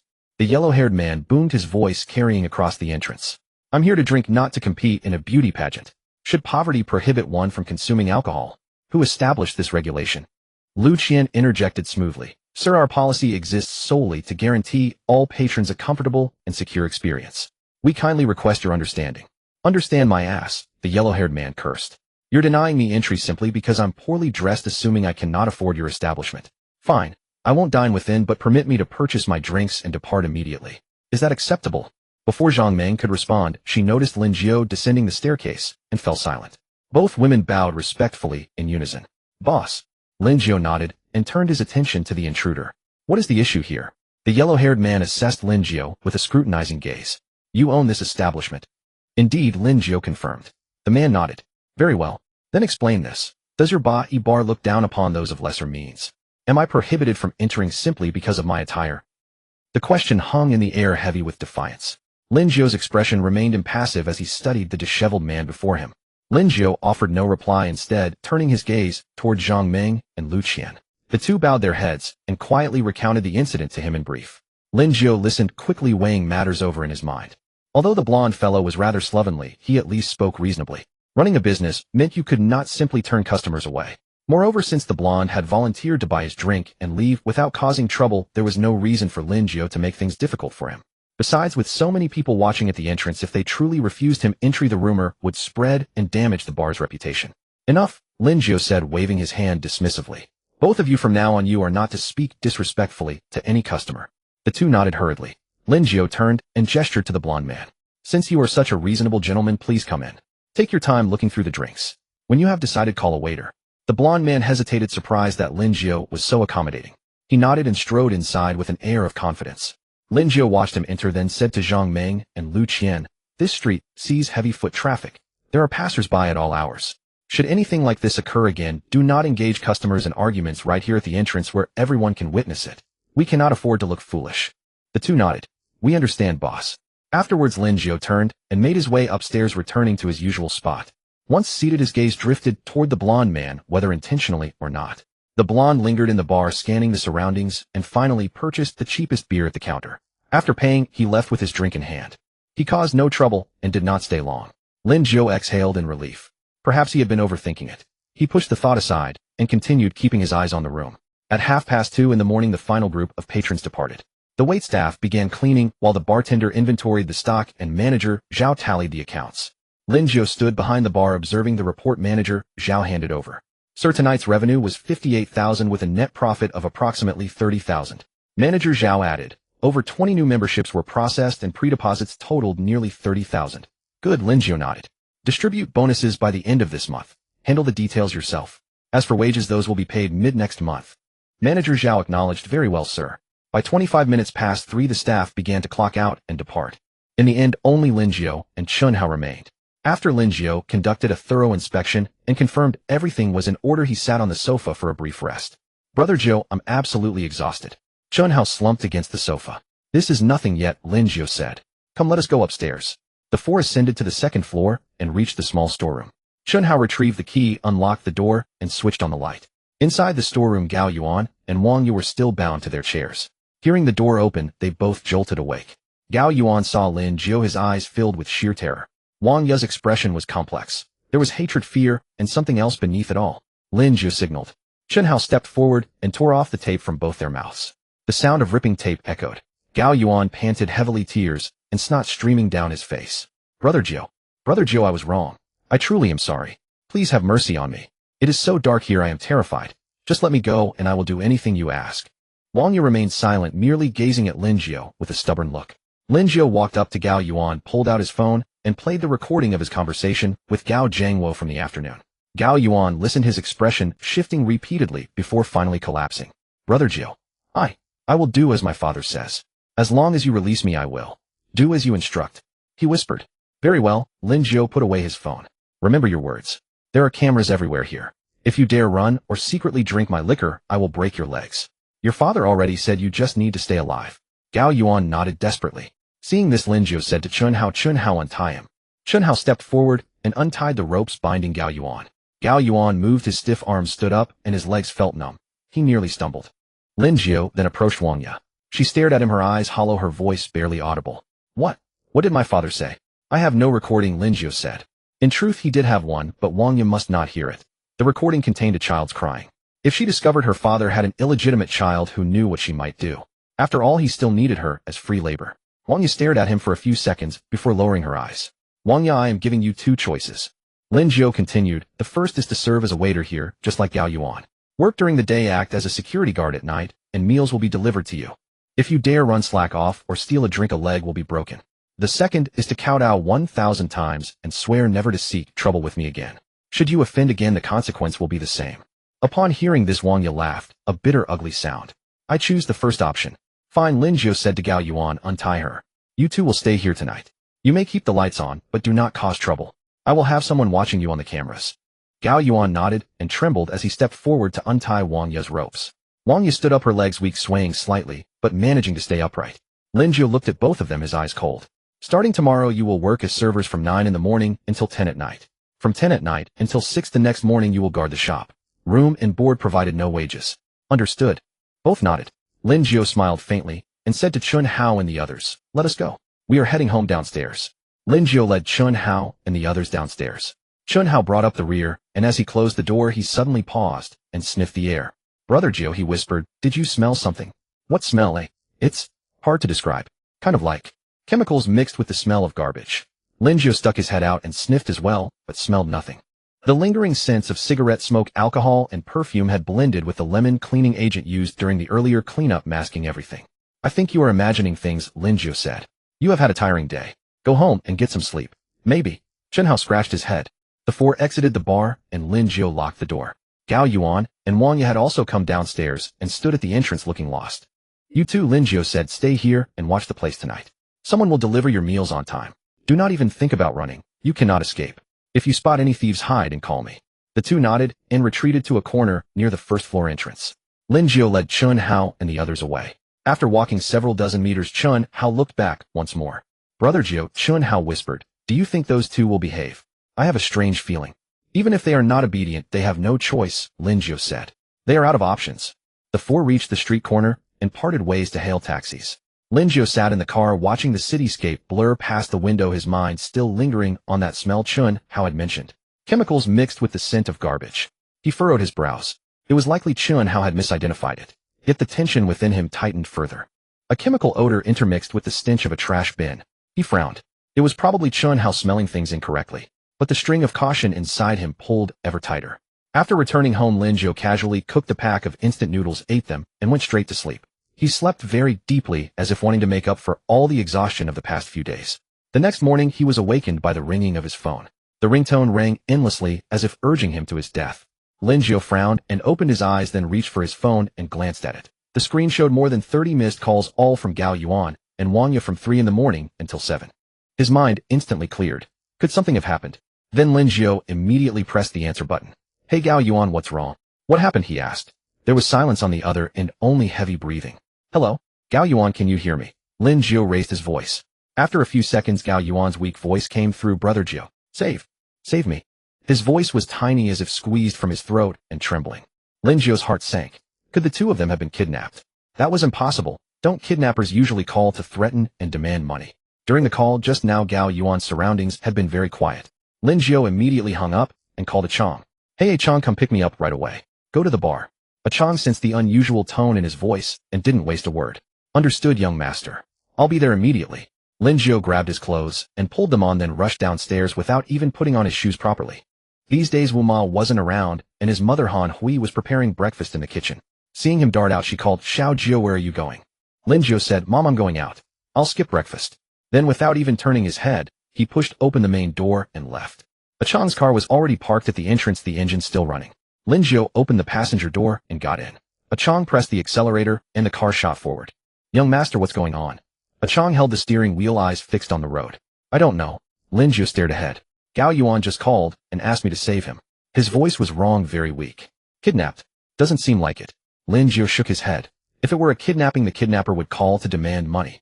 It was very quiet on his side. No one was talking. Chong fell silent and increased the speed. There were few cars in the morning. Running 2 red lights, they reached the bar street in less than 10 minutes. Before the car came to a full stop, Lin Jiu pushed the door open and jumped out. Chong turned off the engine and followed. At the bar's entrance, the rolling shutter door was still locked with no signs of prying. The two of them must still be inside. Lin Jiu took out his keys and was about to open the door when he suddenly smelled a strange odor. A rusted iron smell mixed with rotten onions and rotten eggs with a sharp chemical sting. Chong, he frowned. Did you eat onions this morning? No, young master. I just finished washing up when you called me. Chong also sniffed and said with a frown, Young master, this smell seems to be coming from the bar. Lin Jiu's heart skipped a beat.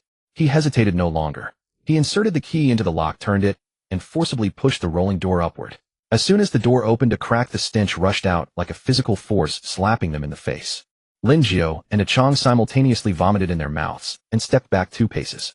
Damn it. Lin Jiu covered his nose. What the hell is this smell? Chong immediately went to the car, fished out 2 masks, and threw one to Lin Jiu. They both put them on, but the masks couldn't block it. The odor was everywhere. Lin Jiu gritted his teeth, pulled the rolling door open, and walked in. The bar was pitch dark with no lights on, but the stench was so thick it could suffocate a person. The main hall was completely normal. Tables and chairs were neat, the bar counter was clean, and there wasn't even a piece of litter on the floor. Chong, Lin Jiu said, holding his mask, go find Gao Yuan and Wang Ye. I'll find the source of this stench. Yes. The two split up. Lin Jiu circled the first-floor hall, twice checking every corner. No garbage, no filth, not even a cigarette, but the smell spread from right here, getting stronger as he went deeper. He walked behind the bar counter, opened the liquor cabinet, and inspected the bottles one by one. Nothing unusual. He went to the bathroom. Next, the toilet was clean and unclogged. The kitchen was fine too. Just as he was wondering, A Chong came down the stairs carrying one person in each hand, Gao Yuan and Wang Ya. Both were unconscious, their faces cyanotic, lips purple, eyes half open, showing the whites. Young master, they seem to be poisoned. A Chong put them down on the floor. Lin Jiu crouched and felt their breath. They were still breathing, but weakly. He glanced around at the smell, the symptoms. A Chong. He stood up, called 2 of our men to take them to the hospital. Then find the best chemical cleaning team in the province. Hurry. A Chong was taken aback. Chemical cleaning. Young master, this. It's most likely butanethiol. Lin Jiu's voice was cold. An industrial-grade stink agent. Damn it, someone used this to screw with my place. A Chong's expression changed. He had heard of butanethiol. 1 drop could make an entire building stink, and if it touched anything, the smell wouldn't go away for months. I'll handle it right away. He turned and went out to make calls. Lin Jiu walked out of the bar, took off his mask, and greedily breathed in fresh air. But the stench seemed to cling to him, refusing to leave. He stared at the bar's sign, his mind racing. Who did it? Butanethiol wasn't something ordinary people could obtain. Those enemies at school didn't have the capability. Gao Yuan and Wang Ya's families. Impossible, they were still inside. Then Lin Jiu changed his line of thinking. If his bar was contaminated and forced to close for rectification, who would benefit the most? He turned and looked across the street at the Glory Bar and the Blues Bar. There were only 3 bars on this street. If his stopped business, the customers would naturally flow to the other 2. The owner of Glory Bar, Boss Sun, and that assistant Zhou. Lin Jiu's eyes turned cold. He recalled everyone from yesterday who had the chance to plant this. Most customers sat down after ordering their drinks. Only one person. That shabbily dressed, yellow-haired man. The bar had been busy then, and the drinks were served slowly. After ordering, he didn't sit down, he wandered around the hall twice. At the time, Lin Jiu thought he was being courteous. Now it seemed he was finding a spot to toss the chemical. Damn it, Lin Jiu cursed. He had been careless. A Chong arrived with the cleaning team, 4 or 5 people in protective suits carrying toolboxes. The leader saw Lin Jiu and nodded. Boss Lin, hello. Leave this to us. Lin Jiu nodded. Then the group entered the bar and began assessment and gas detection. Lin Jiu also went inside and said to one of the cleaning staff, Brother, how long will it take for this smell to dissipate? The cleaner sighed and said, This is butanethiol, a liquid that emits a terrible stench. Even with urgent cleanup, regardless of cost, the fastest would be 5 days. Then the man continued, Also for things that easily absorb odors like the sofas, curtains, and glasses, we recommend replacing them all, otherwise there may be residue. At those words, a surge of rage flared in Lin Jiu's chest. 5 days of closure plus replacing the sofas, glasses, curtains, and the like. In just a few days, the losses would be more than 100,000. This trick is damn vicious, damn ruthless. Fine, you handle it. Lin Jiu waved his hand. Ah Chong walked over, followed by 2 underlings. Lin Jiu took out his phone and pulled up the surveillance feed from the entrance. He found a fairly clear frontal shot of yesterday's yellow-haired punk. Unkempt clothes, greasy hair, a face full of thuggish arrogance. He handed the phone to Ah Chong. Have all the men fan out and find him. I want to see him within a day. Alive and delivered to my house. Ah Chong took the phone, glanced at it, and nodded. Understood, young master. Lin Jiu then called Manager Zhao. Manager Zhao, are you up? Something happened at the bar. Come take a look. Half an hour later, Manager Zhao arrived. As soon as he got out of the car, he covered his nose. Young master, this. Lin Jiu gave him a brief account of what had happened. Manager Zhao's face turned ashen. Someone is deliberately targeting us. Young master, how about we call the police? The police. Lin Jiu sneered. Tell them what? Someone planted stink capsules in my bar. Even if the cops came, what could they do? Dust for fingerprints. Pull surveillance footage. By the time they got anywhere, this bar's reputation would already be ruined. At that, Manager Zhao said nothing. Lin Jiu pondered for a moment, then said, Send a message to every staff member at the bar. We're closed for 5 days, but base wages and month-end bonuses will be paid as usual. Then send a notice to all members and post a temporary closure announcement on the door. Manager Zhao looked troubled. Young master, 5 days of closure, the wages. Lin Jiu waved his hand and cut him off. Money can be earned back, but people's loyalty and the bar's reputation can't be lost. Do as I say. Yes. And stay here to oversee things. After the cleaning crew finishes, make a list of everything that needs replacing and send it to me. I'm tired. I'll head back first. Young master, let me drive you. No need. I'll take a cab. Lin Jiu walked to the roadside, hailed a taxi, and went home. His mind churned the whole way. Butanethiol, the yellow-haired punk, Boss Sun, Assistant Zhou, and Gao Yuan, and Wang Ya lying in the hospital. It was almost noon by the time he got home. He collapsed onto the sofa. Last night, he had slept only 5 hours. His head ached fiercely, his temples throbbed wildly, yet he had no trace of sleepiness. Anger burned through him like fire, turning his eyes red. His phone vibrated. Chong sent a message, "Young master, we caught him. He was at an internet cafe in the south of the city. Should we bring him to your house?" Lin Jiu replied, "I'm home. Bring him over." Before long, a black van pulled up at the entrance of the villa. Chong and two underlings dragged a sack out of the trunk and dumped it onto the ground. The sack was still moving. The man inside let out muffled groans as if his mouth had been gagged. Lin Jiu walked over and kicked the sack hard. The movement inside grew even more frantic. "You two carry him down to the basement." The two underlings lifted the sack between them, followed Lin Jiu into the house, and went down to the basement. The basement was bare, just a few chairs, an old table, and some useless old tools hanging on the walls. One of the underlings untied the sack. Inside was the yellow-haired man, the very one from yesterday. The moment he saw Lin Jiu, his face went white. He fell to his knees and kowtowed, slamming his forehead against the floor with heavy thuds. "Big brother, I'm sorry. I really am sorry. I shouldn't have taken that money. Please spare me. I have an 80-year-old mother at home and a 3-year-old child." Lin Jiu smiled. "So it really was him." "Shut up." Lin Jiu cut him off, pulled a chair over, and sat down. "Tell me your name." "Huang. Huang Zichong. I'm just a street punk." The yellow-haired man shivered, tears and snot smeared across his face. "Who told you to do it?" "Yesterday. Yesterday someone came to me and gave me a few capsules saying to put them in your place. And after it was done, he'd give me 5,000. I really didn't know what they were, big brother. If I'd known that stuff was harmful, I wouldn't have dared do it for 10,000. Lin Jiu stared at him. The man's eyes darted uneasily, but he didn't seem to be lying. Street punks like him took money and did the job without asking too many questions. What did he look like? 40-something, wearing a clean suit, seemed like an educated man. Oh right. He had a mole on the left corner of his mouth about the size of a mung bean. Lin Jiu had a good idea now. He pulled up two photos on his phone, Boss Sun and Assistant Joe, the ones Chun Hao had uncovered earlier. He showed the yellow-haired man Boss Sun's photo first. "Is this him?" The man squinted at it and shook his head. "No, this one doesn't have a mole." Then he showed him Assistant Joe's photo. The yellow-haired man's eyes lit up and he pointed at the photo. Yes, that's him. A mole at the corner of his mouth and a greasy 3/7 side-parted hairdo. I remember clearly. Lin Jiu took back his phone and smiled. The smile was icy, his eyes like blades. "Glory bar, Assistant Joe, Boss Sun. Fine. So they want to play dirty, huh?" He stood up and said to Chong, "Keep a close eye on him. Don't let him escape and don't let him die." "Understood." Lin Jiu left the basement, went upstairs, and sat down on the sofa in the living room. He took out his phone and found Assistant Joe's number, one Chun Hao had tracked down earlier and saved in his contacts. He stared at the string of digits for a few seconds, then pressed the dial button. The phone rang 4 or 5 times before someone picked up. "Hello. Who is it?" Assistant Joe's voice carried impatience and music played in the background, probably at a bar. "Assistant Joe, hello." Lin Jiu's voice was calm with a hint of a smile and a trace of feigned surrender. "This is Lin Jiu. I was wondering if you and Boss Sun are free tonight.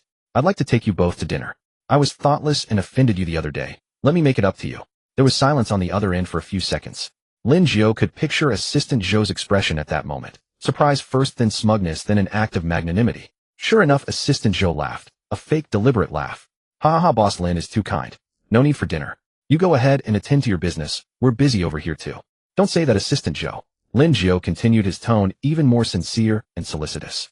"I mean it. It's at the Yunding Grand Hotel, and I've reserved the best private room. You and Boss Sun must do me the honor. We'll simply get to know each other, and from now on we can look out for one another on this street." Assistant Joe fell silent again, as if consulting the person beside him. After a while he said, "All right, since Boss Lin is so sincere, Boss Sun, and I will come. What time?" 7 in the evening, room 888. "Good. We'll be there." After hanging up, Lin Jiu tossed the phone onto the sofa. He leaned back and closed his eyes. 7 o'clock tonight. Yunding Grand Hotel. Room 888. He was going to make sure those two never walked out of Yunding Grand Hotel. At 6:30 in the evening, Lin Jiu stepped out. He had changed into a black suit, no tie, with the top 2 buttons of his shirt left open. Chong drove, and neither of them spoke on the way. "Young master, are we really going alone?" Chong glanced at him in the rearview mirror. Lin Jiu gazed out the window. "If we brought more people, it would look like we're afraid of them. Should we bring some protection?" "No need." Lin Jiu smiled. At the Yunding Grand Hotel, they wouldn't dare make a move. Besides, even if they did, we're not afraid. Chong nodded and asked no more. The car arrived at Yunding Grand Hotel, and a doorman came to open the door. Lin Jiu got out, straightened his clothes, and walked into the lobby. It was still early, so he first went to the restroom and looked at himself in the mirror. His face was a little pale with dark circles under his eyes, yet his gaze was icy and calm. He washed his face, dried it, and walked out. The elevator took him to the 8th floor, where private room 888 sat at the end of the corridor. He walked over and pushed open the door. He had been to this room before. The round table could seat over a dozen, but now only 3 place settings were laid out. Boss Sun and Assistant Joe had not arrived yet. Lin Jiu took the seat of honor, while Xiang stood behind him. A waitress came in to pour tea, but Lin Jiu waved his hand. Serve the food, once everyone is here. Yes, sir. At 650 the door opened. Boss Sun and Assistant Zhou walked in one after the other. Boss Sun was in his 40s, bald, wearing a flashy floral shirt with a thick gold chain around his neck and a large gold ring on his finger, the epitome of a nouveau riche. Assistant Zhou followed behind, wearing gold-rimmed glasses and a suit. He looked refined, but his eyes and hair were both greasy. The two froze for a moment when they saw Lin Jiu. They hadn't expected him to come so early and take the seat of honor. Boss Lin, you're quite early. Boss Sun smiled and walked over, extending his hand. Lin Jiu stood up and shook his hand firmly. Boss Sun's expression flickered, but he said nothing. Boss Sun, Assistant Zhou, please have a seat. Lin Jiu gestured to the two seats beside him. Boss Sun and Assistant Zhou sat down. A waitress came in to serve the dishes and pour the wine. Lin Jiu had ordered ahead, and everything was extravagant. Lobster, abalone, sea cucumber, and the wine was Matai. Boss Lin is too generous. Assistant Zhou adjusted his glasses. It's the least I could do. Lin Jiu raised his glass. Come, let me toast the both of you. Thank you for honoring me with your presence. The three clinked glasses and drank it all. The liquor was strong, but Lin Jiu's expression didn't change. Boss Lin, this meal is a bit sudden, isn't it? Boss Sun picked up a piece of lobster and said as he ate, I heard there was some trouble at your bar. Here it comes. Time to cut to the chase. Lin Jiu set down his chopsticks and smiled. There was indeed some trouble. Someone planted something in my bar, made the whole place a mess, and I had to shut down for days. The losses aren't small. Oh, what did they plant? Assistant Zhou asked, feigning ignorance very convincingly. Butanethiol. Lin Jiu looked at Assistant Zhou. An industrial-grade stench agent. A little bit can reek up a whole building. Boss Sun, Assistant Zhou, have you heard of it? Boss Sun's expression remained unchanged as he shook his head. Never heard of it. People these days will do any kind of despicable thing. Assistant Zhou chimed in, exactly. Boss Lin, you should report this to the police. Someone like that must not be let off lightly. I already did. Lin Jiu said. The police are investigating. But, he paused, fixing his gaze on Assistant Zhou. I have a witness who said the person who hired him to plant the stuff had a mole at the corner of his mouth, on the left side about the size of a mung bean. Then Lin Jiu shifted his tone. Assistant Zhou, that mole of yours is rather conspicuous. The room fell silent in an instant. The smile on Assistant Zhou's face froze. Boss Sun's hand holding his chopsticks froze midair. Boss Lin, what exactly do you mean by that? Assistant Zhou's voice turned cold. Nothing much. Lin Jiu poured himself another glass of wine. I just find it coincidental. My bar gets sabotaged, and the person behind it has a mole at the corner of his mouth. You also have one there, and it's the same size. Isn't that quite a coincidence? You. Assistant Zhou stood up and pointed at Lin Jiu. Lin Jiu, don't you slander me. Me? Slandering you. Lin Jiu stood up as well, staring at him. Huang Zichong. Does the name ring a bell? Yesterday he took 5,000 yuan from you to plant butanethiol in my bar. He's in my hands right now. Would you like to see him? Assistant Zhou's face turned pale in an instant. Boss Sun also stood up, glaring at Lin Jiu. Lin Jiu, what the hell do you think you're doing? Boss Sun's voice was low and heavy. On my turf, going after my man. Your turf, oi. Lin Jiu laughed. Boss Sun, this Yunding place isn't on Jiangnan University Street. Since when did it become your turf? What does the business license have your name on it? Boss Sun was left speechless. Lin Jiu stepped forward, closing in on Assistant Zhou. Assistant Zhou, 5,000 yuan to buy 5 days of closure for my bar, and over 100,000 in losses. That was quite a bargain you struck. Assistant Zhou stumbled backward, bumping into a chair. You? Don't you dare. This is the Yunding Grand Hotel. I know, Lin Jiu said. That's why I invited you here for dinner. If we were at my bar, you would already be on the floor right now. He sat back down, picked up his chopsticks, and took a piece of abalone, eating it slowly. Boss Sun, Assistant Zhou, have a seat. We haven't finished the food yet. Boss Sun and Assistant Zhou exchanged glances, then sat back down, though their faces were grim. Lin Jiu, what exactly do you want? Boss Sun asked. Nothing much. Lin Jiu said. I just want to let you both know that I, Lin Jiu, am no pushover. If you want to squeeze me, you'd better see if your hands are hard enough. He set down his chopsticks and looked at Boss Sun. Boss Sun, you've been making waves in the south of the city for so many years. The Tianyuan Group. Lin Yuan. Do you think you can afford to offend him? Boss Sun's expression shifted. Of course I fucking know him. Why? Don't tell me you're his son. That's right, Lin Yuan is my father. At that, both Boss Sun and Assistant Zhou were stunned. They certainly knew of Lin Yuan, but they never expected Lin Jiu to come out with it so bluntly. The two exchanged a glance, then looked back at Lin Jiu. His eyes didn't seem to be lying. Assistant Zhou cautiously pulled out his phone, searched for a photo of Lin Yuan online, and the two compared it with Lin Jiu. Sure enough, they did look quite alike. Boss Lin, it's all a misunderstanding, a complete misunderstanding. Assistant Zhou quickly tried to smooth things over. A misunderstanding. Lin Jiu looked at him. Assistant Zhou, you hired someone to plant butanethiol in my bar, and that's a misunderstanding too. Assistant Zhou fell silent.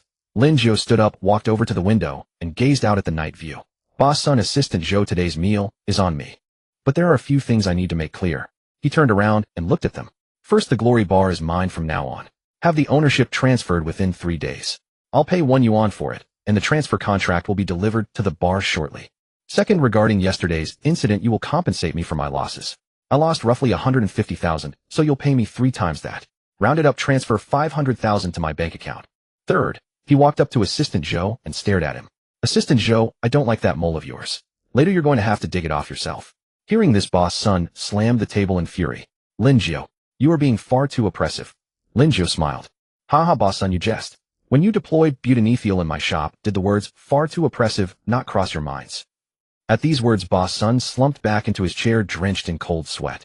Assistant Zhou was even more terrified. His soul nearly fled his body, his lips trembling as he cowered nearby, unable to utter a single word. Boss Sun understood full well that he could not afford to offend the Tianyuan group. Had he known beforehand that Lin Jiu was the young master of Tianyuan group, he would have kept his distance. Lin. Young Master Lin. Boss Sun's voice was parched. I failed to recognize Mount Tai. I deserve to die. I deserve to die. He raised his hand and slapped himself, the sound echoing sharply. Assistant Zhou also came to his senses and dropped to his knees with a thud, bowing his head repeatedly like a pestle pounding rice. Young Master Lin. I was wrong. I was truly wrong. Please spare me. Please spare me. Lin Jiu gazed at them with cold eyes. Now you know you were wrong.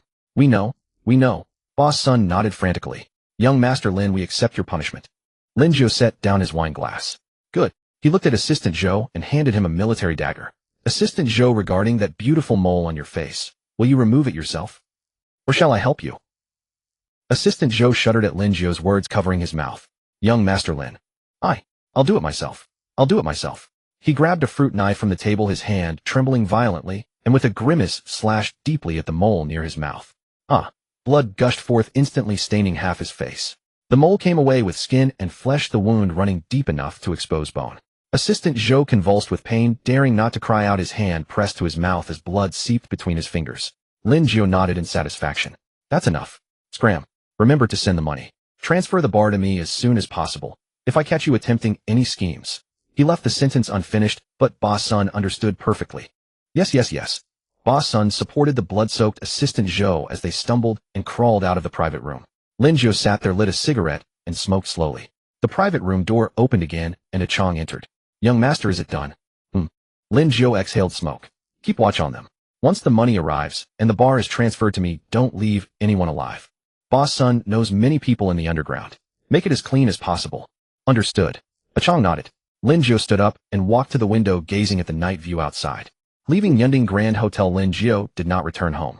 He instructed a Chong to drive to Jiangnan Province First Hospital. Gao Yuan and Wang Yu were both in the emergency observation ward. When Lin Jiu arrived, Gao Yuan was already awake, leaning against the headboard, drinking water, his complexion still somewhat pale. Wang Yu lay in the adjacent bed, still unconscious, but the monitor showed her vital signs were stable. Seeing Lin Jiu enter, Gao Yuan's eyes lit up. He set down his water glass and attempted to get out of bed. Brother Jiu, you've finally come to rescue me. His voice carried a pleading tone. If you had arrived 1 step later, that foul stench would have killed me. Lin Jiu walked over and pressed down on his shoulder. Enough, lie down. What did the doctor say? Need to observe for 2 days, Gao Yuan said. Wang Yu is in worse condition, still unconscious, but no longer in life-threatening danger. Lin Jiu nodded and glanced at Wang Yu. The woman lay with her eyes closed, brows furrowed, her face still etched with pain. Despite their enmity, the incident occurred in his bar, and if she were to die, dealing with the aftermath would be troublesome. A Chong. He turned and said, find someone to deliver meals to them daily until they're discharged. Yes, young master. A Chong acknowledged. I'll cover the medical expenses. Lin Jiu told Gao Yuan. Rest well, and we'll discuss matters after discharge. Gao Yuan thanked him repeatedly, tears welling up again. This time he was genuinely frightened and truly submissive. After leaving the hospital, Lin Jiu sat in the car and lit a cigarette. A Chong started the engine and asked, young master, where to? Take me home. Lin Jiu exhaled smoke as if recalling something and continued. All right, A Chong. Tomorrow morning have someone draft a transfer contract and deliver it to Glory Bar. 1 yuan acquisition. Have that surnamed son sign quickly before complications arise. I have a feeling that old man is not trustworthy. Better to act fast before he devises something. A Chong paused, disbelief coloring his voice. Young master, truly 1 yuan for the acquisition. Yes, 1 yuan. Lin Jiu smiled. To humiliate someone, one must do it completely. Let him know that in my presence he lacks even the right to negotiate. Understood. The following morning at 10 a Chong drove to Glory Bar with the drafted transfer contract. The bar door stood open, yet no one was inside. Following yesterday's meal, Boss Sun had dismissed all staff. The hall was now empty, tables and chairs draped in protective cloth. Boss Sun sat behind the bar with a half-empty bottle of whiskey before him. Assistant Joe stood nearby, his face wrapped in bandages with only his eyes visible, a pitiful sight. Seeing a Chong enter, Boss Sun set down his glass, his expression grim. Brother Chong has arrived. His voice was parched. Boss Sun, you're too kind. A Chong placed the contract on the bar. This is the transfer agreement. Review it and sign if there are no issues. Boss Sun picked up the contract, scanned it briefly, and his hands began to tremble. The contract clearly stated all assets of Glory Bar valued at 1 yuan transferred to Lin Jiu. 1 yuan. After operating the bar for so many years with an investment nearing 800,000, it was worth merely 1 yuan. Brother Chong. He looked up at a Chong. This? What about it? A Chong looked at him coldly. Boss Sun, yesterday, at Yunding Grand Hotel, our young master stated terms you fully agreed to. What? Have you already reconsidered after just one night? Boss Sun fell silent. A Chong retrieved a 1 yuan coin from his pocket and slammed it onto the bar with a sharp click. Cash in hand, goods delivered. Boss Sun, you've been in this trade long enough to know my methods. Be quick about it. Stop wasting time. The coin spun twice on the bar's surface before coming to rest.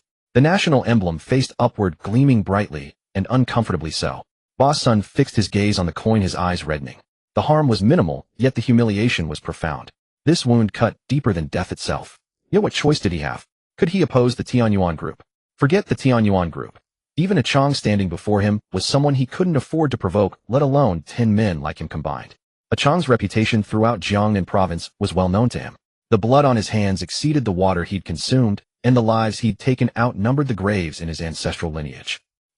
I'll sign. Boss Sun's voice cracked as he grasped the pen, his hand trembling violently, and scrawled his name on the final page of the contract. Ah Chong picked up the contract and glanced through it.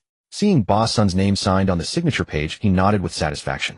Boss Sun is truly generous.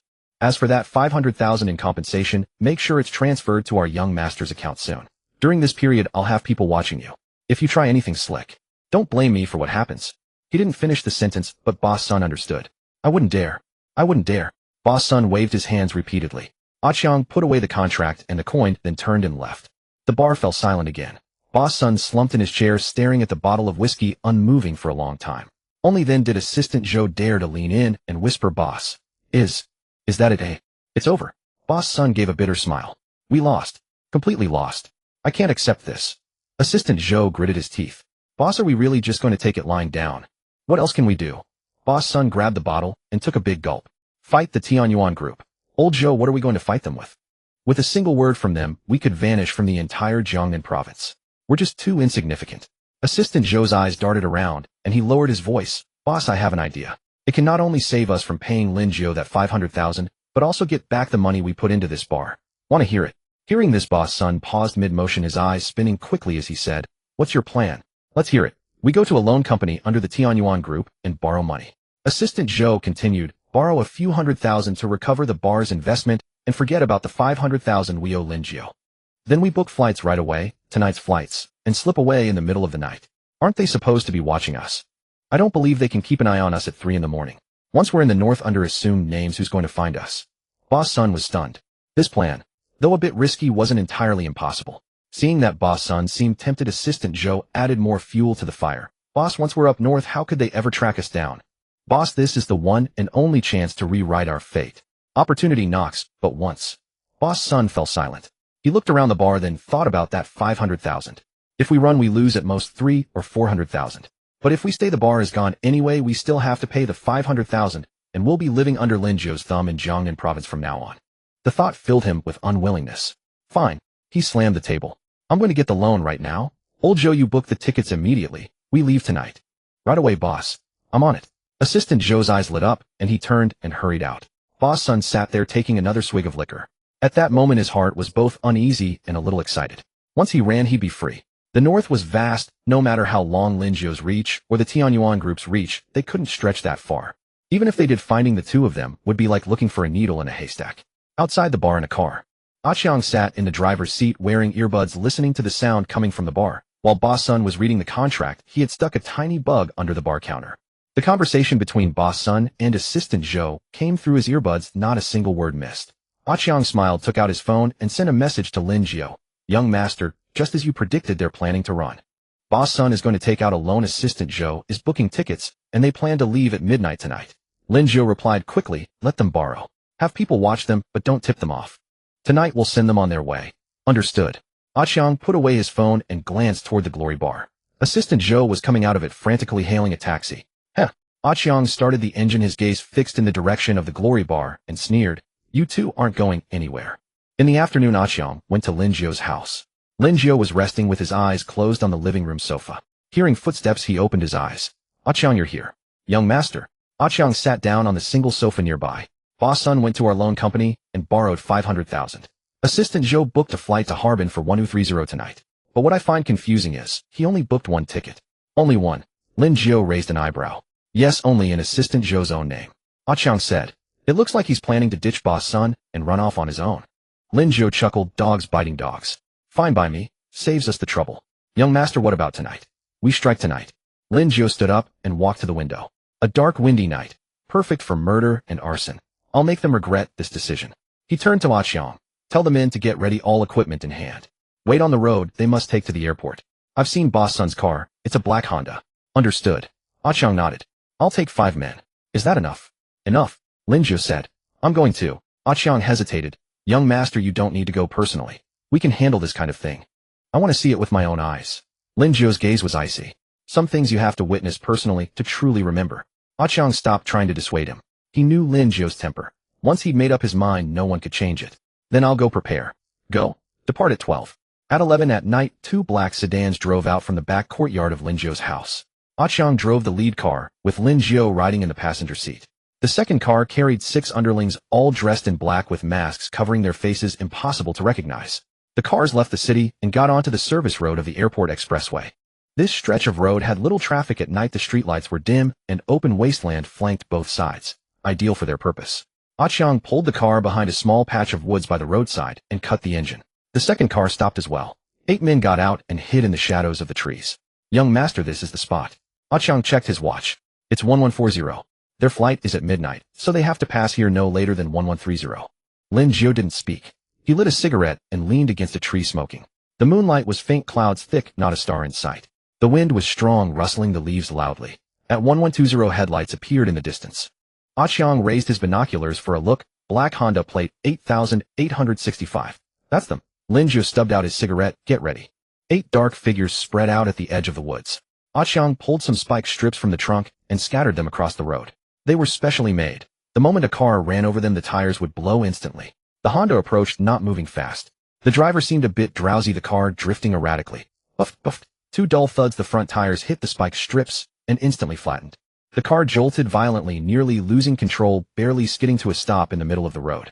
Damn, what the hell? Boss Sun cursed as he pushed the door open and got out. Assistant Joe also got out from the passenger side. The 2 crouched by the car to inspect the tires. Shit, flat tire. Boss Sun ran his fingers through his hair in frustration. Old Joe changed the spare. Hurry up or we'll miss the flight. Assistant Joe did not move. Watching Boss Sun's retreating back, his gaze carried something peculiar, a faint trace of killing intent. Boss, I need to pee. Let me handle it by the roadside first. Lazy donkey pisses and shits before hitting the grindstone. Boss Sun cursed. Hurry up. Assistant Joe turned and walked toward the woods by the road. A few steps later, he suddenly pulled a fruit knife from his chest. Without the slightest hesitation, he spun around and drove it straight into Boss Sun's back. Thwack. The blade sank into flesh with a muffled sound. Boss Sun's body went rigid. He slowly turned around, eyes bulging, staring at Assistant Joe.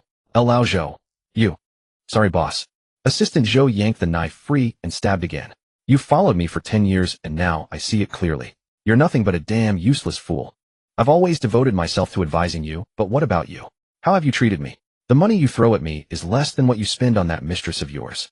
All these years, if it weren't for my schemes and managing your business, you'd have been hacked to death by your enemies long ago. You? Boss Sun clutched his abdomen, blood seeping between his fingers. Even if I die, you'll never get my money. Ha ha ha. Hearing this, Assistant Joe laughed hideously. I already knew your bank card password. The flight ticket tonight. I only booked one for myself. Once you're dead, all the money is mine. When I reach the north and need cash, I'll withdraw it in chunks of thousands. No one will ever suspect me.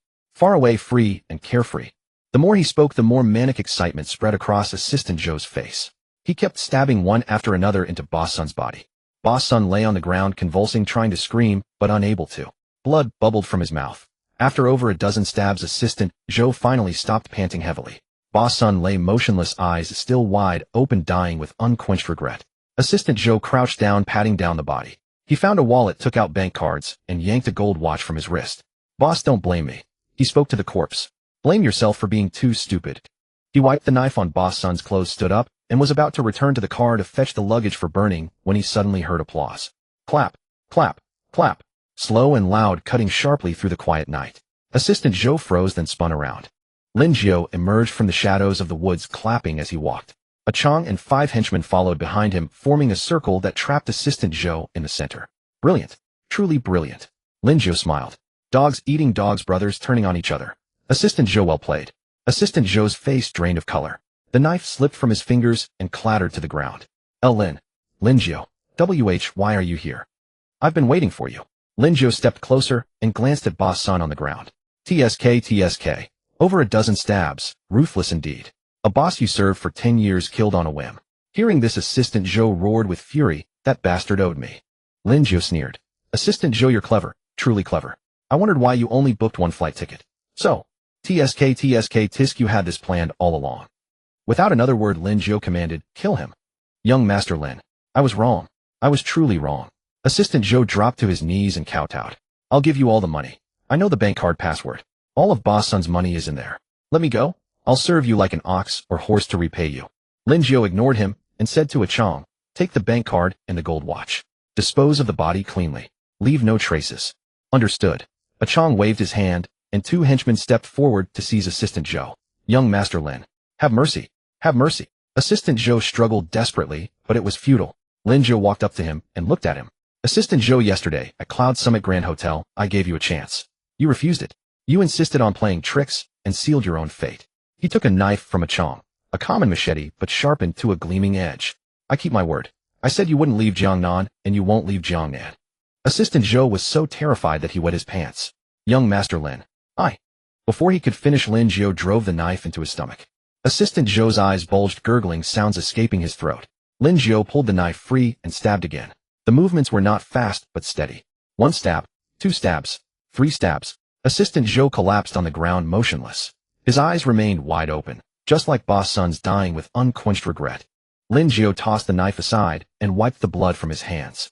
Bury this one. Bury that son fellow too. Burn the luggage. Dispose of the car. Leave no traces. Yes. A Chong replied. The henchmen set to work, digging pits, carrying corpses, wiping blood. Their movements were swift and practiced like a professional team. Lin Jiu walked to the roadside and lit a cigarette. The night wind carried the scent of blood, but he did not flinch. This was his first time killing with his own hands. Mostly it was the sheer hatred he harbored toward Boss Sun and Assistant Zhou. Hatred born from their forcing his bar to close for days and costing him nearly 200,000. His hands trembled slightly, but Lin Jiu's heart was calm. As his father Lin Yuan had once said, in this world, if you are not ruthless, others will be ruthless to you. He was the young master of Tianyuan Group. He did not want his opponents to fear him merely because of his family's name. Therefore he had to be ruthless. Ruthless enough that even without his identity, in the future no one would dare provoke him. At that moment, he recalled those high-ranking officials and nobles. Each time they addressed him as Young Master Lin, there was always a hint of hypocrisy lurking in their eyes. What they feared was not him, it was his father. Having finished his cigarette, A Chong approached. Young Master, everything has been handled cleanly. The car has been pushed into the ditch beside the road. Tomorrow I'll contact people to have our friends in official circles report a missing person. This matter will be settled. Lin Jiu nodded. Let's go back. The 2 cars turned around and drove back to the city. Along the way, Lin Jiu stared out the window in silence. A Chong glanced at him through the rearview mirror.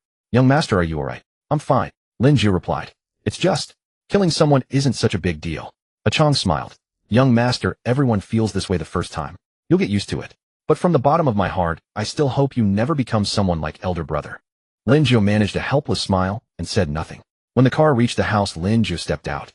A Chong, tomorrow find people to renovate Glory Bar, change the name, and merge it with Ba-E Bar to form a chain. Understood. Also, Lin Jiu stood at the doorway and looked back. Tell those henchmen to keep what happened tonight buried in their stomachs. Don't tell a soul. And you, don't mention it to my parents. Young Master, rest assured. Lin Jiu pushed the door open and went inside. The house was dark, his parents were already asleep. He moved quietly upstairs, took a shower, and climbed into bed. Closing his eyes, Assistant Zhou's unblinking stare still haunted his mind.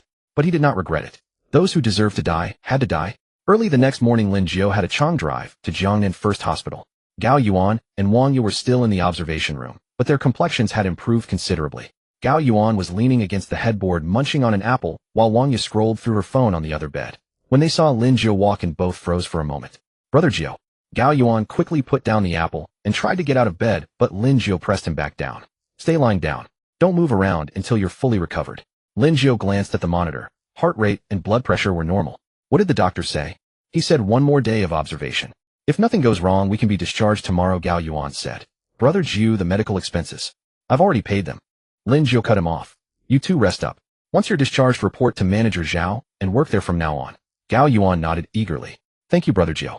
I'll work hard, I promise. Wang Yu said nothing. She only glanced at Lin Jiu, her eyes complex, resentment, fear, and a hint of resignation. She knew that once she had crossed Lin Jiu, she would never be able to turn things around. Simply staying alive was already more than she could hope for. Lin Jiu didn't stay long. After giving a few more instructions, he came out. A Chang had been waiting in the corridor. Seeing him emerge, he fell into step behind him. Young master, shall we go check out Glory Bar? Let's go. Right now? The two drove toward Glory Bar. On the way, Lin Jiu asked, A Chang, have the loose ends with boss Sun and assistant Zhou been completely cleaned up? Don't worry, young master. A Chang kept driving, his voice steady. They had no family or close friends here. I've already sent people to their hometowns to smooth things over. Paid them some money and made it look like an accidental death. As for the friends around here who were close to them, those who refused to cooperate were dealt with. For the less important ones, we got leverage on them and paid them hush money. As for the authorities, I've already sent someone to have a word with them. They'll file it as a missing persons case and won't dig deeper. Lin Jiu nodded, leaned back in his seat, and closed his eyes. The images from last night still lingered in his mind. Assistant Zhou stabbing boss Sun, him stabbing assistant Zhou, the blood, the knife, the eyes staring blankly in death. Yet his heart was calm. What had to be done had to be done. Mercy to one's enemies was cruelty to oneself. His father had said it countless times, but only now did he truly understand. The car stopped at Glory Bar. The door was shut, but not locked. Lin Jiu pushed the door open and went inside. It was empty, with tables and chairs draped in dust covers. But the decor was decent, leather sofas, a marble bar counter. It looked slightly more upscale than his 9 bar. Boss Sun must have spent a fortune on this place back then, Lin Jiu said, walking around the room. I heard the renovation and equipment added up to over $1 million. And now it's yours for 1 yuan, A Chang said. Lin Jiu smiled. Indeed, acquiring it for 1 yuan was practically getting it for free. As he was looking around, Manager Zhao hurried over. The moment he entered, he glanced around, eagerly, excitement written across his face. Young master, this is really ours now. Lin Jiu nodded. Get it tidied up and prepare to reopen. Manager Zhao rubbed his hands together, his eyes gleaming. Young master, this bar is about the same size as ours, and the renovation is quite nice. How much did you pay to acquire it? Lin Jiu looked at him and held up one finger. Manager Zhao hesitated, then ventured 1 million. TSK. Young master, that's not cheap. Even though the decor is nice, the location isn't as good as ours. It's not worth 1 million. Lin Jiu shook his head. Then, 100,000. Manager Zhao's eyes widened. If it's 100,000, we've hit the jackpot. Lin Jiu smiled and clapped him on the shoulder. 1 yuan. Quite a deal, isn't it? Manager Zhao's mouth hung open, and for a long while he couldn't speak. 1 yuan. Buying an entire bar for 1 yuan. That was practically robbery, but he didn't dare ask further. Lin Jiu getting it for 1 yuan meant that something must have happened to boss Sun, and something big. He was a desk man in the Tianyuan group, not a fighter. In matters like this, the less he knew, the better. Young master, then. What should we do with it from now on? Should it still be called Glory Bar? Change the name, Lin Jiu said. Call it Ba-E Bar Branch No. 2. Use the same drinks and suppliers as Branch No. 1. Oh, and you'll handle all the accounts. Hire whoever you see fit. Once it's all set up, give me the roster. Understood. Manager Zhao nodded. By the way, young master, what about Gao Yuan and Wang Yu? Once they're discharged, they'll come work here. You arrange it, Lin Jiu continued. Throw all the dirty, tiring work at them. Damn it, curing those 2 fools cost me nearly 10,000. They'd better earn it back. Yes. Manager Zhao acknowledged, knowing exactly what that meant. Lin Jiu intended to work those 2 to the bone. Lin Jiu took another turn around the bar, checked the private rooms upstairs, and inspected the sound equipment.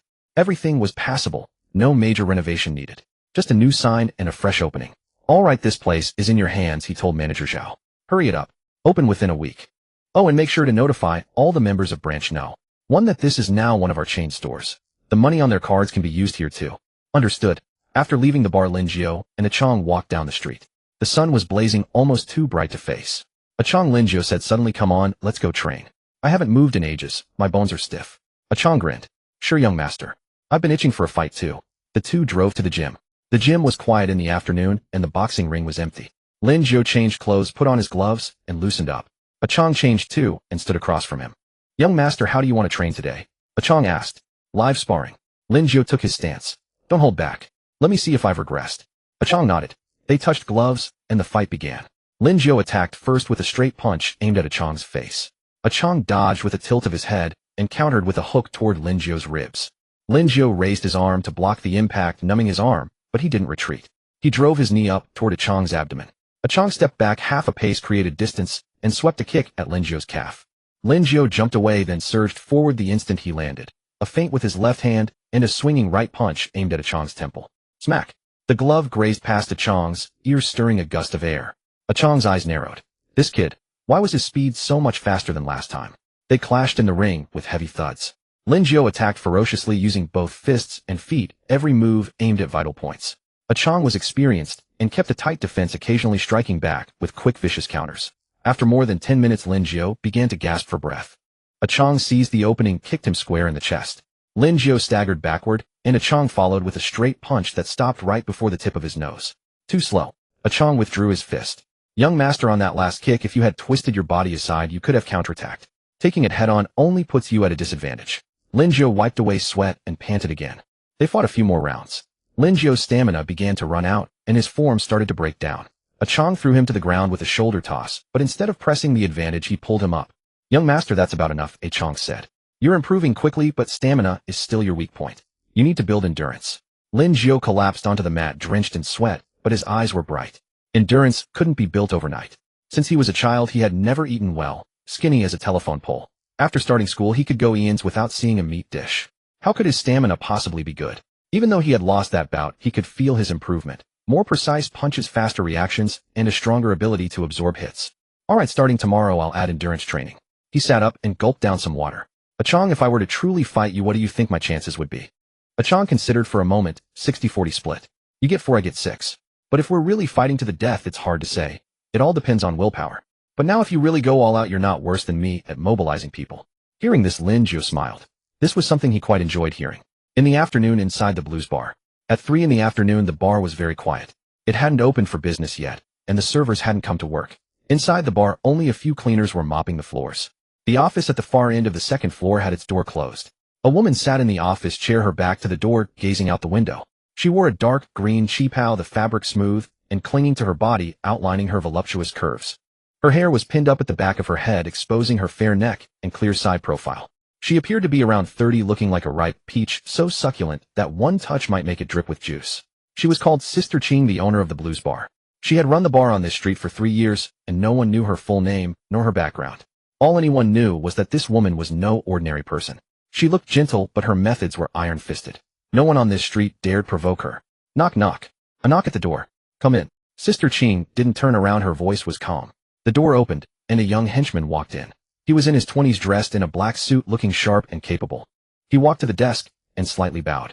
Sister Ching, go on. The henchman took an envelope from his chest and placed it on the desk. This is a letter Lord Dragon asked me to bring you. Only then did Sister Ching turn around, standing up to pick up the envelope. The envelope wasn't sealed. She pulled out the paper inside. Only one line of text written with a brush and ink and signed. Lin Jiu of Bar E Bar, set a trap and kill him. Sister Ching stared at these words, her brow furrowing. Lin Jiu, she knew him. The owner of Bar E Bar, who had been making quite a splash on their street lately, having just swallowed up the Glory Bar. She had received news this morning that boss son of the Glory Bar and assistant Joe had gone missing, and the bar had been acquired by Lin Jiu for 1 yuan. Without thinking, any fool could tell who was responsible for boss son's disappearance.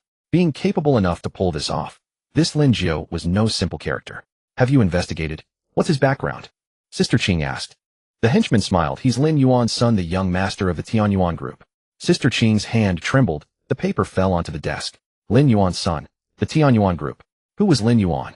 The absolute underground emperor of Jiangnan province, with connections in both the legitimate world and the underworld, all-seeing and all-powerful. Does Lord Dragon know that Lin Jiu is Lin Yuan's son? Sister Ching's voice grew a bit hoarse. Of course he knows. The henchman continued, precisely because he knows he's having you handle this. You've done Lord Dragon's bidding for 3 years, watched over this bar for 3 years. You must be well aware of Lord Dragon and Lin Yuan's grudge. Lord Dragon says this is your last mission. Complete it, and he'll release your brother. He'll even give you both a sum of money and send you out of Jiangnan province. Go wherever you want. Sister Ching fell silent. Her brother was in Lord Dragon's hands. 3 years ago he had incurred gambling debts, and Lord Dragon took him hostage. He said if she helped him complete 5 tasks he would let her brother go. This was the 5th task, and also the most difficult one. Lord Dragon also said the henchman looked at her. If you refuse, or if you mess this up, or if you accidentally let something slip, your brother will be gone. Sister Qing closed her eyes and took a deep breath. When she opened them again her gaze was cold. I'll take it. Sister Qing is wise. The henchman smiled. Lord Dragon said there's no time limit, but the sooner the better. You decide your own methods, but they must be clean. Don't leave any loose ends. Understood. The henchman withdrew and closed the door behind him. Sister Qing sat in the chair staring at the piece of paper on the desk, not moving for a long time. Kill Lin Jiu. Easier said than done. Lin Yuan's son. How could he not have protection around him? The bar would surely be watched inside and out. Trying to make a move would be as difficult as ascending to heaven. But she had no choice. Her brother's life was in someone else's hands. If she refused, he dies. If she takes the job and fails, he still dies. Only by succeeding would there be a glimmer of hope. Sister Qing stood up, walked to the window, and looked at the street across. Bari bar sign was very conspicuous, but a notice reading, temporarily closed, was posted at the entrance. Inside the gymnasium, Lin Jiu sat resting nearby. A Chong walked over and handed Lin Jiu a cup of water. Lin Jiu took the water, unscrewed the cap, took a couple of sips, and said, Achong, do you think the owner of that blues bar will find out about us acquiring the Glory Bar? Achong took a small sip of water and said calmly, she definitely will. No one in this line of work is honest. Lin Jiu nodded. Then she probably will be on guard against me. Achong nodded, then fell silent without speaking. As if Lin Jiu had thought of something, he stood up and said, rather than waiting passively for trouble, it's better to take the initiative. It's fine now, but if we wait too long, it's also a hidden danger. After all, they value money as much as their own lives. Achong, since I've already acquired the Glory Bar, why not push our advantage? Let's invite that female boss out. If we can negotiate, we negotiate. If not, we'll use some pressure. In the future on that street by Jiangnan University, I don't want to see any other bars besides Bari Bar. Achong smiled as the young master commands. On the other side, inside the blues bar, Sister Qing leaned back in her chair, her fingers gently touching her forehead. She needed to think carefully about how to strike to ensure a perfect outcome. As she was thinking, her phone rang. She glanced at the screen. It was an unknown number. After hesitating for a moment, she answered. Hello? Who's this? Is this Sister Qing? It was a man's voice, very young. I'm Lin Jiu from Bari Bar. I'd like to meet with you to discuss something. Tonight, at 8 Yinding Grand Hotel Private Room, 888. Would that be convenient for you? Sister Qing's heart immediately tensed. Lin Jiu. Taking the initiative to find her. Boss Lin, what brings you to me? Her voice was very calm. Nothing major, just want to get to know you. After all, we're the only 2 bars on this street now. We'll need to look out for each other in the future. Sister Qing was silent for a few seconds. Was this a Hongmin banquet, or was he genuinely wanting to talk? Alright, see you tonight. After hanging up, Sister Qing walked to the mirror, looking at her face in the glass. She was 30, no longer young but still presentable. Men all like beautiful women. Lin Jiu was in his early 20s, at the prime of youth and vigor. She smiled, but her eyes were cold. From his tone, she judged that Lin Jiu wasn't planning to scheme against her. Tonight might be a good opportunity. From his tone, she judged that Lin Jiu wasn't planning to scheme against her. Tonight might be a good opportunity. At 7 in the evening, Lin Jiu tidied himself up and prepared to head out. He changed into a simple casual outfit. Nothing too formal. Achong was already waiting in the car. When he saw Lin Jiu come out, he got out and opened the door for him. Young master, are you sure you don't need me to arrange a few more men? Achong asked, his hands still resting on the steering wheel. That woman is no ordinary one. I've made inquiries. The blues bar has been open for 3 years, and no one dares to cross her. Lin Jiu waved his hand and settled into the passenger seat. It's just a meal and a talk. No need for so many men. Just lie and wait around the room. Achong nodded and started the engine.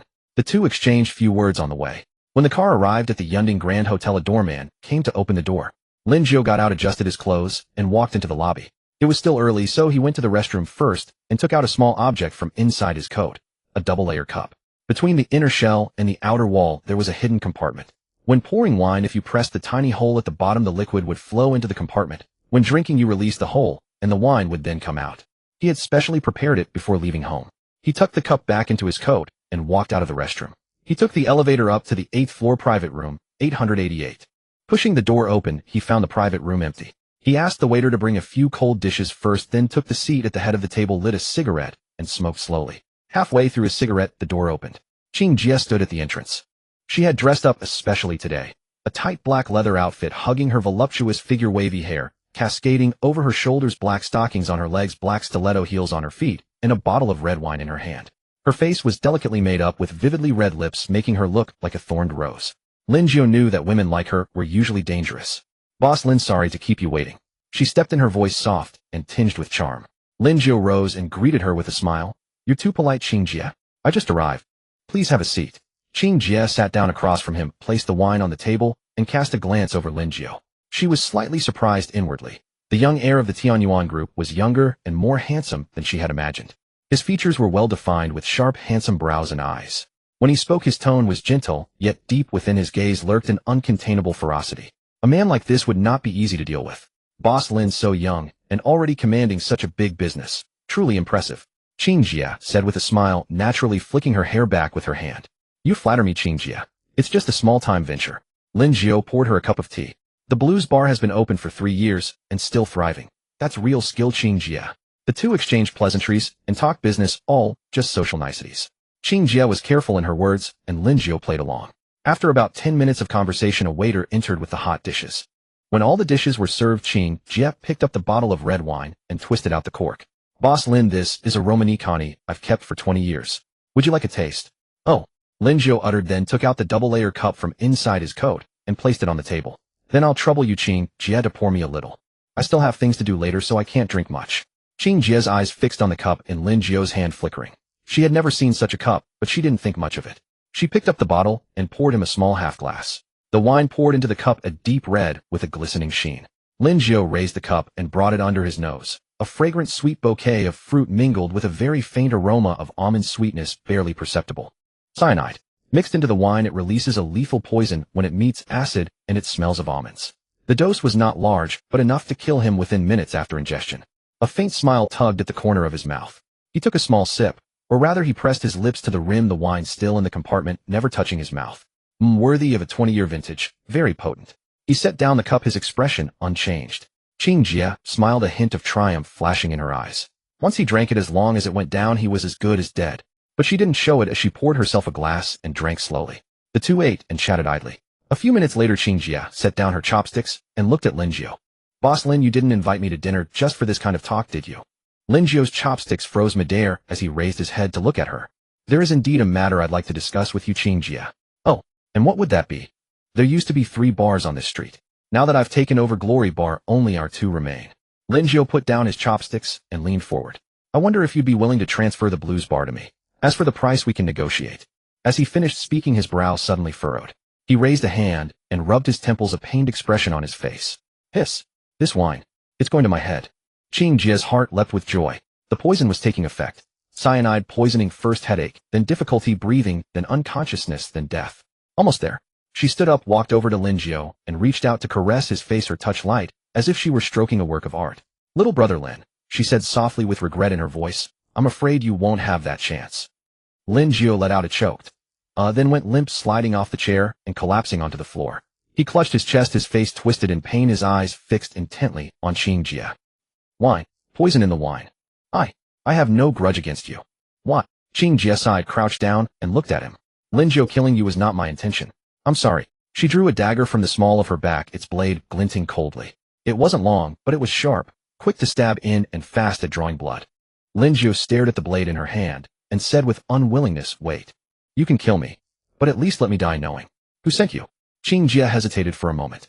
Since he was about to die, there was no harm in telling him. It was Long Yi. He's holding my younger brother. If I didn't do it, my brother would die. So, I'm sorry. Long Yi. Lin Jiu frowned slightly. That name was unfamiliar to him. Why would this Long Yi want him dead? Without further ado, Jie gripped the dagger tightly, aimed it at Lin Jiu's chest, and thrust down fiercely. Just as the point of the blade was a few centimeters from his chest, Lin Jiu moved suddenly.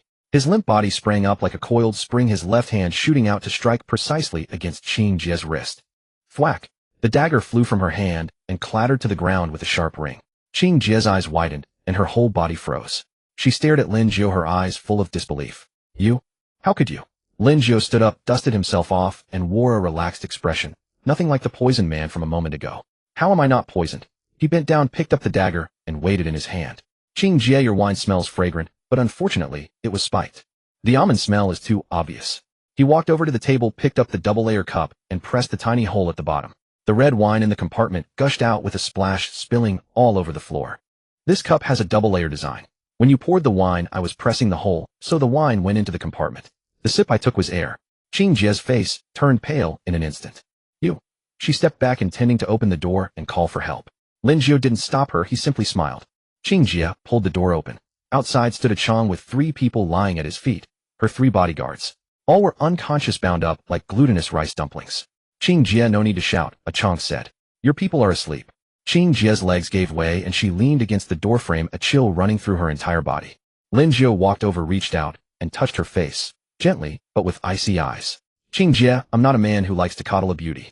So you'll have to come with me after all. He withdrew his hand and said to a Chong, take her away. Find a quiet place. I want to interrogate her personally. A Chong nodded, stepped forward, and delivered a knife hand strike to the back of Qing Jie's neck. Her vision went dark and she crumpled, but A Chong caught her and hoisted her onto his shoulder. Lin Jiu glanced back at the private room. The table was still laden with untouched dishes. He shook his head. What a waste. Clean it up. Leave no trace. Understood. With Qing Jie on A Chong's shoulder and Lin Jiu following behind, the 3 slipped out through the hotel's back entrance. A car was already waiting. A Chong tossed Qing Jie into the trunk and shut it. The engine started. On the road, A Chong drove, while Lin Jiu sat in the passenger seat. Neither spoke. After a while, Lin Jiu broke the silence. A Chong, that dragon lord Qing Jie mentioned. Do you know who he is? A Chong's grip on the steering wheel tightened.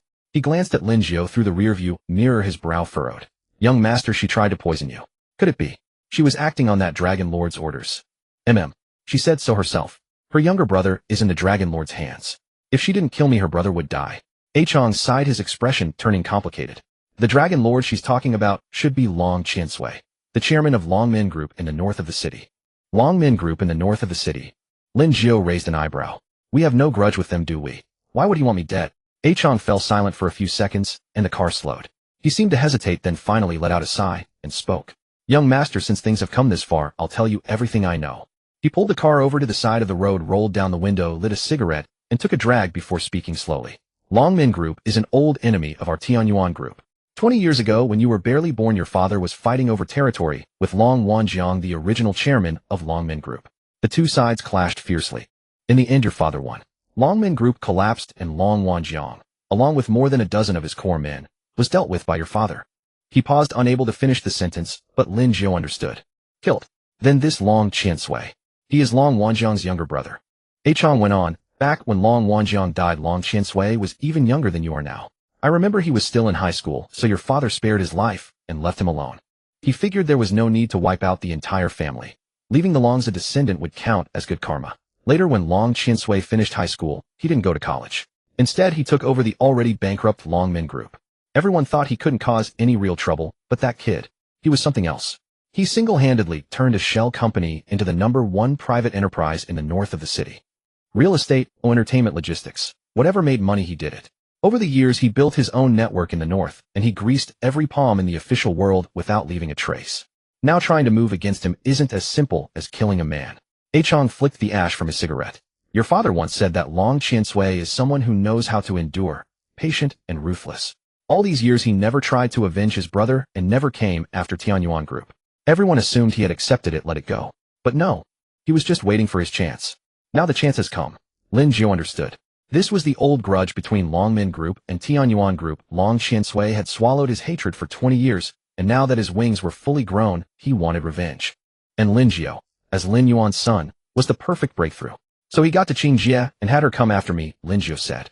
Her brother is in his hands. She had no choice. That's how it looks, A Chong nodded. That woman Qing Jie appeared out of nowhere 3 years ago in the south of the city and took over the Blue Note bar. No one knows her background, but holding her ground in a place like that is no easy feat. Now it's clear. She had been under Long Qiansui's control all along. Then the car started again and drove to a warehouse owned by Yuan Group. It was a remote spot usually used to store old goods and rarely visited by anyone. A Chong parked at the back entrance. The 2 got out, dragged the unconscious Qing Jie out of the trunk, and carried her into the warehouse. It was nearly empty inside, just a few chairs and some abandoned machinery. A Chong found a chair sturdy enough, tied Qing Jie to it, and bound the ropes tight. Lin Jiu fetched a basin of cold water and splashed it across her face. With a gasp, Qing Jie jolted awake. She opened her eyes, saw Lin Jiu and A Chong, and her gaze went from dazed to despairing. She knew she was finished. Qing Jie, Lin Jiu crouched down looking at her. I'm curious, what's your real name? Qing Jie stared at him, her eyes hollow as dead water. Zhu Qing, she said. Just kill me. Zhu Qing. Lin Jiu repeated the name. I know your brother is in Long Qiansui's hands. You had no choice. Zhu Qing let out a bitter, broken laugh. The mission failed, so my brother is going to die. Those 3 men at the restaurant entrance, they were Dragon Lord's people. They were my backup and also my watchers. By now the Dragon Lord has already received word of my failure.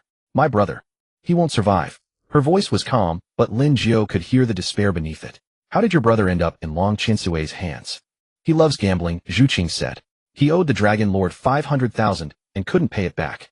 The Dragon Lord said that if I ran his bar for him and got 5 tasks done, he'd let my brother go. This was the 5th task, and the hardest one. I failed. He's not going to make it. Lin Jiu stood up, walked to the window, and turned to look outside. In the end, this woman was another tragic soul. Dragged down by her own brother, forced into murder, and now the mission had failed. Her brother would die, and so would she. Chong came over and whispered, "Young master, this Longmen Group business. Should we inform the boss first? Let him decide." Lin Jiu thought for a moment, then nodded. "Fine.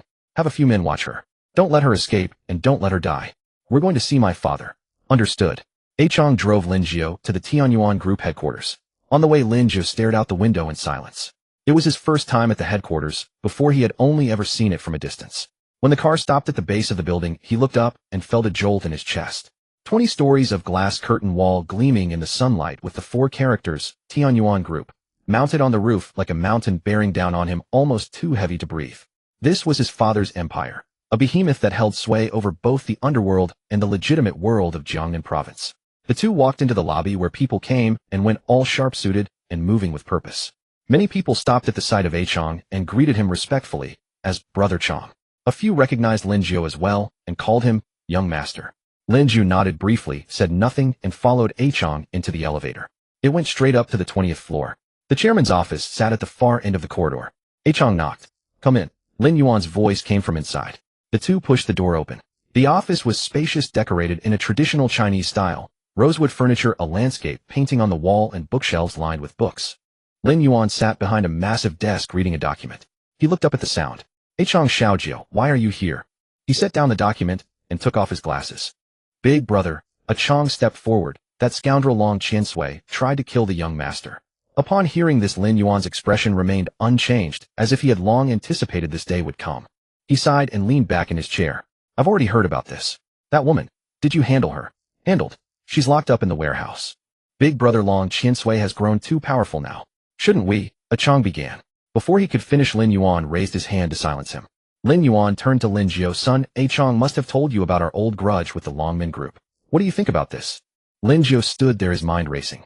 Long Qinsui was a man who had endured for 20 years. If he was making a move now, he must have prepared thoroughly. A direct confrontation would leave them battered, even if victorious. But he didn't want to hide, nor could he. Someone had come to kill him. If he hid now, he'd be branded a coward. "Dad," he spoke up, "I want to meet him personally." Lin Yuan looked at him, his gaze complex, filled with both pride and worry. But he didn't object, nodding instead. "All right. Since you want to go, then go." An organization that grew fat on exploiting others can never amount to much. Consider it practice. Hearing this, Chong grew anxious. "Big brother, that Long Qinsui is ruthless. The young master." Chong, Lin Yuan cut him off. "Xiaojiu isn't a child anymore. Go with him, but don't make decisions for him." Chong wanted to say more, but seeing Lin Yuan's expression, he knew persuasion was futile. All he could do was nod. "Understood." "All right, you may go." Lin Yuan waved his hand. "Xiaojiu, remember this, when dealing with someone like Long Qinsui, either don't move or move to kill. If you strike a snake but fail to kill it, you'll be bitten in return." "Understood, Dad." The two left the office. Chong's face remained grim, walking in silence. When they reached the underground parking garage, he finally spoke. "Young master, perhaps I should handle this instead. Long Qinsui is too vicious. Do you know how he saved the Longmen Group from bankruptcy?" Lin Jiu stopped and looked at him. "How?" "Loan sharking." Chong said after taking over the Longmen Group, he liquidated all his assets to establish a lending company with outrageous interest rates. "I've looked into it. The first person who borrowed from him still hasn't paid off the debt. He's been imprisoned for 7 full years. He paused, then continued, "Moreover, anyone who borrowed from him had their family members work at his company. No salary. Slave labor. When the debt is nearly paid off, he has the person arrested, adds more interest, and forces them to keep paying. The family has no choice but to keep slaving away for him. That kind of person is utterly ruthless." After listening, Lin Jiu felt a chill run through him. This Long Qinsui was indeed a dangerous figure. He didn't treat people as humans, only as beasts of burden. But he didn't back down. "Chong, my father told me to practice. So I'll practice. Help me investigate the Longmen Group's background, the locations of his lending companies, and where he frequents. I want to meet him personally." Chong studied Lin Jiu for a moment, then finally nodded. "All right, young master. But you must promise me." Don't act impulsively. Discuss things with me first. Don't worry. After leaving the group, Lin Jiu didn't go home. Instead, he had a Chong drive him to Bar 1 bar. At 4 in the afternoon, the bar hadn't opened yet, but a crowd had already gathered outside. Manager Zhao stood at the entrance directing the staff to post advertisements. Tonight at 10 o'clock, the Alcohol King competition. The fastest to finish 10 bottles of beer wins the Bar 1 Alcohol King title and lifetime free beer. Posters were put up at both locations. The first bar had recently resumed business after closing due to mercaptan issues and needed some buzz. The second bar, newly acquired, also needed promotion. The Alcohol King competition was simple, direct, and attention-grabbing. Lin Jiu walked over and manager Zhao hurried to greet him. Young master, welcome. Everything is ready as you instructed. The mercaptan at the first bar has been completely cleared. The sofas, carpets, and curtains have all been replaced. The second bar has also finished recruiting. Gao Yuan and Wang Yu were discharged from the hospital today, and I sent them directly to the second location. Both bars open at 5 tonight. Good work. Lin Jiu patted him on the shoulder. Keep a close eye on tonight's competition. Don't let any trouble occur. Understood. At 5 o'clock, both bars opened simultaneously. As the security gates rose, the waiting crowd surged inside. The first bar had been closed for days, and regular customers had been craving their drinks, ordering as soon as they entered. At the second bar, Gao Yuan and Wang Yu wore server uniforms, working with their heads down, avoiding eye contact with others. Lin Jiu found a spot on the second floor of the first bar, looking down at the scene below. The place was packed. Music played, lights flashed, and the atmosphere was vibrant. At 9:30, the Alcohol King competition began. Manager Zhao took the stage with a microphone. Ladies and gentlemen, welcome to the Bar 1 Alcohol King competition. The rules are simple. 10 bottles of beer. Whoever finishes first becomes tonight's Alcohol King. Win the Bar 1 Alcohol King title and enjoy lifetime free beer at our establishment. The crowd erupted in cheers. Over a dozen men signed up. Some burly, some skinny, some students, some from the streets. They lined up at the bar counter, 10 bottles of beer before each, all caps already opened. Ready. Manager Zhao raised his hand. Go. The dozen contestants grabbed their bottles simultaneously, tilting their heads back to chug. Gulp after gulp, beer ran down their throats. Some drank aggressively, one bottle after another. Some drank slowly, choking halfway through. The crowd below cheered, shouting encouragement and whistling. Lin Jiu watched from the second floor, finding it quite entertaining.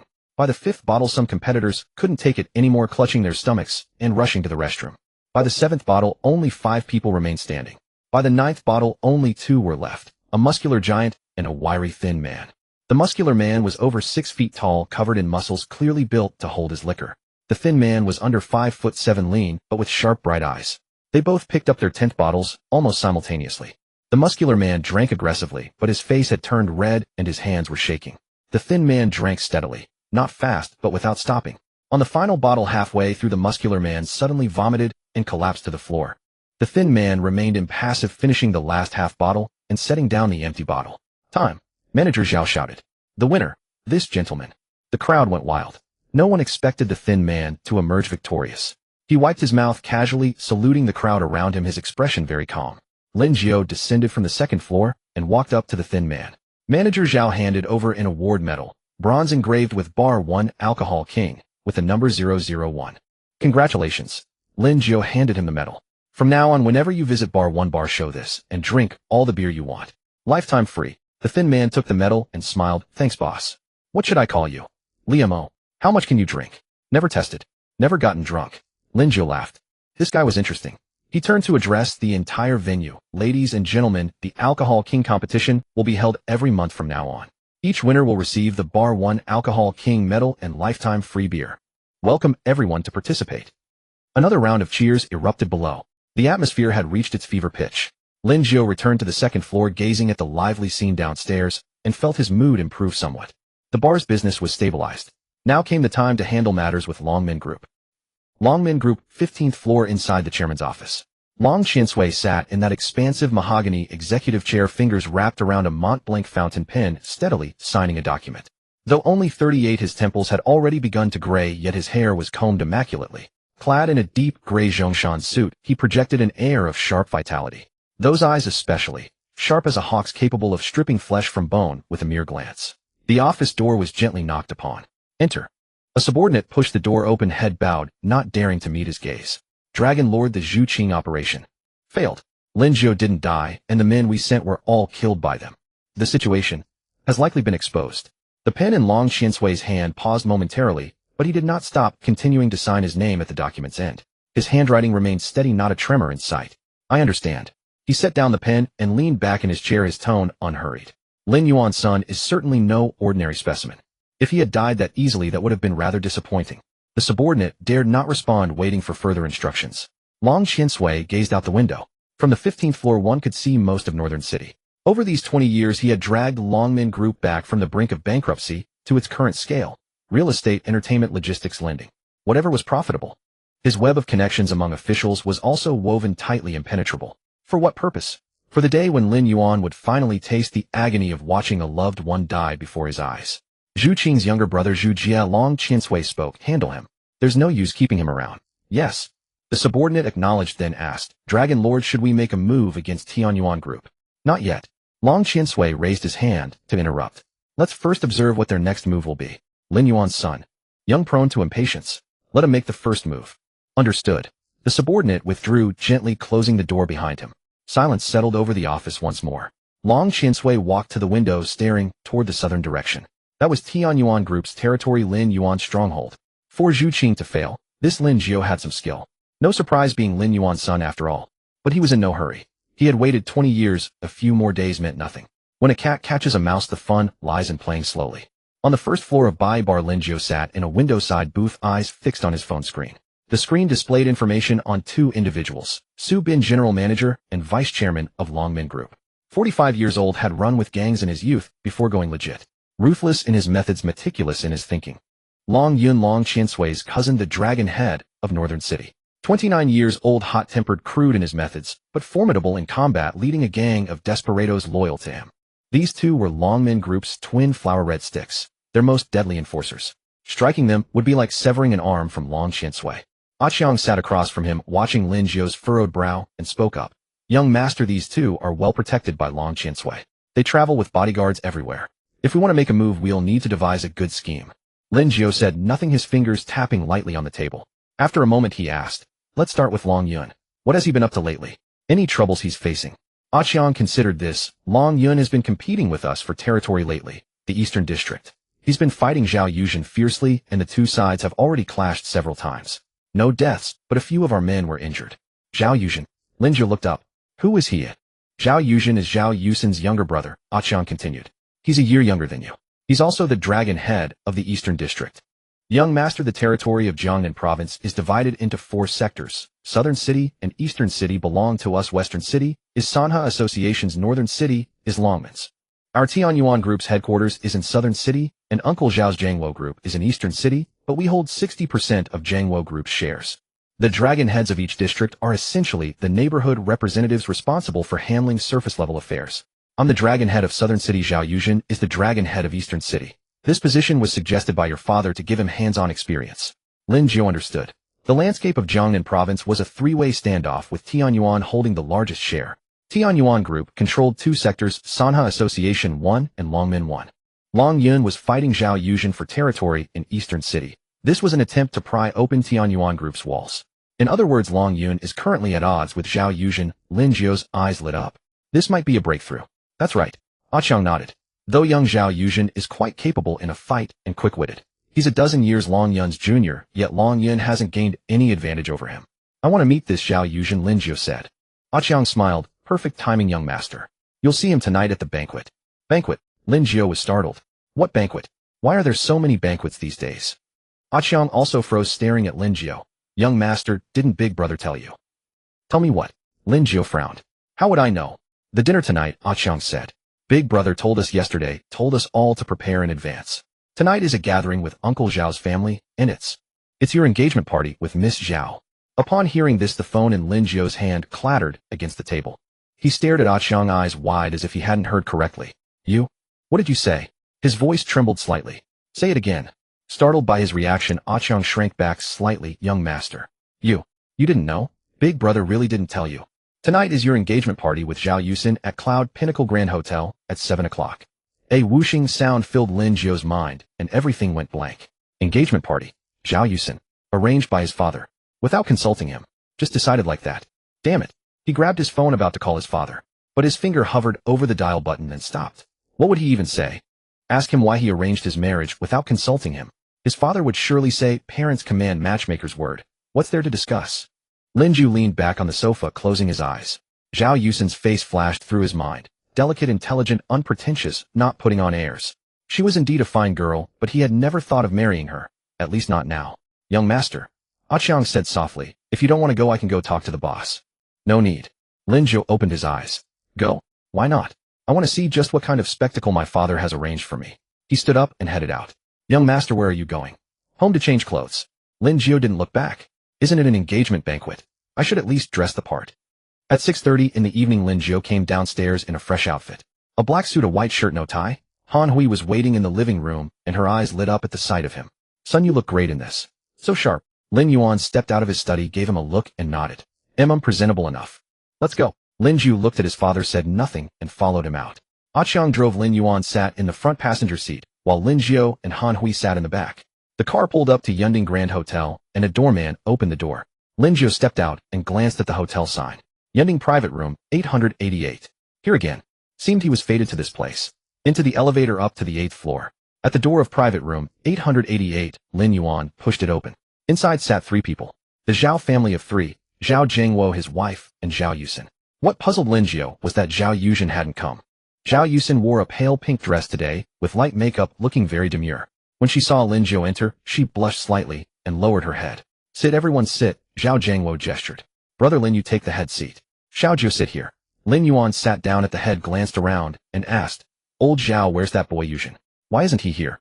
Zhao Jingwo scratched the back of his head, a little embarrassed. Brother Lin, don't even mention it. That kid really never stays home. I told him in advance, but he insisted that unless he dealt with that Long Yun, he wouldn't have the face to see you. Lin Yuan laughed. Ha ha, young people full of hot blood. That's fine too. Lin Jiu sat down beside him, with Zhao Yusin directly across. The dishes arrived, and the wine was poured. Zhao Jingwo raised his glass first. Come, brother Lin's sister Hui Xiaojiu. Today's meal is a great occasion for both our families. Yusin and Xiaojiu are of similar age, and both are fine children. For them to become a couple is a blessing for our 2 families. I toast you all. Everyone raised their glasses. Lin Jiu held his wine, gazing at Zhao Yusin across the table. She was looking at him too, her eyes complex, shyness, expectation, and a trace of unease. Lin Jiu smiled inwardly. This girl was probably kept in the dark too, only now realizing it was an engagement banquet. He tipped his head back and downed the wine. It burned, but not as harshly as that cup of poison wine yesterday. Zhao Jingwo set down his glass and looked at him. Yusin is a sensible girl. From now on we'll entrust her to your care. Lin Jiu smiled. Uncle Zhao, you're too kind. The pleasantries were handled gracefully. Afterward, everyone dug into the food and drink. But Lin Jiu had no appetite. All he could think about was Long Yun, the double flower red rod of Dragon Gate Group, cousin of Long Qinsui, the dragon head of the northern part of the city. As long as that man lived, his heart would find no peace. The engagement was the last thing on his mind. When the meal was almost over, Lin Jiu exchanged a few casual words with Zhao Yusin. Zhao Yusin spoke carefully, trying her best to find topics. Lin Jiu played along, but his mind was elsewhere. Around 9 the dinner came to an end. The Lin family saw the Zhao family to the hotel entrance and watched them drive away. On the way back, Lin Yuan glanced at Lin Jiu in the rearview mirror. Xiaojiu, don't feel pressured about tonight. Yusin is a good girl. Once you take over the group, she'll be a strong right hand. Take your time getting to know her. No rush to marry. Lin Jiu hummed in acknowledgement, saying nothing more. He knew his father had long been set on pushing him and Zhao Yusin together. But right now he had no mind for that. Long Qinsui, Long Yun, Su Bin, Dragon Gate Group. Those bastards were what he needed to deal with. The next afternoon, after passing his driving test written exam, Lin Jiu grabbed a bowl of noodles at a roadside stall. Qiang sat across from him. Young master, did you pass the written exam? Easy. Lin Jiu toyed with his noodles. In a bit, take me to see Zhao Yusin. Got it. At 2 in the afternoon, Qiang drove Lin Jiu to the eastern part of the city. The car stopped in front of a shabby billiard hall, its sign, peeling paint reading, Old Zhang Billiard Hall. But the door was shut, looking abandoned. Just as the engine died, Qiang's phone rang. Hey brother Chang, brother Chu wants you to come over. Said it's urgent. What's the matter? Don't know, just said to get here now. Qiang frowned and looked at Lin Jiu. Lin Jiu waved his hand. Go on. After I finish talking with Zhao Yusin, I'll take a cab back. Young master, you alone. It's fine. They're all our own people. Go. Qiang hesitated, then started the car and drove off. Lin Jiu got out and walked to the entrance of the billiard hall. The door was closed, but 2 young men in black vests stood outside smoking and chatting. Seeing Lin Jiu approach, they blocked his way. Bro, this place is abandoned, no business here. Go play somewhere else, said one with dyed yellow hair. I know. I'm here to see Zhao Yusin. Tell him to come out, Lin Jiu said. The 2 exchanged glances. Another guy with dyed red hair sized Lin Jiu up. Damn, who the hell are you? You think you can just call our brother Zhen by name? Pretty cocky, aren't you? Lin Jiu smiled. Why can't I? Go tell Zhao Yuzhen that Lin Jiu is here to see him. The two yellow-haired guys froze. Lin Jiu. The name sounded strangely familiar. Before they could react, a stream of curses came from inside the door. Damn, who the fuck is making noise at the door? The door swung open and a young man stepped out. In his early 20s, very tall, at least 185 centimeters, with short hair and a black vest that revealed sturdy arms tattooed with a dragon coiling across his shoulder. It was Zhao Yuzhen. Behind him followed 7 or 8 henchmen, all burly and imposing. The two at the door quickly said, "Brother Zhen, it's this kid. He says his name is Lin Jiu and wants to see you." Zhao Yuzhen looked Lin Jiu up and down. Could this be his future brother-in-law? Handsome enough, well-dressed, looked like a pretty boy, not like someone who could fight. His mind raced. He hadn't gone to the engagement banquet yesterday precisely because he refused to acknowledge this match. If his sister was to marry, it should be to someone stronger than him. This Lin Jiu in front of him didn't look like he could fight. He'd have to find a reasonable excuse to spar with him and test his strength. Lin Jiu. Zhao Yuzhen stepped forward, tilted his head, and said scornfully, "How what thief crawls out of here? How dare you impersonate young Master Lin in front of me? Take this." Lin Jiu looked at him without speaking. From the look in Zhao Yuzhen's eyes, just now he'd clearly recognized him. But why pretend not to? Could this kid be trying to test his strength and pick a fight? So this kid really wanted to test his strength and make a move against him. Before Lin Jiu could finish his contemplation, Zhao Yuzhen struck, a fist hurtling toward Lin Jiu's face. The blow carried wind, swift and forceful. Lin Jiu sidestepped, evading the strike. Zhao Yuzhen's punch met only air, his body lurching forward, nearly toppling over. He froze, utterly unprepared for Lin Jiu's agility and lightning reflexes. In that split second of hesitation, Lin Jiu seized the moment. He raised his knee, driving it into Zhao Yuzhen's abdomen. Air. Zhao Yuzhen groaned, clutching his stomach as he stumbled back 2 steps, his face draining of color. "What the hell? How dare you hit Brother Zhen?" The followers behind erupted, preparing to charge forward. "Nobody fucking move." Zhao Yuzhen bellowed, his eyes locked on Lin Jiu, blazing with exhilaration. Again, he steadied himself and assumed a fighting stance, this time deadly serious. Every punch and kick carried tremendous force. Yet Lin Jiu remained swifter, more precise, more merciless. After several exchanges, Zhao Yuzhen found himself floored twice more. The final time, pinned beneath Lin Jiu on the ground, Lin Jiu opened his fist, about to deliver a devastating blow. Zhao Yuzhen gasped for breath and hastily interjected, Hey, brother-in-law, stop hitting, I surrender." Lin Jiu released him and rose to his feet. Zhao Yuzhen, helped up by his minions, rubbed his stomach, wincing in pain, yet grinning from ear to ear. "Brother-in-law, those moves are incredible." The 2 bleached-haired troublemakers by the entrance stood utterly stunned. Brother Zhen, their leader, the young master of Jiangwo Group, the ruler of eastern Jiangnan province, had just been laid out flat, and he was calling someone brother-in-law. "May I come in now?" Lin Jiu inquired. Of course. Brother-in-law, please come in." Zhao Yuzhen hastily stepped aside, bellowing at his men. "Everyone stand guard at the entrance. No one enters." A smirk played at the corner of Lin Jiu's lips. This Zhao Yuzhen's change of attitude was truly faster than turning a page. Before understanding Lin Jiu's abilities, he was a petty thief who, now that he knew, he had become a brother-in-law. The two entered the billiard hall. Inside, it was mostly empty, just a few worn pool tables and cigarette butts scattered across the floor. In the corner stood several sofas, relatively tidy. They sat down. Zhao Yuzhen offered Lin Jiu a cigarette. Lin Jiu waved it away. "Yuzhen, how have your skirmishes with Long Yun been lately?" Lin Jiu cut straight to the point. Zhao Yuzhen's expression grew serious. "Brother-in-law, most of the time I have the upper hand. But that bastard, he's like a rat, deathly afraid of everything. There was once when I nearly reached his den, but he wouldn't come out. Basically, I just fight his lackeys while he hides behind them. I want to kill him," Lin Jiu stated. Zhao Yuzhen's eyes lit up. "Brother-in-law, you're planning to make a move on him. Fine. I've been wanting to eliminate that bastard for ages. But the coward never shows his face. How can I kill him? Does he have any weaknesses? Hobbies? People he cares about? Weaknesses? None. His parents died early. No wife, no kids, just his cousin Dragon Xiansui. He changes women faster than clothes, discarding them after use. Anything he cares about. Seems like nothing." Zhao Yuzhen pondered for a moment, then continued, "Though he has one habit. He goes to a dumpling shop called Ma's Dumplings in the north of the city every Sunday, without fail. I've been surveilling him for 2 weeks. Every Sunday at 5 right on time. But he always brings a dozen or so men. It's his turf in the north. Hard to make a move." Lin Jiu's eyes gleamed. Ma's Dumplings every Sunday 5 o'clock. Today was Wednesday, 3 more days. Lin Jiu contemplated and said, "Next Sunday I'll apply for a job at Ma's Dumplings. When he arrives, I'll slip something into his food.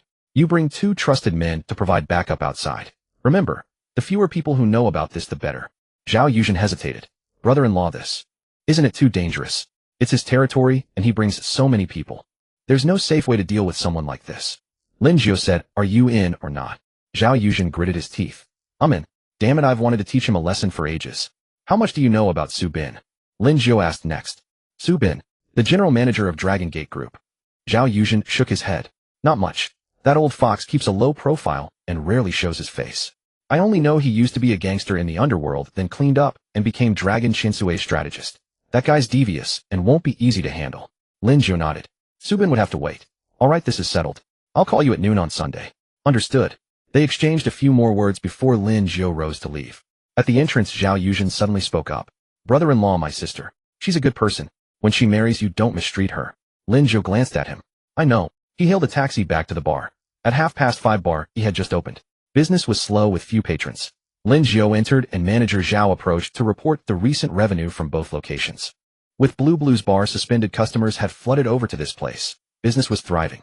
When Chun Hao and his crew spotted Lin Jiu, they scurried over to pay their respects. Lin Jiu waved them off, telling them to attend to their duties. He found a window-side sofa on the first floor and lay down. Recent events had worn him out, and he'd been sleeping poorly at night. The bar's music blared, voices clattered around him, yet this chaotic din somehow worked like a lullaby, coaxing him into a deep sleep. He had no idea how long he'd been out when someone nudged him. Juji, wake up. Someone's here to see you. Lin Jiu rubbed his eyes open. It was Chun Hao. Who is it? Zhao Yuzhen. Lin Jiu sat up, rubbing the sleep from his eyes. Zhao Yuzhen stood right by the sofa, dressed in a white casual outfit today, her long hair cascading over her shoulders, a bag in her hand. What brings you here? Lin Jiu asked. I bought you something. Zhao Yuzhen handed him the bag, her cheeks flushing slightly. Spent the whole afternoon picking it out at the mall. Not sure if you'll like it. Lin Jiu took the bag and opened it. Inside was a box, and inside that a watch. A Rolex silver crafted from 904L stainless steel with an exquisitely detailed dial that shimmered with changing light. Lin Jiu was still groggy from his nap, his mind hazy. You bought this for me. He pointed at himself, bewildered. She nodded, looking at him expectantly. Do you like it, eh? Lin Jiu glanced at the watch, then at her. I love it. It matches my style perfectly. Zhao Yuzhen beamed and sat beside him, taking the watch from its box. Let me put it on for you to try. Lin Jiu extended his hand. Zhao Yuzhen bent her head, carefully strapping the watch onto his wrist. Her hands were soft, her fingers slender. When they brushed against Lin Jiu's wrist, they felt slightly cool. In the distance, Manager Zhao and Chun Hao watched covertly. Manager Zhao, is young master really dating Miss Zhao? Chun Hao whispered. Looks like it. Manager Zhao stroked his chin. Who would have thought? All right, stop watching. Get back to work before we get a mouthful of dog food. The watch was secured. Lin Jiu examined it. Truly elegant. You shouldn't have, he said. Come on, let's go upstairs to the private room. It's too noisy here. I'll make you a drink myself. Sure. They ascended to the upper floor. Lin Jiu mixed 2 low-alcohol cocktails and assembled a fruit platter, bringing them into the private room. Zhao Yuzhen sipped her drink delicately, her gaze repeatedly drifting to Lin Jiu's wrist. It looks great, she said. Yeah, thanks. Lin Jiu took a sip of his cocktail. What made you think of buying me a watch today? I just wanted to. Zhao Yuzhen lowered her head, her voice soft. When we had dinner yesterday, I noticed your wrist was bare and thought it needed a watch. They conversed in desultory fashion. Zhao Yuzhen spoke, cautiously seizing upon any topic she could find. Lin Jiu went along, though his mind remained fixated on the Long Yun affair. After a while, Zhao Yuzhen's phone rang. She glanced at the screen and answered. Hello. Mom. I'm outside. Yeah, at bar. I'll be back soon. No need to wait for me. Zhao Yuzhen's booming voice echoed from the other end. Dad? Mom. You two don't get it. My sister's with her boyfriend. She said she'll be right back, so don't wait for her. His voice carried so loudly that even Lin Jiu could hear it. Zhao Yuzhen's face flushed crimson. She hastily hung up. I need to get going. She stood up. All right, let me see you out. Lin Jiu rose as well. They descended to the ground floor, where Lin Jiu walked her to the roadside and hailed a taxi. Travel safe. Lin Jiu said. You too, get some rest early. Zhao Yuzhen climbed into the car and waved goodbye to him. The car pulled away. Lin Jiu stood by the roadside and lit a cigarette. Zhao Yuzhen. She really was something special. After seeing off Zhao Yuzhen, Lin Jiu sat on the bar sofa, phone in hand. The screen displayed a photo just sent by a Chong, Long Yun. The photo appeared to be taken from the front, likely not through legitimate means. He was barely 30, but looked well into his 40s, bald-headed with a vicious scar running from the corner of his right eye to the edge of his mouth. His eyes were small and narrowed, his gaze ferocious like a venomous serpent, yet his manner of operation was as timid as a rat. This was the enforcer of the Long Min group, the Dragon Head of the Northern District, and the younger cousin of Long Qiansui. Lin Jiu stared at the photo for a few seconds, then exited and dialed a Chong. The call connected almost immediately. Hello, young master, what's wrong? A Chong, I received the photo. Do me 2 more favors. First, procure an odorless, colorless poison with delayed onset. A top-tier variety that can be mixed into food and only takes effect after several hours. Can you get it within 2 days? There was a 2-second silence on the other end. Chang was wondering why Lin Jiu needed poison, but he didn't ask. Yes, I can. I know someone in the chemical industry who has supplies. Odorless colorless can be mixed into food and takes effect 4 to 6 hours after ingestion. The symptoms resemble an acute heart attack. No one will be able to trace it. But the dosage must be precise. Too little won't work and too much will drop him dead on the spot, which could raise suspicion. That's exactly what I want, Lin Jiu said. Send it to me once you have it. Second, look into the owner and staff at Ma Ji Dumplings in the Northern District. I need detailed files. Understood. Chang paused. Young master, are you planning to? I'm striking this Sunday, Lin Jiu said, not keeping him in the dark. Long Yun goes there every Sunday at 5 o'clock for dumplings. Rain or shine. I'll slip in and lace his food. Chang's breathing grew heavier on the other end. No, young master, that's far too dangerous. That's Long Qinsui and Long Yun's territory in the north. He always brings over a dozen thugs with him. How about I handle this? No need. Lin Jiu cut him off. I'll kill him with my own hands. Just prepare the materials. I'll take care of the rest. Understood. After hanging up, Lin Jiu leaned back against the sofa and closed his eyes. The plan ran through his mind. On Sunday noon, he would apply for a job at Ma Ji Dumplings as a part-time server. Once Long Yun arrived, take his orders, serve the food, and administer the poison. Then withdraw and await the results. There were 2 difficulties. First, the poison had to be completely undetectable. Long Yun couldn't possibly smell it. The man had been around long enough to maintain razor-sharp vigilance. Second, he needed to escape without being followed, especially in the Northern District where Long Yun held sway. Just as he was thinking, a commotion erupted from downstairs, mixed with a woman's screams and a man's curses. Lin Jiu frowned and opened his eyes. The bar music continued, but something was clearly wrong. He stood up and walked to the second floor railing to look down. On the first floor near the dance floor, a group had gathered around a booth. In the center was a bald, overweight man wearing a flamboyant floral shirt and a gold chain as thick as a thumb around his neck. He was gripping a female server's wrist and refusing to let go. The server was Xiaoling, the same girl who had complained about the prices being too high on opening day. Now she was pale with fear, struggling desperately to break free. Chun Hao stood nearby, trying to reason with the bald man, his expression anxious. But the man ignored him, his other hand already groping across Xiaoling's face. You bastard, let her go, Chun Hao roared and shoved the bald man. The bald man stumbled back a step, hesitated, then grinned fiercely. The hell? Who the fuck are you to push me? He gestured with his hand, and 4 or 5 men from an adjacent booth stood up, all dressed in delinquent fashion, and surrounded Chun Hao. Mate, I'd advise you not to meddle. A yellow-haired man pointed at Chun Hao's nose. Brother Xiao has taken a liking to this girl. It's her good fortune. Mind your own business, or else. Or else your mother's fucking ass. Chun Hao snapped and threw a punch at the yellow-haired man's face. The man cried out, blood spraying from his nose. The others hesitated for a moment, then all lunged forward together. Chun Hao could fight, but 1 against 5 was a losing proposition. Within moments he was pinned to the ground, rained upon with fists and kicks. Brother Hao, Zhang Peng, and Li Chang charged over from the bar area to help, but the opponents outnumbered them. 3 more had risen, making 8 in total surrounding the trio. The bar music had stopped. Patrons watched the spectacle, nobody daring to intervene. The waitresses kept their distance. Lin Jiu's expression darkened. He descended the stairs, pushed through the onlookers, and approached the booth. Stop. His voice wasn't loud, but the assailants paused and turned to look at him. The bald man glanced over, sizing up Lin Jiu from head to toe. The hell? Who the fuck are you? Lin Jiu ignored him and walked over to Chun Hao. Chun Hao was badly bruised and bleeding from the mouth, but he managed to steady himself on his feet.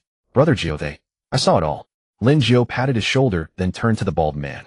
In my establishment you dare lay a hand on my people. Who gave you the nerve? The bald man laughed loudly. Your establishment? Kid, do you even know who I am? I'm Lu Xiao. Go ask around. On that street near the building materials market, who doesn't show respect to me? This shabby bar of yours. The fact that I'm even here is your damn fortune. Lu Xiao. Lin Jiu looked at him with disdain. Sorry, I don't know any Lu Xiao. Lu Xiao's expression shifted instantly, his eyes turning vicious. What the fuck did you just say? You dare insult me? Calmly, Lin Jiu replied. For what happened today, you'll give me an explanation. An explanation? Explain your fucking mother. Lu Xiao pointed at Xiaoling. I've got my eyes on this girl. I'm taking her tonight. Try to stop me and see what happens. He reached for Xiaoling again. She shrank back in terror, tears welling up. Lin Jiu moved. In one step, he seized Lu Xiao's outstretched wrist and twisted it backward. Crack. The sound of bone breaking was sharp and horrifying. Ah! Lu Xiao shrieked as his wrist bent at a grotesque angle. Before he could react, Lin Jiu kicked him hard in the knee. Another crack echoed and Lu Xiao collapsed to his knees. The fuck? You dare hit Brother Xiao? The 8 men finally snapped out of their stupor and attacked in unison. Lin Jiu didn't retreat. He waited until the first attacker lunged within range, sidestepped the punch, and drove his elbow into the man's temple. The man dropped without a sound. The second attacker received a devastating kick to the abdomen, and was sent flying crashing into a table. The third took a brutal punch to the nose, blood gushing. The fourth, the fifth. Lin Jiu moved swiftly and ruthlessly, employing every technique Chong had taught him. Every strike targeted a vital point, showing no mercy. In less than a minute, all 8 men lay sprawled on the ground, some clutching their stomachs and rolling in pain, others covering their faces and screaming, a few already unconscious. The bar fell deathly silent. Everyone stared in disbelief. Lin Jiu walked over to Lu Xiao and crouched down. Lu Xiao knelt on the floor, both his wrist and leg broken, trembling uncontrollably from the agony, staring at Lin Jiu as if he were a ghost. Lu Xiao, was it? Lin Jiu patted his cheek. You dare cause trouble on my turf and lay hands on my people? Tired of living? And no, not at all. Lu Xiao's voice quivered violently. He had been prowling the streets for most of his life, yet this was the first time he'd encountered anyone capable of such brutality. You caused trouble in my establishment, assaulted my people, and laid hands on my staff. Lin Jiu stood and pressed his foot onto Lu Xiao's uninjured leg. Tell me, what do you think should happen? I'll pay. I'll pay. Lu Xiao wailed. Whatever you want. Money. Lin Jiu smiled. I don't lack money. I want you to learn a lesson. He drove his foot down harder. Crack. Lu Xiao's other leg broke as well. The scream was heartbreaking. Lu Xiao rolled across the floor, tears and snot streaming down his face. Lin Jiu lifted his foot and said to manager Zhao, get a few people to throw them out. Toss them far away. Don't let them dirty the floor. Early the next morning, just as Lin Jiu had finished his breakfast, Chong arrived. He carried a small black plastic bag that looked quite ordinary, but his movements were careful when he handed it over. Lin Jiu took it, opened it, and found a sealed transparent pouch inside containing some white powder. It looked like flour, but far finer. It's ready, young master, said Chong. Colorless, odorless, undetectable when mixed into food. I've calculated the dosage precisely. A normal person who consumes it will show symptoms in approximately 6 hours, symptoms resembling an acute myocardial infarction. Lin Jiu pinched the pouch and brought it close to his nose to sniff. Indeed, there was no scent, nothing at all. He poured a small amount onto the back of his hand, rubbed it between his fingers. It was fine and slippery. Have you tested it? He asked. Yes, Chong nodded. I used a stray dog yesterday, mixed it into meat. It collapsed precisely at the 6-hour mark, convulsing, sweating, foaming at the mouth. It was dead within 10 minutes. Lin Jiu felt reassured. He tucked the pouch away and asked, have you looked into the Ma Ji dumpling shop thoroughly? We have, Chong replied. Chong continued. The owner is named Ma Xiao, 30 years old, a local and unmarried. There are 2 waiters in the shop, both around 18 or 19 years old. They've been working for him since graduating middle school. One is named Lin Dong, the other Wang Lei. Wang Lei has had a fever and likely hasn't been at the shop these past 2 days. All 3 have clean backgrounds. Ordinary folks with no criminal records and no ties to any gangs. Lin Jiu nodded. At 2 in the afternoon, Lin Jiu changed into old clothes he used to wear at school, faded from countless washings, jeans with torn knees and a t-shirt with a loose collar. He then rolled around in the flower bed downstairs twice, covering himself in dust and grime until he truly looked like a displaced refugee. He checked himself in the mirror, satisfactory, sufficiently wretched. He hailed a taxi to the northern district. The Ma Ji dumpling shop sat on an old street, its storefront modest, the sign worn but cleaned. In the afternoon, there were few customers. Only one young man dozing at the counter. Lin Jiu pushed the door open and the bell above it jingled. The young man sprang awake, looked up at Lin Jiu, paused for a moment, then broke into a smile. Hello, brother. Are you here for dumplings? His voice was young, somewhat innocent, with a slight rasp from just waking up. Lin Jiu waved his hand, trying to make his tone sound hesitant. Hello?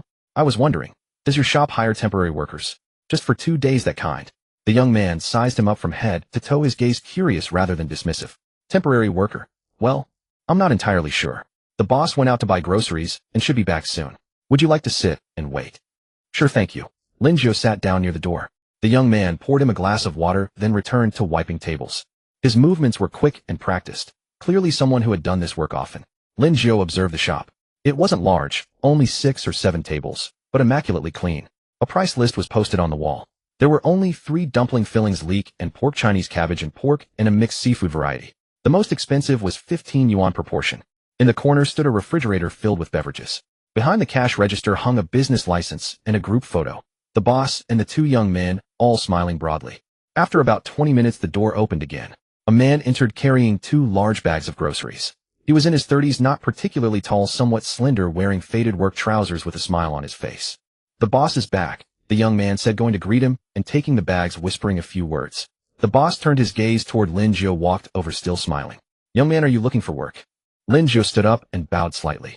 Good afternoon, boss. I'm from out of town. My wallet was stolen and I have no money to return home. I was hoping to find somewhere to work for 2 days and earn enough for train fare. Do you think? Could that be possible? Just 2 days? 80 yuan for a train ticket would be enough. He spoke sincerely, his expression perfectly crafted. Pitiful, helpless, yet with a touch of stubbornness. The boss studied him carefully. The clothes were torn, his face was dirty, but his eyes were clear and clean, not the look of a fraud. Sigh. The boss exhaled, setting the groceries on the table and searching his pants pocket. After a moment, he pulled out several crumpled banknotes, counted them, and pressed 400 yuan into Lin Jiu's hand. Young man, everyone faces difficulties at some point. You don't look like you're putting on an act. Take this money, you don't need to pay it back. Go buy some clean clothes, take a bath, and return home with some dignity. He then called out to the young man, Xiao Dong, boil a portion of dumplings for him, a large one. Xiao Dong acknowledged and headed to the kitchen. Lin Jiu stood frozen, clutching the 400 yuan. He had imagined many possibilities. The boss finding him disgusting and turning him away, suspecting him of being a liar, and calling the police, agreeing to let him work, but haggling over wages. He had simply never considered the boss handing him money outright and not expecting repayment. This left a heavy feeling in his chest. All his carefully prepared lines and scripts were now useless. But he could not give up now. If he did, all his preparations for killing Long Yun would come to nothing. Thinking this, Lin Jiu spoke with a slightly dry voice. Boss, this money, I can't take it for nothing. Let me work these 2 days for you or else I won't take it. The boss laughed and patted his shoulder. All right then, young man. You have backbone.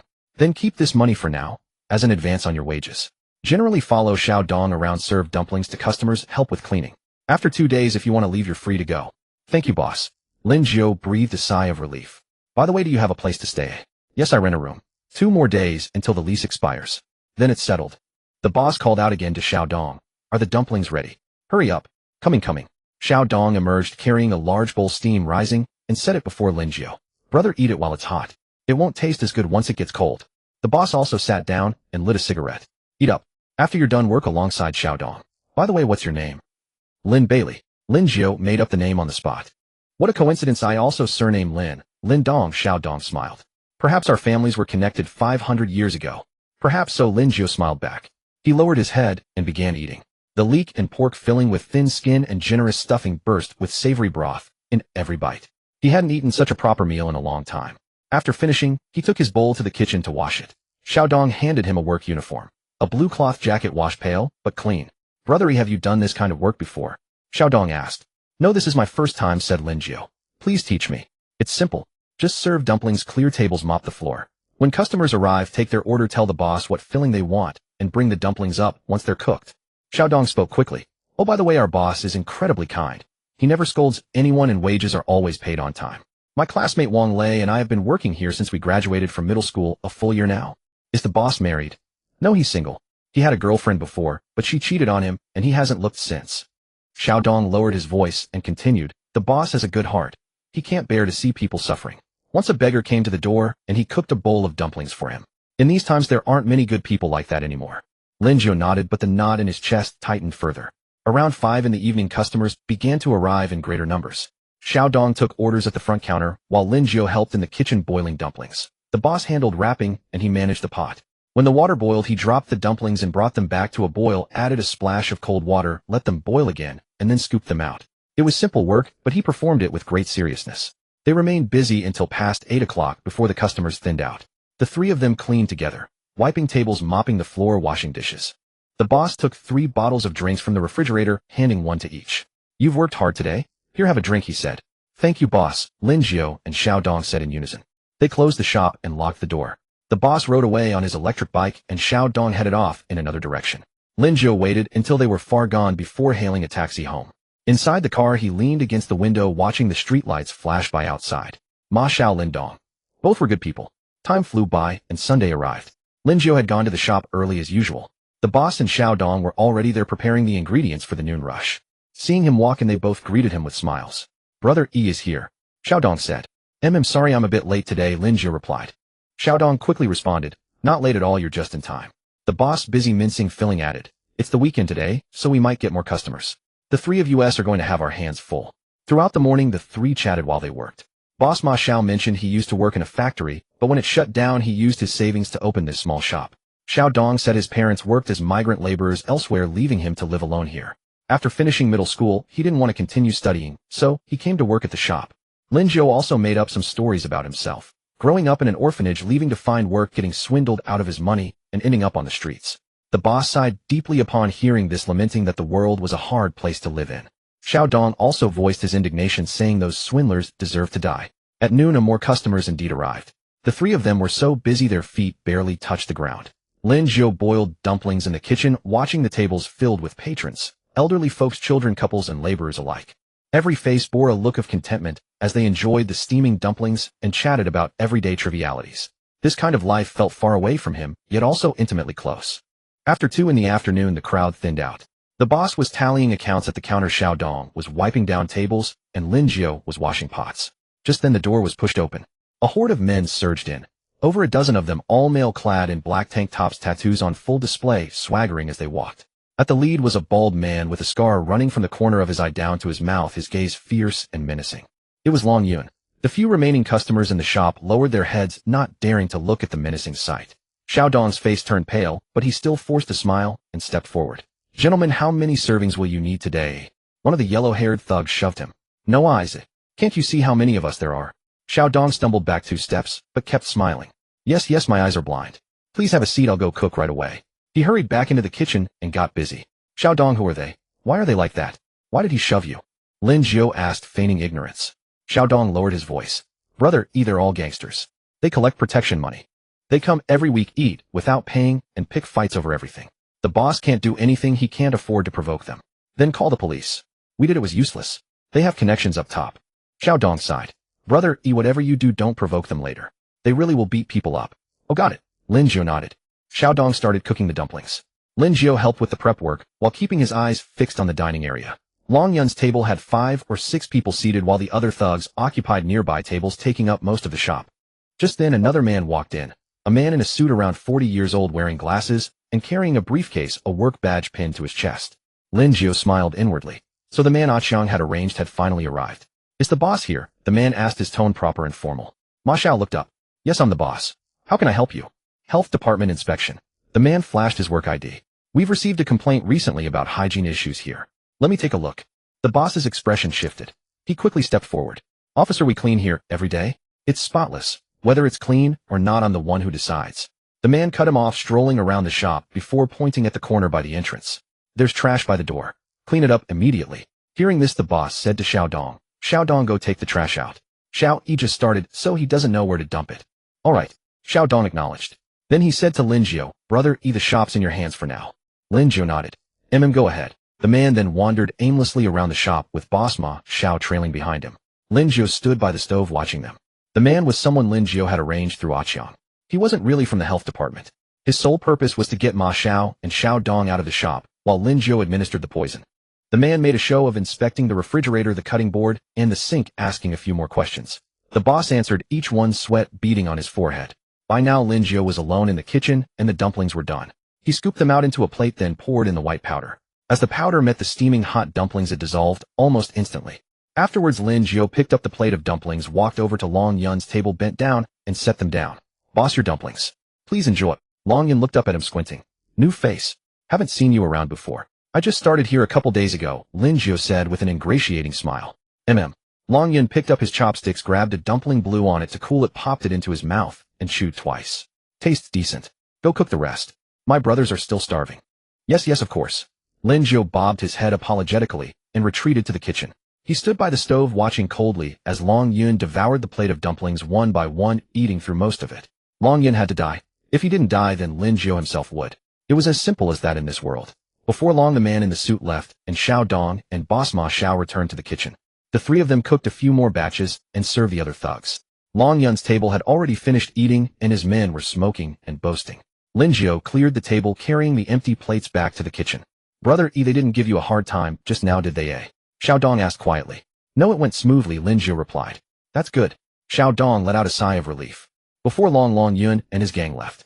The shop settled back into calm. Lin Jiu continued working. The poison had been administered. It would take effect in 6 hours, around 10 o'clock that night.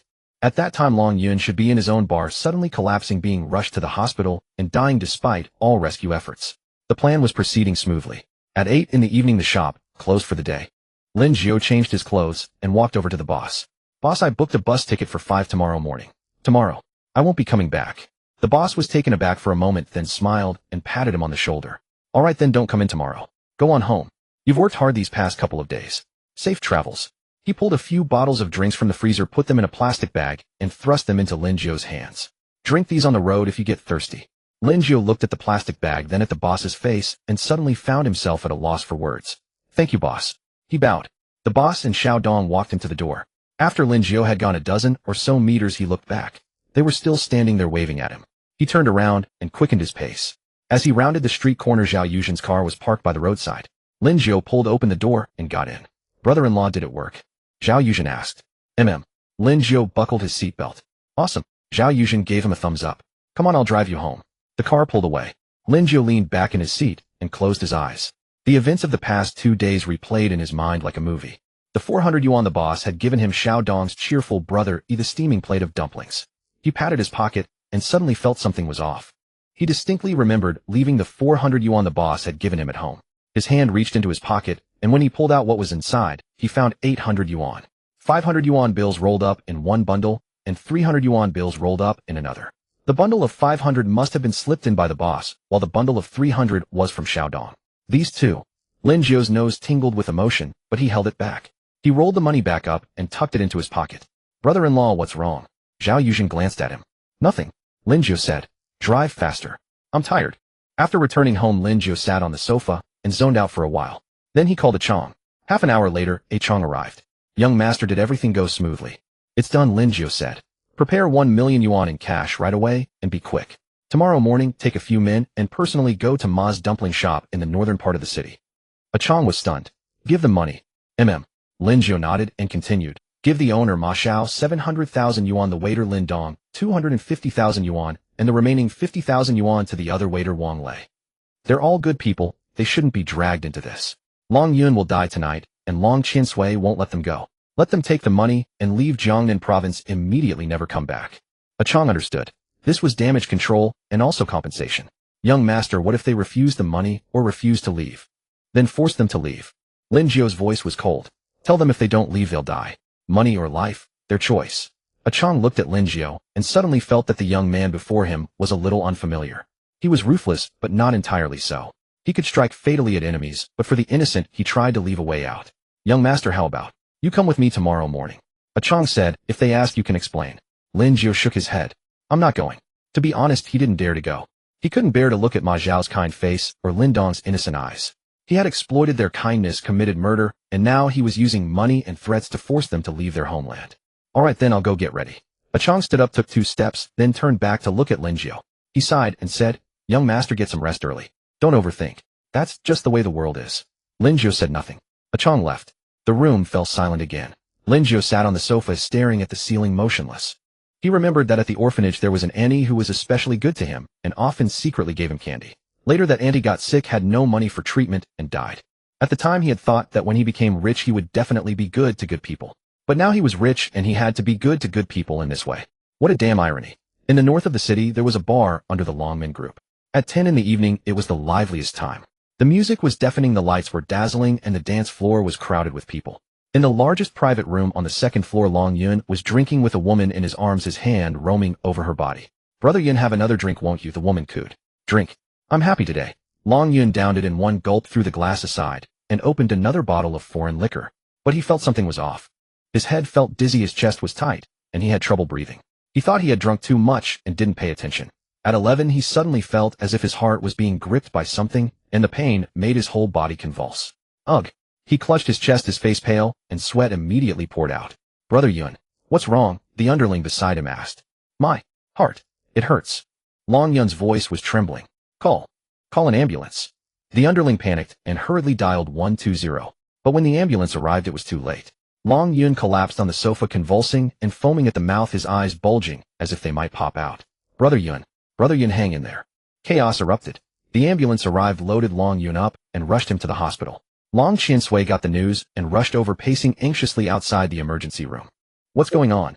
How could a Yun suddenly become like this? He grabbed the collar of the leading underling and roared. Mr. Long, we don't know.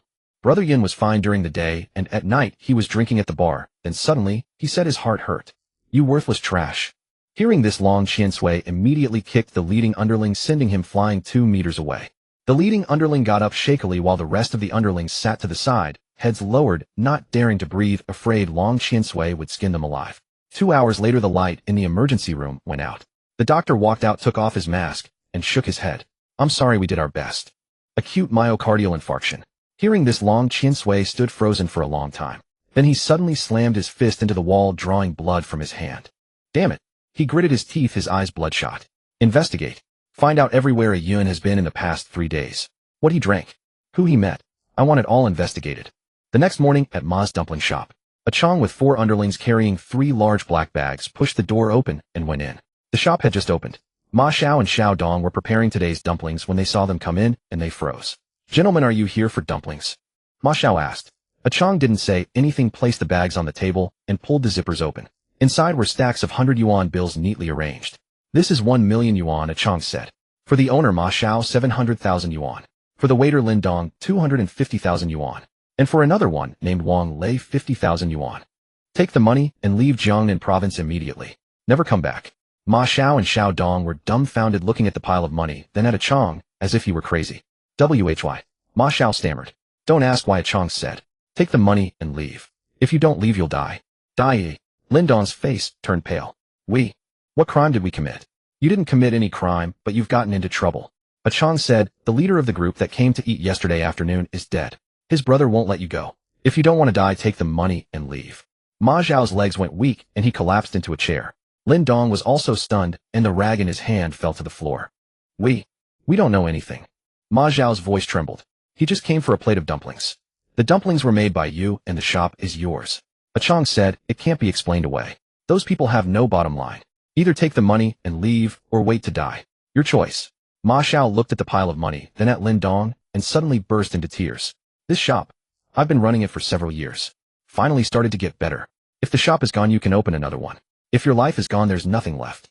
A Chong said, hurry up and pack your things. Bring your family. The car is waiting outside to take you out of the city. We'll pick up Wang Lei. Lin Dong helped Ma Xiao up, and the two began to pack. In fact, there wasn't much to pack. They rented their homes with just a few clothes and some odds and ends. A Chong had his men help, and it was done in half an hour. On the way, Ma Xiao said to Xiao Dong, Xiao Dong, do you have the contact information of that young brother Lin Bai? Tell him that after he gets home, he should be careful.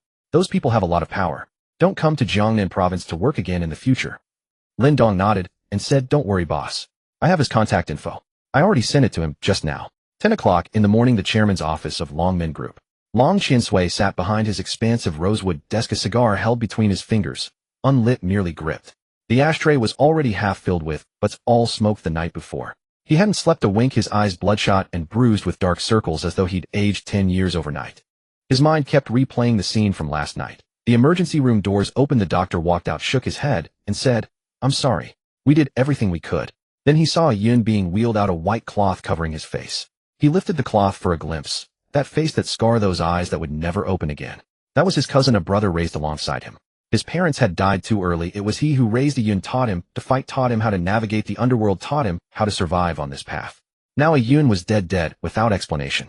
Long Yi. The door was gently pushed open, and a subordinate peeked in, his face pale as paper. Speak. Long Qinsui's voice was hoarse. The hospital just sent word. They say Brother Yun's body needs to be autopsied to determine the cause of death. The doctor says results will take at least 3 days, but if you agree, they can transport Brother Yun's body here now. Autopsy. Long Qinsui cut him off, his hand trembling. Let them autopsy. I want to know exactly how a yuan died. Yes. The subordinate retreated. Long Qinsui tossed the cigar onto the desk and pressed both hands against his forehead. An autopsy, flaying open a yun's body, he couldn't bear it. But without one, he wouldn't know the cause of death. Without knowing the cause of death, he couldn't find the murderer. Murderer. 2 names flashed through his mind, Zhao Yuzhen and Lin Jiu. Zhao Yuzhen had been fighting a yuan over territory for half a year with blood spilled on both sides.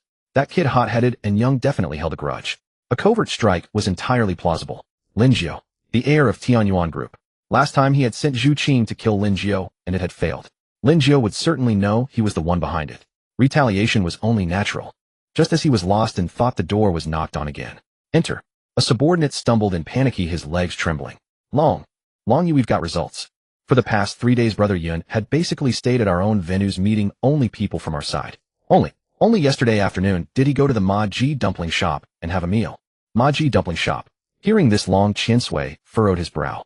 Go take a few men and bring me the owner and all the waitstaff from that place. I'll interrogate them myself. The subordinate's face turned even paler, stammering Long Yi.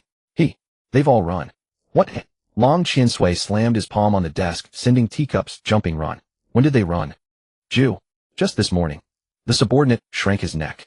When we found out the shop was already closed, empty inside and out. We asked the neighbors, who said they packed up before dawn and drove away. Useless. Long Qinsui grabbed the ashtray and hurled it with all his might. What the hell do I keep you good-for-nothings around for? They ran right under your noses, and you're only telling me now. The ashtray struck the subordinate on the shoulder and shattered on the floor. The young man gritted his teeth in pain, but dared not cry out, kneeling on the ground and kowtowing desperately. Calm yourself, Long Yi. We never expected it. That shop was always well-behaved. The boss was an honest man. Who would have thought he'd run? Get out. Long Qinsui pointed at the door. Get the hell out of my sight. The subordinate scrambled to his feet and fled. The office fell silent once more. Long Qinsui panted heavily, sinking back into his chair. His gaze fell on a photograph on the desk. Him and a yuan taken 10 years ago when the group was just beginning to grow, both of them beaming with joy. He forced himself to calm down, and his mind began to race. A yuan had eaten with the people from Ma Ji dumpling shop, and then a yuan died, and the shop people fled. What did that mean? It meant the poisoner was one of the people at the shop. But a yuan hadn't gone alone. He'd brought over a dozen subordinates. Why was only a yuan poisoned? Because the poison was placed solely in a yuan's portion of dumplings. This was precision targeting, aimed directly at a yuan. Few in Jiangnan province could obtain poison of such caliber. Tianyuan Group was one. Those capable of directing someone to administer precise poisoning. Zhao Yuzhen was one, Lin Jiu was another. Zhao Yuzhen and a yuan were sworn enemies with motive aplenty. Lin Jiu and he also harbored mutual hatred, and he had motive as well. But that kid Zhao Yuzhen, he knew him well. Though capable of fighting, his mind was hardly sharp enough. Poisoning was such a sinister tactic, entirely unlike his style. Lin Jiu, the heir of Tianyuan Group, the son of Lin Yuan. That old fox Lin Yuan had raised a son who was certainly no simpleton. Long Qinsui picked up his phone and dialed Su Bin. Hey bro. Su Bin's voice was steady. Binzi, go to Ma Ji dumpling shop and pull the surveillance footage from the entrance and surrounding intersections. Get every person who entered or left that shop throughout yesterday, the owner, the wait staff, and footage of their departure this morning. Print it all out and bring it to me. Understood. I'm on it right away. After hanging up, Long Qinsui leaned back in his chair and closed his eyes. Noon, the Lin residence. Lin Jiu had just returned from his driving test, lying on the sofa sipping tea. The test hadn't been difficult. He'd passed on the first try, and even the instructor had praised his steady driving. On the coffee table was a message from a Chong. Ma Xiao, Lin Dong, and Wang Lei, along with their families, had already safely left Jiangnan province and headed to a small city in the north. The money had been divided as agreed. Lin Jiu read the message and sighed in relief. They were good people and shouldn't have been dragged into this. Getting out alive was the best outcome. Another message stated that Long Yuan was dead, but Long Qinsui had already grown suspicious and was investigating. Lin Jiu sneered. Long Qinsui suspecting him was normal. It would have been strange if he hadn't. It was just that Long Qinsui had overestimated himself. Lin Jiu had originally expected Long Qinsui to immediately suspect and investigate him after Long Yun's death, which was why he had rushed to have a Chong threaten Ma Xiao and the others to flee Jiangnan province. He hadn't expected Long Qinsui to remain suspicious of him until now. Just then Han Hui walked over with a plate of fruit, neatly peeled and arranged. Son, have some fruit. You need vitamins. Thanks, Mom. Lin Jiu speared a piece of apple. Han Hui sat down, her eyes glancing at the watch on his wrist. She smiled. Nice watch. Did you buy it recently? No, Zhao Yuxian gave it to me. Lin Jiu answered casually. Oh, Zhao Yuxian gave it to you. Han Hui nodded, then looked at him again. And what gift did you give her in return? Hearing this, Lin Jiu paused. A return gift. These past few days his mind had been consumed with how to eliminate Long Yun, that bastard. Where had he found the time to think about that? Well, I'm looking into it. He scratched his head. I've been swamped these past few days. I'll go to the mall and pick something nice for her in a couple of days. Han Hui's expression darkened. Xiao Jiu, Mom isn't trying to lecture you. That girl gives you a gift because she cares about you, because she hopes you're thinking of her too. And you forget about it the moment it's done. If I were younger, I'd have ignored you long ago. She sighed dramatically. Sigh. Another heartbroken girl in this world. Lin Jiu felt embarrassed by his mother's scolding. Indeed, Zhao Yusin had treated him well. She hadn't caused him any trouble at the engagement banquet, and had even given him such an expensive watch. He really should have done something in return, and it was a bit hard to justify not doing so. But then again, he truly had no time. He had arranged to train with a Chong in a while, and at 5 in the afternoon, he had to be at the bar to keep an eye on things. Mom, I really don't have time these days, he tried to explain. There's too much going on. I have to manage the bar, and I still need to practice driving. How about this? If you have time, go to the mall and pick something out for me, and I'll find a moment to give it to her. What do you think? Busy. What could be more important than your fiancé? Han Hui rose and shot him an exasperated glare. Go buy it yourself. It's a gift for your own fiancé, and you want your mother to pick it out. I'm not going to cater to you. With that, Han Hui left. Hey mom, don't go. Lin Jiu reached for her, but failed to stop her. Han Hui went back to her room, closing the door with a bit of a bang. Lin Jiu collapsed onto the sofa, his head throbbing. What did girls like? How was he supposed to know? From childhood on, he had never been in a relationship or pursued a girl. In the orphanage, boys and girls lived separately. After he began school, he was too poor and no one paid him any attention. Now he had money, but the women hovering around him either coveted his wealth or his power. Not one of them was sincere. Zhao Yusin seemed a little different. But so what? He was in no mood for romance. Long Qinsui had his eyes on him, and who knew what tricks the Long Men group still had up its sleeve. He had to protect himself to strike back. He had to survive before he could think about anything else. Just as he was fretting, A Chong arrived. Young master, let's go. Time to train. Lin Jiu got up, changed into workout clothes, and followed A Chong out. He decided to set that matter aside for now. After all, improving himself was what mattered most. Are we going to the gym again today? Lin Jiu asked. Not the gym. A Chong started the car. I'm taking you somewhere exciting. Exciting? Where? You'll know when we get there. The car headed out of the city, growing more remote with every mile. Lin Jiu watched out the window as tall buildings gave way to low houses, paved roads to dirt tracks, and finally, they entered a deserted industrial complex. Logically, if they were going to build his physique or train with blades and staffs, any of the family's own gyms would have sufficed.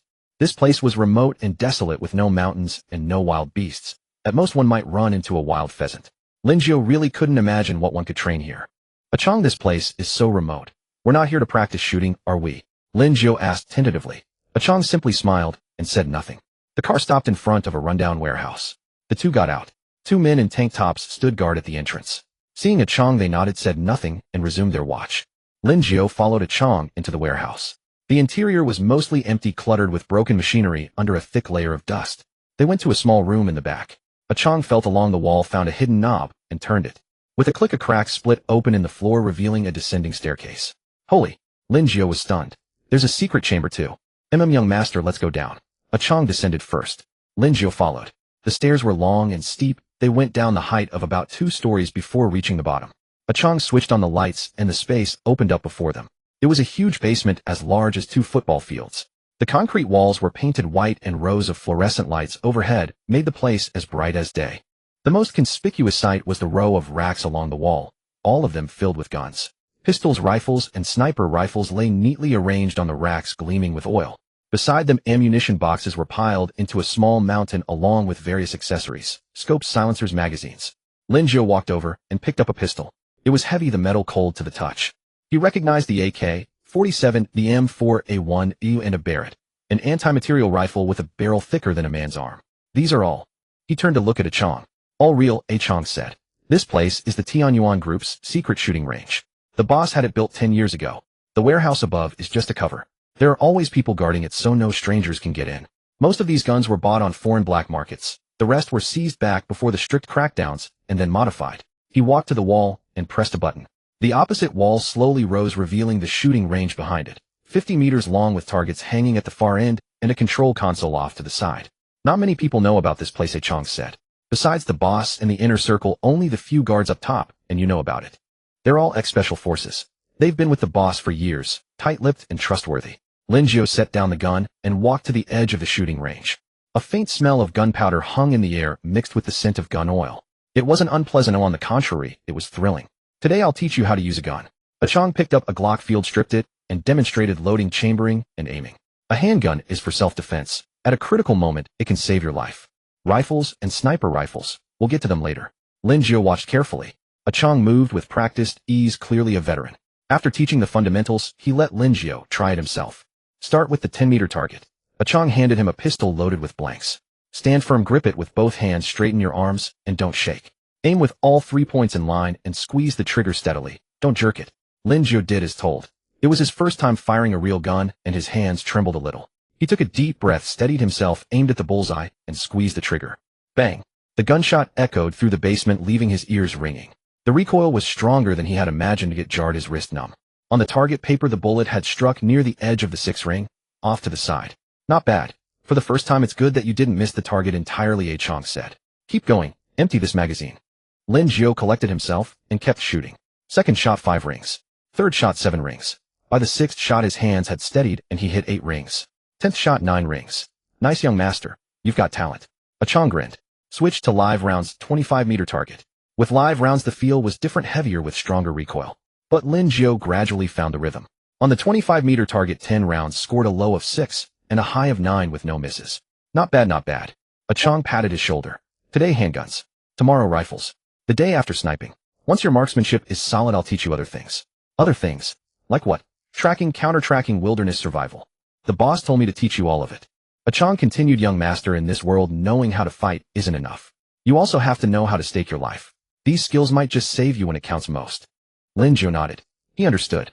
His father had put him in charge of the Yuan group, not to make him an ordinary businessman. This path was steeped in blood and storm, a kill or be killed journey. If you didn't know how to risk your life you would lose it. He fired a few more magazines. His wrist was numb, but he felt euphoric. This sense of power and control was something fists and feet could never give. They trained until 4 in the afternoon when a Chong said it was time to head back. They put the guns away, locked the basement, and went upstairs. The 2 guards in camouflage were still standing at the door nodding at them. The car drove back into the city. Lin Jiu sat in the passenger seat examining his palm. The web of his thumb had been knocked red by the recoil, but the skin wasn't broken. A Chong, what do you think Long Chinsue's next move will be? He asked. Hard to say. A Chong gripped the wheel. But given his nature, he won't let it go. A Yuan is his blood cousin, so he'll definitely get to the bottom of it. Young master, be careful these days. Take more men with you when you go out. Lin Jiu nodded. You be careful too. The car pulled up at the entrance of the bar. Lin Jiu got out and checked the time, 5:10. The bar was due to open. He walked in. The music was already playing and the lights were flashing. Manager Zhao was tallying accounts behind the bar. Seeing Lin Jiu, he smiled and greeted him. Young master, you're here. How are things today? Pretty good. Quite a few reservations, Manager Zhao said. By the way, young master, Miss Zhao came by earlier. She waited for you, and when she saw you weren't here she left. She left something for me to give you. He took out a small gift box exquisitely wrapped. Lin Jiu accepted it and opened it. Inside was a tie, dark blue with a subtle pattern made of fine fabric. There was also a card in graceful handwriting. You often wear suits, so I thought this tie would match. Hope you like it. Yusin.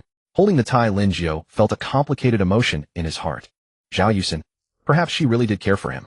The next morning Lin Jiu blocked Han Hui at home, refusing to let her leave. Mom, just come to the mall with me. I really don't know what girls like. He held Han Hui's arm and wouldn't let go. Han Hui shook him off and gave him a look. I'm not going. Why should your mother pick a gift for your own fiancé? That's not right. People would laugh at us if they heard about it. Then what should I do? Lin Jiu's head ached. Why don't you help me think of something good to buy for her? Hearing this, Han Hui sat down on the sofa and put on a thoughtful expression. When I was young I got together with your father at just your age. At that time he was terribly poor, dirt poor. What I wanted was only to have enough to eat. Girls today are different, especially Yusin.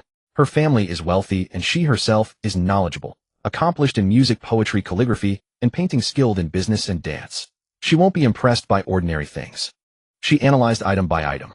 Cosmetics. She usually wears light makeup or none at all, so she definitely wouldn't like them. Jewelry. Her family has plenty and she doesn't wear it often. Electronics. She doesn't need them. As for traveling. Han Hui stared at Lin Jiu carefully. You don't have time. After analyzing for a while, Han Hui also became worried. Suddenly she slapped her thigh. I've got it. For a girl like Yusin you need to give something full of ceremony. I know that in Jiangnan province there's a top-tier flower shop called Jiangnan No.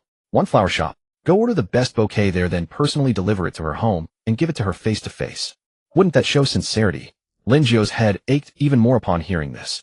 So troublesome. Why not just have the flower shop deliver it? I'm really busy with the bar, so many things every day. Busy my foot.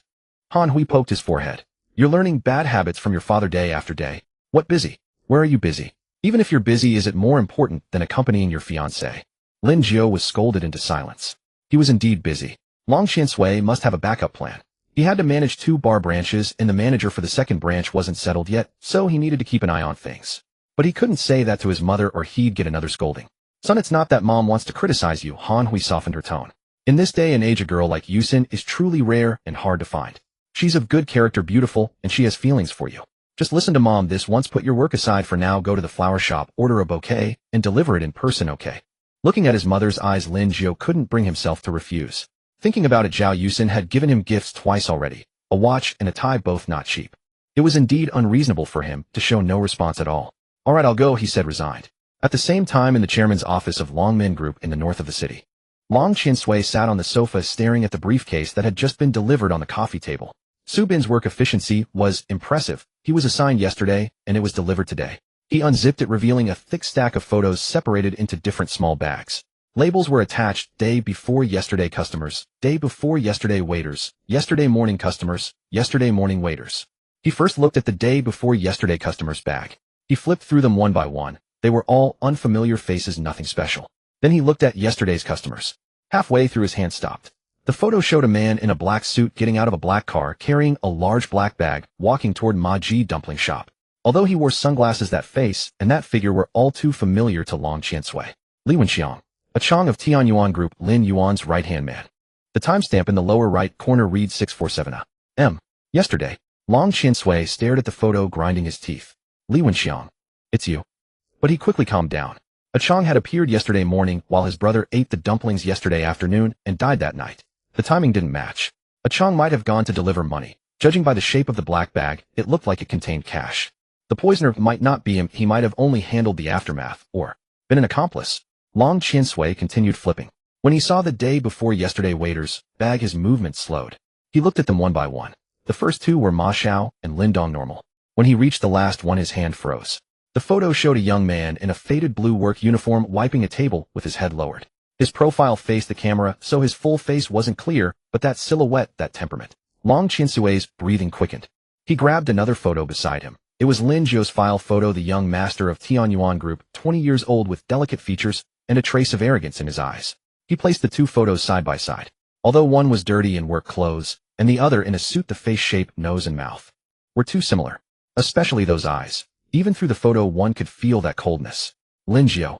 Long Qiansui squeezed out those two words through clenched teeth. So it was you. You actually infiltrated and poisoned. You little brat. I really underestimated you. He laughed a ferocious laugh, his eyes turning red. Good. Very good. Lin Yuan's son, quite accomplished. He gathered all the photos, walked to the shredder, and fed them in one by one. Watching the photos being shredded into pieces, his gaze grew colder. The poisoner was Lin Jiu, and the one handling the aftermath was a Chong. Tianyuan Group, the father and son of the Lin family, were making their move against him. Fine, then let them come. Let's see who dies first. At 1 p.m, Lin Jiu took a taxi to Jiangnan No. 1 flower shop. The shop was on a quiet street in the city center. The storefront wasn't large, but the decoration was elegant. Through the glass windows one could see various flowers displayed inside. He pushed the door open and a bell chimed softly. The shop was fragrant, a mix of various floral scents that were not overpowering. A woman in her 40s, the shopkeeper, came up to greet him with a gentle smile. Hello, sir. What kind of flowers do you need? Lin Jiu glanced around the shop. The flowers were nice, but they looked too ordinary. If he was going to give flowers, he had to give the best. Boss, I don't want the standard online bouquet, he said. Have your best florist use the finest and most expensive flowers to make me a bouquet. Budget is not a problem. What matters is that the ceremony must be maxed out. Also, I need it fast. I'm in a hurry. The boss was taken aback and sized up Lin Jiu. This young man, though dressed in casual clothes, had an extraordinary temperament and spoke with great decisiveness. She thought for a moment and cautiously quoted a price. If you want the best flower materials, imported Ecuadorian roses, imported filler leaves plus the rush fee, it might cost several tens of thousands. What do you think? Money is not a problem. Lin Jiu directly took out a bank card. Charge it. How soon can it be ready? Seeing this, the boss froze for a moment and her hand trembled slightly as she took the card. She had been running the shop for many years and had seen lavish customers, but never one so decisive. Spending tens of thousands on flowers without batting an eye. About 3 hours. I need to contact suppliers to source the flowers and have the florist arrange them on site. Okay, I'll wait. Lin Jiu sat down on the sofa in the shop, took out his phone, and called Zhao Yusin. The phone rang a few times and was answered. Hello. Zhao Yusin's voice sounded light and cheerful. Yusin, where are you now? Lin Jiu asked. You're home. What's wrong? Lin Jiu wanted to tell her he was bringing flowers, but swallowed his words before they could escape his lips. His mother had just advised him never reveal a gift before giving it to a girl. The surprise is what makes it effective. Oh, nothing. I'd like to come over to your place later. There's something I need to do. Now? Yeah, probably. 3 or 4 hours from now. Sure, I'll be home waiting. After hanging up, Lin Jiu breathed a sigh of relief. As long as she was home. He waited 3 hours at the flower shop. During this time, the shop owner supervised personally. The florist was a woman in her 30s with remarkably delicate hands, trimming, arranging, and wrapping each rose with meticulous care. When the final arrangement was complete, even Lin Jiu, someone who knew nothing about flowers, found it breathtaking. A bouquet of deep crimson roses, their petals bearing a velvety texture, edges shimmering with a silky luster, glowing as if lit from within under the lamplight. The arrangement was flawless, each bloom appearing as though hand-carved by a master. Silver-gray eucalyptus leaves served as companions, making the roses appear even more vibrant. Wrapped in matte, deep gray paper tied with a black silk ribbon, Simple, yet extraordinarily elegant. Sir, it's ready. The owner presented the bouquet. Ecuadorian rainbow roses air flown this morning. This color is called velvet red, the most popular variety this year. They last long, staying fresh for half a month. Lin Jiu accepted the flowers. Heavy they were and fragrant. He paid 38,000 without so much as blinking. He took a taxi to Zhao Yusin's home. Along the way, he grew nervous, wondering if she would like these flowers. He had never given a girl a gift before. This was his first time. The car arrived at the building where Zhao Yusin lived. Her family resided in an upscale community in the eastern part of the city in a detached villa. Lin Jiu pressed the doorbell. After half a minute, the door swung open. Zhao Yusin stood at the entrance dressed in simple home clothes. A white t-shirt, light gray sweatpants, hair pulled into a ponytail, no makeup, looking fresh and clean. Her eyes brightened when she saw Lin Jiu. But when she noticed the flowers in his hand, she clearly froze. This? What's this? They're for you. Lin Jiu handed her the flowers, trying his best to sound natural. Thank you for the watch and the tie you gave me. Zhao Yusin took the flowers, lowered her head to breathe in their fragrance, and couldn't help but let her lips curve upward. So fragrant. These flowers are beautiful. She looked up at Lin Jiu, her eyes forming crescents. How did you know I like roses? Just guessed. Lin Jiu replied, won't you invite me in? All right, come in quickly. Zhao Yusin stepped aside. Lin Jiu entered. The villa was spacious, decorated in a minimalist modern style, clean and bright. A piano stood in the living room on the first floor, and several abstract paintings hung on the walls, clearly expensive pieces. Where are your parents? Lin Jiu asked. Dad went to the company, and Mom went shopping with friends. Zhao Yusin carefully set the flowers on the coffee table. I'm home alone. At this moment, the atmosphere grew somewhat delicate. A man and a woman alone together in a house. Would you like something to drink? Zhao Yusin asked. Water is fine. Zhao Yusin went to the kitchen to get water. Lin Jiu sat on the sofa and surveyed his surroundings. This place was completely different from his own home style. His home had a traditional Chinese style, heavy and dignified. This place had a Nordic style, light and airy. Zhao Yusin brought the water over and sat beside him, leaving the space of one person between them. Did you come especially today to deliver flowers? She asked. Yeah. Lin Jiu took a sip of water. My mom said I should return the favor. I thought about it for a long time, couldn't decide what to get, so I bought flowers. Oh, your mom told you to give these? Zhao Yusin's tone carried a hint of disappointment. Definitely not. I wanted to give them myself. Lin Jiu quickly explained, I just don't understand what girls like very well, so I asked my mom for advice.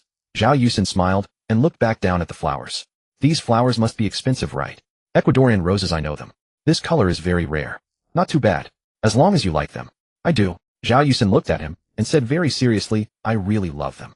The two fell silent again. Lin Jiu felt somewhat awkward and tried to find a topic. What do you usually do at home? Read books, practice piano, occasionally paint. Though I'd rather participate in my father's business, but he won't let me. Zhao Yusin continued. Oh, let me show you my room. There's a small balcony in my room, perfect for displaying these flowers. Sure. Lin Jiu followed her upstairs. Zhao Yusin's room was at the far end of the second floor, door open. It was very tidy, a large bed, desk, bookshelf, and a small sofa. The bookshelf was crammed with books, literature, history, foreign languages. Most eye-catching was the small balcony by the window, decorated with several potted succulents and a small rattan chair. Here. Zhao Yusin pointed to a small round table on the balcony. I'll put the flowers here so I can see them every morning when I wake up. She carefully placed the bouquet and adjusted its angle so sunlight could reach the petals. The deep crimson roses in the sunlight were impossibly beautiful. Pretty, as she asked, turning back to Lin Jiu. Pretty, Lin Jiu said. The flowers are pretty, and your room is quite nice too. Zhao Yusin's face flushed slightly. She turned to the desk and picked up a picture frame. This is something I painted last year. She handed it to Lin Jiu. It was a watercolor painting depicting a rainy alley in Jiangnan. Blue stone paths, white walls, black tiles, a figure with an umbrella seen from behind. The painting was delicate, the colors soft, yet it possessed a profound artistic conception. You painted this? Lin Jiu was somewhat surprised. Yeah, just a hobby. Zhao Yusin seemed somewhat embarrassed. It's not very well done. It's really good. Lin Jiu examined it carefully. Better than me. I can't even draw a proper circle. Zhao Yusin laughed. They stood in the room for a while longer, and the atmosphere had become somewhat more natural than before. Do you have plans this afternoon? Zhao Yusin asked. I need to check on the bar, Lin Jiu said. We're opening for business tonight. Oh. Zhao Yusin nodded. Shall I walk you down? No need, I can find my way down. Lin Jiu said. Take good care of the flowers, they'll last half a month. Yeah, I will. The two went downstairs. At the door, Lin Jiu changed his shoes. Zhao Yusin suddenly called out to him. What is it? Thank you for coming today. Zhao Yusin looked at him, her eyes bright. I really love the flowers, I truly do. Glad you like them. Lin Jiu smiled. I'm off. He pushed open the door and left. Zhao Yusin stood at the entrance, watching him disappear into the distance before closing the door. Back in her room, she gazed at the bouquet of roses, a smile perpetually on her lips. This was the first gift Lin Jiu had ever given her. Though it might only be a polite gesture of reciprocity, she was nonetheless very happy. She took out her phone, snapped a photo of the flowers, and posted it on her social media with the caption, "Received a beautiful bouquet of roses today." Within less than a minute, likes and comments exploded across the post. Who sent them? Who sent them? These flowers aren't cheap, are they? Yusin, you've got a situation going on. Zhao Yusin read through them one by one, smiling, but did not reply. This was her secret. Lin Jiu, sitting in the car heading back to the bar, was also looking at his phone. When he saw Zhao Yusin's post, he liked it. The flowers had been delivered, and the task could be considered complete. But something in his heart felt rather different, somehow not quite the same. Hard to describe, impossible to explain. He put away his phone and gazed out the window. It was almost 5 o'clock. It was time to head to the bar. At 5 in the afternoon, in the chairman's office of Long Min Group, Long Qinsui sat in that spacious mahogany chair, eyes closed, fingers tapping rhythmically on the armrest. He was waiting for news. The door was gently pushed open, and a thug slouched in with his neck hunched, carrying a manila envelope in his hand. "Master Long, the hospital. The autopsy report is out." His voice trembled as he set the envelope on the table. Long Qinsui opened his eyes, took the envelope, tore it open, and withdrew the report from within. Professional terminology filled the page, yet he focused solely on the concluding sections. The deceased was Long Yun, and the toxicology results revealed elevated cyanide levels in the bloodstream, leading to a final determination of cyanide poisoning as the cause of death. It matched his suspicions exactly. He tossed the report into the paper shredder beside him, watching it disintegrate into confetti. Have the hospital transport Yun's body back. In his residence, set up a mourning hall, and keep it for 3 days. Also tell Su Bin and Wang Biao. I want Lin Jiu's head to clear the way for Yun. Yes, Master Long. The subordinate nodded. Brother Biao and President Su have already begun preparations. They say within 2 days they will bring Lin Jiu's head to you. Tell them to be cautious. Long Qinsui said. Lin Jiu is no fool, and that Li Wenxiang at his side is no pushover. Avoid disturbing the snake unless you intend to strike fatal. Understood, Master Long. The subordinate withdrew. The office fell silent once more. Long Qinsui rose and walked to the window, gazing outward. Night was falling. Yun, wait for me. I'll send a few more souls ahead to keep you company on your journey to the underworld. At 8 in the evening, the main floor of Bai Bar buzzed with restless energy. Lin Jiu sat in his usual spot on the second floor, looking down. The music pounded, lights flashed wildly, and the dance floor teemed with bodies. Chun Hao and the other two worked below, while manager Zhao stood behind the bar tallying accounts. Everything appeared normal, yet he couldn't shake the feeling that something was off. That string in his chest remained taut, as though something lurked in the shadows watching him. Chong arrived and climbed straight up, sitting beside him. Young Master Long Qinsui knows you were the one who administered the poison. Chong lowered his voice. I'm thinking of assigning someone to shadow you these coming days. Open attacks are easy to ward off, but hidden daggers are far more dangerous. Lin Jiu waved his hand. No need. They wouldn't dare move against me in daylight. In secret, I'm no amateur either. Chong sighed and withdrew 2 items from his coat, placing them on the table. A palm-sized black metal baton resembling a flashlight, but considerably thicker, and a dagger with a black sheath and cloth-wrapped hilt. An enhanced stun baton, voltage enough to drop a bull, and a dagger properly sharpened, sharp enough to pierce steel plate. Keep them on your person for self-defense. Lin Jiu picked up the baton, testing its weight. It was light. He then drew the dagger, its blade gleaming coldly, unmistakably sharp. Thanks. He secured both items at his lower back, concealing them beneath his shirt. Regarding the second branch, has the general manager position been filled? He asked Chong. Yes. We transferred a veteran from the group, surnamed Zhou. He's been with the company since its founding. Reliable. He can start tomorrow. Good. Just then commotion erupted from below. Lin Jiu looked down. A group of roughly 20 men surged into the bar, all wearing black vests that revealed their tattoos, strutting with aggressive swagger. At their forefront was none other than Zhao Yuzhen. Spotting Lin Jiu, Zhao Yuzhen grinned and waved. Brother-in-law. He turned to the thugs behind him and bellowed. Everyone looked clearly. This is my brother-in-law, the young master of Tianyuan Group, Lin Jiu. Address him as Brother Jiu. The 20-something men chorused in unison, Brother Jiu. Their voices shook the ceiling. Lin Jiu rose, walked to the railing, and smiled, gesturing down to them. You're 2 kind brothers. Drinks are on me tonight. Everyone drink to your heart's content. Cheers erupted from below. Zhao Yuzhen climbed upstairs and sank into the seat opposite Lin Jiu, pouring himself a glass and downing it in one gulp. Yuzhen, what brings you here today? Lin Jiu asked. Brother-in-law, since Long Yun is dead, his crew has gone quiet. Nothing much happening lately, so I brought the brothers to hang out here. Zhao Yuzhen set down his glass and lowered his voice. Also, I brought you some news. What news? Zhao Yuzhen glanced around, leaning closer. After Long Yun's death, his top lieutenant Wang Biao took over his position. This kid has been spreading word that before Long Yun's burial, he'll take your head to serve as an offering. Lin Jiu smiled. Wang Biao. Who's that? Never heard of him. Does my head grow on trees now? Brother-in-law, he trained in Sanda, and has some skill, but nothing extraordinary. Zhao Yuzhen shifted the subject. But the troublesome one is someone else, Su Bin. He also pledged to Long Qiansui that within 2 days he'll take your life. Lin Jiu's smile faded slightly.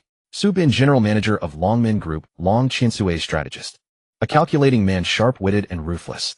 The scheme of imprisoning debtors owed to Longmin Group and forcing their families to work for the group free of charge originated from his hand. A man whose vicious methods were likened to the contemporary Jiasu. Indeed, a troubling opponent. This Su Bin is no easy foe, Lin Jiu said. Exactly why I said so. Zhao Yuzhen scratched his head. That's why I told my sister to stay away from you these past few days lest she attract unwanted attention. MH. Take care of her. Stay close when she goes out. Understood. Zhao Yuzhen paused, looking at Lin Jiu. Brother-in-law, may I ask something? Do you actually like my sister? Lin Jiu was taken aback, not expecting such a question. Like her? Perhaps even Lin Jiu himself did not know. Do you have a girl you like? Lin Jiu countered. Zhao Yuzhen nodded. Yes, of course. And are you two together? No. Zhao Yuzhen shook his head. She comes from an ordinary family. Being with me would be far too dangerous. I have too many enemies. If someone were to stab me someday, what would become of her? Lin Jiu smiled and patted his shoulder. Yuzhen, you've already answered my question for me. Zhao Yuzhen looked at him stunned for a moment, then dropped the subject and drained another glass. All right, brother-in-law, I'll go downstairs and drink with the brothers. Be careful lately. That old fox Su Bin is certainly up to something sinister. I know. Zhao Yuzhen descended the stairs. Lin Jiu sat back down, watching the crowd below make noise. Su Bin Wang Biao. 2 days to take his life. He would see precisely how they intended to do it. At 10 in the evening, Lin Jiu stepped to the bar entrance for some air. Or rather for reconnaissance. Opposite the bar stood a 3-story motel. Usually business was mediocre with no more than 5 lit rooms at night. But tonight over 20 rooms were illuminated, nearly fully occupied. How coincidental. Zhao Yuzhen had just mentioned Su Bin and Wang Biao planning to move against him, and across the street the motel suddenly filled to capacity. He sneered and dialed A Chong's number. Hey A Chong, bring 30 brothers over here. Something's up. Understood. 10 minutes. 10 minutes later, 3 black vans pulled up outside the bar. 30 thugs spilled out, forming ranks and chanting in unison, "Young Master." A Chong approached. "Young Master, what's the situation?" Lin Jiu pointed across the street at the motel. "See that place? Usually nearly deserted at night, but tonight it's packed. Zhao Yuzhen just told me Su Bin and Wang Biao are coming for me. Do you think this is a coincidence?" Lin Jiu pointed across the street at the motel. "See that place? Usually nearly deserted at night, but tonight it's packed. Zhao Yuzhen just told me Su Bin and Wang Biao are coming for me. Do you think this is a coincidence?" A Chong narrowed his eyes. "Suspicious. I'll take some men up to search." "I'm coming with you." Lin Jiu led the way, and more than 30 people poured into the hotel. The owner, a balding middle-aged man, went weak in the legs at the sight. Brothers, what is this?" "Room inspection," Lin Jiu said. This is against the rules. You're not the police." One of the underlings pressed a knife against his neck. The owner shut his mouth, his face as pale as paper. "Search." Lin Jiu waved his hand. His men rushed up to the 2nd and 3rd floors, kicking open doors one after another. They kicked one open, and inside a couple were rolling on the bed, screaming in fright. They kicked open another. A middle-aged man on a business trip was watching TV. They kicked open another. All 21 lit rooms were searched. 16 were couples having illicit affairs and 5 were out-of-town tourists. Their ID cards and luggage were all checked, no problems. A Chong came downstairs and shook his head at Lin Jiu. "Young Master, nothing unusual was found. Maybe we were overthinking it." Lin Jiu frowned. "Could it really be a coincidence?" "All right, take the men back. Good work. You be careful too, Young Master." A Chong led the men away. Lin Jiu returned to the bar and kept watching. But all night he spotted no one suspicious. At 2:30 m, the bar closed. The waiters clocked out and left. Chen Hao and the other 2 were exhausted, so Lin Jiu told them to head back first. He locked the door, stood by the roadside, and used his phone to hail a ride-hailing car. The car arrived quickly, an ordinary white sedan. Lin Jiu opened the door and got into the rear seat. The driver was a middle-aged man in a cap. Without looking back, he said, "Buckle your seatbelt," and started the engine. The car pulled away. Lin Jiu leaned back in his seat, resting with his eyes closed. Today had been genuinely exhausting. His mind had been tense the whole time, and now that he relaxed, he felt drowsy. After a few minutes, he sensed something wrong. This route was not the way to his home. "Driver, did you take the wrong route?" He opened his eyes. The driver didn't turn around. His voice was icy. "No mistake. We're on the road to the Yellow Springs, Young Master Lin." Lin Jiu's heart sank. It was a trap. The car screeched to a stop on a remote lane. There were no streetlights, only the headlights illuminating a stretch of wasteland ahead. The doors clicked locked. The driver got out. From the surrounding darkness, a dozen or so figures emerged, each carrying a weapon: steel pipes, machetes, baseball bats. They surrounded the car. Lin Jiu kicked the door open with force and got out. The night wind was cold and sharpened his senses. Two of the figures stepped forward. One was in his 40s wearing a suit and gold-rimmed glasses. He looked like an educated man, but his eyes were sinister. The other was just past 30, bald with a scarred face, solid muscles, and a machete in his hand. The man in the suit smiled, a refined smile that made one's skin crawl. So young Master Lin, you saw through my little deception. You're smarter than I expected. But you're not qualified to play mind games with me. Lin Jiu looked at him. Subin, it is my honor to have young Master Lin remember my name. Subin adjusted his glasses and looked at the bald man. Wang Biao, make your move. Kill him, and your position will be secured. Wang Biao stepped forward, the machete in his hand glinting in the moonlight. He stared at Lin Jiu, his eyes like those of a man looking at a corpse. Brothers, he bellowed, all together. Cut off his head and send it to Boss Long. More than a dozen men rushed at him at once. Lin Jiu did not retreat. He stood his ground, watching them charge, his hand already gripping the dagger at the small of his back. The handle was cold, but once he held it tight, his heart grew steady. The first to charge was a yellow-haired punk swinging his steel pipe in a full arc at him. Lin Jiu dodged sideways. The pipe swept past his ear with a rush of wind. With a smooth follow-through, his right hand slashed the dagger across the punk's wrist. Oh!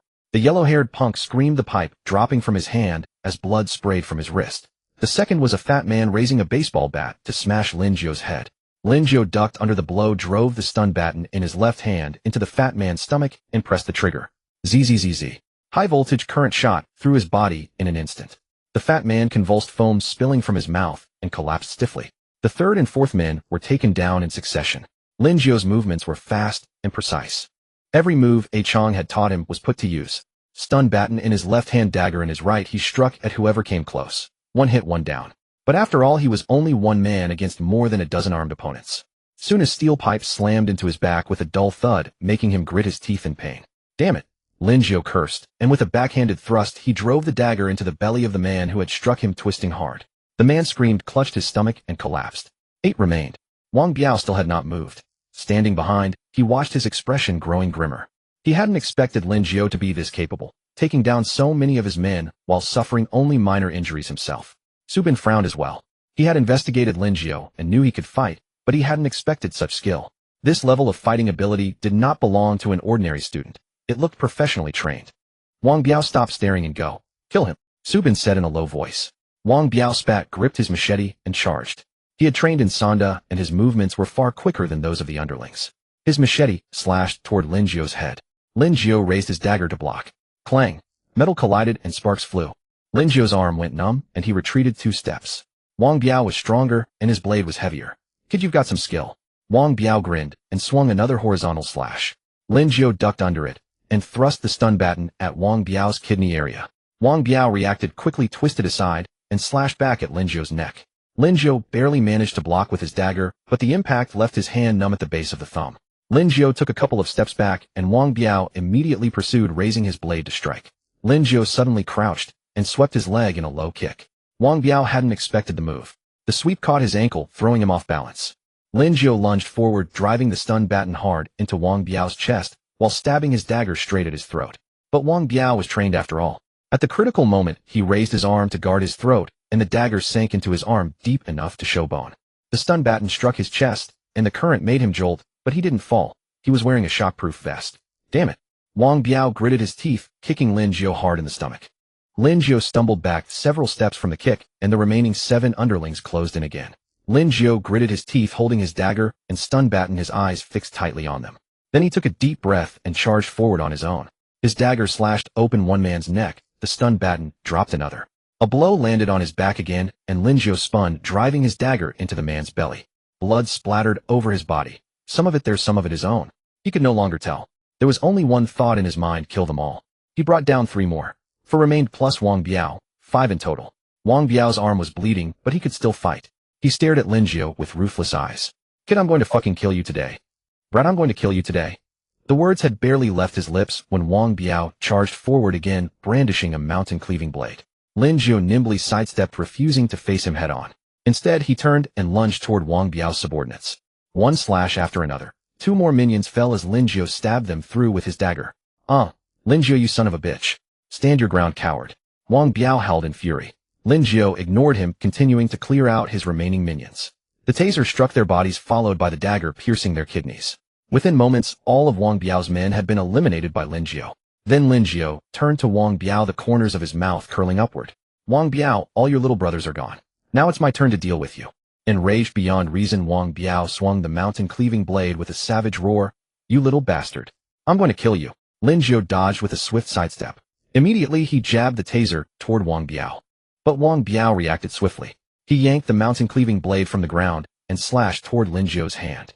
Lin Jiu stepped back. The blade missed his hand but cleaved his taser clean in two. Wang Biao planted the mountain-cleaving blade into the ground and burst into laughter at Lin Jiu's panicked expression now that he was without his taser. Huh? Young Master Lin, without your little taser, what are you going to do now? Wang Biao, stop laughing, kill him. Su Bin urged frantically. Lin Jiu laughed as well. Too late. Then Lin Jiu lunged forward in a single swift motion, appearing right before Wang Biao. He reached into his pocket and pulled out a handful of chili powder, scattering it across Wang Biao's face. Wang Biao screamed, instantly blinded. Lin Jiu drew his dagger without hesitation, swift, precise, ruthless, thrusting it directly into Wang Biao's heart. A thrust, then a twist. Wang Biao collapsed. Wang Biao, you useless waste. Su Bin cursed silently in his heart. He didn't know martial arts, and now both Wang Biao and his men were dead. If he didn't run, Lin Jiu would kill him next. Without hesitation, Su Bin turned and fled into the darkness. After Wang Biao fell, Lin Jiu sat down on the ground, gasping heavily. This battle had nearly drained him completely. He surveyed his surroundings. Wang Biao and all his minions lay sprawled on the ground, either stripped of their fighting ability or dead outright. Su Bin had most likely escaped, but Lin Jiu had no intention of chasing him. He could run today, but not tomorrow. Eventually, Lin Jiu would finish the job. Lin Jiu called Aqiang. Aqiang's car arrived swiftly. Lin Jiu pulled open the door, slid inside, and shut it before finally letting out a breath of relief. Young Master, are you alright? Aqiang glanced at him through the rearview mirror. Lin Jiu's face and clothes were covered in blood. I'm fine. Just a little dirt on my collar. Lin Jiu winced as he spoke, the pain making him inhale sharply. Even if I fell into their trap, those worthless fools couldn't do anything to me. Aqiang, find a few people to clean up the battlefield. Those who are dead and those who aren't yet. Give them each another stab to make sure there's no loose ends. Drag them to the wilderness and bury them. Yes, young master. Aqiang started the car. Young master, shall I take you home? No. Take me to the bathhouse. Give me a fresh set of clothes. If I go back like this covered in blood, my mother will nag me to death. Understood. The car arrived at a high-end bathhouse in the southern district. Aqiang had called ahead.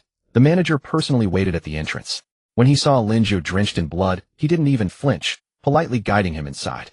A private room, a large hot pool with warm water already prepared. Lin Jiu removed his clothes and stepped into the pool. The hot water washed over his wounds, causing him to shudder in pain before he gradually adjusted. He leaned against the edge of the pool and closed his eyes. The scene from earlier replayed in his mind. Su Bin fleeing into the darkness, and he hadn't chased.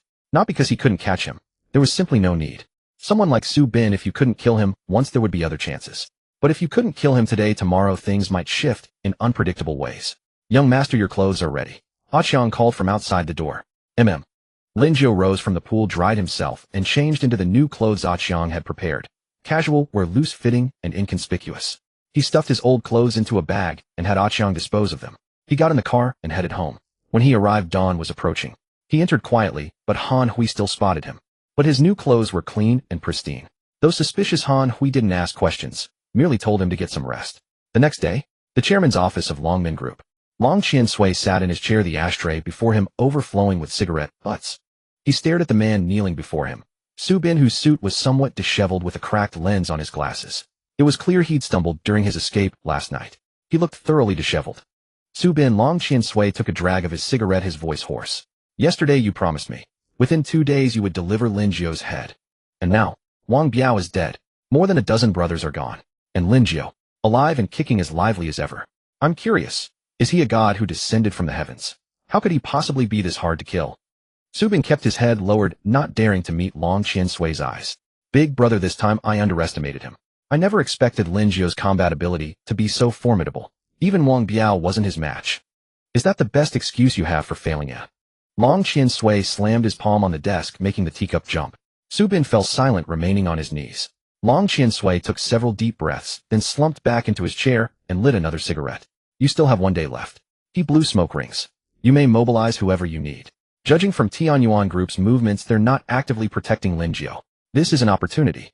Su Bin shook his head. Big brother, we can't think that way. Lin Jiu is the crown prince of Tianyuan Group. The reason Tianyuan Group isn't protecting him is twofold. First, he's capable of fighting, and he's smart.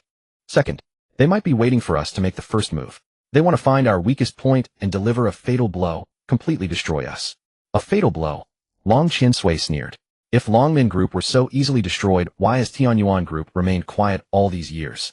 Old fox Lin Yuan is simply afraid. Hearing this, Su Bin sighed deeply in his heart. He wanted to tell his big brother the truth. Tianyuan Group wasn't afraid. They simply didn't consider Longmin Group worth their attention. Lin Jiu alone could defeat a dozen of their men. That was proof. If Lin Yuan truly wanted to move against Longmin, he wouldn't need to make a grand show of force. Just some subtle machinations behind the scenes, and Longmin would be finished. But he couldn't say that. Long Chin Sui was too angry right now. If he spoke these words, they wouldn't even be brothers anymore. Longmin Group would collapse even faster without Su Bin. Tianyuan Group perhaps was waiting precisely for this moment. One more day. Long Chin Sui fixed his gaze on Su Bin. I want to see Lin Jiu's head. Whatever it takes, get it for me.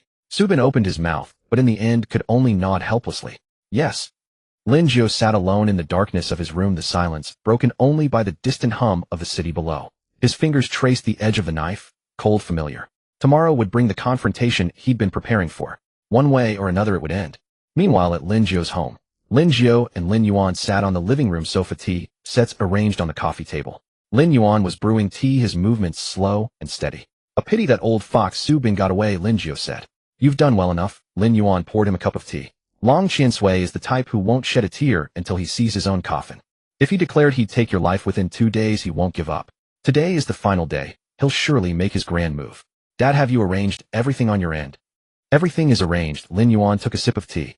I have already covertly taken control of Long Chin Sui's protective umbrella.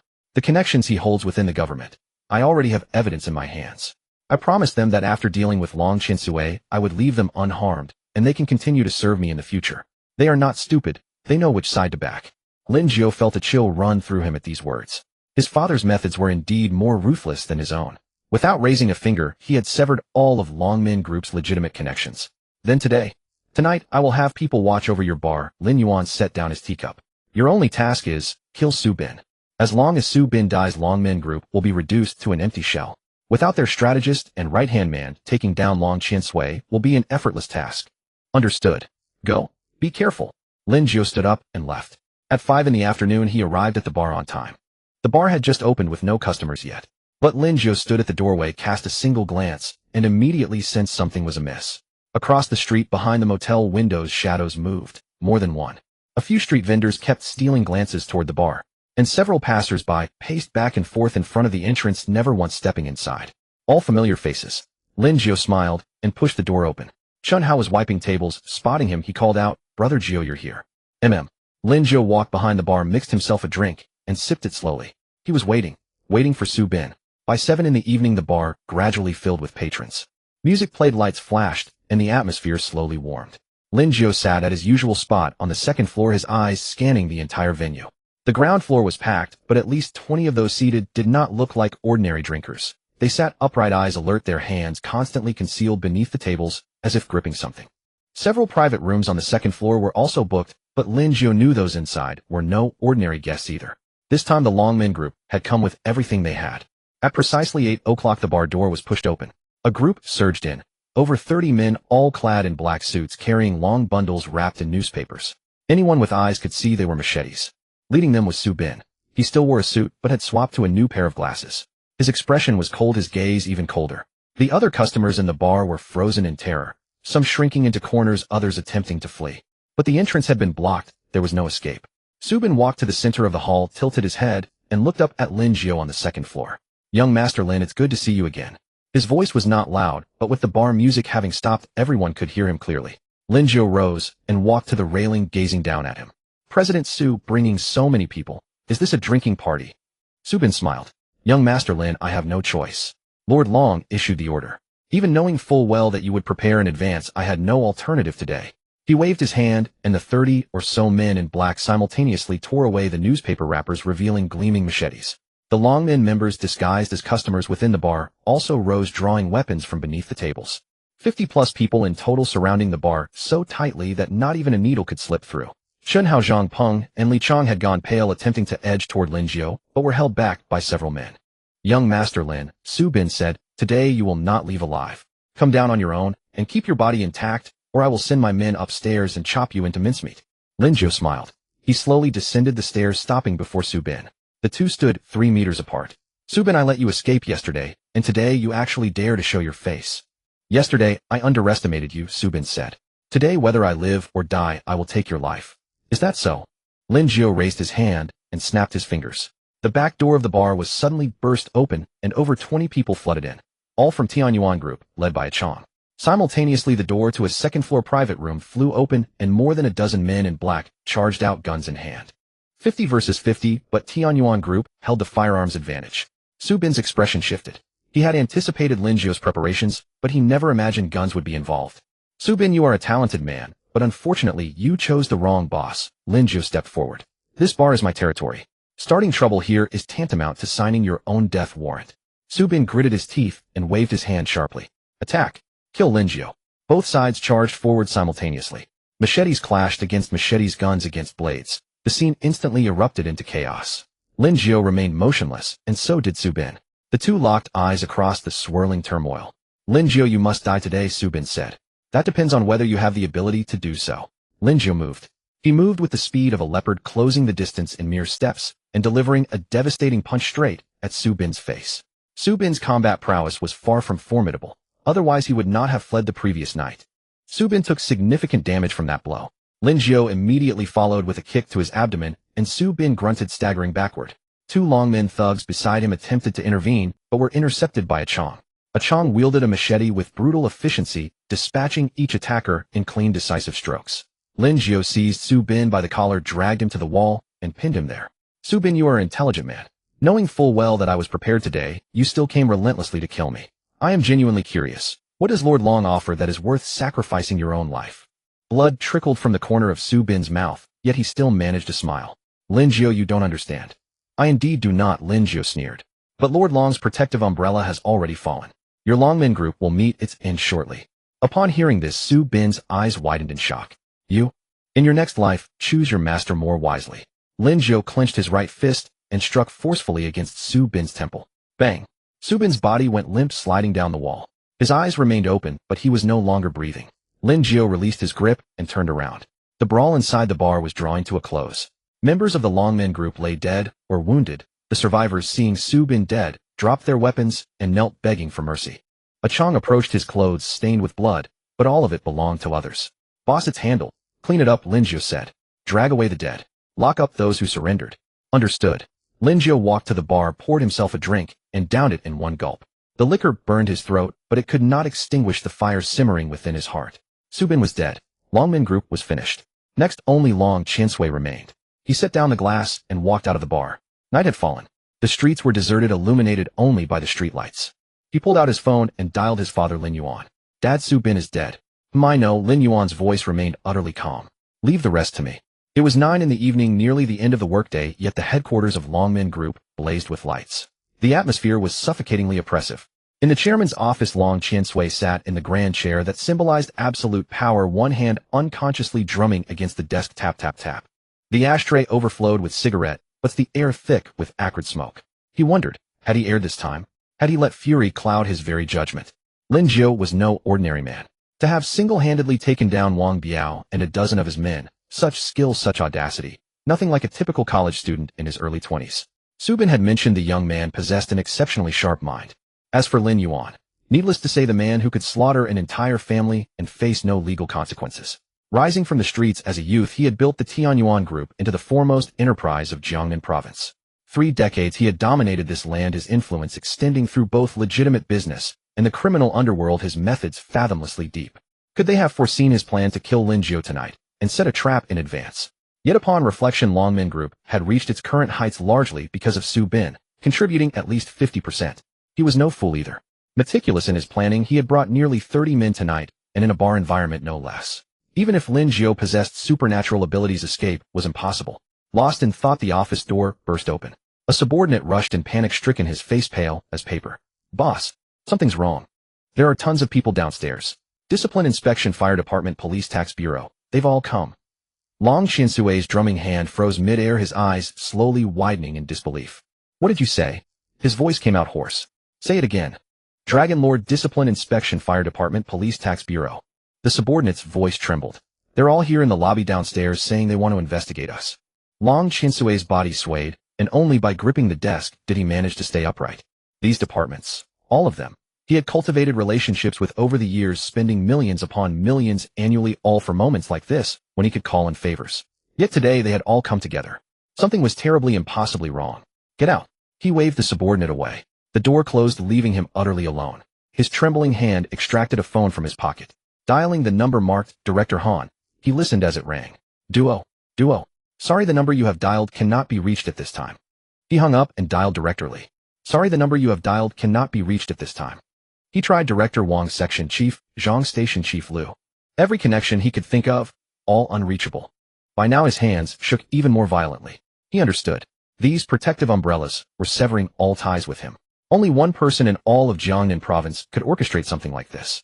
He rose, gazing toward the southern district beyond the window. His eyes burned crimson as two words escaped through gritted teeth.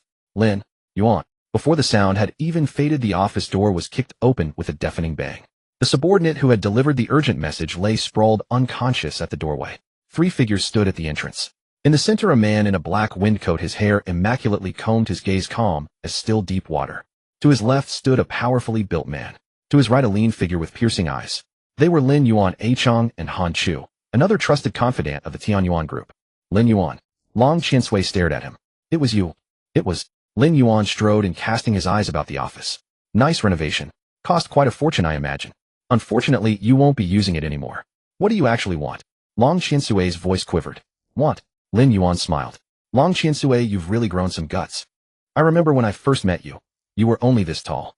Lin Yuan gestured near his waist. And I blame myself. I should never have shown mercy back, then letting you survive until today. Ha. Ha ha ha. Long Qiansui erupted into wild, unhinged laughter. Lin Yuan, today, I've finally been outplayed. Kill me if you want, torture me if you wish. It's all the same to me. But let me tell you this, before I die, I'm taking your son down with me. Su Bin has already taken men to kill Lin Jiu. He should be dead by now. When I'm gone, your son will keep me company. Damn it all, this life was worth it. Upon hearing this, Lin Yuan gazed at him as one might look upon a fool. Long Qiansui, stop deluding yourself. Your Longmen Group's general manager Su Bin was killed by my son less than half an hour ago. Every single one of the 30+ men he brought. None escaped. They're all lying on the ground now. The smile on Long Qiansui's face froze, then slowly collapsed into utter despair. No, that's impossible. Su Bin had over 30 men. 30-odd good-for-nothings. What use were they, eh? Lin Yuan waved dismissively. Enough. A man about to die. I won't waste any more words on you. Han Chu, tie him up. Young master said he wants to execute Long Qiansui personally. Understood, boss. Han Chu drew a dagger from his coat and approached Long Qiansui. Lin Yuan. Damn you to hell. I'll fight you with everything I've got. Long Qiansui's eyes instantly blazed crimson. He abruptly bent down and pulled a gleaming machete from beneath the desk. None of you bastards are going anywhere tonight. He swung the blade toward Han Chu. Han Chu sidestepped and countered with a vicious elbow strike to the ribs. Long Qiansui grunted, the machete flying from his grip as he stumbled backward. Han Chu pressed forward, delivering a vicious kick to his knee. Crack. The kneecap shattered. Long Qiansui screamed as he collapsed. Han Chu climbed on top, pinning him face down with a knee to his back, then efficiently bound his hands and feet. Lin Yuan, you'll die a horrible death. I'll haunt you forever as a ghost. And your whole family. Long Qiansui howled. Hearing this, Lin Yuan turned and walked toward the exit, speaking with undisguised contempt. Long Qiansui, don't flatter yourself. When you were alive, I looked down on you. As a ghost, I'll look down on you even more. Take him away. At 11:30 that night, Chong drove Lin Jiu to an abandoned warehouse on the city's outskirts. This place had once been used by the Tianyuan group for storing smuggled goods. Now that they had washed their hands of such operations, it served as a temporary detention facility. The warehouse lay shrouded in darkness, illuminated only by a few dim yellowish lights. Long Qiansui had been placed in a dim corner of a small room, bound to a chair, his eyes blazing with hatred. In another small room nearby was Zhu Qing, the woman Long Qiansui had coerced into poisoning Lin Jiu. The guards reported that ever since learning of her brother's death, Zhu Qing had refused all food. She had grown gaunt, losing nearly 10 jin, her entire being seemingly drained of soul. Go. Bring out both Long Qiansui and Zhu Qing. Lin Jiu instructed the guard. Yes, young master. Soon both prisoners were brought forth. When Zhu Qing saw Long Qiansui, she froze for a moment. Then her eyes gradually reddened, filling with nothing but seething hatred. This man had imprisoned her brother, forced her to commit murder, and finally ordered her brother's execution. Long Qiansui, I'll kill you. Zhu Qing screamed, thrashing against her bonds, desperate to lunge at him.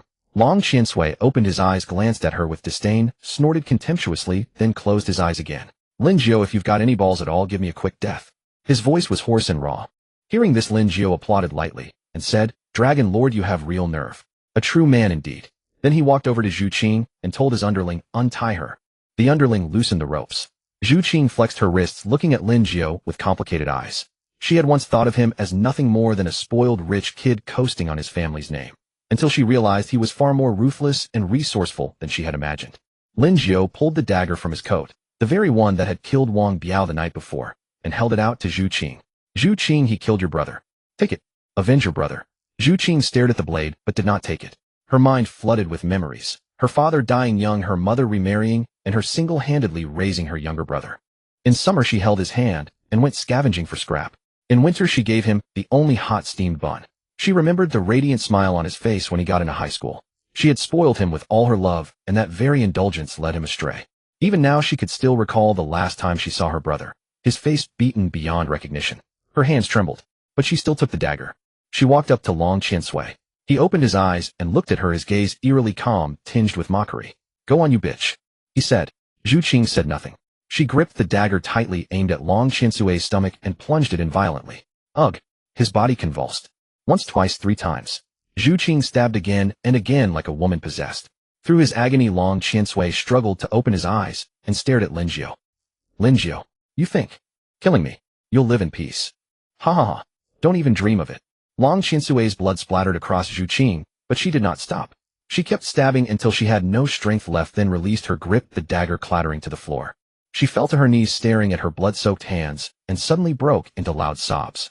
Lin Jiu recorded the entire scene with his phone. Zhu Qing was usable, but only if he held leverage over her. This video was the perfect leverage. Long Qiansui had stopped breathing, his head drooping, blood seeping from under the chair to form a pool.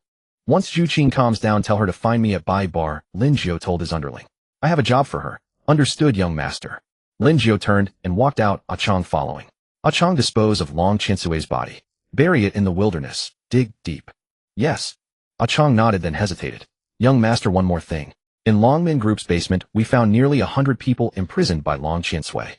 They were all defaulted debtors who couldn't repay their high-interest loans. Big Brother says it's your call on how to handle them." Lin Jiu waved a hand.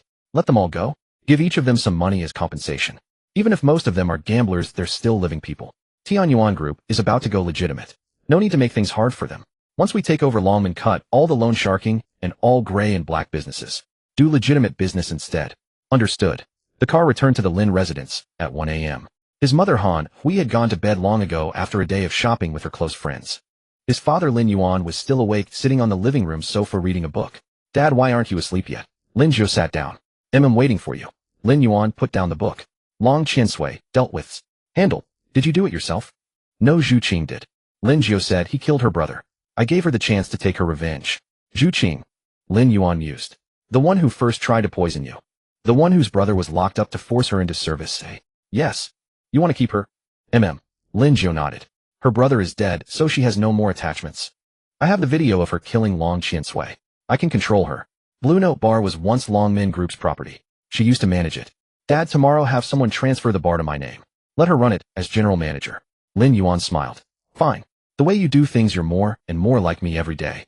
I may be like you, but when it comes to cunning, I'm not even a tenth of you." Lin Jiu laughed too. "Enough flattery." Lin Yuan rose and patted his shoulder. "Go to bed. It's late." "All right, Dad. You get some rest too."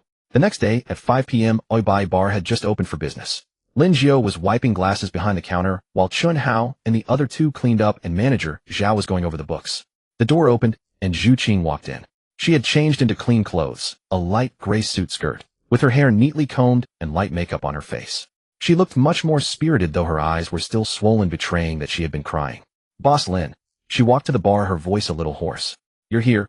Lin Jiu put down the glass. "Have a seat." Zhu Qing sat on the bar stool. Lin Jiu poured her a glass of water. "Thank you." Zhu Qing accepted it, but didn't drink, holding it in her hands. "Boss Lin. About yesterday. Thank you for letting me avenge my brother myself." "No need to thank me. We each got what we wanted." Lin Jiu said. "Your brother's revenge is done. What are your plans now?" Zhu Qing smiled bitterly. "What plans can I have? With my brother gone, I have no family left. Before, working for Long Qiansui for free was out of desperation. Now that he's dead, I don't even know what to do. Maybe I'll leave Jiangnan province, go somewhere no one knows me, and start over." "Start over?" Lin Jiu looked at her. "No education, no connections, and a life on your hands. What can you do out there?" "Serve plates." Wash clothes.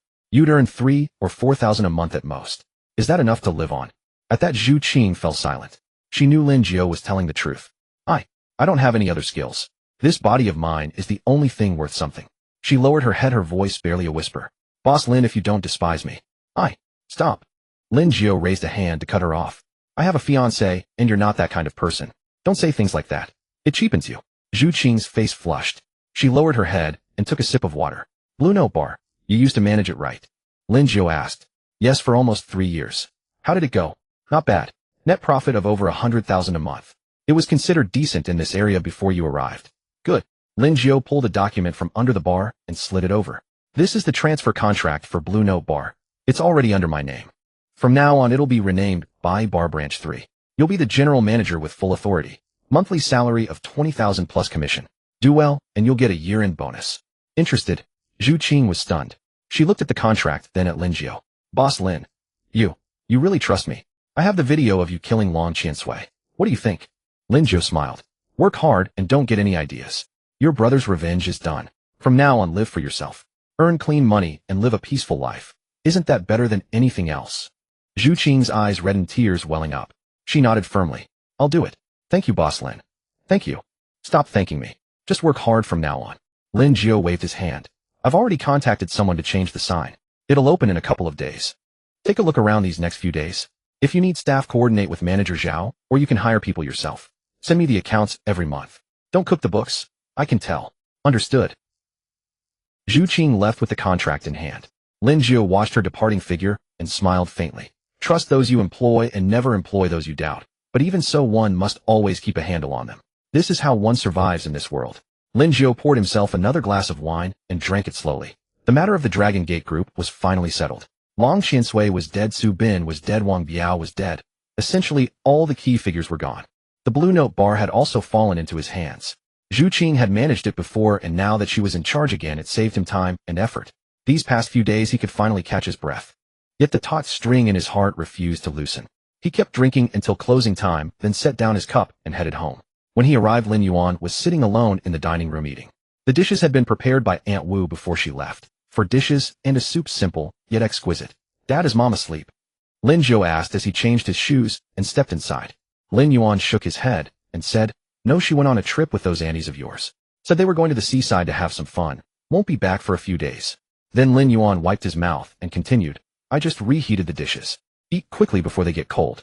Oh, Lin Jiu replied, sitting down to fill his bowl and pick up his chopsticks. The father and son ate in silence. Halfway through the meal, Lin Yuan spoke. Son, we've taken the headquarters of the Dragon Gate group, but the roots haven't been completely cleansed yet. Lin Jiu's chopsticks paused briefly, then he swallowed the food in his mouth. Are the forces under Dragon Gate still planning to resist? Bloodwolf, have you heard of it? Lin Yuan asked. Lin Jiu pondered for a moment. Bloodwolf, he had heard of it. It was the underworld gang under the Dragon Gate group, formerly led by Long Yun. Lin Jiu asked in confusion. That gang under Long Yun.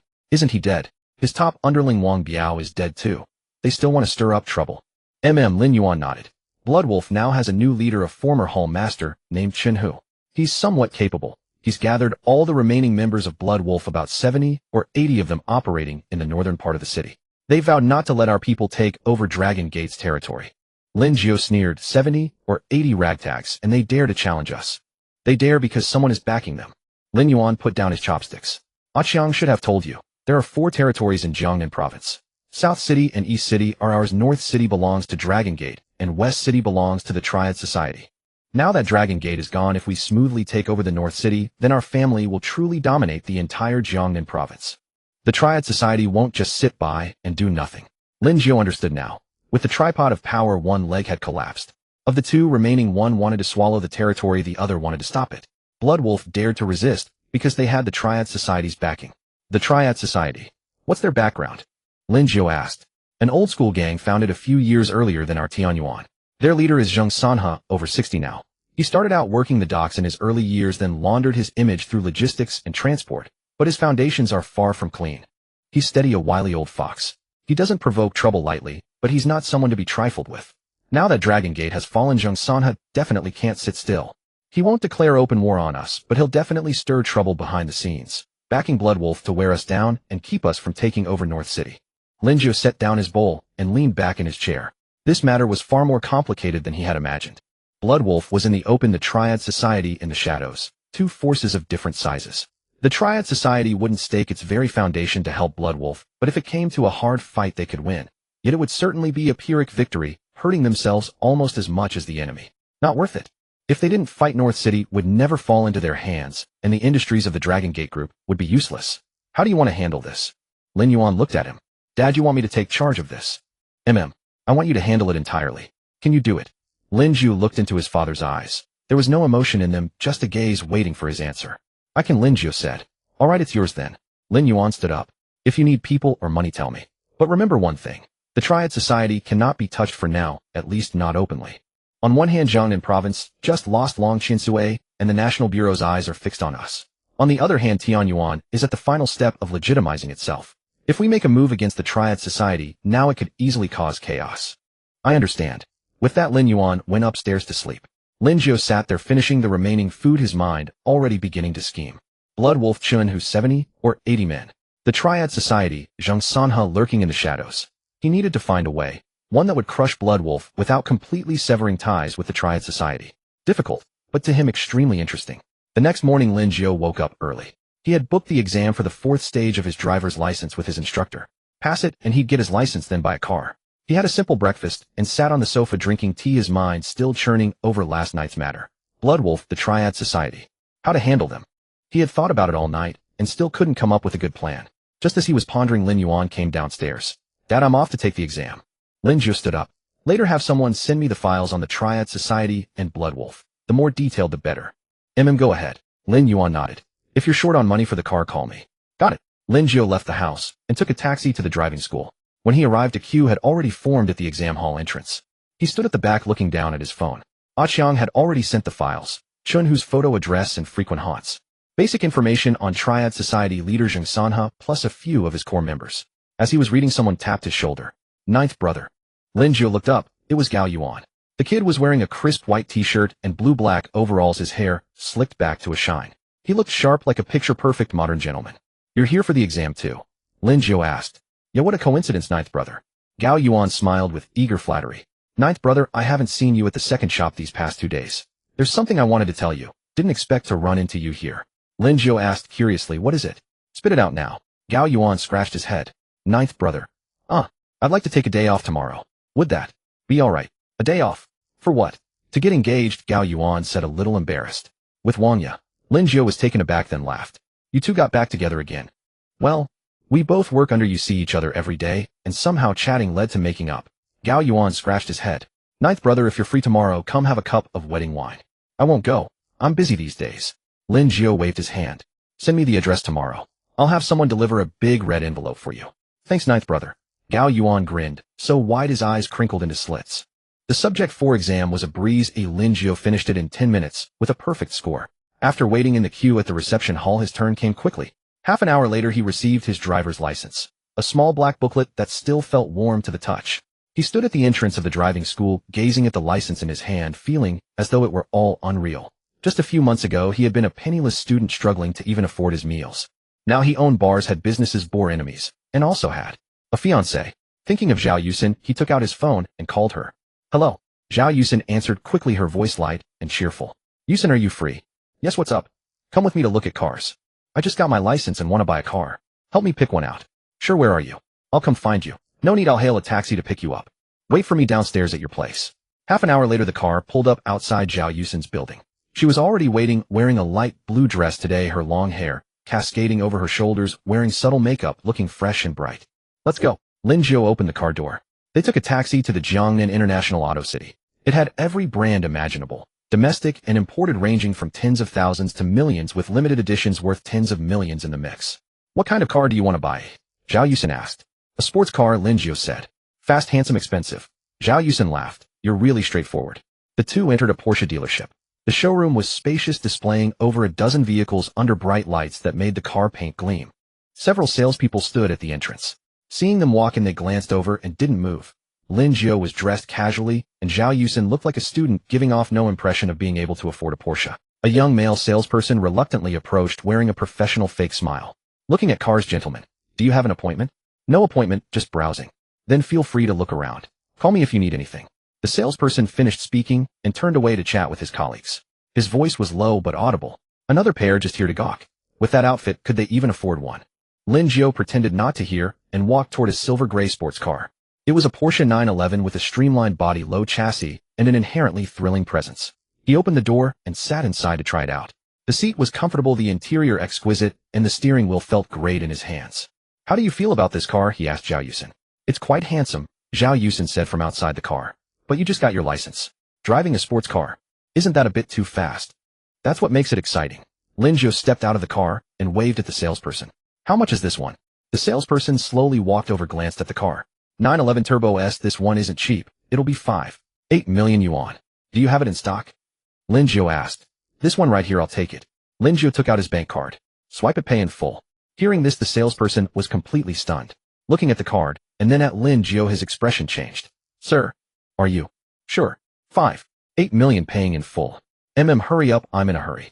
The salesperson's hands trembled slightly as he took the card and jogged off to process the payment. Other salespeople nearby turned to watch, their expressions shifting as well. A few minutes later, the salesperson returned with a broad smile, handing back the card with both hands. Sir, it's done. Here's the purchase contract, please sign it. I'll have the car brought out right away and we'll get temporary plates. Should only take half an hour. Good, hurry up. Lin Jiu signed the document. Soon after, the temporary plates were processed and Lin Jiu asked, can I drive the car away now? Yes, certainly. Half an hour later, the silver-gray Porsche 911 was driven to the front of the shop. Its streamlined body gleamed brilliantly in the sunlight, the low engine rumbling like a beast preparing to pounce. The salesperson presented the keys with both hands. Sir, would you like us to arrange a handover ceremony? We have flowers, photography. No need, that's troublesome. Lin Jiu took the keys, opened the car door, and said to Zhao Yusin, let's go get in. Zhao Yusin climbed into the passenger seat. Lin Jiu started the engine. It roared to life with a vibration that ran through the chassis. He shifted into gear, released the handbrake, and pressed the accelerator gently, sending the car shooting forward like an arrow. In the rearview mirror, the sales staff still stood at the entrance, dumbfounded. Feel that? Lin Jiu asked Zhao Yusin. Amazing, she laughed. But drive slower. You just got your license, don't get into trouble. Don't worry, I'm driving steadily. The car merged onto the Ring Expressway. Zhao Yusin noticed and said, Lin Jiu, I remember the probation period doesn't allow driving on the highway, right? Lin Jiu waved his hand and said, no problem. As long as I keep a controlled speed, even if caught, it'll be fine. Besides, I have plenty of money. Lin Jiu pressed the accelerator and the speed instantly hit 120 kilometers per hour, the scenery outside the window blurring backward. Wind poured in through the window, tousling Zhao Yusin's hair. This car is really fast, she said. Like it? I can get you one in a few days too. No, that's too flashy. Zhao Yusin shook her head. I'll just drive my dad's old car. What car? An Audi A6 or an older model. I'll get you a new one later then. No need, I really don't need. They chatted casually. The car drove for half an hour before exiting the highway and entering the city. Lin Jiu found a Western restaurant and parked. I'm hungry, let's eat, he said. The restaurant was upscale and quiet with few patrons. They ordered steak, salad, and red wine. While waiting for the food, Zhao Yusin looked at Lin Jiu. You seem to be in a good mood today. Had just settled something, Lin Jiu said. What about you? Been busy with anything lately? Preparing to study abroad, Zhao Yusin said. My younger brother doesn't like business. He only likes fighting and claiming territory. Our father had no choice but to agree to pass the business to me in the future. He signed me up for a training class that lasts half a year. Abroad. Where? London, England. Zhao Yusin looked at him. Do you want me to go? Lin Jiu paused for a moment. That question, he couldn't answer it. Want her to go? Not want her to go. It wasn't his call to make. Zhao Yusin had her own life to live. He couldn't hold her back. Go if you want to, he said. It's good to see the world and learn different perspectives. And what about you? What are your plans? Taking over your father's company? Not sure yet. I'll focus on getting my bars running first. Lin Jiu took a sip of wine. This business isn't easy, but once you commit, you see it through. The food arrived, and the two continued chatting while eating. About the bars, about school, about the future. Lin Jiu realized that Zhao Yusin wasn't like those typical wealthy young ladies. She had her own thoughts, her own plans, and spoke with proper measure. This meal lasted 2 hours. When the bill came, Lin Jiu paid by card as Zhao Yusin didn't contest it. She knew she couldn't outspend him. Stepping outside, the sky had already darkened. Streetlights glowed on and traffic flowed endlessly. Should I drive you home? Lin Jiu asked. No need, I'll just call a taxi, Zhao Yusin said. You should head back early too. Just got a new car, don't push it too hard. Alright, be careful. After Zhao Yusin took a taxi home, Lin Jiu drove his Porsche 911 back, took a shower, and had just lain down to sleep when his phone suddenly vibrated. It was a WeChat message from Achong. Achong, young master, just received word. Tomorrow at 3 in the afternoon, Chun Hu and Zhao Yuzhen have arranged to the death confrontation at the abandoned cement factory in the northern district. Lin Jiu stared at the screen, his brow furrowing. He remembered his father mentioning Chun Hu, the new leader of the Blood Wolf and the former second-in-command of Long Yun. After the collapse of the Longman Group, the fact that he managed to gather those 70 or 80 ragtag remnants and still dared to challenge Tian Yuan meant he was certainly not a fool. But Blood Wolf's current situation, frankly speaking, was nothing more than lingering on their last breath. Their delaying tactics to prevent Tian Yuan from taking over the northern district were an order from the Sanha Society. They were merely pawns. At a time like this, Chun, who should have been avoiding conflict, dragging out the hours rather than accepting a death match from Zhao Yuzhen. Something was off. Something unusual meant something was fishy. The Sanha Society must be playing something behind the scenes. Achang, young master, you should still warn Zhao Yuzhen and tell him not to go. Lin Jiu thought for a moment and replied, I understand. I'll find him tomorrow. Achang responded quickly, understood, young master. The next morning, Lin Jiu drove his Porsche to the eastern district. The car was conspicuous and people watched as it passed, but he didn't care. When he arrived at the dilapidated billiard hall, Zhao Yuzhen was smoking at the entrance. Seeing Lin Jiu step out of the Porsche, his eyes went wide. Holy shit, brother-in-law, that car is amazing. Newly bought. Yeah, picked it up yesterday. Lin Jiu walked over and sat down. About Chun Hu, did you initiate the challenge? What's your plan? Zhao Yuzhen tossed his cigarette and crushed it underfoot. Yeah, I challenged him. Didn't expect that bastard to actually accept. So we just fight him. That bastard's been acting incredibly arrogant these past few days, spreading rumors all over the northern district that Tian Yuan Group is nothing and Blood Wolf is the real boss. If I don't deal with him, where does Tian Yuan's face go? Do you know he has the Sanha Society backing him? I know, Zhao Yuzhen sneered. The Sanha Society, a bunch of rats in the gutter who only know dirty tricks. Am I supposed to be afraid? Yuzhen rats from the gutter are the most dangerous. Lin Jiu stared at him. Blood Wolf is currently the Sanha Society's dog. They'll bite whoever they're told to. Chun Hu daring to accept your death match means he definitely has a backup plan. Don't go this afternoon. I'll handle it. On what grounds? Zhao Yuzhen grew agitated. Brother-in-law, I was the one who issued the challenge. If I don't show up, how can I survive in the eastern district? How will the brothers under me see me? Is face more important, or is your life more important? Both are. Zhao Yuzhen bristled. Zhao Yuzhen rose to where I am today by being fearless in battle. If I'm too scared to even touch Chun Hu, what kind of eastern district boss am I? Lin Jiu looked at him and sighed. This brother-in-law of his, stubborn to the core, set in his ways. Fine. The fight can happen, Lin Jiu relented. But you'll follow my plan. This afternoon you go alone. Zhao Yuzhen wanted to argue further, but when he saw the look in Lin Jiu's eyes, he immediately shrank back. Knowing there was no room for negotiation, he nodded. Fine, I'll listen to you. Agreed. Agreed. Only then did Lin Jiu get into his car and leave. Zhao Yuzhen watched the Porsche drive away and kicked the wall in frustration. Fuck. Why won't he let me go? Xiaomin walked over and spoke quietly. Brother Zhen, are we really not going? The brothers are all ready. We're going. Why wouldn't we go? Zhao Yuzhen gritted his teeth. But my brother-in-law has a point. Blood Wolf's current situation, daring to accept the fight, means there's definitely a trap. The Sanha Society bastards play dirty. He paused and continued, however, I, Zhao Yuzhen, am no coward. The plan stays the same. We leave at 2 this afternoon. But I need to switch vehicles, not the lead car, the middle one. Arrange it. Understood. Xiaomin nodded and turned to make arrangements. He walked to the back of the billiard hall, checked that no one was around, and pulled out his phone, dialing a number. Hello, young Master Zheng. Zhao Yuzhen is leaving at 2 this afternoon, bringing about 70% of his men. Yes. Understood. After hanging up, he removed his SIM card, tossed it into a nearby trash bin, and inserted a new one. At 2 in the afternoon, 12 minivans were parked outside the billiard hall. Over 100 of Zhao Yuzhen's men stood at attention, all his most capable fighters. Zhao Yuzhen had changed into black sportswear and was gripping a steel pipe at the front of the lead vehicle. Brothers, he shouted. Today we head to the northern district and knock the hell out of those Blood Wolf bastards. Let them remember whose territory this is. Fight them, the men roared in unison. Get in the cars. Over 100 people climbed aboard. Zhao Yuzhen didn't take the lead vehicle. He boarded one in the middle. The convoy set off toward the northern district. The abandoned cement factory in the north was formerly owned by the Longman Group. After it went bankrupt, the facility stood empty and became the longtime battleground for street brawls. At 5 to 2 in the afternoon, Zhao Yuzhen's convoy arrived. The factory grounds were vast, filled with crumbling buildings, rusted machinery, and mountains of scrap. Wind swept through, kicking up clouds of dust. Blood Wolf's people were already there, 70 or so standing on the opposite open ground. At their head was a bald, muscular man, nearly 6 feet tall, with a face full of cruel features and a tiger head tattoo on his neck. It was Chun Hu. Zhao Yuzhen stepped out of the car, steel pipe in hand, and walked forward. The two groups faced each other across several meters of dust-choked air. Chun Hu, you fucking bastard, actually showed up. Zhao Yuzhen sneered. Zhao Yuzhen, who do you think you are? You dare challenge me? Chen Hu spat. You're just the son of a dog raised by Tianyuan Group. Have you really convinced yourself you're someone of importance? Fuck you. Who the hell are you calling a dog? A thug behind Zhao Yuzhen shouted. What called you a dog, and you don't like it? Chen Hu grinned. Ask the brothers behind you what they're following you for. Following you because you're stupid, because you're rash, because you're stubborn, or because Lin Jiu took a liking to your sister, and you get to ride her coattails. The words were poison. Zhao Yuzhen's face turned instantly black. His veins bulged on his grip of the steel pipe. Chen Hu, I'll fuck your ancestors. He swung the pipe and charged. More than 40 of his men followed. Chen Hu waved his blade. Fight! Over 100 men from Zhao Yuzhen's side surged forward. The 70 or so from Blood Wolf met them head-on. Steel pipes clashed against machetes, curses and screams tangled together. After more than 10 minutes of fighting, Zhao Yuzhen began to sense something was wrong.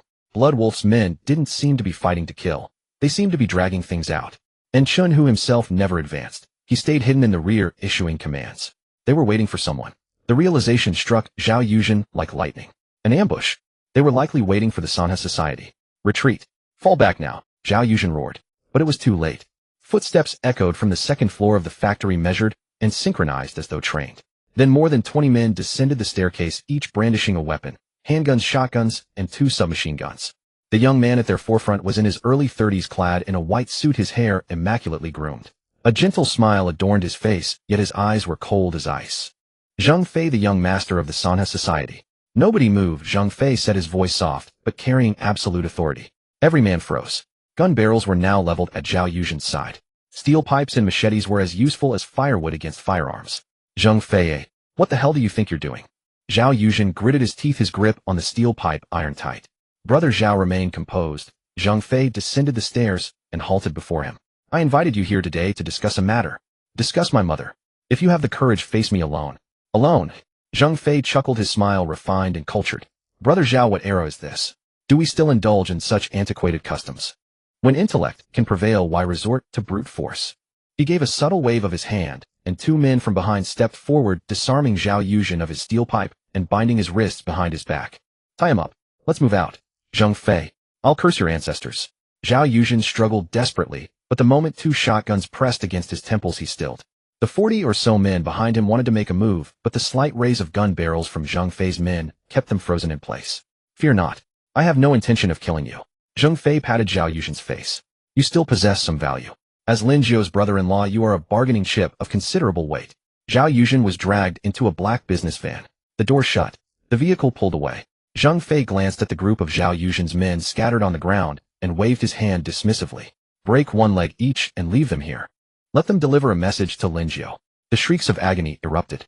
10 minutes later, more than 40 bodies lay across the cement factory grounds, all clutching their shattered legs and wailing in torment. Zhang Fei entered the car, took out his phone, and dialed a number. Meanwhile, Lin Jiu was poring over accounts in the bar when his phone rang. An unknown number.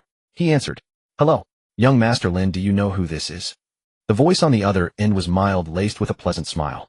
Zhang Fei. Oh, you know me, young Master Lin. How flattering. Zhang Fei chuckled.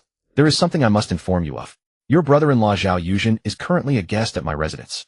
Young men such as himself possess considerable temperament. I am merely helping to temper it. Lin Jiu's pen stilled. Indeed, events had unfolded exactly as he had anticipated. What do you want? Nothing extravagant. I simply wish to invite young Master Lin to dinner tonight at the Sanha Society headquarters. We shall have a conversation. Zhang Fei continued. Come alone, young Master Lin. Do not bring anyone. Should you bring reinforcements or fail to appear, Zhao Yuzhen may not return to you. From the other end of the line came Zhao Yuzhen's cursing brother-in-law. Don't come. They've laid a damn trap. Then came a dull thud as though a fist had struck flesh. Zhao Yuzhen groaned once before falling silent. Tonight at 8 o'clock, Sanha Society headquarters. I await you, Zhang Fei said calmly. Young Master Lin is a wise man. I trust you understand what must be done. The call ended. Lin Jiu set down his phone and stared at the ledger, unmoving for a long while. Chen Hao, seated nearby, cautiously ventured, Boss 9, what's happened? Nothing serious. Lin Jiu rose to his feet. I'm stepping out. Keep watch over the bar. He walked out of the establishment and climbed into his Porsche. He started the engine but did not drive, merely sitting in the car and lighting a cigarette. Zhang Fei's invitation was plainly a death trap. Going alone meant danger loomed far greater than safety. But if he refused, Zhao Yuzhen would die. Zhao Yuzhen was his brother-in-law, the younger brother of Zhao Yuzhen. He could not simply abandon him. After finishing his cigarette, he phoned Achong. Achong, Zhang Fei has kidnapped Zhao Yuzhen. He demands I go alone to the Sanha Society headquarters at 8 o'clock tonight. A moment of silence filled the phone line. Young master, you must not go. That scoundrel Zheng Fei is cut from the same cloth as his grandfather Zheng Sanhe, cunning and ruthless. Going alone puts you in grave danger. I am aware, Lin Jiu replied. But I must go. Zhao Yuzhen is in his hands. Then we cannot allow you to go alone. I will position men nearby as backup. You enter, and should anything go wrong, send a signal. We will storm in. No. Lin Jiu cut him off. Zheng Fei was explicit: if I bring anyone, Zhao Yuzhen dies. Moreover, the entire Jiangnan province is currently under surveillance by national authorities. He is intelligent enough to avoid any large-scale provocation. A Chong fell silent. However, for precautionary measures, Lin Jiu continued, position your men near the Sanhe Society headquarters, but maintain a safe distance. I carry a tracker. If I do not emerge within 2 hours, or if the signal is lost, then, and only then, do you make your move. Young master, follow my instructions. Lin Jiu hung up the call. He leaned back against the seat, gazing out the window. Tonight at 8 o'clock. Sanhe Society headquarters. A banquet of treachery. He started the engine and drove home. He changed into a set of black athletic wear, loose and practical for movement. He concealed the dagger at the small of his back and hid an electric baton inside his sleeve. He checked his phone once more, battery at full capacity. At 6:30 he left the house. He did not drive, instead hailing a taxi. He arrived at the Sanhe Society headquarters at 7:50. The headquarters stood on an old street in the Western District, a 3-story traditional building bearing a sign that read, Sanhe Chamber of Commerce. It appeared to be a legitimate enterprise on the surface, but everyone in the know understood its true nature. 2 men stood at the entrance. Upon spotting Lin Jiu, they stepped forward to intercept him. Young Master Lin. Young Master Zheng has instructed that you be searched. Lin Jiu spread his arms. The 2 men patted him down thoroughly. Their hands brushed against the dagger at his waist. They drew it, examined it briefly, and returned it to its place. Young Master Zheng remarked that you may bring weapons. They will be of no use to you after all. One of them smiled. Lin Jiu said nothing and walked inside. The first floor was a grand hall furnished with several carved wooden armchairs. A portrait of Guan Yu hung prominently on the wall. Zheng Fei sat at the head seat. Upon seeing Lin Jiu enter, he rose with a smile. Young Master Lin, punctual and principled. Admirable. Where is Zhao Yuzhen? Lin Jiu asked directly. Patience, Zheng Fei said. Take a seat and enjoy a cup of tea first. He gestured toward an adjacent chair. Lin Jiu sat down. Tea was brought forth, but he did not touch it. Zheng Fei, let me state this plainly one more time. Where is Zhao Yuzhen? Zheng Fei smiled and clapped his hands. A door at the rear swung open and 2 men emerged, dragging Zhao Yuzhen between them. Zhao Yuzhen bore visible wounds on his face, blood trickling from the corner of his mouth, yet his eyes remained wide and blazing. Brother-in-law, hold your tongue. Zheng Fei frowned. One of the men holding Zhao Yuzhen delivered a brutal punch to his abdomen. Zhao Yuzhen doubled over, unable to utter another word. Young Master Lin, let us discuss a matter of business. Zheng Fei lifted his teacup and blew gently across the surface. Regarding the land in the northern district, Tian Yuan must yield it to our Sanhe Society. You may retain a 30% stake, but the Sanhe Society will claim 70%. And if I refuse? Lin Jiu's gaze locked onto him. Refuse. Zheng Fei's smile sharpened. Then Zhao Yuzhen dies here, and tonight. Moreover, I guarantee you will not walk out of this door. He set down his teacup. Behind him, more than a dozen men rose to their feet, each brandishing a firearm. Lin Jiu swept his gaze across the room. 8 men, 4 submachine guns, 4 handguns. He remained seated 3 meters from Zheng Fei. Zhao Yuzhen stood beside Zheng Fei, held upright by 2 men. Young Master Lin, consider carefully. Zheng Fei said. 1 life exchange for the northern district. A profitable deal, would you not agree? Upon hearing this, Lin Jiu simply stood there gazing at Zheng Fei. He chuckled, the sound chilling. Young Master Zheng, 70% of Longmen Group's properties generate a minimum turnover of tens of millions each year. Do you really think Zhao Yuzhen's life is worth that much money? Zheng Fei set down his teacup and scrutinized Lin Jiu from head to toe, his eyes assessing him like merchandise. Suddenly he smiled. Young Master Lin, but you're standing right here, aren't you? Zhao Yuzhen's life may not be worth much, but yours, Lin Jiu, is quite valuable. The Crown Prince of Tian Yuan Group, the only son of Lin Yuan. Your life alone is worth more than 70% of the industries in the North District. If I asked for 70% of Tian Yuan Group itself, your father would hand it over. Lin Jiu said nothing. He knew Zheng Fei was telling the truth. His father would uproot the entire Longmen Group for him. If Zheng Fei truly used him as leverage, not only the North District but the South and East would bow as well. But he would not show weakness. Young Master Zheng, Lin Jiu stepped half a pace forward, drawing closer to Zheng Fei. Didn't your grandfather tell you that recently Jiangnan province has come under the watchful eye of those above? Lord Long has barely expired. His corpse is not yet cold, and those above are already keeping a close watch on this matter. If our 2 families clash now and make a huge commotion, neither will come out unscathed. Zheng Fei's expression flickered slightly, but he quickly regained his composure. That is precisely why I am sitting here negotiating with you rather than simply seizing by force. He continued, in the past if Tian Yuan wanted to swallow Longmen whole, the Three Harmony Society would have struck long ago. But now, the timing is wrong. However, wrong timing does not mean I will simply stand idle and watch you devour the entire North District. He paused, leaning forward slightly and fixing his gaze on Lin Jiu. Lin Jiu, for years the three powers in Jiangnan province have coexisted in equilibrium. Now that Longmen has fallen, you Tian Yuan cannot devour everything alone. You must yield a portion of the North District so we can share it. Only then can this arrangement endure. Lin Jiu fell silent for several seconds. His father had instructed him not to make any bold moves recently, with those above watching trouble was likely. Zheng Fei's words held merit. The Three Harmony Society would not tolerate Tian Yuan's sole control of the North District. If pushed too far, both sides would perish together, benefiting no one. Fine, Lin Jiu spoke. The land in the North District is currently managed by Blood Wolf on our behalf. Once the atmosphere above relaxes, the two of us will compete on equal footing. Whoever has the capability shall claim it. Until then, neither side touches the North District. Agreed. Zheng Fei regarded him without immediately responding, his fingers tapping lightly on the armrest. After several seconds he smiled and clapped his hands. Excellent. Young Master Lin, you speak plainly. Then it is settled. He rose and waved to those beside him. Release Zhao Yuzhen. The two men holding Zhao Yuzhen released their grip. His legs buckled, and he nearly collapsed, but Lin Jiu caught him. Let's go, Lin Jiu murmured. The two turned and walked toward the exit. At the doorway, Zheng Fei suddenly called out, Young Master Lin, remember your words. The North District remains untouched for now, if Tian Yuan plays tricks. He left the sentence unfinished, but the meaning was clear. Lin Jiu did not look back, supporting Zhao Yuzhen as he walked through the gate. Outside, night had fully descended. The streetlights cast a dim yellow glow, and few people walked the roads. Lin Jiu escorted Zhao Yuzhen to the corner and flagged a taxi. Inside the car, Zhao Yuzhen kept his head bowed. His face was bruised and swollen, and blood still seeped from the corner of his mouth. Brother-in-law. I'm sorry. His voice was barely a whisper, trembling with suppressed sobs. I was wrong. Lin Jiu sighed and patted his shoulder. It's not your fault, he said. Tian Yuan has expanded too rapidly. The Three Harmony Society has grown restless for some time. They have been eyeing the North District for days. Even if you had not accepted the challenge, they would have found another pretext.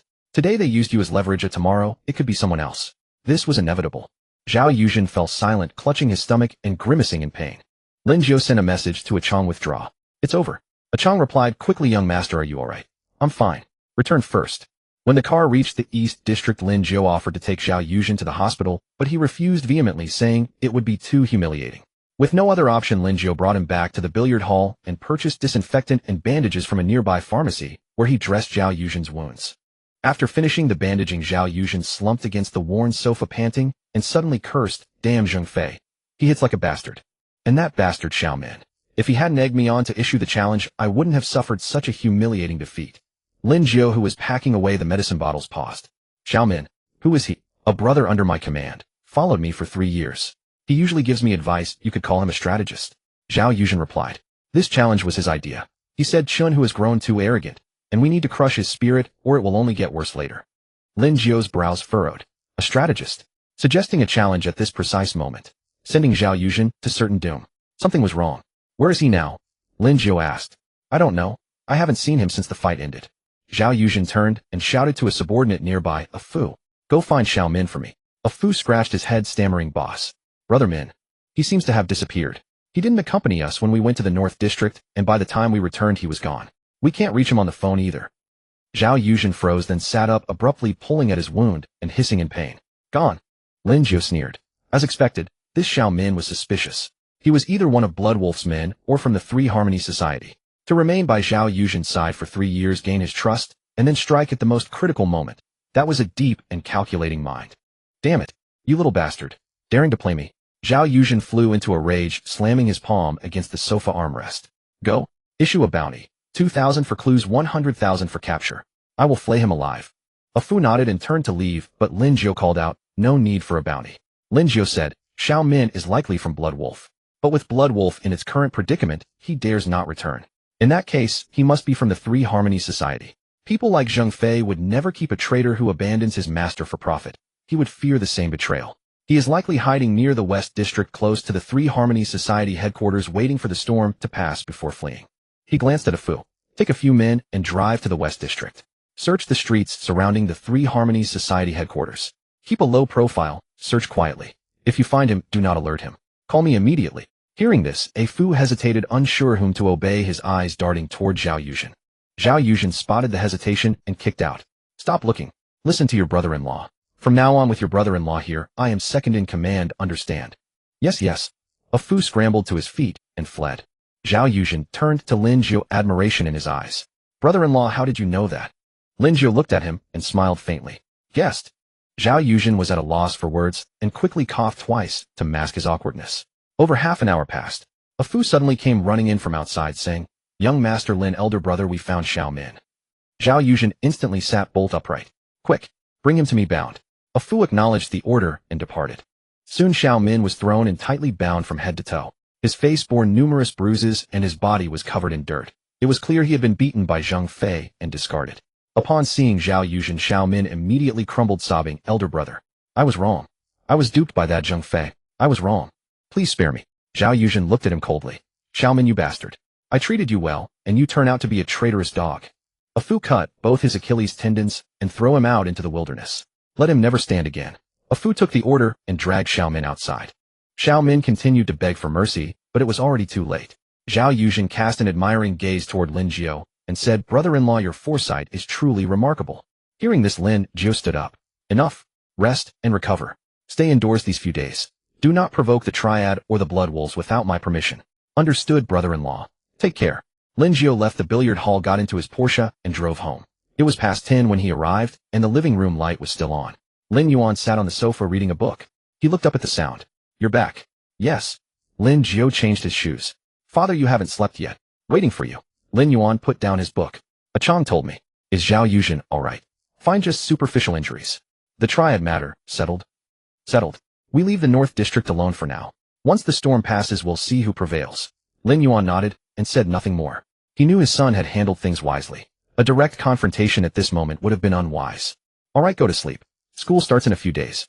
I've arranged things on campus. Just show up for registration. You don't need to attend every day unless necessary. Understood, father. Truth be told, Lin Jiu still enjoyed campus life. There he didn't have to worry about these affairs. Lin Jiu went upstairs, showered, and went to bed. The day's exertions left him exhausted, and he fell asleep quickly. The next morning his phone rang, awakening him. He picked up the phone and saw several missed calls. All from Zhu Qing, starting from 11 last night until 2 in the morning. His heart tightened. Had something happened at the third venue? He promptly called back. Hello, Zhu Qing. You called so many times last night. What happened? Boss, it's fine now. Zhu Qing's voice sounded weary. Some crazies came to the bar last night, caused trouble, and smashed a table.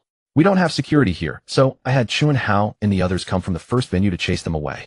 The losses are minor. Just one table and a few glasses. Lin Jiu breathed a sigh of relief. Thank goodness it wasn't serious. Alright, I understand. I'll send security there today, and this won't happen again. Thank you, boss. After hanging up, Lin Jiu messaged A Chong asking him to transfer a few reliable guards from the group to the third venue. He leaned against the headboard and lit a cigarette. He had neglected to arrange security for the third venue after taking it over. Zhu Qing was a woman managing a large bar alone. Without security, it simply wouldn't do. Just then his phone rang again. This time it was Zhao Yuzhen. Hello. Lin Jiu answered. Lin Jiu, what are you up to? Zhao Yuzhen's voice was bright and light. Just woke up having tea. What's up? Do you have orders? My dad won't be back until tonight. Mom's traveling, and my brother hasn't been home these past couple days. Zhao Yuzhen hesitated. Could you come over for lunch? I'll cook. Lin Jiu paused. You can cook. Yes, the simple dishes anyway. Are you coming? Lin Jiu glanced at the time. It was just after 9. Alright, I'll be there soon. Do I need to buy any groceries? No, just bring yourself. Alright. After hanging up, Lin Jiu got up, washed, and changed into clean clothes. His reflection in the mirror looked decent, though his eyes had a few bloodshot veins. He rubbed his face and headed downstairs. Lin Yuan had already left, but breakfast was waiting on the table. Lin Jiu ate quickly and headed out. He arrived at Zhao Yuzhen's place almost at 11. He pressed the doorbell, and the door opened quickly. Zhao Yuzhen wore a pink apron, her hair tied in a ponytail with a smudge of flour on her face. She looked rather endearing. You're here? Come in. She stepped aside. Lin Jiu entered and changed into slippers. The house was spotless, carrying a faint fragrance like jasmine. Sit for a bit and watch some TV. The meal will be ready soon, Zhao Yuzhen said before hurrying back to the kitchen. Lin Jiu settled onto the sofa, glanced at the television, but left it off. He rose and walked to the kitchen doorway. Inside, Zhao Yuzhen was chopping vegetables with great concentration, though her movements were hardly practiced. On the cutting board lay tomatoes, eggs, green peppers, and a piece of meat. Need any help? Lin Jiu asked. No, just sit. It'll be done soon. Zhao Yuzhen turned and smiled at him. Lin Jiu didn't leave, but leaned against the doorframe, watching her. Zhao Yusin chopped vegetables, cracked eggs, lit the stove, and poured in oil. When the oil heated, she dumped the eggs in. There was a sharp sizzle, and oil splattered upward. She flinched backward, shielding herself with the pot lid. "Be careful," Lin Jiu said. I'm fine. Zhao Yusin stir-fried the eggs, her movements somewhat frantic, but successful. They didn't burn. She plated them, then stir-fried the tomatoes, returned the eggs to the pan, added salt, and tossed them together. An appetizing aroma rose. "Tomato and egg stir-fry, my signature dish," Zhao Yusin said, proudly scooping the dish onto a plate and handing it to him. "Take it out." Lin Jiu took the plate and set it on the dining table. He returned to watch her stir-fry green peppers with shredded pork. The meat was cut a bit thick, but she cooked with great seriousness, adding soy sauce, cooking wine, and a touch of starch slurry. Done. She plated the dish and wiped the sweat from her brow. "There's soup too, almost ready." The soup was a simple seaweed and egg drop soup, plain but refreshing in appearance. 3 dishes and a soup were placed on the table: tomato and egg stir-fry green pepper, with shredded pork, cold cucumber salad, and seaweed egg drop soup. "Try it." Zhao Yusin sat down, her eyes shining as she looked at him. Lin Jiu picked up a piece of egg and put it in his mouth. The taste was decent with balanced seasoning, though the eggs were slightly overcooked. "How is it?" Zhao Yusin asked, somewhat nervous. Delicious," Lin Jiu said. "Better than what I could make." Zhao Yusin laughed, her eyes curving into crescents. "You're just flattering me. I know my cooking isn't great, but at least it's edible." "I mean it, it's really good." Lin Jiu picked up another piece of meat. "The meat is cut thick, which gives it a satisfying chew." "Exactly. I intentionally cut it thick. Thin slices lack texture." The two chatted while eating. Zhao Yusin kept picking food for him, placing egg and meat into his bowl until it overflowed. "Eat your own food, don't just pile it all in my bowl," Lin Jiu said. "You should eat more. You've lost weight recently," Zhao Yusin observed. "The bar must be very busy, right? My father mentioned you took over the Blue Note bar and now manage 3 venues." "Yes, it is somewhat busy," Lin Jiu replied, taking a bite of rice. "But someone handles the daily operations, so I don't need to watch over it every day." "About Zhu Qing, isn't she the former owner of Blue Note? Are you sure it's wise to let her manage it?" "I trust her," Lin Jiu said. "Her brother was killed by Long Qiansui. I helped her take revenge, and she owes me a favor. Besides, I hold leverage over her. She wouldn't dare act recklessly." Zhao Yusin nodded and asked no further questions. She understood that as Lin Yuan's son, Lin Jiu's future endeavors would inevitably be complex. All she could do was not pry and not oppose. This was his path, and she would walk alongside him. After finishing dinner, Lin Jiu offered to help Zhao Yusin wash the dishes, but she refused and pushed him out of the kitchen. "Lin Jiu, you're a guest in my home. Just sit and relax. I'll handle it." Lin Jiu nodded and didn't insist. He sat on the sofa and turned on the TV, randomly flipping through channels. Today, the North City Police Station of Jiangnan Province received a report of a homicide at a bathhouse. Seeing this, Lin Jiu impatiently turned off the TV. What kind of crap is this? After not watching TV for several years, the moment he turned it on, they played this. Zhao Yusin came out from finishing the dishes and sat down beside him. "Do you have anything to do this afternoon?" she asked. "Nothing. Why?" "Then go shopping with me. I want to buy a few clothes for the new semester and get you some as well." Lin Jiu shook his head. "I'll accompany you, but you don't need to buy anything for me. There are so many clothes in my closet that they're gathering dust." "Oh, all right then." The two of them headed out, with Lin Jiu driving his silver gray Porsche 911 to the mall. The car turned plenty of heads on the road. Once at the mall, Zhao Yusin browsed the women's clothing stores while Lin Jiu trailed behind, responsible for carrying the bags. She'd try on outfits, come out asking if they looked good, and whenever he said yes, she bought them. By 4 in the afternoon, they had purchased 3 or 4 bags of clothes. Exhausted, Zhao Yusin suggested they find a cafe to rest. "Lin Jiu," she said suddenly between sips of coffee, "listen to me. I'm going abroad for half a year starting tomorrow, and you're not allowed to look at other girls." "I want," Lin Jiu said. "Really? Really? Then, when I come back, should we get married?" "Sure." Zhao Yusin smiled, a bright and happy expression. "It's a promise, no backing out." Lin Jiu smiled back. "No backing out." The two of them stayed at the cafe until nightfall. Lin Jiu walked Zhao Yusin home. At the building entrance, she turned back to look at him. He waved and smiled, and only then did she go inside. Lin Jiu glanced at his watch. It was already 6:40 p.m. Time to head to the bar. He always felt uneasy when he wasn't personally overseeing operations there. At 7 in the evening, Lin Jiu drove to Bar 1 Club. Pushing through the door, he scanned the interior and noticed the patrons were far fewer than he had expected. Usually at this hour, the first-floor lobby would be nearly full, but today about 3/5 of the seats were empty. Manager Zhao was wiping glasses behind the bar. Spotting Lin Jiu enter, he hurried over. "Young master, you're here." "MMH." Lin Jiu scanned the lobby. "Old Zhao, why are there so few customers today? Did our marketing reputation or credibility run into trouble again?" Manager Zhao grimaced. "Young master, it's not our problem. It'll pass in a while. Over on the next street, Jingzhan Bar had a death 2 days ago. They say he was hunted down by enemies in a brutal way. Word got around, and now all the bars in the southern district are suffering. Nobody's daring to come drink." "A death?" Lin Jiu frowned. Who died? I don't know the specifics. Looks like the bar owner's friend stabbed to death in a private room. The police showed up and set up a perimeter. I'm not sure what their progress is. Manager Zhao lowered his voice. Young master, if you're curious, I could have the group look into it and bring you a report. No need. Lin Jiu waved his hand dismissively. He really wasn't interested. These past few days had been exhausting enough. With Longmin Group, the Triad's blood wolf, a dozen pressing matters. Who had the patience to care about another bar's deaths? He made his way to his usual seat. Chun Hao, Zhang Peng, and Li Chong scurried over immediately, one bringing drinks, another massaging his shoulders, the third kneading his legs. Brother Jiu, have some tea. Chun Hao offered, handing him the teacup. Brother Jiu, is this pressure all right? Zhang Peng asked while massaging his back. Lin Jiu ignored them and took a sip of tea. Li Chong knelt beside him, kneading his legs. After a while he stammered, Brother Jiu, I've recently started dating someone. I was wondering if you could bump up my salary a bit. Lin Jiu glanced at him. What kind of girlfriend are you keeping? Some antique, pulled from a grave. Your parents send you $3,000 a month for living expenses, and I'm not shorting you on pay here. Nearly $10,000 a month, and that's not enough. Li Chong scratched his head, blushing. Brother Jiu, it's really not enough. She buys a bag for thousands, a concert ticket costs thousands more. Li Chong. Lin Jiu set down his teacup. Don't take this the wrong way. You should know what you look like. Without much money, stay away from gold diggers. I've told all three of you before. Women like that are beyond your control. Save your wages properly. When the time comes to buy a house and car and marry a decent woman, that'll be worth more than groveling after someone. Understood? Understood. Li Chong lowered his head.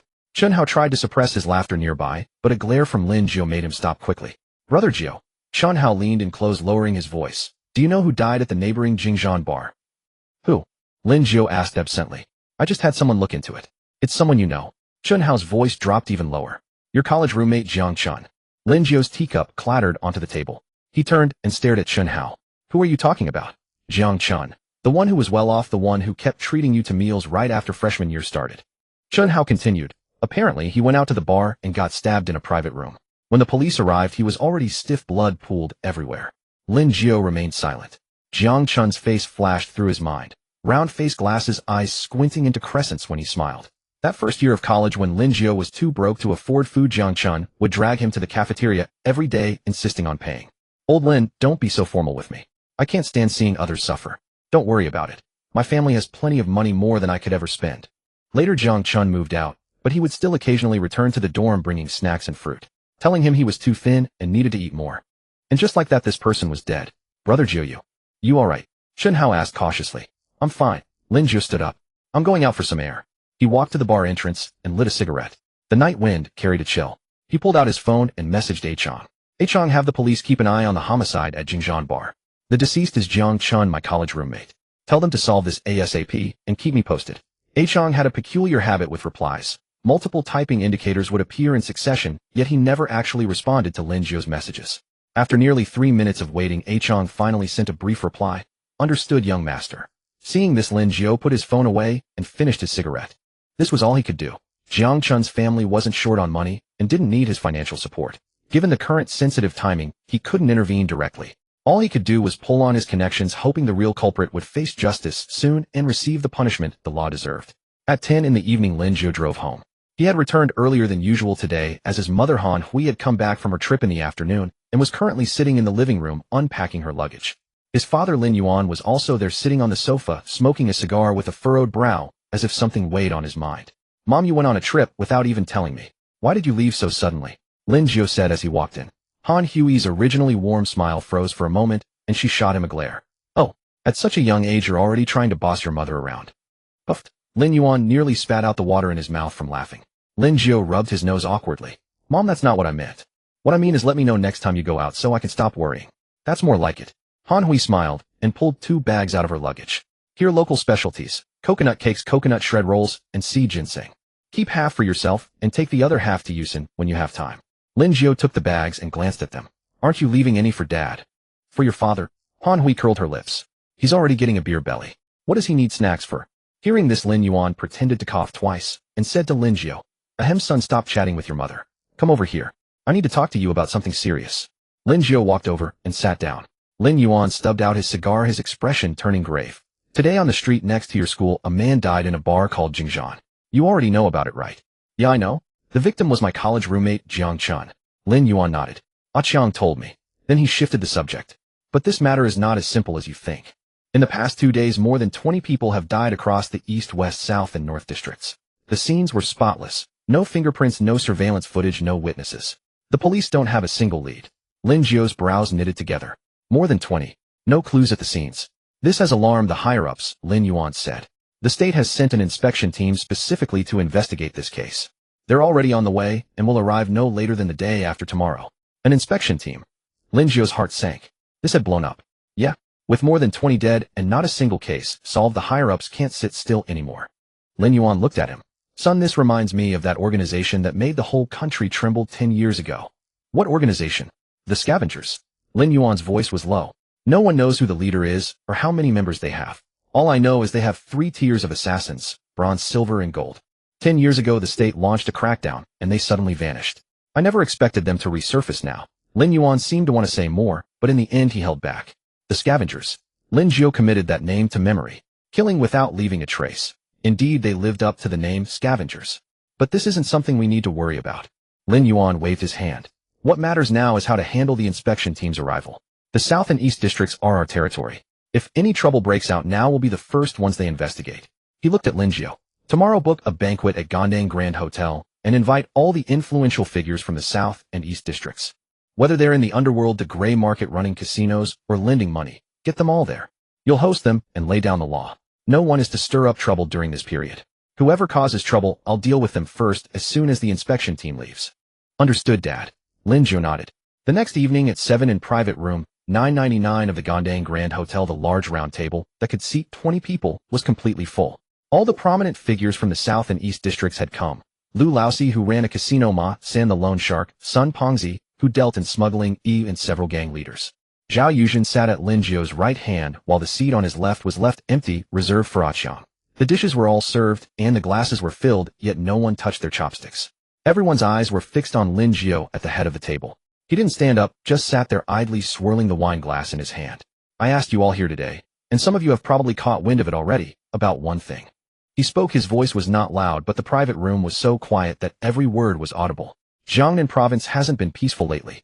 More than 20 people have died across the East, West, South, and North districts. The police have no leads and the higher-ups are getting anxious.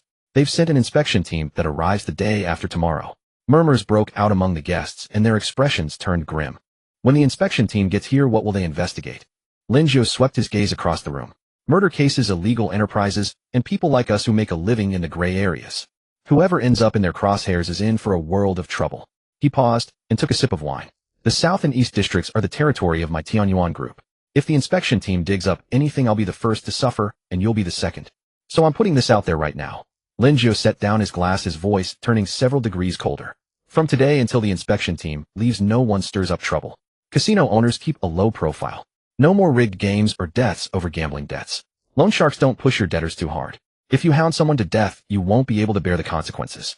Smugglers, halt your operations for now. Wait until the heat dies down. He glanced at Lu Laosi. Boss Lu, didn't your casino beat a debtor crippled last month? Lu Laosi's face changed, and he hastily said, Young Master Lin, that was an accident. I don't care whether it was an accident or not. Lin Jiu cut him off. During this period, no more accidents like that. If it happens again, I'll make sure your casino and you personally are run out of Jiangnan. He then turned to Ma San. Ma San, what interest rate are you charging on your loans? 3%. Ma San's voice quivered. 3%. Lin Jiu chuckled. If the inspection team gets wind of you, that 3% interest alone is enough to land you 10 years in prison. During this period, lower the rate to 1.5%. Don't be too harsh on those who owe money. Once the inspection team is gone, you can collect however you like. I won't interfere. Yes. Whatever young Master Lin says. Ma San wiped the sweat from his brow. Lin Jiu swept his gaze across the room, again his eyes icy. Everyone, I Lin Jiu am a man of my word. During this time, anyone who causes trouble and draws the inspection team's attention to the South and East districts, once the team leaves. He didn't finish the sentence, but the implication was clear. No one in the room dared to make a sound. They all knew exactly how powerful the Tianyuan group was. If Lin Jiu set his sights on someone, he could truly destroy them. All right, I've said what I needed to say. Lin Jiu stood up. This meal is on me. Eat and drink well, everyone. But remember what I told you. Stay in line, and it'll be better for all of us. He turned and walked out of the private room. Zhao Yuzhen followed him out. Brother-in-law, that warning of yours was ruthless, Zhao Yuzhen said in a low voice. I have no choice but to be ruthless. Lin Jiu lit a cigarette. If the inspection team uncovers anything, we're all finished. These people won't know fear unless you lay down the law. What about the Sanhao Association? Don't worry. Zheng Fei is craftier than you think. He'll be laying down the law for the West District crowd as well. Lin Jiu exhaled a puff of smoke. At this critical moment, anyone who stirs up trouble becomes the enemy of everyone. Zhao Yuzhen nodded, acknowledging Lin Jiu's idea. He then said, "Brother-in-law, I'll have my men tone it down in the coming days." Lin Jiu nodded and replied, "Yes. Not only should your personal behavior be restrained, but all those entertainment businesses under your control need to lay low as well. You'd best do as I say. During this sensitive period, if anything happens on your watch, someone else will take over your position as the top boss. Not just that, I also want Uncle Zhao to put you under house arrest for 3 months. Zhao Yuzhen immediately nodded in agreement. "I got it, brother-in-law." After they went downstairs and got into the car, Lin Jiu glanced at the rearview mirror. Ganteng Grand Hotel was brilliantly lit, but he suspected few people at the dinner would have any appetite. After leaving Ganteng Grand Hotel, Lin Jiu first drove Zhao Yuzhen home, then pressed a bag of local specialties Han Hui had brought into his hands. "This is for your sister. Take it back to her." "Thanks, brother-in-law." Zhao Yuzhen took the bag and hesitated before asking, "About the inspection team. Does my dad know about it?" "Are you stupid? Your dad knows more than I do. Mind your own business. Just stay out of trouble these days." "Understood, brother-in-law." Lin Jiu drove back to the bar. It was 9 in the evening when he arrived. Only a few scattered tables were occupied. He walked to his usual spot, sank into the booth, and closed his eyes to rest. So much had happened these past few days, he was exhausted. Lin Jiu leaned back against the sofa, draped his jacket over himself, and before long drifted into a light doze. As he was half asleep, a burst of noisy arguing suddenly jolted him awake. "Chen Hao, fuck your mother. Are you trying to die, you bastard?" The voice was loud and slurred with drink. Lin Jiu opened his eyes and saw a group gathered near the bar. The instigator was a young man in his early 20s wearing a designer t-shirt, his face flushed red from alcohol. He was pointing at Chen Hao's nose, cursing him out. Lin Jiu recognized him. Zhang Kong, a senior at Jiangnan University and president of the student union. His family ran a chain of clothing stores, giving him a bit of wealth and a loud presence on campus. Chen Hao's face darkened under the accusatory pointing, but he kept his temper in check. "Zhang Kong, are you fucking crazy? What the hell did I do to you? Did you sleep with my girlfriend, you bastard?" Zhang Kong roared. "What the hell?" Chen Hao laughed bitterly. "I have your mother. So what, you looking for a fight? Don't like it. Let's settle this. Fine, you little punk. If I don't crack your head open, I ain't got a Zhang surname." Zhang Kong rolled up his sleeves, ready to charge. "What the hell are you doing?" Lin Jiu's shout cut through the air, not particularly loud, but carrying a chilling edge. Both Zhang Kong and Chen Hao flinched and turned to look. Zhang Kong spotted Lin Jiu, and the alcohol seemed to sober him halfway. He blinked. "Brother Jiu, what are you doing here? This is my bar. Where else would I be?" Lin Jiu strode over and scanned both men. "What's the argument about?" "Brother Jiu, you've got to keep your man in check." Zhang Kong pointed at Chen Hao. "He's absolutely unacceptable. I'm still dating my girlfriend, and this little punk took advantage." Lin Jiu turned his gaze to Chen Hao. "Is this true?" Chen Hao shook his head vigorously. "Absolutely not, Brother Jiu. I don't even know her name." "You liar." Zhang Kong bellowed. "My friend saw you carrying my girlfriend down the street in the middle of the night the day before yesterday." Chen Hao paused, closed his eyes, and thought carefully for about a minute. Suddenly, he slapped his forehead. "Oh, I remember now. Around 2 in the morning the day before yesterday, I got off work and couldn't catch a cab. I figured my place wasn't far, only a kilometer, so I just ran home. On the way, I passed a hotel and saw a girl lying at the entrance, seemed drunk.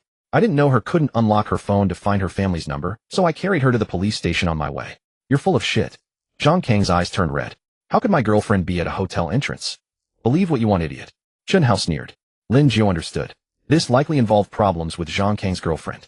"Zhang Kong, sit down. Have some water to sober up." He turned to manager Zhao. "Old Zhao, get someone to pull the security footage from that hotel the night before yesterday." "Yes, sir." Zhang Kong sat down, but his fists remained clenched, his glare fixed on Chen Hao. Chen Hao ignored him and went to wipe tables nearby. Half an hour later, manager Zhao returned with a USB drive. Lin Jiu took it, plugged it into the bar's computer, and opened the footage. He fast-forwarded to around 9 o'clock the night before yesterday. On screen, a man and a woman walked into the hotel. The man was in his 50s, balding with a receding hairline, sporting a beer belly. The woman was in her early 20s, wearing a JK-style short skirt and black stockings, her makeup heavy and glaring. Lin Jiu paused the video and pointed at the woman. "Is this your girlfriend?" Zhang Kong leaned in, and his face went pale in an instant. It's her." He stared at the balding man for a few seconds, then cursed under his breath. "Fuck. Wang Xin." Lin Jiu recognized him too. Wang Xin, the contractor for the school cafeteria, supermarket, and print shop. Everyone on campus knew him. This old bastard was past 50, had a wife and children, and was still screwing female students. Chen Hao peered over and burst out laughing. "Ha ha ha. Zhang Kong, your horns are glowing green. That old turtle is playing hard." Then Chun Hao leaned close to Zhang Kang's ear and said sardonically, "TSK, TSK, TSK. Zhang Kang, when I carried your girlfriend to the police station the other night, her black stockings were already gone, you know." Zhang Kang trembled with rage, his eyes bloodshot. He grabbed a bottle and lunged for the door. "Zhang Kang," Lin Jiu called out to him. Zhang Kang stopped and turned. "Jiangnan hasn't been calm lately. The national inspection team has arrived. Is this woman worth throwing your life away over?" Lin Jiu looked at him steadily. "Stay calm. Don't do anything foolish." Chun Hao chimed in, "Brother Jiu, why bother with him? This brainless guy's gonna get walked on the second he enters the real world." Zhang Kang ignored him. He knew he had wronged Chun Hao today. He stood there panting heavily, his fists clenched so tightly they creaked. After several seconds, he slowly let go. The bottle clattered to the floor. He turned and bowed to Lin Jiu. "Thank you, Brother Jiu." Then, head lowered, he quickly walked out of the bar. Lin Jiu watched his retreating figure and shook his head. He'd seen this kind of thing too many times. Women after money, men after pleasure, each getting what they wanted. But a student like Zhang Kang really did have something missing in his head, as Chun Hao had said. He'd actually taken it seriously. "Foolish. Old Zhao," he said to Manager Zhao, "the inspection team should be arriving in Jiangnan province soon. Go remind the managers at the second and third locations personally. Keep a low profile these days. If there's any trouble in the store or customers arguing, try to defuse it without resorting to force. If it can't be handled, call the police and let them deal with it." "Understood, sir." Lin Jiu then returned to the sofa and closed his eyes to rest. The following afternoon, a minibus slowly entered Jiangnan province, making its way into the Shanshui resort in the southern part of the city. This was provincial state-owned property, rarely open to the public and reserved for hosting officials. The environment was pleasant and quiet. Once the vehicle came to a halt, the door opened. The first to step down was a man in his 40s with a touch of gray at his temples, wearing a dark jacket. His expression was stern and his gaze sharp. It was LV Bo Yuan, former governor of Jiangbei province, now a member of the Huaxia Congressional Council and head of the inspection team. A crowd had already gathered outside the vehicle. Leading them was Su Chong, vice governor of Jiangnan province, followed by senior officials from the Provincial Public Security Department, Justice Department, and Procuratorate. Seeing LV Bo Yuan step down, Su Chong hurried forward to shake his hand. "Team leader LV, you've had a long journey. I am Su Chong, vice governor of Jiangnan province. On behalf of Secretary Han and Governor Xie and the entire Jiangnan province, I extend our warmest welcome to the Central Inspection Team." LV Bo Yuan shook his hand with a polite smile, courteous yet distant. "Comrade Su Chong, we are troubling you. We are not here to instruct, we are here to learn and work." Su Chong's heart tightened. The words were flawless but carried a clear message. "We are here to investigate, not to socialize." Team leader LV, for your convenience and privacy, the province has arranged for the inspection team to stay at this resort. The surroundings are tranquil and the facilities are comprehensive. We have made full preparations. If there is anything inadequate, please do not hesitate to let us know at any time. A quiet resort is fitting. A peaceful place sharpens the mind. LV Bo Yuan nodded. "You have been thoughtful. We shall accept your hospitality. However, now that we have arrived, everything will follow our rules.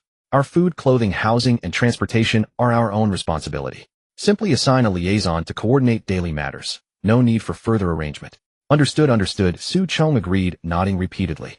The group entered the main building of the resort and held a brief meeting. LV Bo Yuan spoke little, laying out only a few requirements. First, the inspection team would conduct investigations independently and local authorities would not interfere. Second, local departments must cooperate fully whenever materials or personnel were needed. Third, during the investigation period, no banquets or gifts would be accepted. After the preliminary discussions concluded, the local officials prepared to leave. "Team leader LV, you must be weary from your journey. Please rest first. If you need anything, you may reach me 24 hours a day." LV Bo Yuan nodded and rose to see them off. After seeing Su Chong away, he returned to his stern demeanor. Back in the suite assigned to him, he stood by the window gazing outward. "Settle in first. I am going out for a bit," he told his assistant. "Team leader, where are you going? Shall we arrange a car for you?" "No need. I will take a taxi myself." LV Bo Yuan put on his coat. "Now that I have arrived in Jiangnan, I should go see my senior marshal brother." He stepped out of the resort, waited by the roadside for a moment, and hailed a taxi. "Driver, please go to Tian Yuan Group." The driver glanced at him through the rearview mirror, asked no questions, and drove off. Half an hour later, the car stopped beneath the Tian Yuan Group building. LV Bo Yuan stepped out, looked up at the 20-story tower, smiled faintly, and walked into the lobby. A young woman at the front desk rose upon seeing him. "Good day, sir. May I ask who you are here to see?" "I am looking for Lin Yuan." "Where is he? Do you have an appointment, sir?" "No. How about this? Please give him a call and tell him LV Bo Yuan is here to see him." The receptionist hesitated for a moment, then picked up the phone and dialed. "President Lin, there is a..." Before she could finish, Lin Yuan's voice came from the other end. "I know. Have him come up." "Very well, President Lin." The receptionist hung up and turned to LV Bo Yuan. "Sir, please take the elevator to the 20th floor." The office at the very end is the chairman's. All right, thank you. LV Bo Yuan boarded the elevator and ascended to the 20th floor. The corridor was long and silent. At the far end, the door was slightly ajar. He pushed it open and entered. Lin Yuan stood with his back to the door, gazing out the window. Seeing this, LV Bo Yuan smiled, settled onto the sofa, and helplessly plucked an orange from the fruit platter, peeling it and eating a segment. Senior brother, it has been years since we last met. Not missing me at all. Lin Yuan turned around to look at him. Master sent you, did he? Indeed. If he had not personally urged me, I would never have bothered coming here. LV Bo Yuan ate another segment of orange. Nice orange, though not sweet enough. Sweetness depends on the one tasting it, Lin Yuan said, walking over and sitting opposite him. LV Bo Yuan set the orange down and wiped his hands. Those 20 murders in Jiangnan recently. You must have known about them sooner than me. 20+ cases across different locations, government buildings, entertainment venues. No clues found at any scene, and all surveillance cameras were disabled during those time periods. Such a method. Only the cleaners could execute it. No other organization is capable. They have risen from the ashes, openly challenging us. What is your view on this matter? He Bo Yuan, I am merely a businessman. I do not understand such affairs, Lin Yuan said. Come now, LV Bo Yuan smiled. Among the three of us Marshall brothers back then, you were always the quickest-minded and the most accurate in your analysis. You simply have a stubborn tongue. Lin Yuan did not respond. LV Bo Yuan sighed and changed the subject. I heard you recently found your junior Marshall brother's child. Where is he? I was planning to buy some gift for him as a meeting present. I want to see how much the brat has grown. I remember the last time I saw him, he was too young to even remember things. Hearing this, Lin Yuan rose and walked to the window, gazing at the scenery outside. He is my son, not yours. No need for your concern. LV Bo Yuan was momentarily stumped, but showed no embarrassment. He followed over and nudged Lin Yuan with his elbow. All right, senior brother. No more joking. Let us talk business. Li Wenchong, lend him to me for a few days, would you? Lin Yuan smiled at him. What are you afraid those cleaner assassins will sneak into the resort and kill you? I am not afraid. I have no wife, no children, no father, no mother. I am nothing but a worn-out life. LV Bo Yuan continued. But most of our team are young people. I must ensure their safety. You understand, right? Lin Yuan looked at him for a few seconds, then nodded. All right. Besides, you and Chong have crossed paths several times before. Send me the address, and I will have him bring 2 capable men to protect you. Thank you, senior brother. LV Bo Yuan stood up. Business concluded. I am leaving. He reached the door, placed his hand on the handle, paused, and turned back.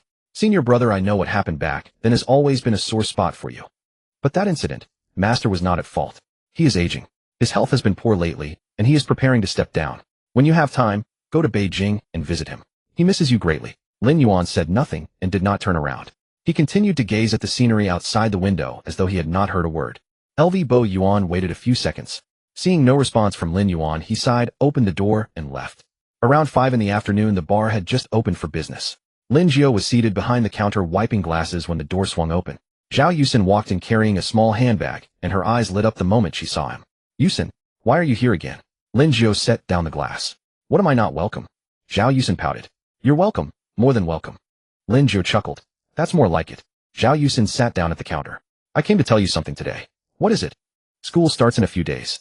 Tomorrow afternoon I've arranged to go camping in Zhonglin Park with my girlfriends. You should come too. Lin Jiu's hands paused mid-motion. The inspection team had been around these past few days, so he had to keep a close watch on the southern part of the city, afraid something might go wrong. There was no way he had time for camping. Seeing the troubled look on his face, Zhao Yusin sighed. Ugh, all the other girls are bringing their boyfriends, and I'd be the only single one. All right, I'll go. Lin Jiu said. Really? Zhao Yusin's eyes instantly brightened. Really? I'll pick you up tomorrow afternoon. You'd better not stand me up. I won't. Zhao Yusin was delighted and stayed a while longer before leaving. Lin Jiu walked her out, and the moment he came back, manager Zhao sidled over and lowered his voice. Young master, word from the group is that Wang Xin was killed at his home. Lin Jiu's pupils contracted. Wang Xin? Dead? When did this happen? Just this afternoon. Exact time is unclear. The police are already there, and the scene is sealed off. The first name that surfaced in Lin Jiu's mind was Zhang Kong. Yesterday, when Zhang Kong found out about his girlfriend and Wang Xin, he was furious enough to kill. But Zhang Kong was just a student. He could curse viciously, but actually committing murder, he didn't have the nerve. Any other leads? Lin Jiu asked. The scene is clean. No signs of a struggle. One cut, instant death. Professional. Professional. Those 2 words weighed heavily on Lin Jiu's heart. It wasn't Zhang Kong. It was someone else. But who would want Wang Xin dead? A school contractor. What kind of enemy could he possibly have made? Could that cleaner organization's assassin be on the loose again? Can the group get Wang Xion's home address? Lin Jiu asked. Yes, but young master, are you planning to go? It's too dangerous. The police are there. I'll just take a look. I'm not going inside. Lin Jiu stood up. Send me the address. Half an hour later, Lin Jiu drove to a villa district in the southern part of the city. Wang Xian's house was a 3-story building. A crowd of curious residents had gathered by the gate. Yellow tape was strung up and several police officers were maintaining order. Lin Jiu pushed his way to the front and peered into the house. But the living room was empty. He couldn't see a thing. He wanted to know exactly how Wang Xian had died. If it had been Zhang Kong, the scene would have been chaotic with wounds everywhere. If it was a professional, there'd be a single clean cut. As he was watching, a middle-aged man stepped out of the house. He was in his 40s with faint gray at the temples, wearing a dark jacket and white gloves. He swept his gaze over the onlookers and spoke in a steady voice. Folks, why don't you all head home? We're investigating a case here. Don't crowd the scene. The crowd dispersed gradually. Lin Jiu was about to leave when the middle-aged man suddenly called out, Lin Jiu. Lin Jiu stopped, turned around, and pointed at himself. You're calling me, eh? Yes, you. Come in. The middle-aged man beckoned to him. Lin Jiu hesitated, but walked over. Once he was past the police tape, he asked in a low voice, Do you know me? Who doesn't know Lin Yuan's son? The middle-aged man smiled. Want to come inside and take a look? Am I allowed in? Of course. Follow me. The two entered the house, and the middle-aged man handed him a pair of gloves and shoe covers. Lin Jiu put them on and followed him up to the second floor. Two people were standing at the door of a bedroom on the second floor. They looked startled when they saw the middle-aged man bringing Lin Jiu in. Captain, who's this? My nephew. Don't worry, he's trustworthy, the middle-aged man said. Lin Jiu glanced at him. Nephew? Where did he suddenly get an uncle from? The two entered the bedroom. Wang Xian's body lay on the bed covered with a white cloth. The middle-aged man lifted the edge of the cloth to reveal the neck, a very thin knife wound running from left to right, severing both trachea and artery. The blood had already clotted, but there wasn't much of it. Take a look. What can you tell? The middle-aged man asked. Lin Jiu crouched down and examined the wound closely. It was deep, clean, and consistent in angle, the work of a professional. He then examined the corpse's hands and face. No signs of struggle. He must never have had a chance to react. One cut, instant death. Professional. Lin Jiu stood up. Time of death. Rigor mortis has just set in and lividity is barely visible. He's been dead for less than 5 hours. The middle-aged man nodded, a hint of approval in his eyes. Not bad. You've got sharp eyes. He gestured for the two men to continue the investigation and led Lin Jiu downstairs to sit in the living room. My name is Lin Jiu, a member of the Huaxiao Assembly of Counselors and leader of the Central Inspection Team this time. The middle-aged man cut straight to the point. Lin Jiu's heart jolted. Leader of the inspection team. What a coincidence. No need to be nervous. Lin Jiu smiled. Besides being the team leader, I'm also your father's junior fellow apprentice. By seniority, you should call me Marshal Uncle. Hearing this, Lin Jiu stared at him with disbelief. Marshal Uncle? My father never mentioned having a marshal uncle. That's just the way he is. Tight-lipped. Lin Jiu waved a hand. But enough of that. What do you make of Wang Xian's case? Wang Xian was a contractor for our school. Lecherous, wealthy, fond of female students. As for enemies, probably only those students' boyfriends. Lin Jiu paused. But those kids aren't capable of killing someone this cleanly. That's what I think too. Lin Jiu nodded. There's very little evidence at the scene. The killer is highly professional. Lately, more than 20 people have died across Jiangnan province, all by the same method. We suspect the cleaner organization is responsible. The cleaner? Lin Jiu repeated. Your father probably told you about this organization. It was struck down hard 10 years ago, went quiet for a few years, and now it's resurfaced. Lin Jiu looked at him. This Wang Xian case might be someone hiring one of the cleaner's assassins. I need you to help me investigate who Wang Xian recently offended or who had conflicts with him. All right, I'll have people look into it, Lin Jiu nodded. Once you find something, bring it to Shanshui Resort. Then Lin Jiu pulled a small notebook from his coat, wrote down a number, and handed it to him. This is my private number. Call me if anything comes up. Lin Jiu took it and put it away. Lin Jiu then reached into his pocket again, drew out an old worn book, and offered it to him. Nephew, since this is our first meeting, your martial uncle has brought you a gift that will benefit you for life. Take it, don't be shy. Consider it a greeting gift. Lin Jiu took it and looked it over. The book was very old, bound in craft paper with the corners worn ragged, bearing 5 characters on the cover. Yunshui Zhini Fist. He idly flipped open a page. The paper was yellowed, filled with little figures striking postures he couldn't comprehend, with annotations written below them. And at the very bottom, someone had drawn a crooked little Peppa Pig. Looking at it, he raised his head toward Lin Jiu and forced a smile. Marshal Uncle, are you messing with me? Who teased you? Lin Jiu glared. This is something valuable. Yunshui Zhen Yiquan has been passed down through 8 generations since it reached my master's hands. To get this for you, I secretly slipped a sedative into your Shigong's tea one night and stole it from under his pillow in the middle of the night. And you don't even know its worth. Lin Jiu studied the book again. It was indeed very old, not worn down by deliberate damage, and didn't look like a fake. So could this book truly be from the sect? Fine, I'll take it. Thank you, Shu. Lin Jiu tucked the book into his chest. Practice hard, it will benefit you. LV Buyuan patted his shoulder. That's all go now. Let me know what you find. Lin Jiu stood up and left. On the drive home his mind kept returning to LV Buyuan's words. Scavenger Wang Xin, the inspectorate group. A tangled mess of matters pressing on him. He arrived home to find Lin Yuan sitting on the living room sofa with his eyes closed resting. Lin Jiu walked over and placed the book Yun Shui Zhen Yiquan on the coffee table. Dad, LV Buyuan gave me this. Lin Yuan opened his eyes, saw the book, his gaze flickering before quickly returning to calm. You've met him? Yeah, at the place where Wang Xin was killed. Lin Jiu sat down. He said he's your junior martial brother. Is that true? True. Lin Yuan picked up the book and flipped through it. This book? He stole it from father, didn't he? That's what he said. Lin Jiu smiled. Sedated him and stole it. Only he could pull off something like that. Lin Yuan pushed the book back. Since he gave it to you, practice well. Yun Shui Zhen Yiquan is a sect ultimate technique. Mastering it will serve you well for self-defense. Dad, Lin Jiu leaned closer. Can you tell me about your past? Who was your master? How many senior and junior martial brothers were there? Lin Yuan looked at him, smiled, then closed his eyes again. Son, it's not that I don't want to tell you. Knowing these things now won't benefit you. When the time comes that you should know, you'll naturally know. Lin Jiu pouted and stopped asking. Whatever his father didn't want to say, questioning further would get him nowhere. He picked up the book and headed upstairs. After a shower, he lay in bed and flipped through Yun Shui Zhen Yiquan. The book featured diagrams of figures striking various postures with annotations below explaining how to breathe and how to generate force. It actually looked quite legitimate. He mimicked the first posture on page 1 and felt a bit awkward. But thinking of LV Buyuan's earnest expression, he decided to give it a try. Who knew it might be useful? The next afternoon, Lin Jiu drove to pick up Zhao Yusin. She was already waiting at the compound entrance, surrounded by piles of large and small bags, barbecue grill ingredients. Are you moving the whole house over? Lin Jiu got out of the car and helped stuff everything into the trunk. It's camping, of course. I need to bring everything. Zhao Yusin smiled. By the way, my bestie and the others have already arrived. Let's head over quickly. The car arrived at Zhonglin Park, located in the southern suburbs. The park featured hills and water with a nice environment. It was weekend, so there were quite a few people, but Zhao Yusin and her friends had chosen a secluded spot near a small grove by the lake. By the time they arrived, 3 tents were already set up. For girls were busy with preparations, and upon seeing Lin Jiu and Zhao Yusin approaching, they all gathered around. Yusin, you're finally here. This must be Lin Jiu. Wow, he's even handsomer than in the photos. Yusin, you're no friend of mine. Keeping a boyfriend this handsome to yourself and never bringing him out. The girls chattered away, and Lin Jiu, slightly embarrassed, nodded and greeted them. Zhao Yusin introduced them one by one. The one with short hair was Xiaoya, the one with glasses was Wenwen, the tall one was Tingting, and the quiet one was Xiaoyu.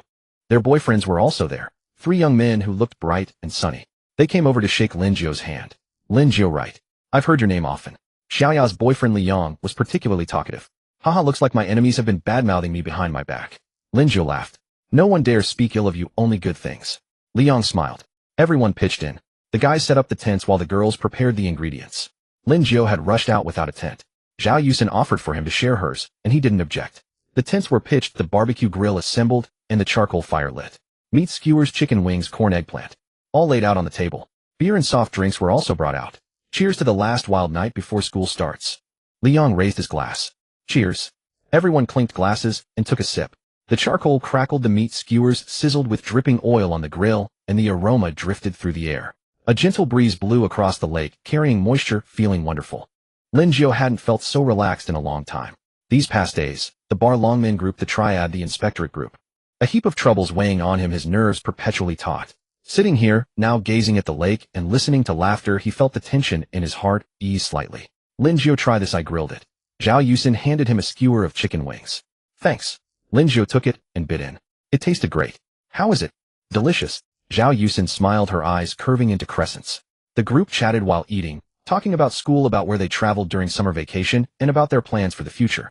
Lin Jiu wasn't very talkative, but listened, occasionally interjecting with a remark or two. The sky gradually darkened. Lights along the lake shore flickered on, and the distant city blazed with illumination. The charcoal still glowed red, the skewers were finished, and several crates of beer had been consumed. About time we wrap up and sleep, Li Yang said.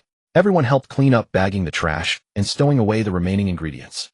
They each retreated to their tents. Lin Jiu followed Zhao Yusin into her tent. It wasn't large, but it was enough for 2. Zhao Yusin laid out the sleeping bag and patted it. You sleep on this side, I'll sleep on that side. All right. Lin Jiu took off his jacket and climbed into the sleeping bag. Zhao Yusin crawled in as well, and they lay side by side. The tent roof was transparent, revealing the stars above. The weather was clear tonight, and the sky was full of stars. Zhao Yusin carried a faint, lingering fragrance. Zhao Yusin smiled, turning to face him. The tint was dim, but her eyes could be seen bright and gleaming. Lin Jiu, I like you. I know. Then do you like me? I do. Zhao Yusin smiled, leaned over, and kissed him on the cheek before pulling back into the sleeping bag. Let's sleep. Good night. Good night. Lin Jiu closed his eyes, but didn't sleep. He listened to the sounds outside. The wind, the insects chirping, the low chatter, and laughter from the distant tents. Everything was peaceful. But the string in his heart tightened once more. This was the wilderness surrounded by woods. If someone wanted to make a move, this would be a perfect opportunity. After half an hour, Zhao Yusin was already asleep, her breathing even. Lin Jiu quietly got up, unzipped the tent, and stepped outside. It was quiet outside, the other tents were all dark. He walked to the edge of the woods, found a tree, and prepared to relieve himself. As soon as he unzipped his pants, his ears twitched.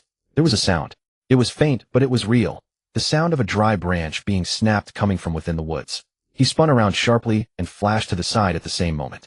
Whoosh! A silver flash whizzed past his ear and embedded itself in the tree behind him. It was a needle, slender and gleaming with cold light. Lin Jiu's gaze turned icy as he stared into the woods. A dark figure dropped from a tree, landing without a sound. Dressed in black with a cloth covering their face, only their eyes visible. They gripped a short blade in hand, the edge reflecting moonlight. Without a word, they charged forward, the knife thrust straight toward Lin Jiu's chest. Lin Jiu sidestepped to avoid the strike and drew a dagger from behind his waist. He always carried it with him. Blades clashed, sparks flying in all directions. The man in black moved quickly, his swordplay ruthless and precise, targeting vital points. Lin Jiu blocked several attacks, but quickly realized this opponent was not to be underestimated. He was no ordinary thug, he was trained. But Lin Jiu was no slouch either. The techniques A Chong had taught him, combined with his recent independent practice, had sharpened his reflexes and speed considerably. The two traded blows for over a dozen rounds along the edge of the forest, the sound of steel clashing piercing through the night. Spotting an opening, Lin Jiu delivered a fierce kick to the man in black's abdomen. The man in black staggered back 2 steps, but Lin Jiu pressed the attack, slashing his dagger toward his throat. The man raised his blade to block, but slightly too late. The dagger sliced through his face, exposing the lower half of his face. It was an ordinary face, featureless and forgettable. In that fleeting moment of hesitation, Lin Jiu clenched his left fist and drove it mercilessly into the man's temple. Bang! The man swayed, collapsed to the ground, and lay still. Panting heavily, Lin Jiu crouched down and checked for a pulse. There was none. He had hit too hard, pouring his full strength into that punch. He began searching the man's body. No ID, no phone. Only a bronze token inscribed with 3 characters: cleaners. He lifted the man's shirt and saw a tattoo on his chest, also bearing the cleaner's mark. A bronze-tier assassin. Someone from the cleaners. Lin Jiu frowned. Had the cleaners set their sights on him? Why? Was it because of Wang Xin, or because of his father? He pocketed the bronze token and a needle he found, then dragged the corpse deep into the forest and covered it with leaves. He walked back toward the camping area. Zhao Yusin was still asleep, undisturbed. Lin Jiu quietly slipped back into his sleeping bag, but he did not sleep. Lying awake with his eyes open, he listened to every sound outside. One cleaner had come. There might be a second. He needed to stay vigilant. Just before dawn, Zhao Yusin woke and saw Lin Jiu lying awake, his eyes open. She paused in surprise. You? Didn't sleep all night. I napped a bit. Lin Jiu sat up. Once you're awake, pack up. It's time to head back. Okay. Zhao Yusin rose and began rolling up the sleeping bag. Lin Jiu stepped out of the tent and glanced toward the direction of the forest. The body was still there. It needed to be dealt with. He took out his phone and sent a message to A Chong. There's a corpse in the woods at Zhonglin Park. Handle it and leave no trace. A Chong replied quickly, understood, young master. I'm tied up these days, but I'll send someone right away. Putting his phone away, Lin Jiu helped Zhao Yusin pack the tent. The others began waking up one by one and started gathering their things. Did you sleep well last night? Liang asked. It was fine, Lin Jiu replied. I slept like a log. The air here is so refreshing, Wenwen said cheerfully. The group chatted and laughed as they loaded everything into the car. Lin Jiu kept a watchful eye on their surroundings, but detected no further anomalies. They drove back into the city. Lin Jiu first dropped Zhao Yusin off at her home before heading back to his own place. He went upstairs, took a shower, and changed into clean clothes. Sitting on the sofa, he lit a cigarette. The cleaners had marked him. A bronze-tier assassin was likely their lowest rank. If they failed this time, next time, they might send someone far more dangerous. He needed to prepare himself. After finishing his cigarette, he took out the manual on Cloudwater True Intent Fist and flipped to the first page. He had to start training urgently. Lin Jiu sat cross-legged on the sofa, closed his eyes, and adjusted his breathing according to the method described on the first page of Cloudwater True Intent Fist, calming his mind and focusing his spirit. The book stated that to practice the fist technique, one must first sense the qi, feel the flowing energy within the body, before guiding it to open the ren and do meridians. He sat for half an hour and felt absolutely nothing. His stomach rumbled with hunger, his legs grew numb, and his mind kept drifting back to the cleaner's assassin from the night before. He sat for another hour and still felt nothing. Opening his eyes, he stared at the worn book, growing suspicious. Could LV Buyuan really have passed him a fake? He tossed the book onto the coffee table and lit another cigarette. But even after finishing it, he remained unwilling to let it go and picked up the book again to flip through its pages. The characters were written in brush calligraphy, the illustrations hand-drawn, the pages yellowed with frayed edges. It genuinely did not look like a forgery. Was his aptitude simply too poor? Had he failed to reach the level required for this technique? He took out his phone and called LV Buyuan. Hello, Uncle LV. How exactly am I supposed to practice that book you gave me? I've been sitting for an hour and a half and felt absolutely nothing. On the other end, LV Buyuan chuckled. I don't know either. What am I supposed to do? Aren't you a disciple of Grandmaster? Don't you know this? No, I studied literature under Master while your father studied martial arts. Go ask your father then. Lin Jiu pursed his lips, just about to hang up, when he remembered something else. By the way, Uncle LV, I think the cleaners have their sights on me. Last night, while camping, a bronze-tier killer came after me.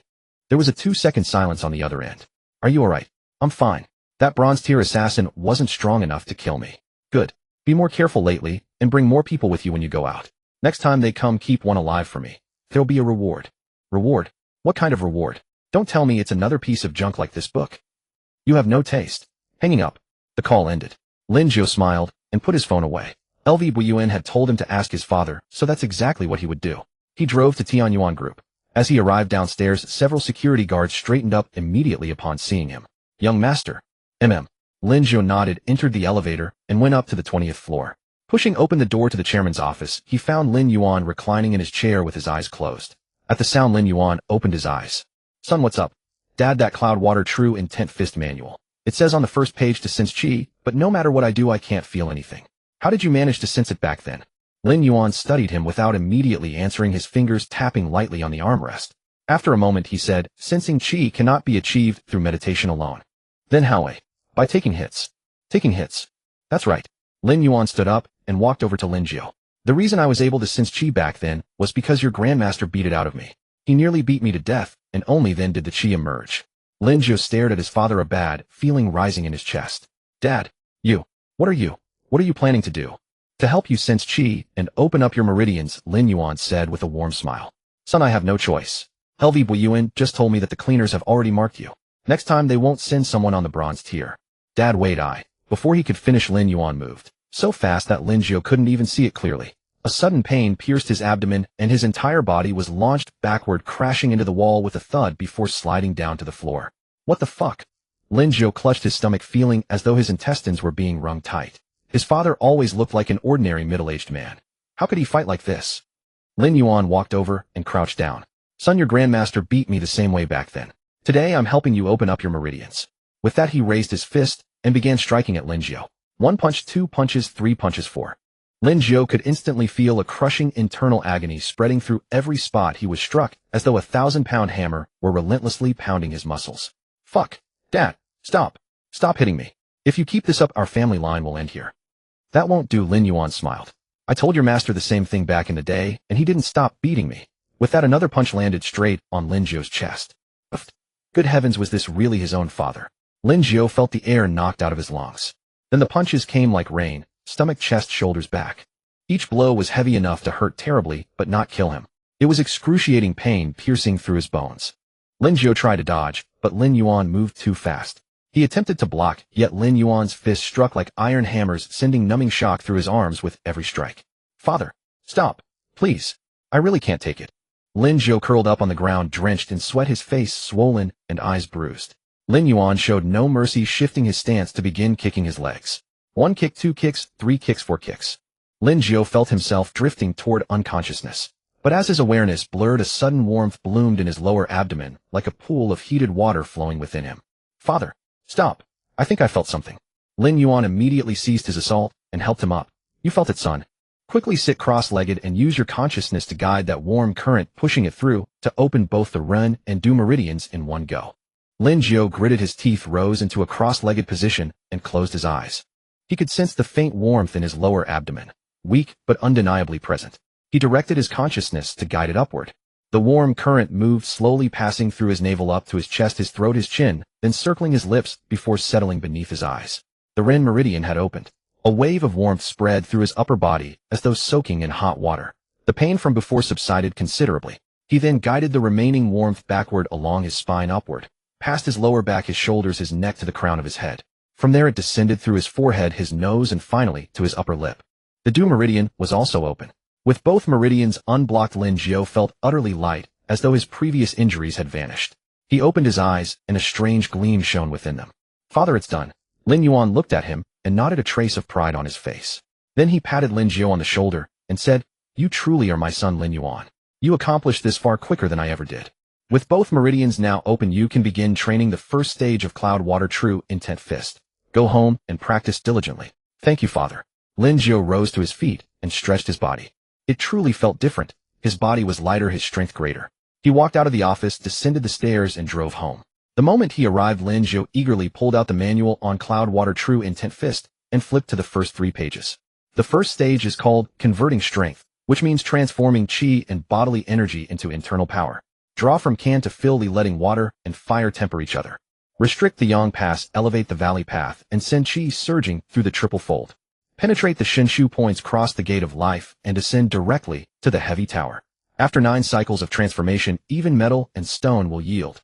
He practiced according to the instructions. Sitting cross-legged, he guided the warmth within. Now he knew it was called internal power, along the pathway described in the incantation.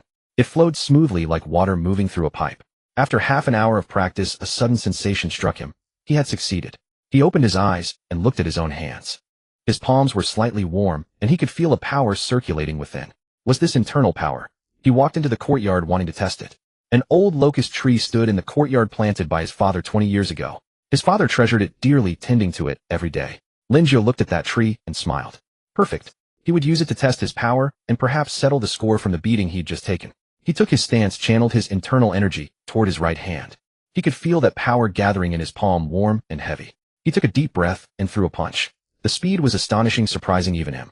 Before his fist even touched the tree, the bark split with a sharp crack. The force arrived before the blow itself. Was this internal power? Boom! His fist struck the tree. The locust tree, thick as a bowl, split open with a massive hole, with chips flying everywhere. The tree shuddered and nearly toppled over, its leaves cascading to the ground in great patches. Lin Jiu retracted his hand and stared at the hole, hardly able to believe what he had just done. This was the power of internal energy. He had only just mastered it and could already split a tree. If he continued to practice diligently, would he eventually be able to punch clean through? Just as he was reveling in his newfound strength, a sudden chill ran down his spine as though something had locked onto him. He slowly turned his head. There stood Lin Yuan at the courtyard entrance, his face dark with fury, fists clenched so tightly they creaked, his eyes fixed mercilessly on the locust tree, more precisely on the massive hole in it. "Father, how did you get back here?" Lin Jiu forced a laugh. Lin Yuan said nothing, stepping forward 1 pace at a time, each footfall making the ground seem to tremble. He reached the locust tree, ran his hand over the hole, and then glanced at Lin Jiu. "You did this." "Father, calm down, let me explain. It's all a misunderstanding." Lin Jiu backed away. "I just wanted to test my internal power, and I couldn't find anything else." "Test your internal power?" Lin Yuan smiled bitterly. "Using a tree you've nurtured for 20 years to test it? I didn't know this tree was so important." "Didn't know?" Lin Yuan took another step forward. "I planted this tree 20 years ago, watering and fertilizing it every single day, and you punch a hole through it in 1 strike. Father, I was truly wrong." Hearing this, Lin Yuan rolled his wrists. "Just in time. Let me see how your nascent internal power holds up." "Father, don't." Lin Yuan's fist came crashing down. Lin Jiu hastily raised his arm to block, but Lin Yuan's punch was even heavier than before, sending numbing shock through his entire arm and forcing him to stumble backward several steps. Then Lin Yuan kicked again. Lin Jiu twisted sideways to dodge, but Lin Yuan's speed was too fast. Before he could recover, an elbow strike smashed into his shoulder. Lin Jiu grunted, feeling as though his bones might crack. "Father, stop. If you keep this up, you'll cripple me." Lin Yuan sneered. "Don't worry, I won't aim for places that would affect your ability to have children." Then Lin Yuan unleashed everything. Fists, kicks, elbows, knees, all targeting Lin Jiu. Lin Jiu tried to block with his internal power, but Lin Yuan's was far more profound and powerful, and his defense crumbled completely. After more than 10 minutes, Lin Jiu collapsed onto the ground again, worse off than before. His face was swollen like a steamed bun, one eye reduced to a slit, his body covered in bruises of every shade. Lin Yuan was also winded, catching his breath before crouching down. "Your internal power is decent, but your control is poor." He stood up. "Son, spend the next couple of days practicing control. Don't come to me if you can't manage it." "Understood." Lin Yuan turned and walked away. Lin Jiu lay on the ground, gazing at the sky on the verge of tears with none to shed. When his parents had first found him, they had held him close like a precious treasure. What kind of fate was this? Yesterday, he had forgotten to tell his mother about the camping trip. His phone was switched off, and he hadn't answered her calls.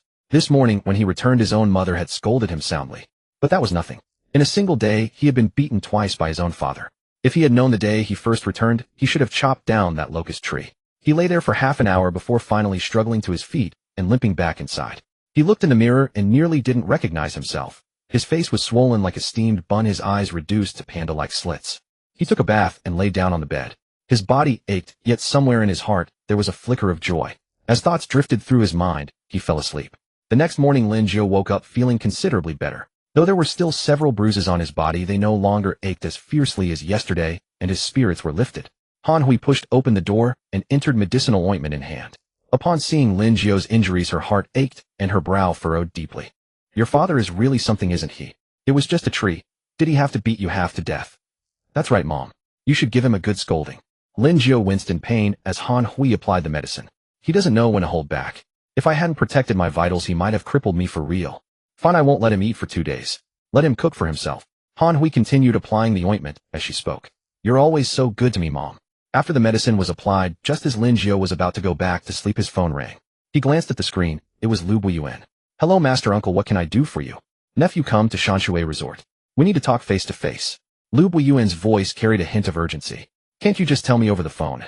It's hard to explain. Just come over. Lin Jiu hung up and drove to Shanshui Resort. By the time he arrived, Yuan was already waiting at the entrance. Master Uncle, what exactly is going on? Why did you insist I come all this way? Let's talk inside. Yuan led him to his room, closed the door, and poured some tea. The two sat down, and after taking a sip, Yuan finally spoke. Nephew, the cloud water true meaning fist I stole for you. How's your progress? Not bad. I've mastered the first level. Lin Jiu also took a sip of tea. Master Uncle, you called me here just to ask about this. No, that's not it. Yuan set down his cup, his expression turning grave. 10 years ago, your father was a key participant in the national cleanup operation against the sweepers. The sweepers' leader was the one your father severely wounded. That's why they've set their sights on you now. It shouldn't come as a surprise. Lin Jiu's hand froze and hot tea nearly spilled from his cup. My father wounded the sweepers' leader so badly. That's right. Yuan nodded. Which means your father's strength is far greater than you could have imagined. The sweepers have returned this time. They killed a few people at random to provoke us first. Then the ones they'll seek revenge against. They'll be coming for the Lin family. Lin Jiu fell silent. He had previously assumed the sweepers were targeting him because of his recent activities or perhaps related to Wang Xian's case. He never expected it was all because of his father.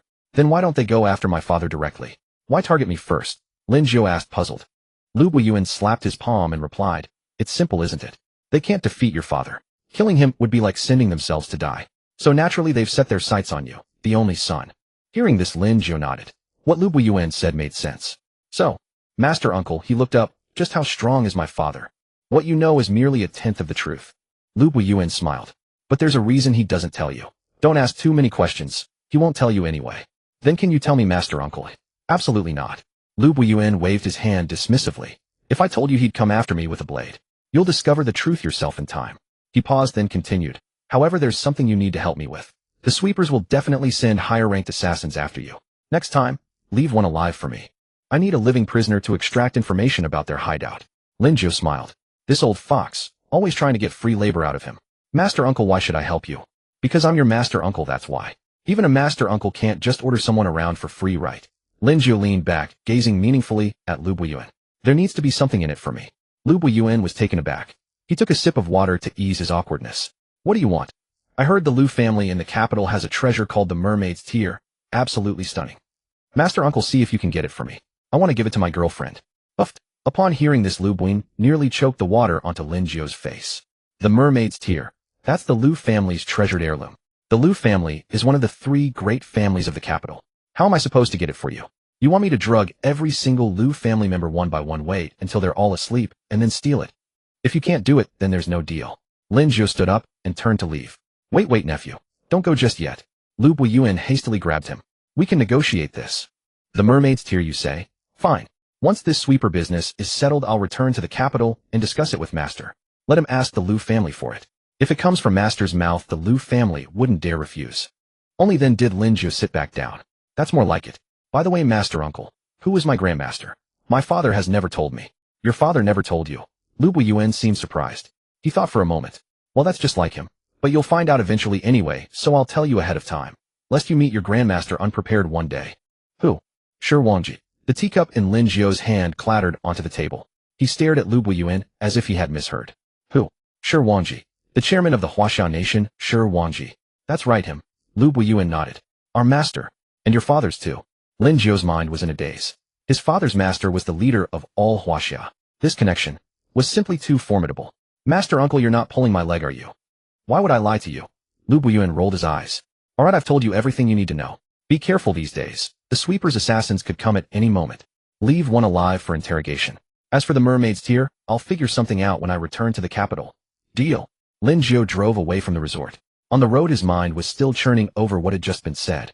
Sure, Wangji was his grandmaster. This relationship was simply too powerful. He shook his head and pushed the thoughts aside. What mattered now was the sweepers. His father's defenses around their home were like an impenetrable fortress. No sweepers could get through. To lure them into a trap, he needed to go somewhere vulnerable, somewhere easier to strike. He turned the wheel and headed toward the bar. When he arrived, it was still early. The bar hadn't opened yet. Lin Jiu unlocked the door, grabbed a bottle of wine, went upstairs, and casually entered a private room. He sat on the sofa and began to drink slowly. This environment was perfect for an assassination, quiet, deserted, with multiple windows and easy escape routes. He would simply wait to see if the sweepers took the bait. He waited all afternoon. The bar opened for business and patrons came and went, creating a lively atmosphere. But no assassin appeared. By evening, Chun Hao and the others had left after their shift. Manager Zhao had left as well. Lin Jiu sat alone in the private room, glancing at the time. It was 2:30 in the morning. Time to close up.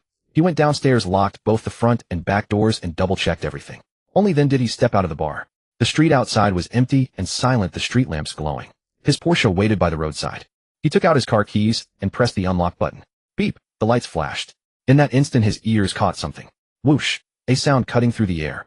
It was faint yet sharp and urgent. Lin Jiu didn't look back. His body lurched violently to the left. A silver needle grazed past his right ear and struck the car door with a sharp clang. The needle tip glimmered blue. It was poisoned. He turned and looked toward where the needle had come from. On the rooftop across the street, a dark figure stood, dressed entirely in black, a cloth covering the face, only the eyes visible. A short crossbow was aimed directly at him. Another sweeper assassin. But this one felt stronger than the last. Lin Jiu smiled. Well, the descendant of Sun Tzu's enemy. Took you long enough to show up. The man in black wasted no words. He leapt directly from the rooftop, landing silently. Putting away his short crossbow, he drew two short blades and charged at Lin Jiu from both sides. Lin Jiu did not retreat. Instead, he moved forward to meet him. Drawing a dagger from his lower back with his right hand, he kept his left hand empty. He wanted to test his inner energy. The two collided. Blades clashed, sending sparks flying in all directions. The man in black was remarkably fast, his swordsmanship cunning and precise, targeting vital points. Lin Jiu blocked several strikes and realized this man was truly stronger than the previous one. His power, speed, and technique were all on a higher level. But he was no pushover either. After unblocking his Ren and Du meridians, his body felt lighter, his reactions quicker, and the circulation of inner energy throughout his body had significantly increased his strength. Clang! His dagger deflected the dual blades. Lin Jiu clenched his left fist, surged his inner energy into it, and delivered a powerful punch straight at the man's chest. Reacting swiftly, the man in black sidestepped, but the force of the blow still grazed his shoulder. With a muffled thud, the man in black stumbled backward 2 steps, his shoulder, clothing torn. He glanced down at his shoulder, then looked back up at Lin Jiu, surprise flickering in his eyes. But he did not stop. He charged again. This time he changed his tactics. No longer engaging in direct combat, he circled and probed for openings. His blade work flashed like 2 serpents, weaving through every gap in Lin Jiu's defenses. Lin Jiu remained calm, fighting steadily and methodically. His dagger parried, his fists attacked, and occasionally his legs joined in. For over 10 minutes the two fought alongside the street, neither gaining the upper hand. But Lin Jiu knew his limits well. Though the man in black was strong, his inner energy paled in comparison. As time wore on, the man's speed slowed and his breathing grew heavy. Now was the moment. Lin Jiu spotted an opening, feinting with his dagger to draw the man's blade upward. His left hand transformed from a fist into a palm, his inner energy surged forth, and he struck the man squarely in the chest. Both. Blood spurted from the man's lips as he was sent flying backward, slamming into the wall before sliding down. His knife clattered to the ground. He tried to push himself up, but Lin Jiu was already there, stamping his foot hard onto the man's chest. Don't move. Lin Jiu pressed his dagger against the man's throat. The man froze, his eyes fixed on Lin Jiu. His gaze was cold yet devoid of fear. Lin Jiu crouched down and tore away his face covering. It was a man in his 30s, an ordinary face, the kind you'd never notice in a crowd. His mouth was moving as if chewing on something. Lin Jiu's heart tightened. He quickly gripped the man's jaw and wrenched it hard. Click! His jaw dislocated. But it was too late. A rasping sound emerged from the man's throat. His eyes began to roll back, and white foam poured from his mouth. Poison. He had hidden a venom capsule in his mouth designed to burst upon capture, a final act of self-sabotage. Damn it! Lin Jiu cursed, releasing his grip and pulling out his phone to call Yuan.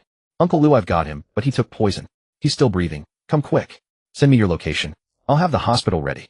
Lin Jiu forwarded his coordinates, scooped up the man in black, and shoved him into the back seat of his Porsche, speeding toward the hospital. Running through several red lights, he arrived at the emergency department of Jiangnan First Hospital 10 minutes later. Yuan was already there, waiting at the entrance with several doctors in white coats. Spotting Lin Jiu's car, Yuan waved eagerly. This way. As soon as the car stopped, Lin Jiu carried the man out and placed him on a gurney. Doctors and nurses swarmed around, wheeling him into the resuscitation room. Yuan walked over and glanced at Lin Jiu. Are you alright? I'm fine. Lin Jiu wiped the sweat from his forehead. The man is in your hands now. Whether he lives or dies depends on you. And don't forget the fish tears. I won't. Yuan patted him on the shoulder. You've done well. Go home and rest. Lin Jiu got back into his car and drove home. By the time he arrived, the sky was nearly white with dawn. He slipped inside quietly and went upstairs to take a shower. Tonight's fight had been more exhausting than the last. The man in black's strength was likely at the silver tier. The scavengers' assassins were divided into 3 ranks: bronze, silver, and gold. The bronze rank had been an easy victory for him. Silver required some effort. Gold. He would have a real fight on his hands. Inside the hospital, Yuan and his team had remained on constant watch. Just before dawn, the door to the resuscitation room finally opened. Yuan, who had been dozing on a corridor chair, sprang to his feet at the sound. The doctor emerged, his face etched with exhaustion, removing his mask. How is he? Yuan asked. His life has been saved. The doctor wiped his brow. The poison dosage was substantial, but he arrived in time. Gastric lavage detoxification. It was a long night, but he's finally out of danger. 10 minutes later, and not even a god could have saved him. Can we interrogate him? Yes, but his condition is still weak. Don't press him for too long. If you wish to transfer him, he must be observed for at least 3 more days to ensure no complications arise. Understood. Thank you, doctor. Yuan turned to his assistant beside him. Contact the Provincial Public Security Department. Send a team to maintain 24-hour surveillance. I won't let this man escape. I'll go in and take a look. He pushed open the ward door and stepped inside. The room was quiet, broken only by the steady beeping of the heart monitor. The assassin lay on the bed, pale-faced, eyes closed and 4 line inserted into his hand. Hearing the footsteps, the assassin opened his eyes. Upon seeing Yuan, his gaze turned cold, but he said nothing. Yuan pulled up a chair beside the bed, took an apple from the fruit basket, wiped it on his coat, and took a bite. What's your name? He asked. The assassin turned his head away, refusing to meet his gaze. Just kill me. Your questions will get you nowhere. Yuan showed no anger. He took another bite of the apple, chewed slowly and swallowed. Assassins from the scavengers are all trained from childhood, he said evenly. I know your selection process. You purchase children at high prices from human traffickers, bring them into your organization, train them, brainwash them, and turn them into killing tools. Our campaign against the scavengers is not merely about public order. It is also to rescue children like you who were abducted, to give you a chance to return home and find your parents. The assassin's body trembled slightly, but he still did not turn around. I don't even know my own name, he murmured, his voice barely audible. How can I find them? Science has advanced considerably nowadays. Yuan tossed the apple core into the trash bin and wiped his hands. Have you heard of DNA technology? With even a single hair or a trace of saliva, we can identify your blood relatives. Within the National DNA Database, there are hundreds of thousands of records from parents of abducted children. Once a match is found, your family can be located. The assassin slowly turned his head to look at Yuan. Something flickered deep within his eyes, but he quickly suppressed it. That's easy for you to say, he sneered. So what if I find them? I've killed so many people. The death penalty is inevitable. Should I meet them only to let them watch me die? The death penalty is a separate matter, Yuan replied, meeting his gaze. But at least before you die, you will know who you are, where you come from, and what your parents looked like. That is far better than dying as a nameless killing machine. He paused, his voice softening. I have been working cases for many years and have seen too many abducted children. Some were found, and their families were reunited, weeping uncontrollably. Others were never found, and their parents waited until their dying breath. Think about it. If your parents are still alive, how have they endured these years? Night after night, they lie awake thinking of you. Every piece of news sends them rushing to the police station only to break down in tears when it isn't you. The assassin fell silent, his eyes fixed on the ceiling. After a long silence, he finally spoke, his voice barely a whisper. Every time I carry out a mission, when I see those families sharing a meal, watching television, laughing together, I always stop and watch for a while. They are so lucky. Yes, they are indeed lucky, Lu Buyin said, rising to his feet and patting him on the shoulder. Think carefully. When you are ready to talk, tell whoever is waiting outside. I promise you, as long as you cooperate, I will do everything in my power to help you find your family. Even if you are ultimately sentenced to death, I will ensure you are allowed to see them one last time. He walked to the door, his hand resting on the handle. He paused for a moment, but did not turn around. As long as you are alive, you must know who you are. With that, Lu Buyin pulled the door open and stepped out. The assassin lay on the hospital bed, eyes fixed on the ceiling, motionless. The steady beeping of the monitor was like a clock counting down the seconds. A flood of memories surged back. The iron cages of the training camp, the instructors whipped, the blood that splattered across his face the first time he killed, and after every mission, hiding in the shadows, gazing at the lit windows, where families ate together, laughed, argued, and made a ruckus. He closed his eyes. The next morning, Lu Buyin was in a meeting at the resort when his assistant hurried in and whispered something in his ear. Lu Buyin's eyes lit up, and he stood. Meeting adjourned. We'll continue this afternoon. He drove to the hospital. When he reached the ward, the assassin was already sitting up, his face still pale, but his eyes held a different look. Seeing Lu Buyin enter, the assassin spoke in a calm voice. I'll talk. Lu Buyin pulled over a chair and sat down. Go ahead. The Jiangnan branch is at the Zhongyan Funeral Services Center in the west of the city. Every staff member there is one of the scavengers' people. The person in charge goes by the code name Undertaker. He's in his 40s, has a scar on his face, and his left eye is fake. Lu Buyin quickly jotted it down. Do you know where the main headquarters is? I've been there, but I don't know which country it's in. Hearing this, Lu Buyin asked, what are the distinguishing features of that country?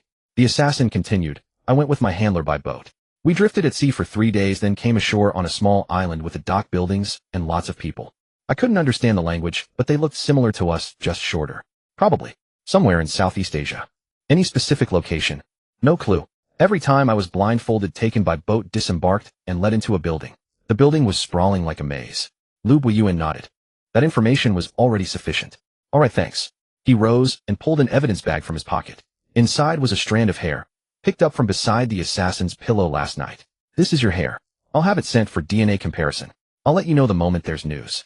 The assassin stared at him, a complex expression in his eyes. I've killed so many people. I'll accept the death sentence. But before I die, can I at least see them? Even once. I promise you. As long as I find them, I'll make sure you meet, Lu Buyin said. He reached the door, then turned back. Is there anything else you want to say? The assassin was silent for a few seconds, then shook his head. No. Lu Buyin nodded and pushed the door open.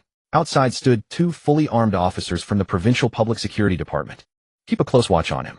Make sure nothing goes wrong. Once he recovers, transfer him to our resort. I'm taking him back to the capital. Understood, Chief Lu. Lu Buyin walked out of the hospital and got into his car. He pulled out his phone and sent a message to Lin Jiu, junior disciple. I got it out of him. The Zhongyan Funeral Services Center in the west of the city is the Scavengers' Jiangnan branch. In operation tonight. You coming? The reply came quickly, I'm in. Lu Buyin smiled, put away his phone, and drove back toward the resort. Lin Jiu put down his phone, leaned back on the sofa, and lit a cigarette. The Scavengers' Jiangnan branch at the Zhongyan Funeral Services Center in the west of the city. He had heard of the place. It had been open for years, business was mediocre, but it had never gone under. So it turned out to be a den of killers. He exhaled a plume of smoke. The scavengers had sent people to kill him twice, once a bronze, once a silver. If he hadn't been lucky, his corpse would be cold by now. This was a score that had to be settled. After returning to the resort, Lu Buyin called Lin Yuan. Hey, senior brother, I've found the Scavengers' Jiangnan branch. Can you lend me some men? Lin Yuan chuckled. Junior brother, you're a man of the government. Why would you, who's hunting the scavengers, ask a merchant like me for men? Lu Buyin said, it took me forever to track down the Scavengers branch. This is a covert operation, and I don't trust the officials here in Jiangnan. Besides, my junior disciple has already agreed to come with me. Lin Yuan replied. Lu Buyin, you're still the same as always, using people's weaknesses to get them to do your bidding. It's not very likable. Lu Buyin laughed. Don't say that, senior brother. If I didn't care about our junior disciple, I wouldn't have drugged our master to steal his precious cultivation manual. You know how master is. I'm in for a beating when I get back. I've also promised to find a way to get the Lu family's mermaid's tears for our junior disciple. Xiang is already with you, isn't he? Have him gather his men and go with you. Lu Buyin grinned. Great, I'm hanging up now, senior brother. At 9 that evening, Lin Jiu drove to the Shanshui resort. Lu Buyin was already waiting with Xiang at his side, and about 30 men from the Tianyuan group behind them, all in black, clutching cloth-wrapped weapons. Xiang, what are you doing here? Lin Jiu asked as he got out of the car. Young master, my boss sent me to protect Mr. Lu and lend a hand, Xiang said. For this operation, the boss said I should follow Mr. Lu's orders. Lin Jiu nodded. His father might act cold toward Lu Buiyuan, but they were fellow disciples after all. When it came to helping, he would still help. Lu Buiyuan glanced at his watch, then addressed the group. All right, it's about time. Let's move out. Split into separate vehicles. No need to attract attention. When we get there, wait for my command. Don't act on your own. The 30-plus men split into 8 cars and set off from the resort heading west of the city. No one spoke along the way, the tension was thick. Lin Jiu rode in Lu Buiyuan's car in the passenger seat. Aqiang drove with Lu Buiyuan in the back. Junior disciple Yu and Aqiang will take point when we go in, Lu Buiyuan said. The assassin didn't give me many details about the funeral home, just that there are about 20 people inside, all scavengers. The man in charge is codenamed Undertaker. He has a scar on his face and a fake left eye. I don't care about the rest, but he needs to be taken alive. I have use for him. Got it, Lin Jiu said. The cars drove to the western suburbs, stopping behind a small grove of trees about 300 meters from the Zhongyan funeral home. Everyone got out and assembled. Lu Buiyuan pointed at the 3-story building ahead. Gray walls, black tiles, white lanterns hanging by the entrance casting a dim yellowish glow. It looked eerie. That's the place. 10 people guard the back door. Don't let anyone slip away. Junior disciple Aqiang, you two take 10 men and come through the front with me. The rest of you surround both sides. If anyone jumps out a window, take them down on the spot. Understood. Aqiang nodded and led his men around the back. Lin Jiu picked 10 men and followed Lu Buiyuan toward the front entrance. The night was still with only the sound of the wind. The lights by the funeral home's entrance were on, but the inside was pitch black as if empty. 50 meters from the gate, Lu Buiyuan raised his hand and everyone halted. There's a hidden sentry, he said in a low voice. Behind the tree on the left. Junior disciple, go take care of him. Be quick and don't make a sound. Lin Jiu nodded, drew his dagger, and crept forward in a crouch. Sure enough, a man was squatting behind the tree, smoking a cigarette, the ember glowing faintly in the dark. Lin Jiu approached from behind, clamped a hand over the man's mouth, and slashed the blade across his throat. The man's body stiffened, then went limp. Lin Jiu lowered him gently to the ground and slipped back to the group. Lu Buiyuan gestured to the men behind him. The 10 split into 2 teams, pressing against the wall and moving toward either side of the gate. The gate was a pair of iron doors, unlatched and slightly ajar. Lu Buiyuan eased it open a crack and peered inside. It was a large hall with a few benches, elegiac couplets hanging on the walls, and a counter in the center. Behind the counter sat a man dozing off. Go! Lu Buiyuan waved his hand. 10 men filed in silently. The man behind the counter heard the commotion, looked up, and saw a group charging in. He hesitated, just about to shout, when Aqiang darted forward, clamped a hand over his mouth, and delivered a swift chop to his neck, knocking him out cold. Search the first floor, Lu Buiyuan ordered. Several men fanned out, checking the rooms on the first floor, the morgue, the farewell hall, the office. Nobody was there. Upstairs, Lu Buiyuan said, heading toward the stairs. As soon as they reached the second floor, a door at the far end of the corridor suddenly swung open. A man in a white lab coat emerged, his expression freezing as he spotted them. You, move it, Lu Buiyuan commanded. Both sides surged forward simultaneously. The man in the white coat reacted swiftly, turning to flee, but Lin Jiu was already on him, delivering a powerful kick to his lower back that sent him crashing to the ground. 3 or 4 more men poured out from an adjacent room, blades drawn. Scum from the cleanup crew. Aqiang cursed, raising his machete and charging in. Chaos erupted on the second floor. Flashing blades, silhouettes darting through the dim light, shouts, and the sharp ring of steel against steel. Though outnumbered, the cleanup crew's operatives were seasoned killers, their strikes vicious and lethal. Yet Lu Buiyuan's men proved no pushovers, and their numbers gave them the upper hand quickly. Lin Jiu took down 2 more, then turned his gaze to the door at the corridor's end, the same one the white-coated man had fled through moments before. The door was shut, but voices could be heard through it. The burial master is inside, Lin Jiu told Lu Buiyuan. Break it down. Aqiang kicked the door open with a single powerful strike. Inside lay a spacious room resembling an office, yet it was crammed with an arsenal of weapons, blades, swords, crossbows, and firearms. Behind the desk sat a man in his 40s, a jagged scar running from his forehead to his chin, his left eye replaced by a glass orb that gleamed with an eerie light. This was the burial master. Unfazed by the door being kicked in, he set down his teacup and rose calmly. To what do I owe the pleasure of this late-night visit? Director of the Jiangnan provincial branch of the cleanup crew, codenamed Burial Master, Lu Buiyuan stepped inside. You're under arrest. Under arrest. The burial master laughed, a cold, razor-sharp sound. You, he gestured, and hidden doors on both sides of the room flew open. 7 or 8 figures burst out, each gripping short blades, their eyes filled with savage intent. Leave none alive. Kill them all, the burial master commanded. 7 or 8 assassins charged simultaneously. Lin Jiu didn't retreat. He moved forward, instead a dagger in his right hand, his left fist clenched, internal energy surging through him. The first assassin swung his blade down at Lin Jiu's head. Lin Jiu sidestepped the strike and slashed the man's wrist with his dagger, while his left fist drove into the assassin's temple. The man groaned and collapsed. 2 more attackers lunged at once. Lin Jiu retreated 2 steps, sidestepping their blades before delivering a crushing kick to the left attacker's knee, the joint shattering with a sickening crack. The attacker on the right seized the opening and thrust his blade toward Lin Jiu's chest. Lin Jiu parried with his dagger, the clash sending sparks flying. Meanwhile, Aichong was engaged in fierce combat nearby. Wielding a machete that carved through the air with terrifying force, Aichong cleaved through an assassin's shoulder, blood spraying across the wall. But the enemy numbers were overwhelming and he was slowly being surrounded. Damn it! There are too many of these bastards. Aichong cursed. Lu Buyin stood at the doorway watching the burial master intently, without joining the fight. The burial master remained unmoved, observing coldly from behind his desk. Lin Jiu took down 2 more, but an assassin's dagger scored his arm, a shallow wound that still bled. Breathing heavily, Lin Jiu locked eyes with the burial master. This one had to be taken alive. Aichong, cover me, he shouted, charging straight for him. Aichong responded instantly, swinging his blade to drive back 2 attackers before positioning himself as a shield in front of Lin Jiu. Lin Jiu seized the opening, lunging forward with his dagger aimed at the burial master's chest. The burial master moved. His speed was astonishing. He twisted aside to dodge the dagger and drew a short sword from somewhere at his side, thrusting it toward Lin Jiu's throat. Lin Jiu dipped his head, feeling the blade whistle past his scalp and sever a few strands. Not bad, the burial master sneered, launching another strike. Lin Jiu blocked with his dagger, but the burial master's force was overwhelming, numbing his arm. They clashed beside the desk in a storm of steel, every move calculated and lethal. The burial master's sword techniques were erratic and precise, targeting blind spots. Lin Jiu held on through sheer internal energy, barely parrying each strike, while accumulating fresh wounds. The gravest cut tore across his left shoulder, so deep the bone showed. You're decent, the burial master remarked mid-strike, but not enough. The burial master thrust his sword toward Lin Jiu's eye. Lin Jiu leaned back to evade it, but the attacker shifted tactics, suddenly angling the blade downward toward his heart. Lin Jiu couldn't escape in time. He twisted sideways, and the sword plunged deeper into his already wounded shoulder. Up! Lin Jiu cried out in pain, his dagger falling from his grasp. The burial master laughed, drawing back his sword for another strike.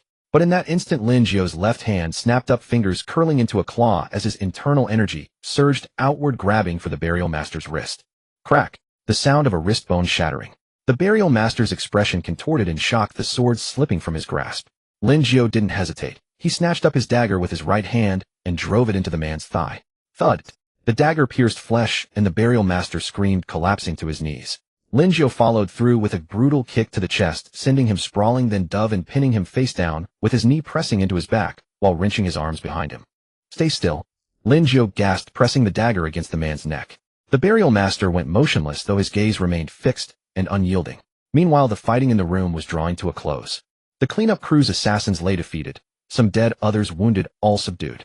Tie him up, Lu Buyin ordered, stepping into the room and glancing at the captured burial master. Take him away. Several men moved in, securing the burial master with heavy restraints. The burial master offered no resistance, his eyes locked onto Lin Jiu. Young man, he said, I'll remember you. Then remember this, Lin Jiu replied, rising to his feet and pressing a hand to his bleeding shoulder. The cleanup crew has tried to kill me twice. Consider this repayment. Lu Buyin directed his men to secure the area, gathering the surviving assassins and loading them into vehicles. The wounded were transported to the hospital, while the dead were disposed of on site. Nephew, Lu Buyin asked, how bad are your injuries? Nothing fatal. Lin Jiu forced a grin, but the movement sent fresh waves of pain through his wound. Let me take you to the hospital for proper treatment, Lu Buyin offered. No need, Lin Jiu declined. I'll handle it myself back home. He waved off the concern. Take this one with you, and don't forget what you promised me. I won't forget, Lu Buyin assured him, patting his shoulder. I'll find a way to get the mermaid's tear. Lin Jiu nodded and climbed into the vehicle with Aichong. After returning to the city, Aichong drove him to the hospital for treatment, then escorted him home. The following morning, Lu Buyin departed Jiangnan with the burial master and surviving prisoners bound for the capital. Lin Jiu saw him off at the highway entrance. Safe travels, uncle, Lin Jiu called. Recover well, Lu Buyin replied, his expression grave. The cleanup crew has lost an entire branch this time. They won't let this go. Be careful in the coming days and don't travel alone. Understood. I'll keep you informed about the mermaid's tear. Once I've arranged things in the capital, I'll let you know. Good, I'll wait for your news. After LV Buyin got in the car, the bus convoy entered the highway and gradually disappeared into the distance. Lin Jiu stood by the roadside, lit a cigarette, and after finishing it turned around, got in his car, and headed home. The wound on his shoulder still ached, but he felt considerably lighter inside. The King Deifu's Jiangnan branch had been uprooted, and the two masters were arrested. He had at least resolved half his grievance. When he arrived home, Lin Yuan was sitting on the living room sofa with the television on, though he wasn't watching it, simply waiting for him. LV Buyin left. Lin Yuan asked, Yeah, he left this morning heading back to Beijing with his people. Lin Jiu sat down opposite him. Lin Yuan looked at him for a few seconds before speaking. You've been wondering why the King Daefa targeted you, haven't you? Uncle Sure said that you were the one who severely injured the King Daefa leader back then. That's right.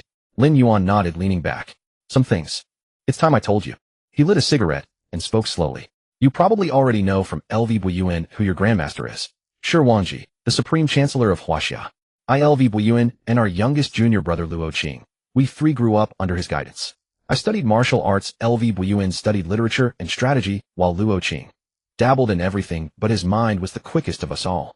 Later, when your grandmaster decided to pursue a political career and rose through the ranks, I left the master's sect and returned to Jiangnan. LV Buyuan also followed grandmaster into the system. Luo Qing, for reasons unknown, severed ties with our sect and vanished for several years. When he resurfaced, he had become the leader of the King Daefu, killing, sowing destruction, and defying the Huaxia authorities. Lin Jiu listened, a heaviness settling in his chest. He never expected that Lin Yuan, LV Buyuan, Shi Wangji, and the King Daefu's leader Luo Qing were bound by such entangled relationships. Three sworn brothers, each carving out their own path. One became the shadow ruler of Jiangnan province, another a high-ranking official in the Huaxia government, and the third a boss of assassins. This storyline was almost too dramatic. Dad, then why? Why did you injure him back then? Lin Jiu asked. He had gone mad. Lin Yuan exhaled smoke. During those years, the King Daefu slaughtered countless people, officials, merchants, commoners alike. The methods were ruthless, with no survivors. Your grandmaster ordered a crackdown, and I participated. He had killed many innocent people. I couldn't just stand by and do nothing. We finally found him in a small village near the southwestern border. We fought, he lost, and fled with grievous injuries. After that, the King Daefu scattered, until they resurfaced recently. Didn't you ask him why he turned against the sect? Why he became like this? I did ask, but he wouldn't talk. Lin Yuan shook his head. Just said one thing. You all owe me. Then he went all out. I had no choice but to strike hard. He paused, his voice dropping lower.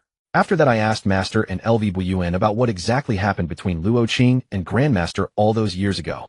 They wouldn't say anything, just told me to leave it alone. But how could I just ignore it? He and LV Buyuan were both junior brothers I grew up with since childhood. Lin Jiu understood. His father hadn't gone to Beijing or seen his grandmaster all these years because there was something weighing on his heart. Brothers turned enemies, and both master and another junior brother keeping secrets from him. Anyone would feel uncomfortable. Dad, Lin Jiu said. Uncle Sure said the mistake back then wasn't grandmaster's. If it truly was Luo Qing's fault, they wouldn't have kept everything from you. Maybe there's some hidden truth they can't easily explain. I think the same. Lin Yuan crushed out his cigarette. But I can't figure it out. Never mind, let's not dwell on it. How's your injury? Nothing serious, just surface wounds. All right, go rest. School starts tomorrow. I've arranged everything for you. If you want to attend classes, fine. If not, just let them know. Lin Jiu stood up, about to head upstairs, when his phone rang. He checked the caller ID, Zheng Fei. He answered and put it on speaker. Hey, young Master Lin. Zheng Fei's voice carried a smile, but it was forced and somewhat arrogant. Making such a commotion in the West District last night, without giving me a heads up? Don't you think you've crossed the line a bit? Lin Jiu smiled. Last night, causing such a stir at the Final Rest Funeral Service Center in the West District. Zheng Fei would have known immediately. This matter was handled by the inspection team. Instead of seeking them out, as soon as the inspection team left, Zheng Fei came after him. Zheng Fei, are you a turtle or something? When the inspection team was there last night, you wouldn't even dare to make a sound inside the Sana gang. Now that they're gone, you immediately pop up to bite me. Picking on the weak, huh? There was a 2-second silence on the other end of the phone. Lin Jiu, watch your words. The West District is my Sanha gang's territory. Your Tianyuan people coming in without warning breaks the rules. Rules? Let me tell you what rules are. Lin Jiu's voice turned cold. For the next couple of days, you'd best stay hidden in that Sanha gang den in the West District. Be a turtle, be a frog, whatever you want. Just don't let me lay eyes on you, or I'll rip your legs off and dig up your ancestral grave. Got it?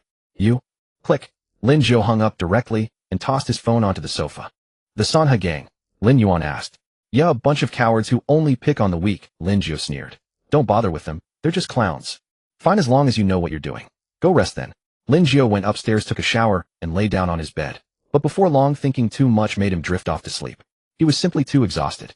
The next afternoon, Lin Jiu and Zhao Yusin met at a coffee shop. Zhao Yusin ordered a latte. Lin Jiu got an Americano, no sugar. It was bitter. School starts tomorrow. Is there really nothing you need me to help you buy? Zhao Yusin asked. I really don't need anything. I'm not short of anything. Lin Jiu took a sip of coffee, frowning from the bitterness. All right then. Zhao Yusin took out a small paper packet from her bag and pushed it over. This is Ganmai Daizao tea. The tea seller said it can calm the nerves and relieve worries. You have terrible dark circles under your eyes lately. Drink this, and you'll sleep better at night. Lin Jiu took it and squeezed it, a tea bag inside. Thanks. No need to be so polite with me.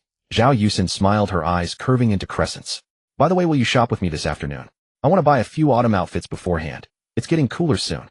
Alright. They sat in the coffee shop until 3 o'clock, then went to the mall. Zhao Yusin shopped at women's clothing stores while Lin Jiu followed behind carrying bags and offering opinions. Actually, he didn't understand women's fashion at all, but whenever Zhao Yusin asked, "Does this look good?" he'd just say, "It looks good." Truthfully, with Zhao Yusin's modeling figure, she didn't need makeup. Everything looked stunning on her. By past 5 o'clock, they had bought 3 or 4 bags. Afterwards, the two of them found a restaurant to eat. After finishing the meal, Lin Jiu walked Zhao Yusin to the building entrance, got in his car, and headed home. The next morning, Lin Jiu drove to school.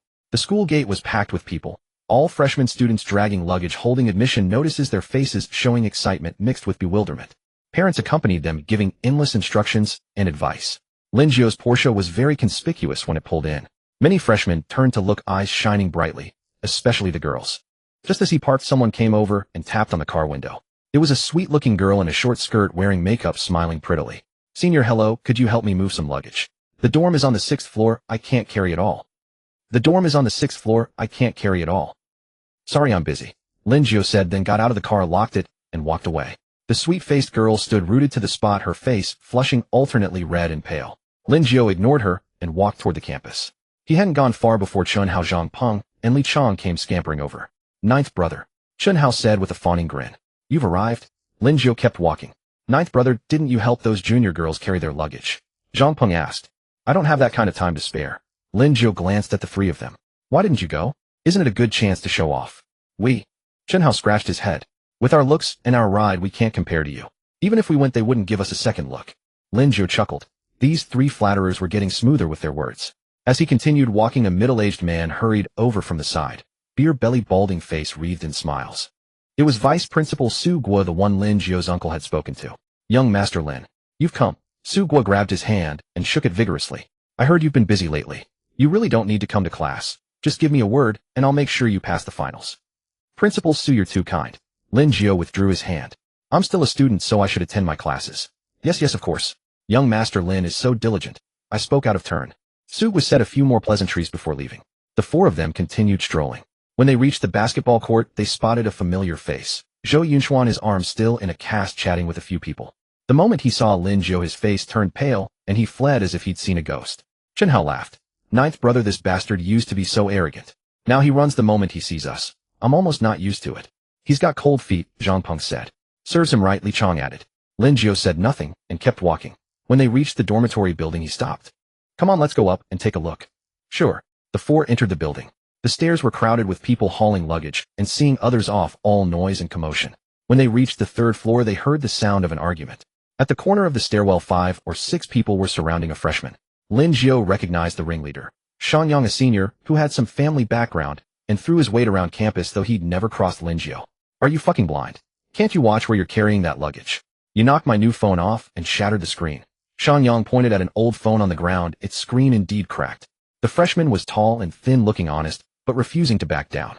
"You deliberately bumped into me with your phone. This phone is so old the screen was already cracked. You're trying to extort money from me." "Shut your fucking mouth, you little bastard." Shanyang grabbed him by the collar. "Unless you pay up today, don't even think about living in this dorm." Lin Jiu walked over. "What's going on?" Shanyang turned, saw Lin Jiu, and froze for a moment, but didn't let go. "Lin Jiu, this has nothing to do with you. Mind your own business." Lin Jiu ignored him and looked at the freshman. Studying him closely, something seemed familiar. The shape of his face, his eyes, his nose. "You tell me what happened," Lin Jiu said to the freshman. Seeing Lin Jiu, the freshman looked as if he'd grabbed hold of a lifeline. "He deliberately rubbed his phone against my luggage, then let it drop and claimed I broke it. He's demanding I pay him 1,000 yuan. This phone isn't even worth anything. You're fucking asking for it." Shanyang raised his hand to strike, but one of his lackeys held him back. "Yangji, Lin Jiu is someone we can't afford to offend." The lackey murmured. "Can't afford to offend?" Shanyang shoved him off. "His old man's just a businessman. My dad runs with the underworld. Who's he to scare me?" Lin Jiu smiled. His father Lin Yuan was the underground emperor of Jiangnan province and a disciple of the supreme leader of Huaxia. This Shanyang actually wanted to compare family backgrounds with him. "I'll give you 3 seconds. Get lost." "And what if I don't?" Shanyang craned his neck stubbornly. In response, Lin Jiu moved. 1 step forward, his right hand seized Shanyang's throat and lifted the entire man off the ground. Lin Jiu used no inner force. Had he done so, Shanyang would have suffocated to death within a second. Ugh. Xiang Yang's face turned red as he flailed his hands and kicked his feet wildly. Are you leaving or not? Xiang Yang nodded desperately. Lin Jiu let go and he crashed to the ground with a thud, clutching his throat and coughing. Get lost. Xiang Yang scrambled to his feet, shot Lin Jiu a vicious glare, and fled with his lackeys. Only after he was far away did he shout back, Lin Jiu, just you wait. Lin Jiu acted as if he hadn't heard and turned to the freshman. What's your name? Ma Yun. Ma Yun. Why does that name sound so familiar? Then Lin Jiu remembered. He was Aunt Wu's son. His father had told him to look after the boy at school. All right, go on to the dorm. Lin Jiu patted his shoulder. If anyone ever bullies you, come find me. I'm Lin Jiu. Thank you. Thank you, big brother. Ma Yun nodded, picked up his luggage, and headed upstairs. At the same time in the capital at the headquarters of the Huaxia Parliament, Lu Buyan stood before the heavy mahogany door, straightened his collar, took a deep breath, and only then raised his hand to knock. Thud, thud, thud. Enter. A voice came from within, not loud, but steady. Lu Buyan pushed the door open and went inside. The office was spacious though simply furnished. Behind a large solid wood desk sat an old man with snow-white hair, dressed in a dark gray Zhongshan suit, head bent over documents. His grip on the brush was steady, his writing swift, the tip of the brush whispering across the paper. He was none other than Shi Wangji, the Grand Speaker of Huaxia. Lu Buyan walked to the desk, stood still, and said nothing. Only after Shi Wangji finished reviewing the document, set down his brush, and raised his head, did he speak. Master, we've captured the head of the cleaners, Jiangnan branch, codename Gravedigger. He's now held in the capital prison in solitary confinement under round-the-clock guard. Shi Wangji nodded, but rather than pressing about the case, he looked at Lu Buyan with narrowed eyes. Buyan, what about my cloud water true intent fist? Lu Buyan's heart jolted, but he kept a smile on his face. Master, please don't be upset. Let me explain. Explain what? Shi Wangji leaned back, tapping his fingers lightly on the desk. Could the manual I kept under my pillow have sprouted legs and run off on its own? It was me who took it. Lu Buyan steeled himself. But master, hear me out. You have no sons, only the three of us disciples. Luo Qing. Oh, never mind him. As for me, I never married and have no children. In this world, the only ones who know cloud water true intent fist are you, senior brother, and Luo Qing. You're getting on in years, and this fist art has to be passed down, doesn't it? Such magnificent skill. Surely you don't want it to be buried along with you. Buried with me? Shi Wangji cut in with a laugh. What are you that eager to see me dead? Master, you've misunderstood. Lu Buyan hurriedly said. I'm worried you won't find an heir to carry it on. Senior brother's son named Lin Jiu. In talent, character, and comprehension, he's no worse than we were back then. Passing this fist art to him would not disgrace it. Shi Wangji said nothing, his fingers still tapping the desk, his eyes fixed on Lu Buyan. Lu Buyan's skin crawled under that gaze, but he stood his ground. After a long while, Shi Wangji finally let out a sigh. Fine. If it's for him, so be it. That boy. Tell me about him in detail. He's quite remarkable, Lu Buyan said, relieved. He was a huge help in the cleaners' affair. He led the assault on the Jiangnan branch and captured the Gravedigger with his own hands. He suffered a minor injury, nothing serious. Injured? Shi Wangji frowned. Just a scratch, nothing to worry about. Lu Buyan continued, Master, you wouldn't believe it. That kid has a fierce edge to him, just like senior brother when he was young. But he's smarter than all of us, always thinking things through. Shi Wangji nodded, rose, and walked to the window, gazing outside. Lin Yuan. He still refuses to come see me. Senior brother. Lu Buyan hesitated. You know how it is. He has a knot in his heart. About Luo Qing's matter, he doesn't understand, and you won't explain. And you won't let me tell him either. He's suffering. It's not that I won't tell him. It's that I can't. Shi Wangji's voice dropped. Some things are better left unknown to him. He turned to look at Lu Buyan. Take me to the prison. I'll interrogate this Gravedigger myself. Now. Lu Buyan smiled. Very well, master. Lu Buyan hastily arranged a car for his master Shi Wangji. Half an hour later, 2 cars drove out of the council headquarters and headed for Jingxing prison on the outskirts of the city. On the way, Shi Wangji kept his eyes closed and said nothing. Lu Buyan sat beside him, not daring to speak. The car was silent except for the hum of the engine. When they reached the prison, the warden was already waiting at the gate. Seeing Shi Wangji get out of the car, he hurried over. Chief Counselor, why did you come in person? Cut the nonsense. Lead the way. Shi Wangji cut him off. Yes. This way, please, the warden said quickly. The group entered the prison, passed through several iron doors, and reached the solitary confinement block at the very back. The burial master was locked in a specially made cell with all 4 walls padded to prevent him from killing himself by smashing his head against them. His wrists and ankles were shackled in custom restraints, chained to iron rings fixed in the wall. Shi Wangji walked into the cell, with Lu Buyan following behind him, while the warden stood guard at the door. The burial master sat on the bed, head lowered. Hearing the sound, he looked up. He froze for a moment at the sight of Shi Wangji, then smiled. Chief Counselor, sure you've come to interrogate me in person. What an honor. Shi Wangji ignored the mockery and sat down in the chair opposite him. Tell me, where is Luo Qing now? I don't know, the burial master said. King Deifu secretly opened a branch in Jiangnan after returning to Huaxia this time. What are they planning? Revenge. The burial master stared at Shi Wangji. The leader said he's not finished with you. Where is King Deifu's headquarters now? I don't know. Kill me if you want. I won't say anything about King Deifu or the leader. Shi Wangji looked at him for a few seconds and stood up. You don't have to talk. Luo Qing will come to me. I'll wait. He turned and walked toward the door. At the doorway he stopped without looking back. Lu Buiyuan hurried to catch up and said in a low voice, Master, he won't speak a single true word. Maybe we should use some more forceful methods. Shi Wangji shook his head. No need. The people Luo Qing personally trained all have hard mouths. We won't get anything out of him. I'll wait for Luo Qing to come to me. At 7 in the evening in an old residential neighborhood in the southern district, Shang Yang stormed through the door and hurled the empty drink bottle in his hand hard against the ground. With a bang, the plastic bottle bounced up and rolled over to the sofa. Sitting on the sofa was a middle-aged man, bare-chested, his back covered in tattoos, a blue dragon and a white tiger, looking quite intimidating. He had been drinking with a few of his underlings peanuts and braised pork spread across the table. Hearing the noise, he turned and saw Shang Yang, then grinned. Son, what happened? Why's your face stretched out like a donkey's? Dad, I got beaten up at school today. Shang Yang dropped into the chair beside him. The middle-aged man's face darkened. His name was Shang Lo. He had been ruling the southern district for over a decade, running a few gambling parlors and lending out small loans with 20 or 30 men under him, enough to count as a local boss. Who hit you? At Jiangnan University, someone dared to bully the son of Shang Lo. Shang Lo set down his drink. Just some rich kid. His family has money, drives a Porsche, and acts like he's a big deal. Shang Yang gritted his teeth. I was teaching a freshman a lesson. He came over and stuck his nose in, and then for the sake of that penniless freshman, he grabbed my neck and almost choked me to death. A rich kid. Shang Lu sneered. I thought it was someone important. With a little money, he doesn't even know his own name. Fine. Tomorrow I'll have your Uncle Ming take a few men to meet you at school. You point him out, and we'll beat him up on the spot. Beat him until his own mother won't recognize him. Shang Yang was delighted. Thanks, Dad. Uncle Ming was Shang Li's top enforcer. He had trained in kickboxing in the past and was vicious in a fight. Taking on 5 or 6 people at once was no problem for him. With him in action, that rich kid was definitely doomed. The next morning, Lin Jiu got up and went downstairs for breakfast. Lin Yuan was already sitting at the table with a newspaper in hand. Seeing him come down, he raised his eyes. Son, the other day I told you to find Aunt Wu's son after school started and look after him. Have you met him?